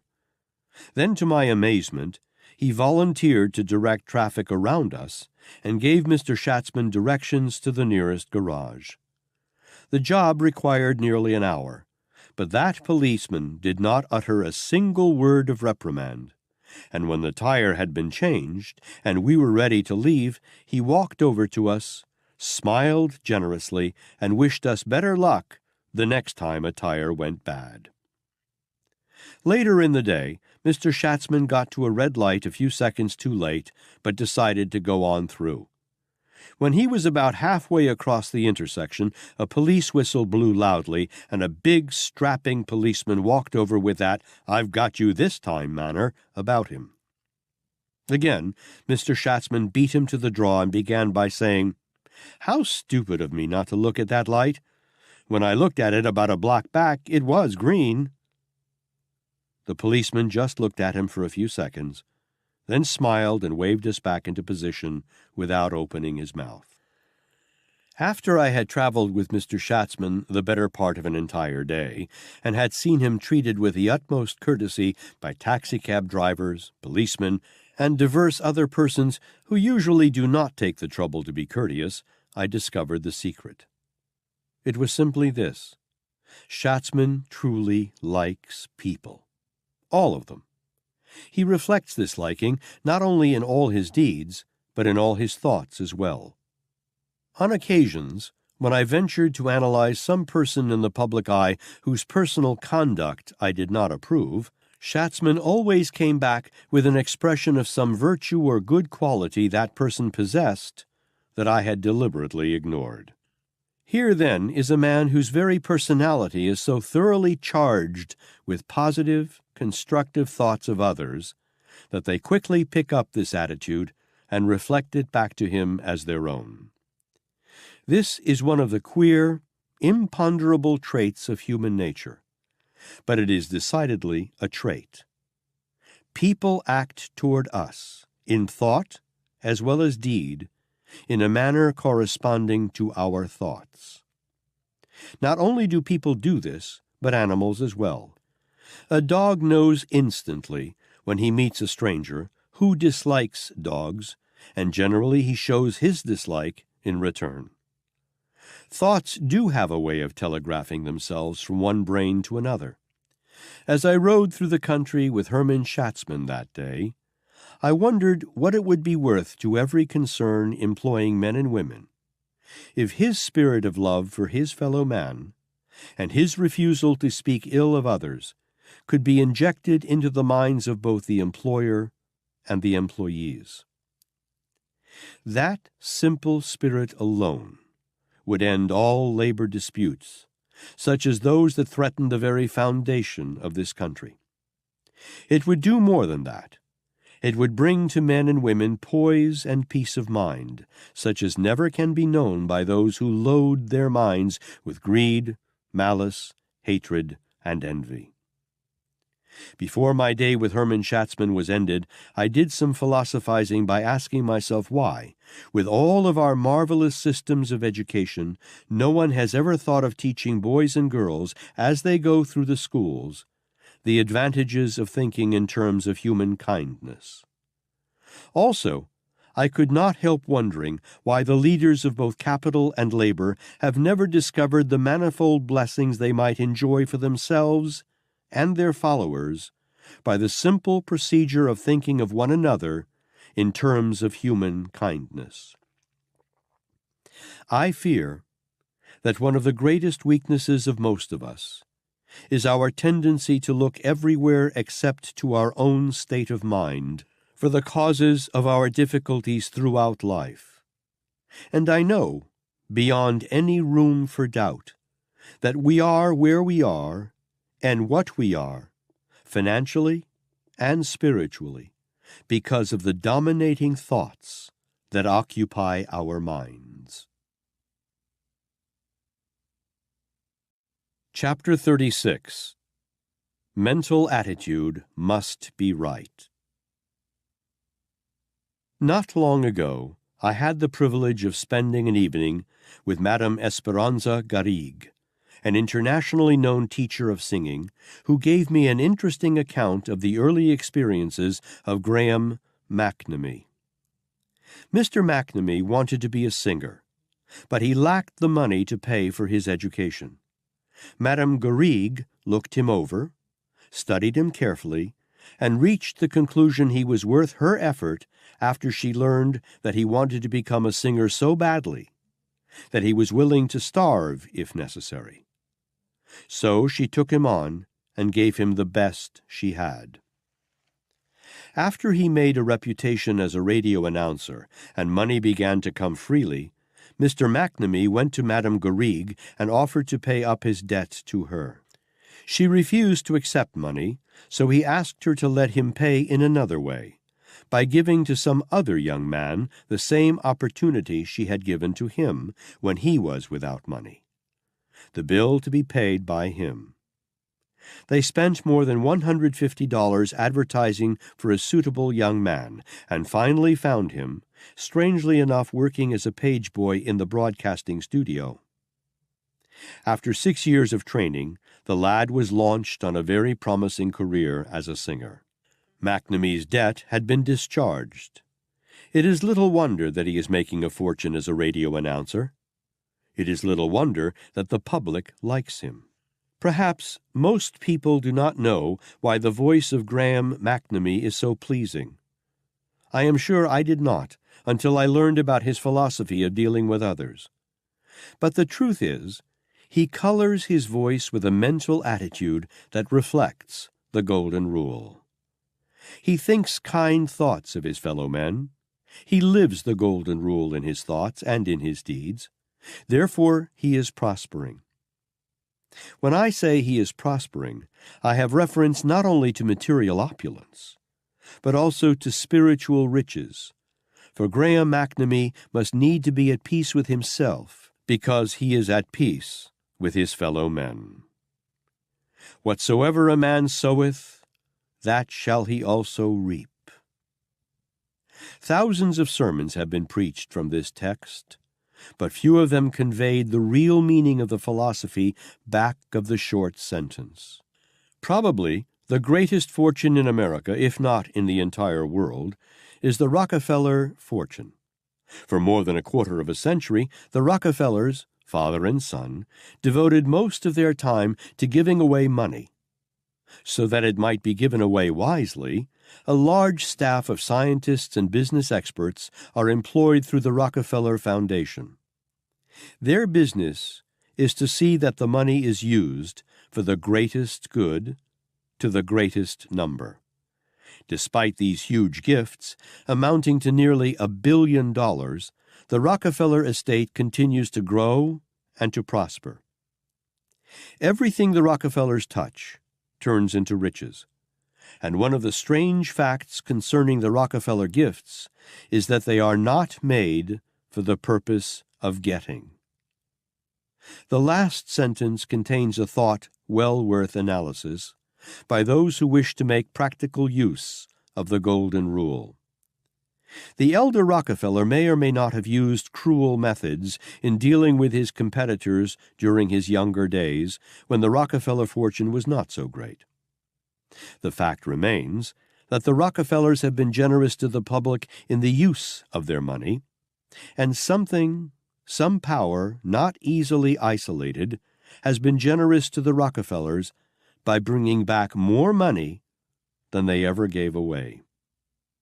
Charles M. Schwab was fortunate enough to become associated with Andrew Carnegie when he was a very young man. I have Mr. Carnegie's word for it that Schwab needed no one to supervise him, no time clock to record his coming and going. Schwab was his own supervisor, and as for hours, well, he was on hand when needed, no matter how many hours he had to put in. Did Mr. Carnegie demand this sort of service? He did not. It was young Schwab's own idea. Did it pay him to render more service and better service than Mr. Carnegie asked of him? Wouldn't he have been better off if he had been flanked by a labor union, whose leaders would have seen to it that he did not put in more than 8 hours a day? The answer to that is interesting. By setting his own hours, by giving in both quality and quantity of service far more than any employer could possibly have asked of him, Mr. Schwab set his own wage scale, more than any labor union could have demanded, and Mr. Carnegie was happy to pay it. Sometimes the pay amounted to as much as $1 million in 1 year. When Schwab went to work for Carnegie, he was inexperienced and poor. His schooling was slight indeed. However, he had a certain state of mind, a mental attitude, one might say, that gained for him advantages and privileges often withheld from men who insist on measuring their services out by the time clock and union wage scales. This state of mind, which proved to be so very profitable to Mr. Schwab, was, as Mr. Carnegie expressed it, very contagious. Those who worked with Schwab quickly picked up his mental attitude, and they in turn passed it on to others, and this led to harmony throughout the works. Harmony is an intangible thing, but it is worth a lot of money to those who can inspire it. You can't overestimate the value of this principle. Use it wherever you can. Schwab inspired harmony and good feeling because he had the right mental attitude toward other people. It was this same mental attitude that gave him the reputation of being one of America's greatest salesmen. Of course, he is a great salesman. He is great because his mental attitude is constructive and contagious. Other people who contact him pick up his state of mind and reflect it back to those around them. A young stenographer who once worked for Schwab said, "To be privileged to contact his mind daily is worth more than all the college degrees in the world. It has the effect of causing one to want to be decent to other people." What a tribute! Yet Schwab's mental attitude cost him nothing but self-control, plus a genuine desire to be pleasant to people. Such an attitude has many advantages. It not only attracts and pleases people and causes them to willingly cooperate, but it also gives one peace of mind and personal satisfaction such as may be had in no other way. Schwab converted his mental attitude into millions of dollars. He made it supply employment to hundreds of thousands of men to whom he has paid out and continues to pay out hundreds of millions of dollars in salaries and wages. Verily, the Golden Rule attitude is an Aladdin's lamp that never fails. How long will it be until men learn the importance of mental attitude? How long will it be until men learn that their own state of mind and nothing else fixes their incomes and measures their worth to the world? How long will it be until men begin to control their state of mind? Answer these questions, and you will become as rich and famous as Schwab, Rockefeller, or any of the others who very evidently knew the answer. If there is one thing more than all else that makes a person indispensable to his employer or to the public, it is right mental attitude. While I'm on the subject of Carnegie and Schwab, I may as well here call attention to the fact that Carnegie's mental attitude was right. He knew the value of mental attitude, of pleasing personality, and did not hesitate to pay a high price for these qualities. But few employers would have permitted Schwab to receive $1 million a year, no matter how much he may have been worth. The common tendency during Mr. Carnegie's day was to chisel men down to the lowest wage possible. He knew better. He knew that the best of all possible ways to gain and keep the sort of service rendered by Schwab was to permit such men to receive reward in proportion to their actual value. The fact that Carnegie made more millionaires than any man engaged in the steel business speaks loudly in support of his superior wisdom. Almost constantly I hear men say, "Oh yes, I believe in the Golden Rule, and I would like to apply it in my business, but to do so would be financial suicide because others would not live by the same rule." I must confess that I too was at one time guilty of taking the same erroneous attitude toward this great rule of human conduct. The truth of the matter is that those who live by this rule cannot be cheated of their compensation, no matter how many others may refuse to live by it, for the very simple reason that those who practice this rule build in themselves that imponderable spiritual something known as the right mental attitude, which attracts friends, favorable opportunities, ideas, and circumstances they could neither recognize nor embrace without this attitude. Like attracts like. Suppose those with whom you do business refuse to live by the Golden Rule while you observe it. The loss will be theirs, not yours. True, they may cheat you at trade when they have the opportunity, because of your scrupulous observance of this rule. But for every person who does so, you will attract a dozen who will go out of their way to favor you, and you will be more than repaid for any losses you may have sustained. The law of compensation works in this way. I have often heard it said that when one is ready for anything, it always puts in its appearance. The first time I heard that, I doubted the truth of it. That was because I lacked understanding of the Golden Rule, also because I did not know the real meaning of being ready. Had I not been ready all my life for plenty of money, and had I not been ready for complete happiness, and had I not been ready for plenty of friends without any of these desirable things having shown up? No, the truth is I had not been ready for these things. Readiness to receive means clearing the mind and developing the right mental attitude. Many people make the error, too, of confusing their need for things with their readiness to receive. There is but little, if any, connection between one's needs and what one actually gets. We all need money. We need friends. We need opportunities. But we may receive none of these things until we create the right mental attitude.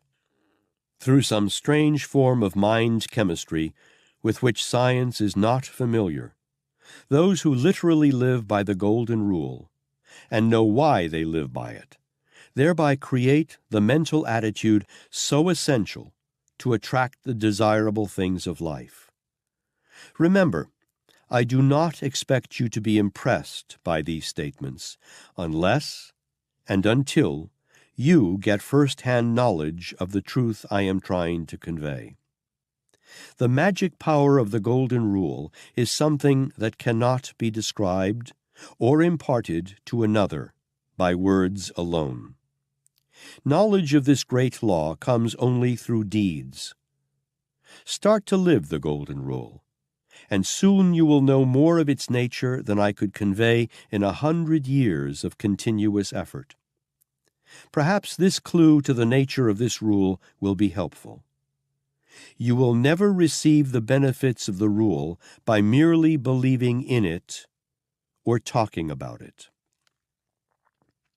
More than 25 years ago, I began to study the causes of success and failure.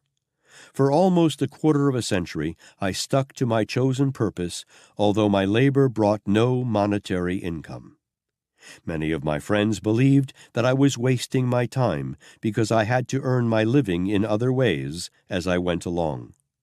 The trouble with their reasoning was that they misjudged what constitutes pay. It is true that I helped thousands of people to find a solution to their own problems without, in any way, gaining monetary advantages for myself. But consider for a moment what these thousands of people gave to me. By studying their problems and helping to solve them, I gained the knowledge necessary to write a practical philosophy of individual achievement. That philosophy now serves men and women throughout the world and provides me with all the income I need.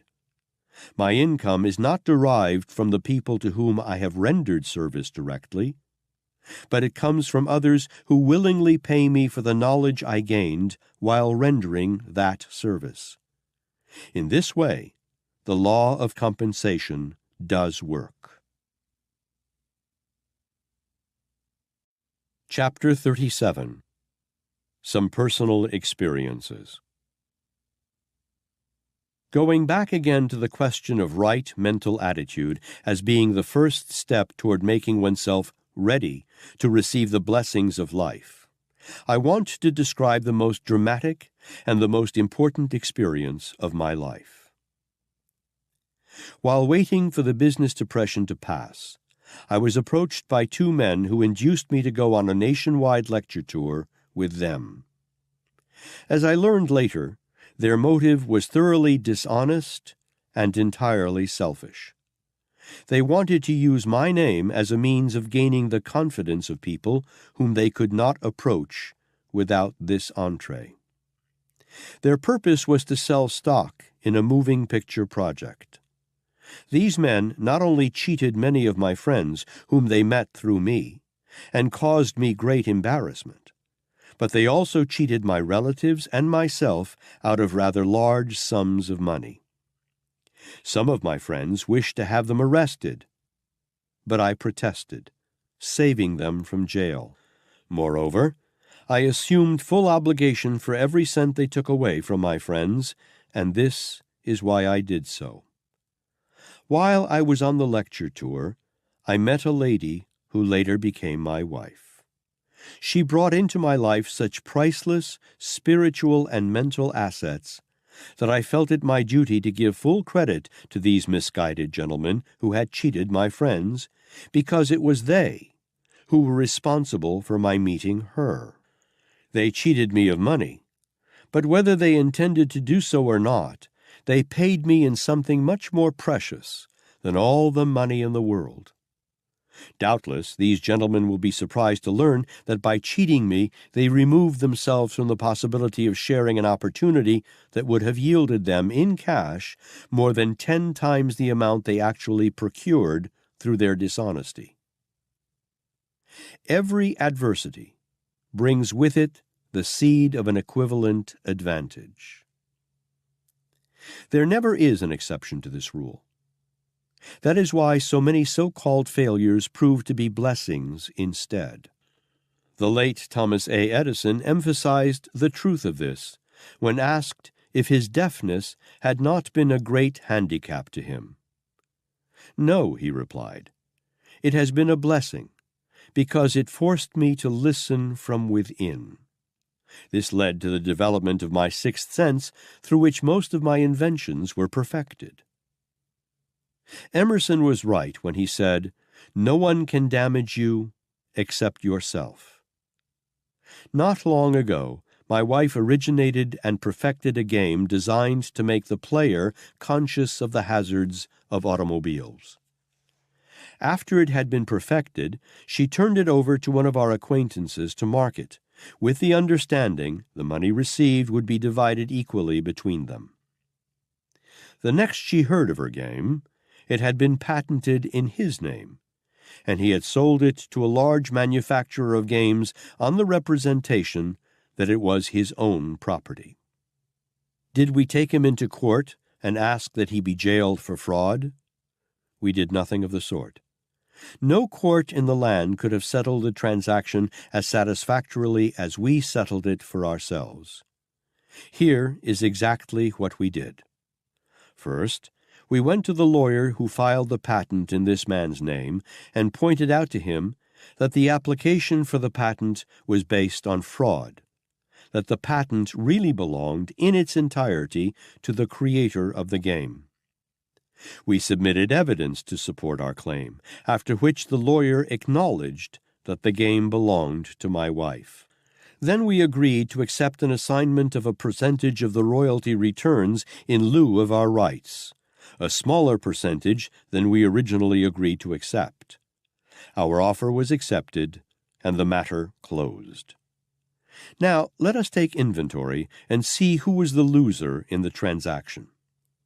There was a hidden asset in the transaction of priceless value to both my wife and myself, an asset that no court could possibly have evaluated, an asset that even the man who tried to cheat could not have recognized had it been called to his attention, an asset that gives a clue as to why it is true that every adversity brings with it the seed of an equivalent advantage. That asset consisted of the discovery that my wife possessed a genuine creative talent. It took the foul intentions of a dishonest man to uncover this talent and center our attention upon it. Starting from that point, with that discovery as a guide, we made another discovery of still greater importance. We discovered that this same creative ability could be transmuted into other channels. This newly discovered ability of my wife's is destined to be of great service to me in 1,000 ways. Do we hold a grudge against the dishonest acquaintance who, as far as his own intentions were concerned, would have cheated my wife out of her rights to her own creative ability? We do nothing of the sort. Instead, we include him, almost at the top of the list, in a group of people whom we bless daily, people who have contributed in one way or another to our personal development and advancement.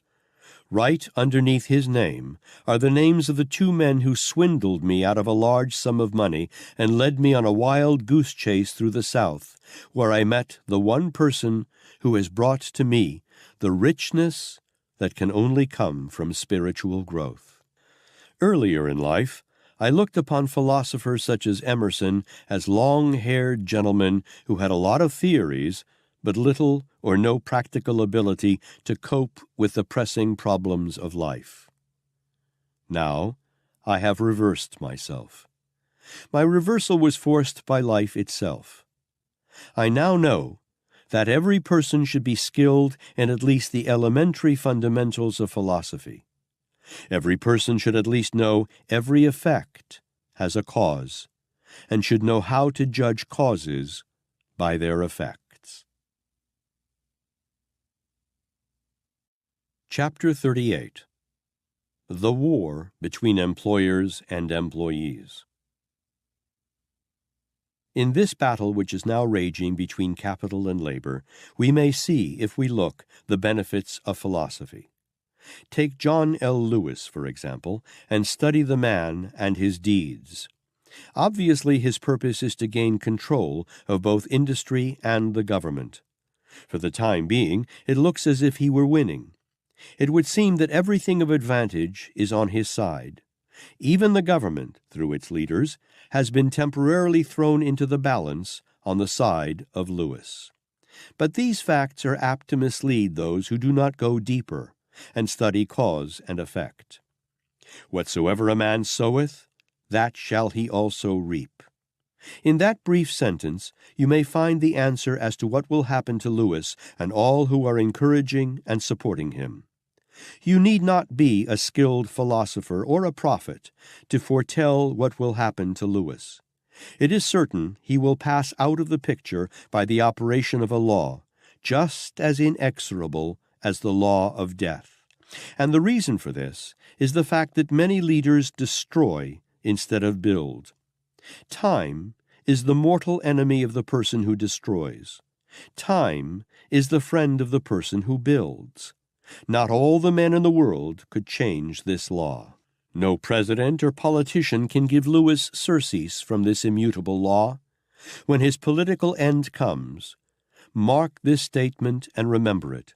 It will come as the result of his own handiwork, and the power that will bring about his end will be supplied by those whom he now calls his followers. American workmen may not be schooled in letters, but they do have a lot of sound horse sense. When they come to themselves, as they always have in the face of a national crisis, they seem to know what to do, and they have the courage to do it. While we are making references to Lewis, let us also turn our attention to those who are opposing him. Lewis has cast his own doom, so there is nothing anyone can do about it. With the employers of labor whom he is so viciously fighting, the situation is different.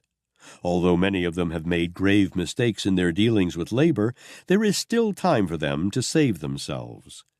Any employer who chooses to do so can immediately and permanently set up a barrier against Lewis and the Lewis philosophy. A barrier that neither those in control of the United States government nor Lewis can possibly remove. Henry Ford almost discovered this barrier when he put into operation his famous $5 a day minimum wage scale over 20 years ago. Walter Chrysler faintly flirted with it when he voluntarily raised the wages of his workmen by a total of more than $50 million. But neither of these gentlemen went quite far enough. There is available to the employers, and to Lewis too for that matter, a law that no Supreme Court can reverse or declare unconstitutional. It is none other than the Golden Rule, the varied combination and applications of which I have tried to describe. If Walter Chrysler had gone over John L. Lewis's head and dealt directly with his men, when he announced that $50 million wage increase, and had frankly told them that from then on they were partners in the business, and as such would be permitted to share in the profits, the same as the stockholders who bought a share of those profits with monetary investment, he would have had Lewis stopped forever. Of course, there should have been strings attached to the privilege extended to the men sharing in the profits, one which should have been the condition that they change their mental attitude and put into their work not only a certain number of hours of time, but a definite spirit of willingness to do their very best. The offer should have carried with it a complete list of the conditions under which the men would be permitted to share in the profits. The conditions should have called for the Golden Rule services in return for Golden Rule pay. There is nothing to stop any employer from going over the heads of self-appointed labor leaders and dealing directly with his own people on the Golden Rule basis. All the Wagner Acts in the world cannot stop an employer from dealing with his men on the Golden Rule basis. And all the labor demagogues on earth, and there are many of them, could never gain control of the employees who were in partnership with their employer on the Golden Rule basis. Some will say, "Oh, that will never work. No employer is going to pay wages to his men and then give them a part of the profits too." With that viewpoint, I cannot agree. The truth is this, nothing less. The employers, all of them, are going to be compelled to deal with their men on the Golden Rule basis or lose their right to remain employers. Everything by which civilization may be judged points in this direction.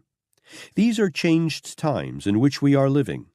It clearly indicates a sharp turn in the path of civilization, a turn that is destined to force men to deal with one another on the Golden Rule basis. But waiving this viewpoint on the ground that it is merely a theory, or that it is too idealistic, let us take another view of the situation. The employer who voluntarily takes his employees into his business on a profit-sharing basis will earn greater profits than he earned on the old basis of paying only wages. In the first place, the superior quality and quantity of service the employer will render, under the Golden Rule treatment, will supply the extra money the employer will pay them, not to mention the savings in strikes and damages to property. Arthur Nash proved that point beyond any room for doubt. Moreover, the money now being spent by many employers to fight Lewis and other labor leaders would, if given directly to the employees under some practical working plan based on the Golden Rule, be sufficient to pay this employee dividend fee. Henry Ford came very near to the adoption of the Golden Rule policy when he launched his $5 minimum wage scale.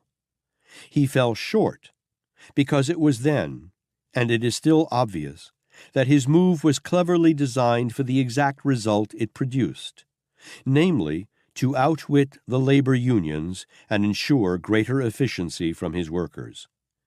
It produced those effects, but the thing that was lacking in the deal, the power that would have made it stand out like the Rock of Gibraltar against all foes who might have tried to control the Ford business, was the Golden Rule spirit. The policy was inaugurated in too cold-blooded a manner. It reflected the cold, unyielding determination of Henry Ford, but not the warmth of brotherly love so plainly laid down in that brief sentence by the Master in the Sermon on the Mount. The Chrysler $50 million wage increase might just as well have been dumped into the ocean for all the good it did his company. Everyone knows that it was a last-minute sop thrown to his men as a bribe to keep out of the hands of Lewis. The deed itself was commendable, but the spirit in which it was done was without that vital force that moves mountains. In these two cases, both well known to everyone, may be found a hint to employers of America as to the way out for them. There is no other way out except surrender of their property and perhaps their privilege of free citizenship.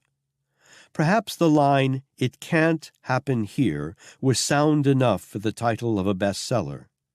But few real thinkers doubt that it can happen here, because it has already happened in spots throughout the country. In all this conflict between capital and labor, the contending parties and most of the public seem not to have thoroughly understood the meaning of the word capital. Capital and labor consist of three factors, namely, 1. Men who labor with their hands; 2. Money, or its equivalent in the form of credit; and 3. The brains that manage and direct the use of both labor and money.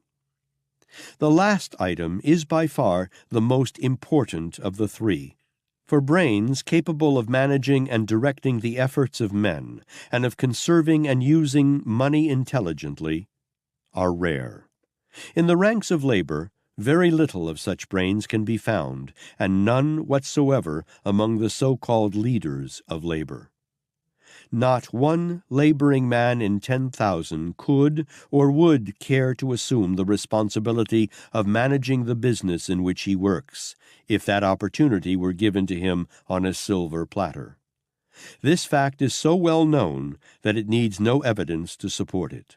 The brains that manage capital must not only guide and efficiently direct the efforts of men, but they must also find a market for the products created.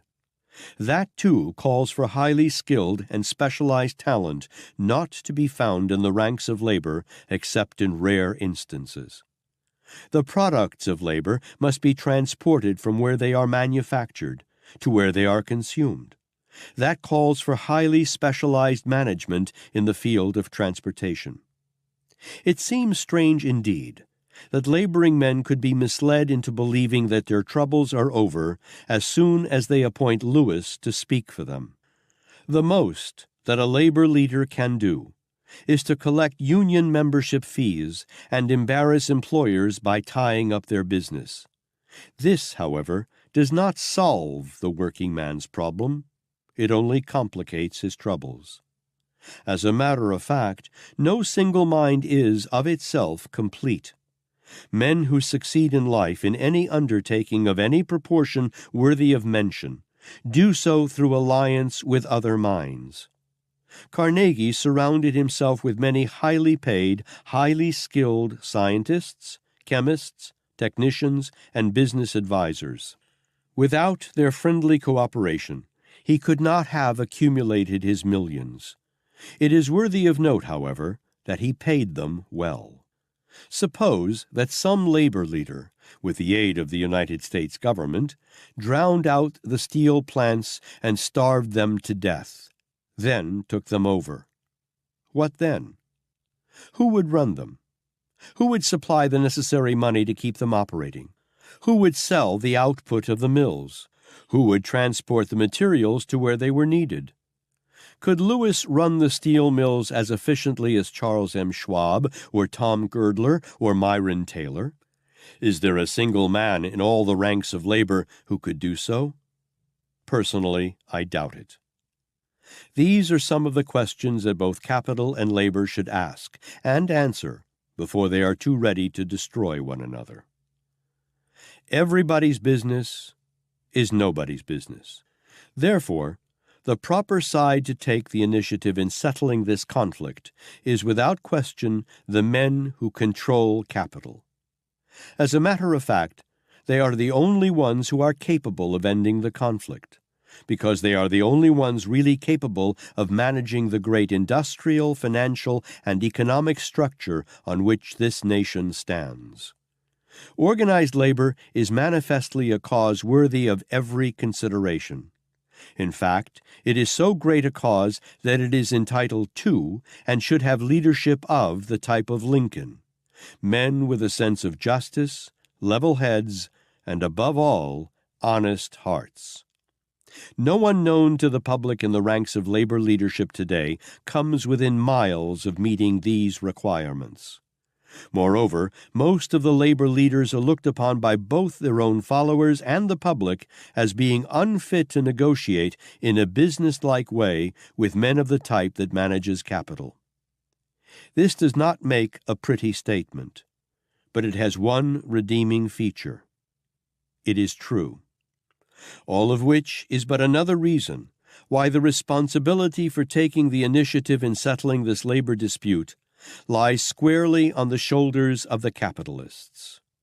Power and superior intelligence, no matter where these virtues are found, carry with them the responsibility of duty and wisdom in their use. For every problem, there is a solution. It often happens that the person best fitted to solve a problem is someone not directly connected with or influenced by it. Oh yes, there is a solution for this labor racket, and let's call it by its right name because that is just what it is, a plain, cruel, debasing racket. Two groups of people suffer most from this racket. One is the unfortunate victim who is coerced or misled into paying membership fees to support the racket, and the other is the public, who pays the bill when the smoke of battle finally clears away. It is about time these two groups put their heads together and ended this fat racket. Therefore, we propose that every employer immediately announce that henceforth his business will be run by the management representing the men who supply the money, and properly chosen representatives of the men who furnish the brawn under a golden rule policy of fair distribution of profits. We propose also that each employer appoint an advisory board made up of well-known, disinterested persons of the community who will sit in with the two groups representing capital and labor for the purpose of representing the third party, the public. If any industrialist made such an announcement and backed it with deeds, all the labor leaders could be about as welcome in the ranks of their workers as Leon Trotsky would be if he should set foot in Russia. Capital has brains, lots of them. Why, in the name of high heaven, then, doesn't someone in this group awake to this opportunity, become real smart, and forever put an end to racketeers who collect huge tolls from both capital and labor every year? Here is a chance for some business leader to make himself and his business immortal by selling this idea to the industrialists and the public. This can best be done by deeds, not words. Chapter 39. The New World. when the sea of life shall once more have attained to calm, and when the world shall once more have settled down to its business of ordered living, peace, and prosperity, new leaders and a new brand of leadership will have made their appearance. In the fields of business, industry, religion, politics, and in fact all fields of human endeavor, leaders will find more compensation in helping their followers than in accumulating millions of dollars for themselves. A new religion is in the process of being made.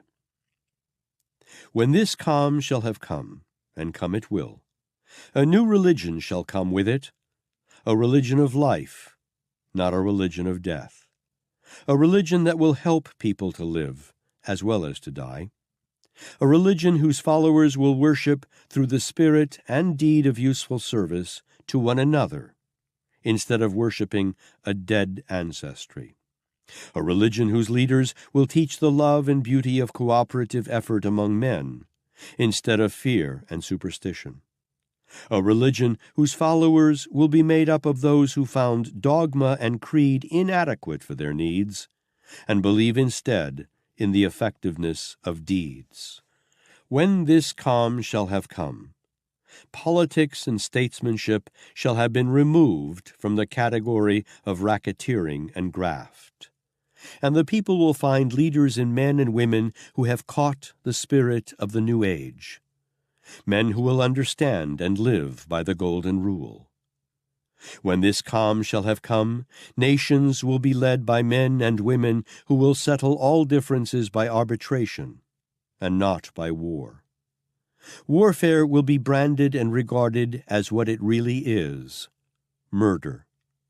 Then Woodrow Wilson's name will take its rightful place along with those of Washington and Lincoln, and the world will pay more willing homage to the man who advocated a settlement of differences among nations by arbitration rather than warfare, and who finally fought a war to end wars, and then sought to establish an international accord to ensure permanent peace. When this calm shall have come, men who cheat and steal and besmirch the reputations of their fellow men, in order to accumulate millions of dollars which they do not need and cannot use, shall be treated with the contempt and scorn that they deserve. Visionary and utopian. Perhaps, if viewed from the level of intelligence on which the world now stands, but levels of intelligence change. Come back to these statements a dozen years hence. They will not then seem quite so visionary. If you had been told 20 years ago that a score of passengers could be transported through the air at the rate of 150 miles an hour, you would have called that visionary. Or if you had been told 30 years ago that the ether all about you was filled with all manner of beautiful music, you would have cried out in amazement, "Crazy idea!" We are living in a world of rapid change. Ignorance and superstition are on the run. Men no longer fear the punishment of fire and brimstone after death, as they once feared it. Men no longer look upon God as cruel, capricious, or arbitrary. The truth about life is beginning to be known, and with it is coming considerable truth about God and that which may happen after death. Truth makes men free. This is an age of experimentation and discovery. The world is learning to cut the fetters of ignorance and superstition and fear that have bound struggling mankind all down the ages. Today, man is beginning to stand erect and free above his self-sprung chains. It is no wonder that dogma and creeds are becoming less popular, and life and its needs more interesting. Whatsoever a man soweth, that shall he also reap. Many religious leaders of the past have been among the most prolific sowers of the seed of fear. The world is now reaping the crop. Bigots and zealots of the past perpetuated their creeds largely through the weapon of fear, and up to the 18th century they effectively retarded civilization by discouraging men of science, who sought to acquire and to spread truth and knowledge. Moreover, they discredited the philosophers and thinkers who endeavored to enlighten humanity. The immortal Emerson, at the time of his death, was persona non grata in the eyes of many leaders of orthodoxy. Thomas Paine was crucified on a cross of poisoned public opinion, and the same fate would have been Robert Ingersoll's, except for the fact that public opinion had become more generous and a bit more courageous during his time. The religion of the future will be a religion of faith, not a religion of fear. It will be a religion of life, not a religion of death. Its clergymen will do more teaching and less preaching. The fight between religion and science will cease, and the clergymen will prove that which they teach by scientific principles and by the laws of nature. The clergyman of the future will take his text from the known realities of life. He will prove by these facts that there is but one God, that this God permeates every atom of matter and every unit of energy throughout the universe, that he may be reached by every person who desires to approach him, not for a price, but through harmony and understanding, aspiration and prayer. This is an age of unfoldment of the human mind, and with greater understanding of life will come leaders who will be capable of lifting us into still greater heights of wisdom and understanding. We are in the embryonic stage of that new age now. The colleges and universities of the world have hastened its dawn. The scientists have done their share, and the clergymen, be it said to their everlasting credit, are falling in line and adapting themselves to the trend of this new age. Dawn is on the eastern hills. A new light is aglow in the sky. A new day is breaking, a day in which man will control his institutions and not be driven as a bond slave before them. A day in which the humanities shall prosper. Already there is a widespread interest being taken by the clergy in the changes of civilization that have made the modernization of religion a necessity. Not long ago, the author had the privilege of attending a series of Sunday evening lectures delivered in the Mount Vernon Place Methodist Church of Washington, D.C., by a group of statesmen and businessmen who spoke frankly of the new relationship developing between the church and industry. Significant was the fact that practically every pew was occupied. So, too, would the pews of every church be occupied if a part of its services were devoted to the solution of the pressing economic and personal problems that have enshrouded the world. Religion, like business, is undergoing and must continue to undergo radical changes and reformations. The religion of the future must be a religion of practical service to humanity. It must help men to satisfy their temporal as well as their spiritual needs. The religion of the future must be based upon practice as well as faith. Business has found it expedient to eliminate fear and oppression. Religion has done likewise.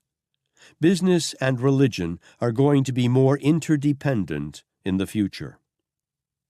The author has wanted for more than 20 years to express these truths, but fear has stilled his pen.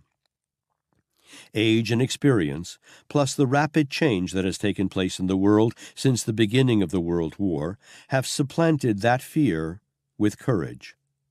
Moreover, the changes that have taken place during the past 20 years have brought with them evidence of the soundness of these statements. Fear is man's worst enemy. Like a demon of hell, it sits upon one's shoulder and whispers, "You can't write that. It will hurt your business. It will deprive you of an income. You can't write this, or you can't do that because of public opinion. You must not express new ideas, nor advocate new ways of doing business, because people will laugh at you. Fear of poverty and fear of criticism are two of man's worst enemies. They deprive men of their initiative. They stay the hand and the mind of the genius who might advance civilization 1,000 years in one generation. They deaden the faculty of creative imagination and cause it to atrophy and die because of lack of use and expression. This is an age when the world needs men of courage who will search for the truth and express it, no matter whom it may affect, for weal or for woe. When the suffering of the recent business depression shall have passed, it will make way for a new and better freedom than any the world has ever known, because it will be a freedom based upon faith and not upon fear, truth and not ignorance, training and not guesswork. The new freedom will give men the necessities of life and as many luxuries as may be actually needed to bring contentment, and in return for fewer hours of labor. It is a disgrace that men must labor 8 and 10 hours out of every 24 in order to gain just enough clothes to wear, sufficient food to eat, and a roof over one's head. 4 hours a day should be ample time in which to earn the 3 bare necessities of life. The new age of freedom will give the laborer a more equitable share of that which his labor produces. Employers will think in terms of human happiness and less in terms of dividends. If not out of choice, they will be forced to do so by necessity. The man who labors with his hands will enjoy freedom, not only from those who have exploited him in the past, but he will enjoy also freedom from that type of so-called labor leader who has in the past been more of an exploiter than a leader. Moreover, labor organizations in the future will operate under a system that recognizes the triumvirate of interests of 1. Labor, 2. Capital, and 3. The public, which both capital and labor serve. They will also, of necessity, operate under a system that will recognize and adequately reward individual superiority, instead of the present system that claims for the inefficient worker, as long as he pays his union dues, the same rewards and the same privileges as those enjoyed by the more efficient. Slaves and slave drivers, no matter in what walk of life, are becoming more and more a relic of a barbaric past. The crime we commit against children. The new freedom in its fullest form will protect little children from ignorant parents who plant the seed of fear in the minds of their offspring through corrective measures of brute force. Children will be managed by suggestion and by constructive example, rather than by the rod. Moreover, the new freedom will permit children freedom of thought, as well as freedom of action. Their minds will not be warped and limited through teachings that fill them with fear of God and of man. This new freedom must begin with absolute freedom of thought for children. The customs of the new age will not tolerate the practice of filling the minds of children with so much of the food of fear that they never actually come into possession of their own minds. Any emotions, and especially emotions of fear, planted in the minds of children through highly colored stories that appeal to the imagination, embed themselves in the subconscious minds of those children, and may remain with them all through life. It is a crime to plant in the mind of a child any negative thought, no matter what may be its nature or purpose. No human being has the right to hamper a child's chances of success in life merely because that person may have been responsible for the child's birth. Children do not belong to their parents. The parents are merely the custodians by whom a most precious, temporary responsibility for their children has been assumed. A human being's earthly destiny may be, and usually is, fixed for him through the influences of his childhood. Children are often taught to steal and to tell lies as the result of mismanagement by parents. Ignorance of proper management on the part of mothers often brings about the degradation of thousands of young girls every year. There are no secrets of life that should be kept from children who reach the age of comprehensive understanding. The mystery of where children come from and why they come into the world should be explained to them as soon as they are old enough to understand it. Lies that parents tell their children about storks plant in the subconscious minds of those children the impulse to lie about other things. Children grow up, learn to think for themselves, and finally learn the truth. Often their resentment against those who deceived them becomes marked and permanent. The inferiority complex must go. The age of freedom will not tolerate the practice of teaching children that men are worms of the dust, conceived and born in sin, and should therefore fear God. On the contrary, it will teach children that man is conceived and born in the image of God, that man is limited in his achievements only by his own power to appropriate and use infinite intelligence. It is one of the glorious signs of the new age of freedom, which has already dawned, that the youths of this generation are not accepting in blind faith all the orthodox teachings of their elders. Let it be understood that the author's only charge against orthodoxy is that it has been the chief purveyor of fear all down the ages.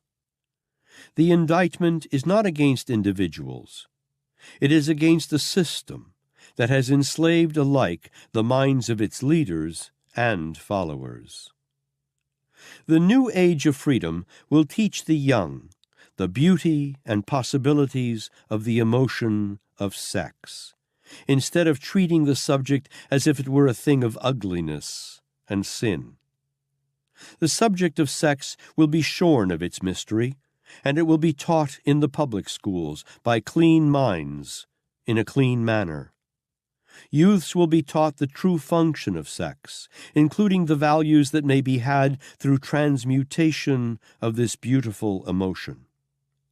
They will be taught the truth about sex energy, that it is the most powerful of all the human emotions, that it has a therapeutic value unknown in the connection with other emotions, that it is capable, when controlled, transmuted, and intelligently directed, not only of perpetuating life, but of developing business or professional genius as well. The object of this book is to provoke thought. It was not written with a purpose of reformation, nor with the purpose of destroying faith in any religion, nor with the purpose of influencing others to think as the author thinks. The author does not claim to be infallible, and he is more than willing to have his opinions and beliefs passed upon by a jury, made up of people who have been disciplined in the art of accurate thought. The writing of this book has been truly a labor of love, and the author has been paid for his labor 100 times by the thoughts that have kept him company as he worked. Thoughts that inspired him with courage and left no place in his mind for despondency or fear. Thoughts that attuned his heart to these words of Max Ehrmann: "Let me do my work each day, and if the darkened hours of despair overcome me, may I not forget the strength that comforted me in the desolation of other times. May I still remember the bright hours that found me walking over the silent hills of my childhood, or dreaming on the margin of the quiet river amid the tempests of the changing years. Spare me from bitterness, and from the sharp passions of unguarded moments. May I not forget that poverty and riches are of the Spirit. Though the world know me not, may my thoughts and actions be such as shall keep me friendly with myself. Lift my eyes from the earth, and let me not forget the uses of the stars. Forbid that I should judge others, lest I condemn myself. Let me not follow the clamor of the world, but walk calmly in my path. Give me a few friends who will love me for what I am, and keep ever burning before my vagrant steps the kindly light of hope. And though age and infirmity overtake me, and I come not within sight of the castle of my dreams, teach me still to be thankful for life, and for time's olden memories that are good and sweet, and may the evening's twilight find me gentle still. The future demands dreamers with courage. The whole world now needs and is demanding a new group of pioneers who have the capacity to conceive new plans, new ideas, new inventions. Men and women who have also the courage and the initiative to blaze new trails in every walk of life. These new leaders and discoverers will be required in politics, in religion, in banking, in transportation, in industry and business, in education, in the professions, on the farms, in city planning, in art, music and literature, in journalism, and on the screen and stage. The business depression marked the death of one age and the birth of another. This new changed world will require dreamers who can put their dreams into action. The dreamers have always been the pattern makers of civilization. Through faith, courage, and imagination, they harness the intangible and unseen forces of unborn opportunity and build great skyscrapers, convert forests and deserts into cities, and turn frontiers into marts of trade. Any person who in the future cherishes a lofty dream and holds fast to it will be more than apt to see that dream become a reality, for this is an age that is favorable to the practical dreamers. Columbus dreamed of an unknown world and discovered it. Copernicus dreamed of a multiplicity of worlds and revealed them. Henry Ford, poor and uneducated, dreamed of a horseless carriage, steadfastly held to that dream, and now the evidence that he dreamed soundly belts the entire earth. Edison dreamed of a machine that would record and reproduce the sound of the human voice, and stood by his dream through countless failures until his dream became a splendid reality. Whalen dreamed of a chain of cigar stores, transformed his dream into action, and now the United Cigar Stores occupy the best corners in every city in America. Lincoln dreamed of freedom for the black slaves, and a united North and South have translated his dream into a reality. Other dreamers of the Lincoln type are going to dream of freedom for the white slaves of America, and live to see their dreams come true.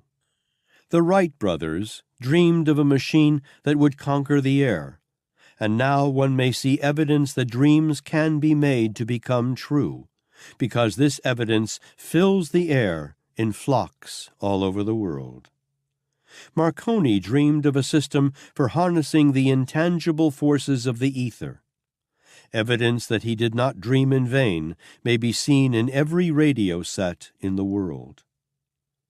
The greatest achievement was at first and for a time a dream. The oak sleeps in the acorn. The bird waits in the egg. And in the highest vision of the soul, a waking angel stirs. Dreams are the seedlings of reality. Awake, Arise, dreamers of America.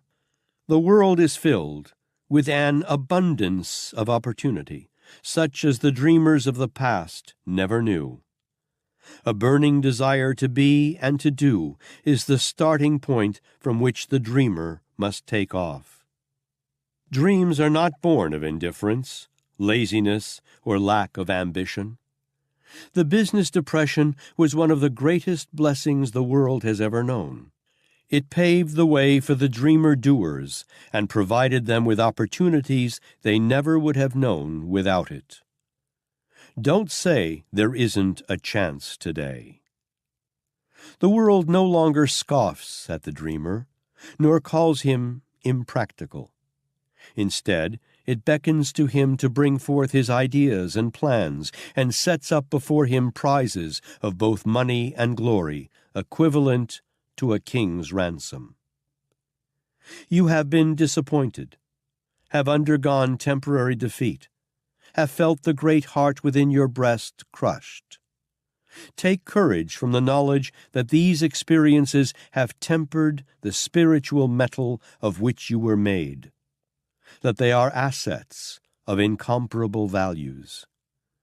Remember, too, that most men and women who succeed in life get off to a bad start and pass through much struggle before they arrive. The turning point in the lives of those who succeed usually comes at the moment of some crisis through which they are introduced to their other selves.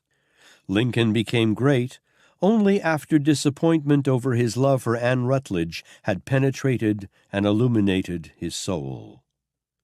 John Bunyan wrote The Pilgrim's Progress, which is among the finest of English literature, after he had been confined in prison and sorely punished because of his religious belief. O. Henry discovered the genius that slept within his brain while confined in a prison cell in Columbus, Ohio.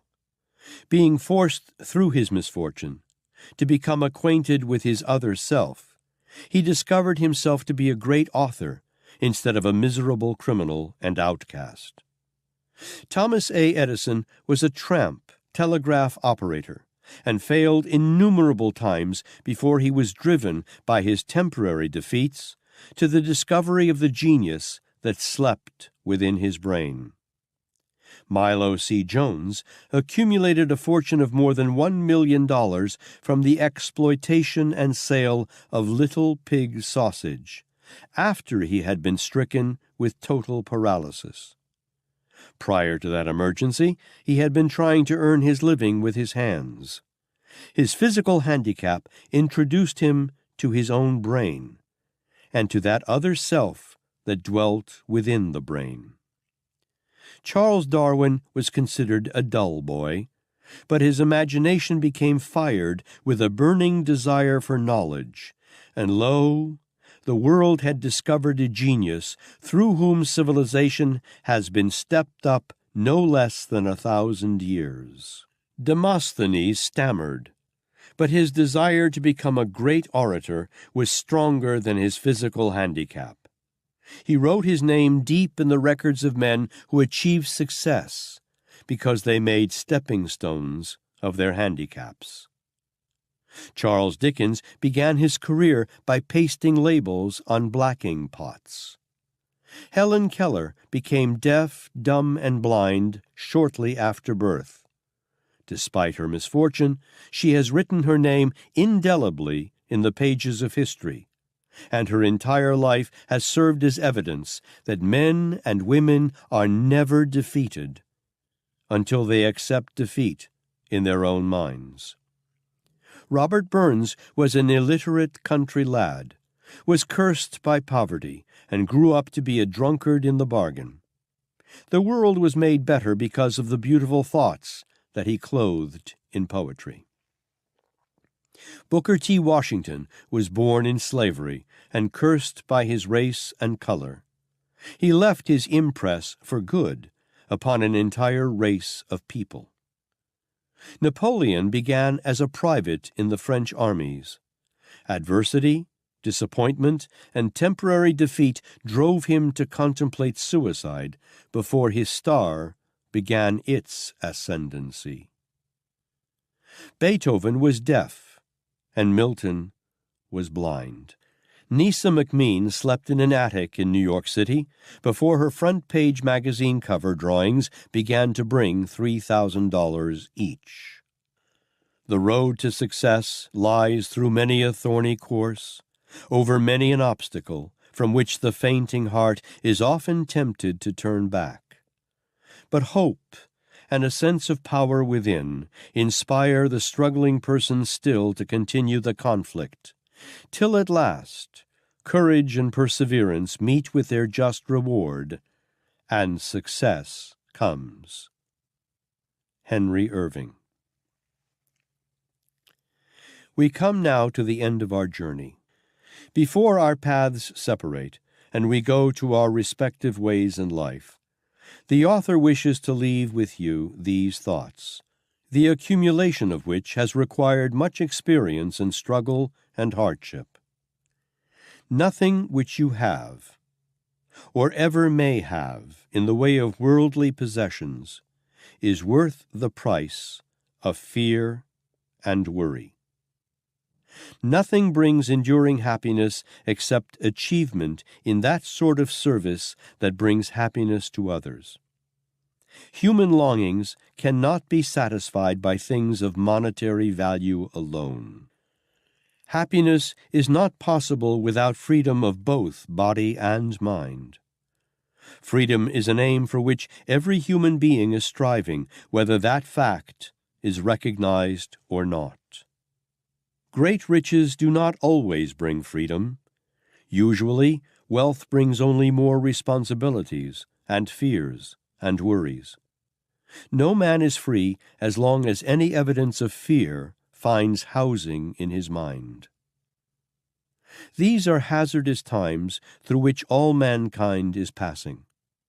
Hazardous because of the spirit of discontent and indecision and fear that are everywhere in evidence. Be careful not to be caught in the maelstrom of this chaos. If you should become engulfed in it, remember that no one can extricate you from its empowering current of despair except yourself. You are truly the master of your own fate, the captain of your own soul, because you are what you are as the result of your own habits of thought. Habits may be changed. In this book you have been informed of the principles through which thought habits may be changed. Here your guide must leave you. The remainder of the journey must be completed by you alone. Whether the trip is beautiful or ugly, pleasant or unpleasant, will depend upon what use you make of your own power of thought.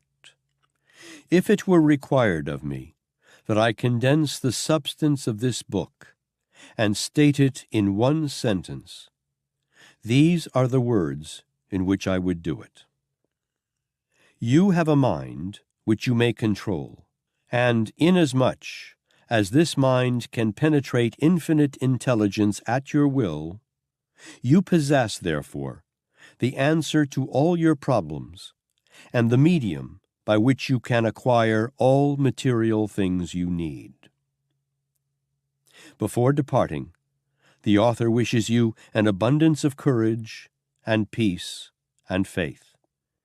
If you have these states of mind, all other things that you need will come to you when you need them. Pray, let Emerson express my thought for me in these words. Every proverb, every book, every byword that belongs to thee for aid or comfort shall surely come home through open or winding passages. Every friend whom not thy fantastic will, but the great and tender soul in thee craveth, shall lock thee in his embrace. Chapter 40. Rounding out your success qualities for leadership. Rare it is to find a man with an all-around equipment for success. As a general rule, people are strong on some success qualities and weak on others. Broadly speaking, anyone's success is determined by two things. 1. His ability to get. 2. His ability to hold. All around you, you can see brilliant men who are past masters in the art of getting what they want. Money, position, friends, influence, customers, anything they want. But when they get these things, they are unable to hold them. Obviously, in a book of this size devoted mainly to teaching the basic principles of how to sell your way through life, it is impossible to include the wide range of facts necessary to make the fully rounded-out success mind. Other books have been prepared that do this in a practical, fascinating, sure way. Because of the sincere hope that every reader of Napoleon Hill's book will come to possess a high degree of both, 1, ability to get, and 2, ability to hold, we ask your indulgence in the following. A few words from the publishers. Frankly, this is the business department of the Ralston Society. We want to have a little chat with you as you come to the end of this book. For over 50 years, Ralston has supplied hundreds of thousands, yes, probably millions, of ambitious men and women with home study books that bring health, wealth, power, and happiness. We have many unusual, private, exciting instruction books embracing all human powers.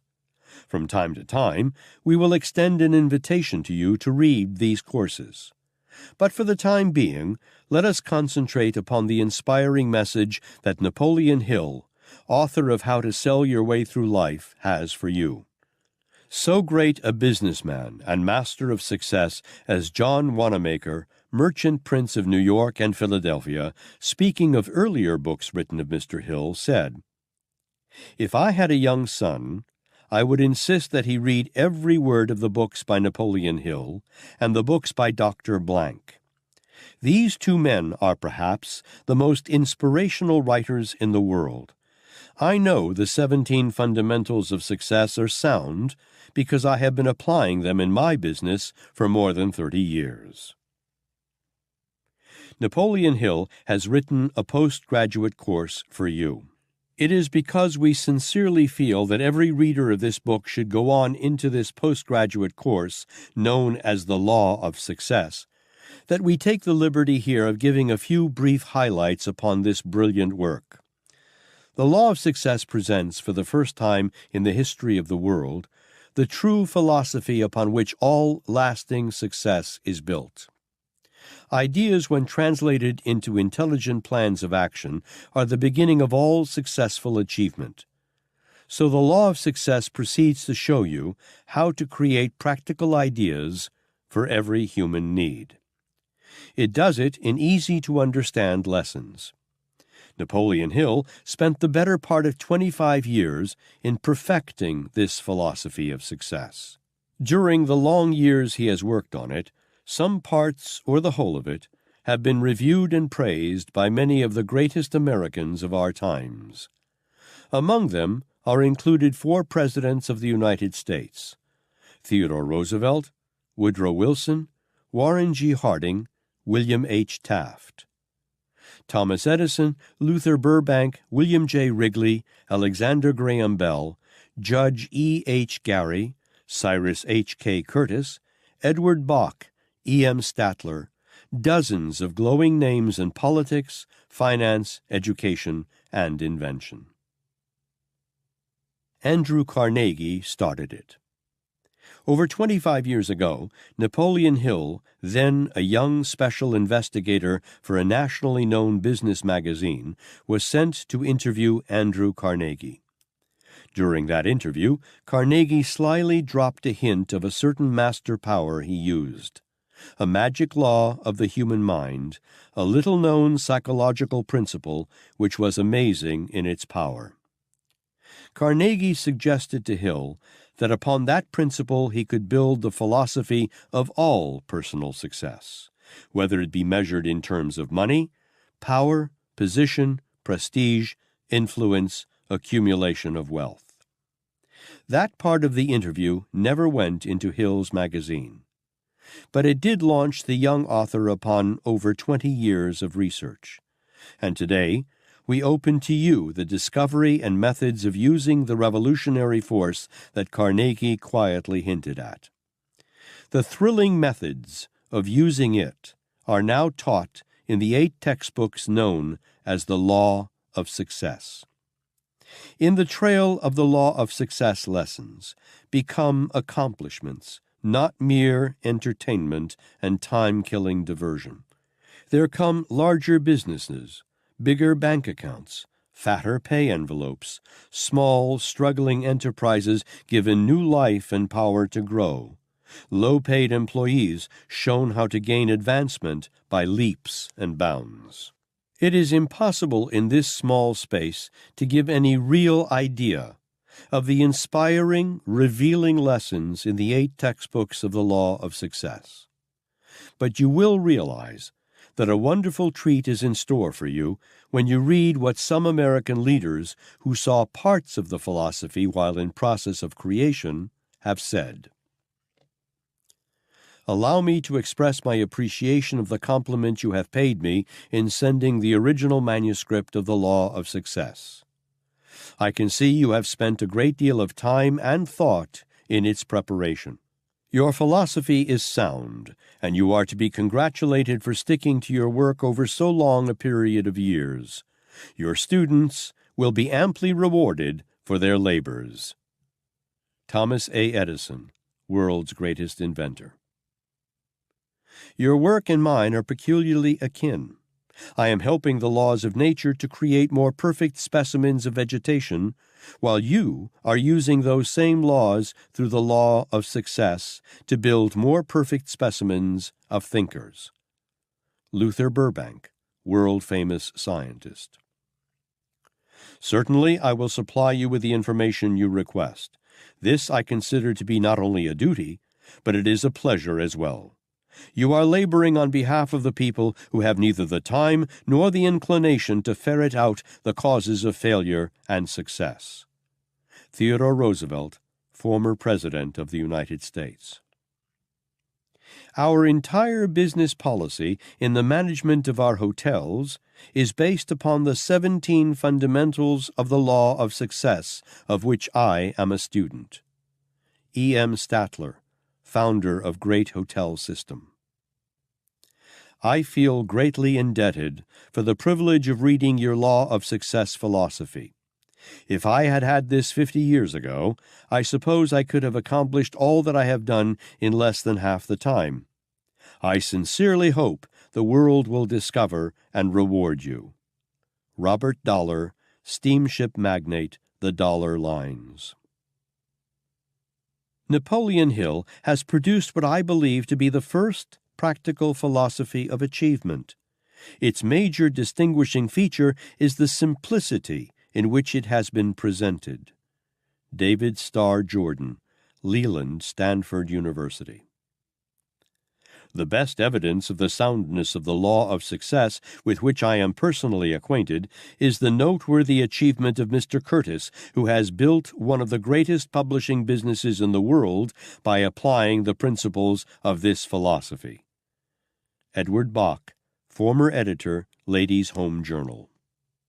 You may say, for Mr. Rockefeller, that he endorses Mr. Hill's 17 fundamental principles of success, and that he recommends them to those who are seeking the highway to achievement. Secretary to John D. Rockefeller. Evidence that money could not buy. The foregoing is evidence and praise, seldom accorded any course of education. Money could not buy such letters of endorsement from men who are, or have been, leaders of our times. Millions of books have been written to amuse, to entertain, to help you while away your idle hours. But here, in the Law of Success, are 8 vibrating, power-radiating books that shape your destiny, enrich your future, and turn your hopes and dreams into solid success realities. Don't waste your own precious years blindly searching for the hidden road to the heights. Profit by the dearly bought experience of America's leaders. Over 500 great and prominent men of America were minutely analyzed, their methods, motives, strategy, to find out the secrets that put them on top. No matter whether you are rich or poor, you have one asset as great as the richest man living, and that is time. But with each setting sun, you become one day older and have one day less in which to attain the success and wealth you desire. Thousands of progressive people throughout the North American continent have realized this mighty truth, and have sought the help so clearly and inspiringly taught in Napoleon Hill's Law of Success. You cannot afford to let day after day slip into eternity without getting possession of this course. You will profit greatly from the lessons in how to sell your way through life. You will take even more brilliant and gratifying rewards from the law of success. The cost is trifling. The benefits are tremendous. May we tell you in detail about the law of success? If you say yes, then write us that you are a reader of this book and would like detailed information about the law of success.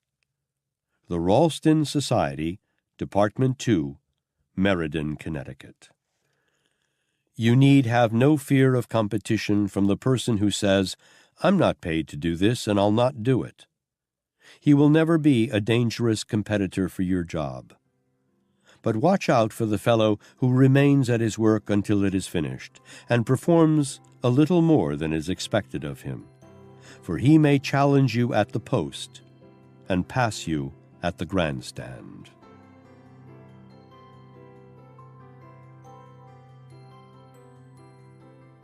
This has been an Audible Inc. production of How to Sell Your Way Through Life, written by Napoleon Hill, narrated by A.C. Fellner.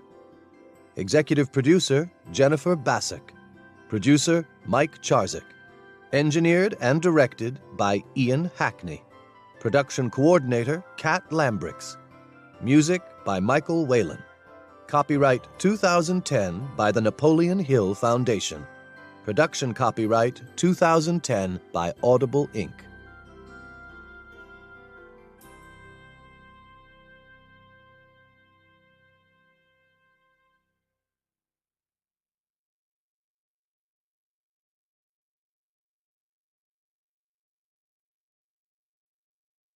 This audiobook production was distributed by Brilliance Audio.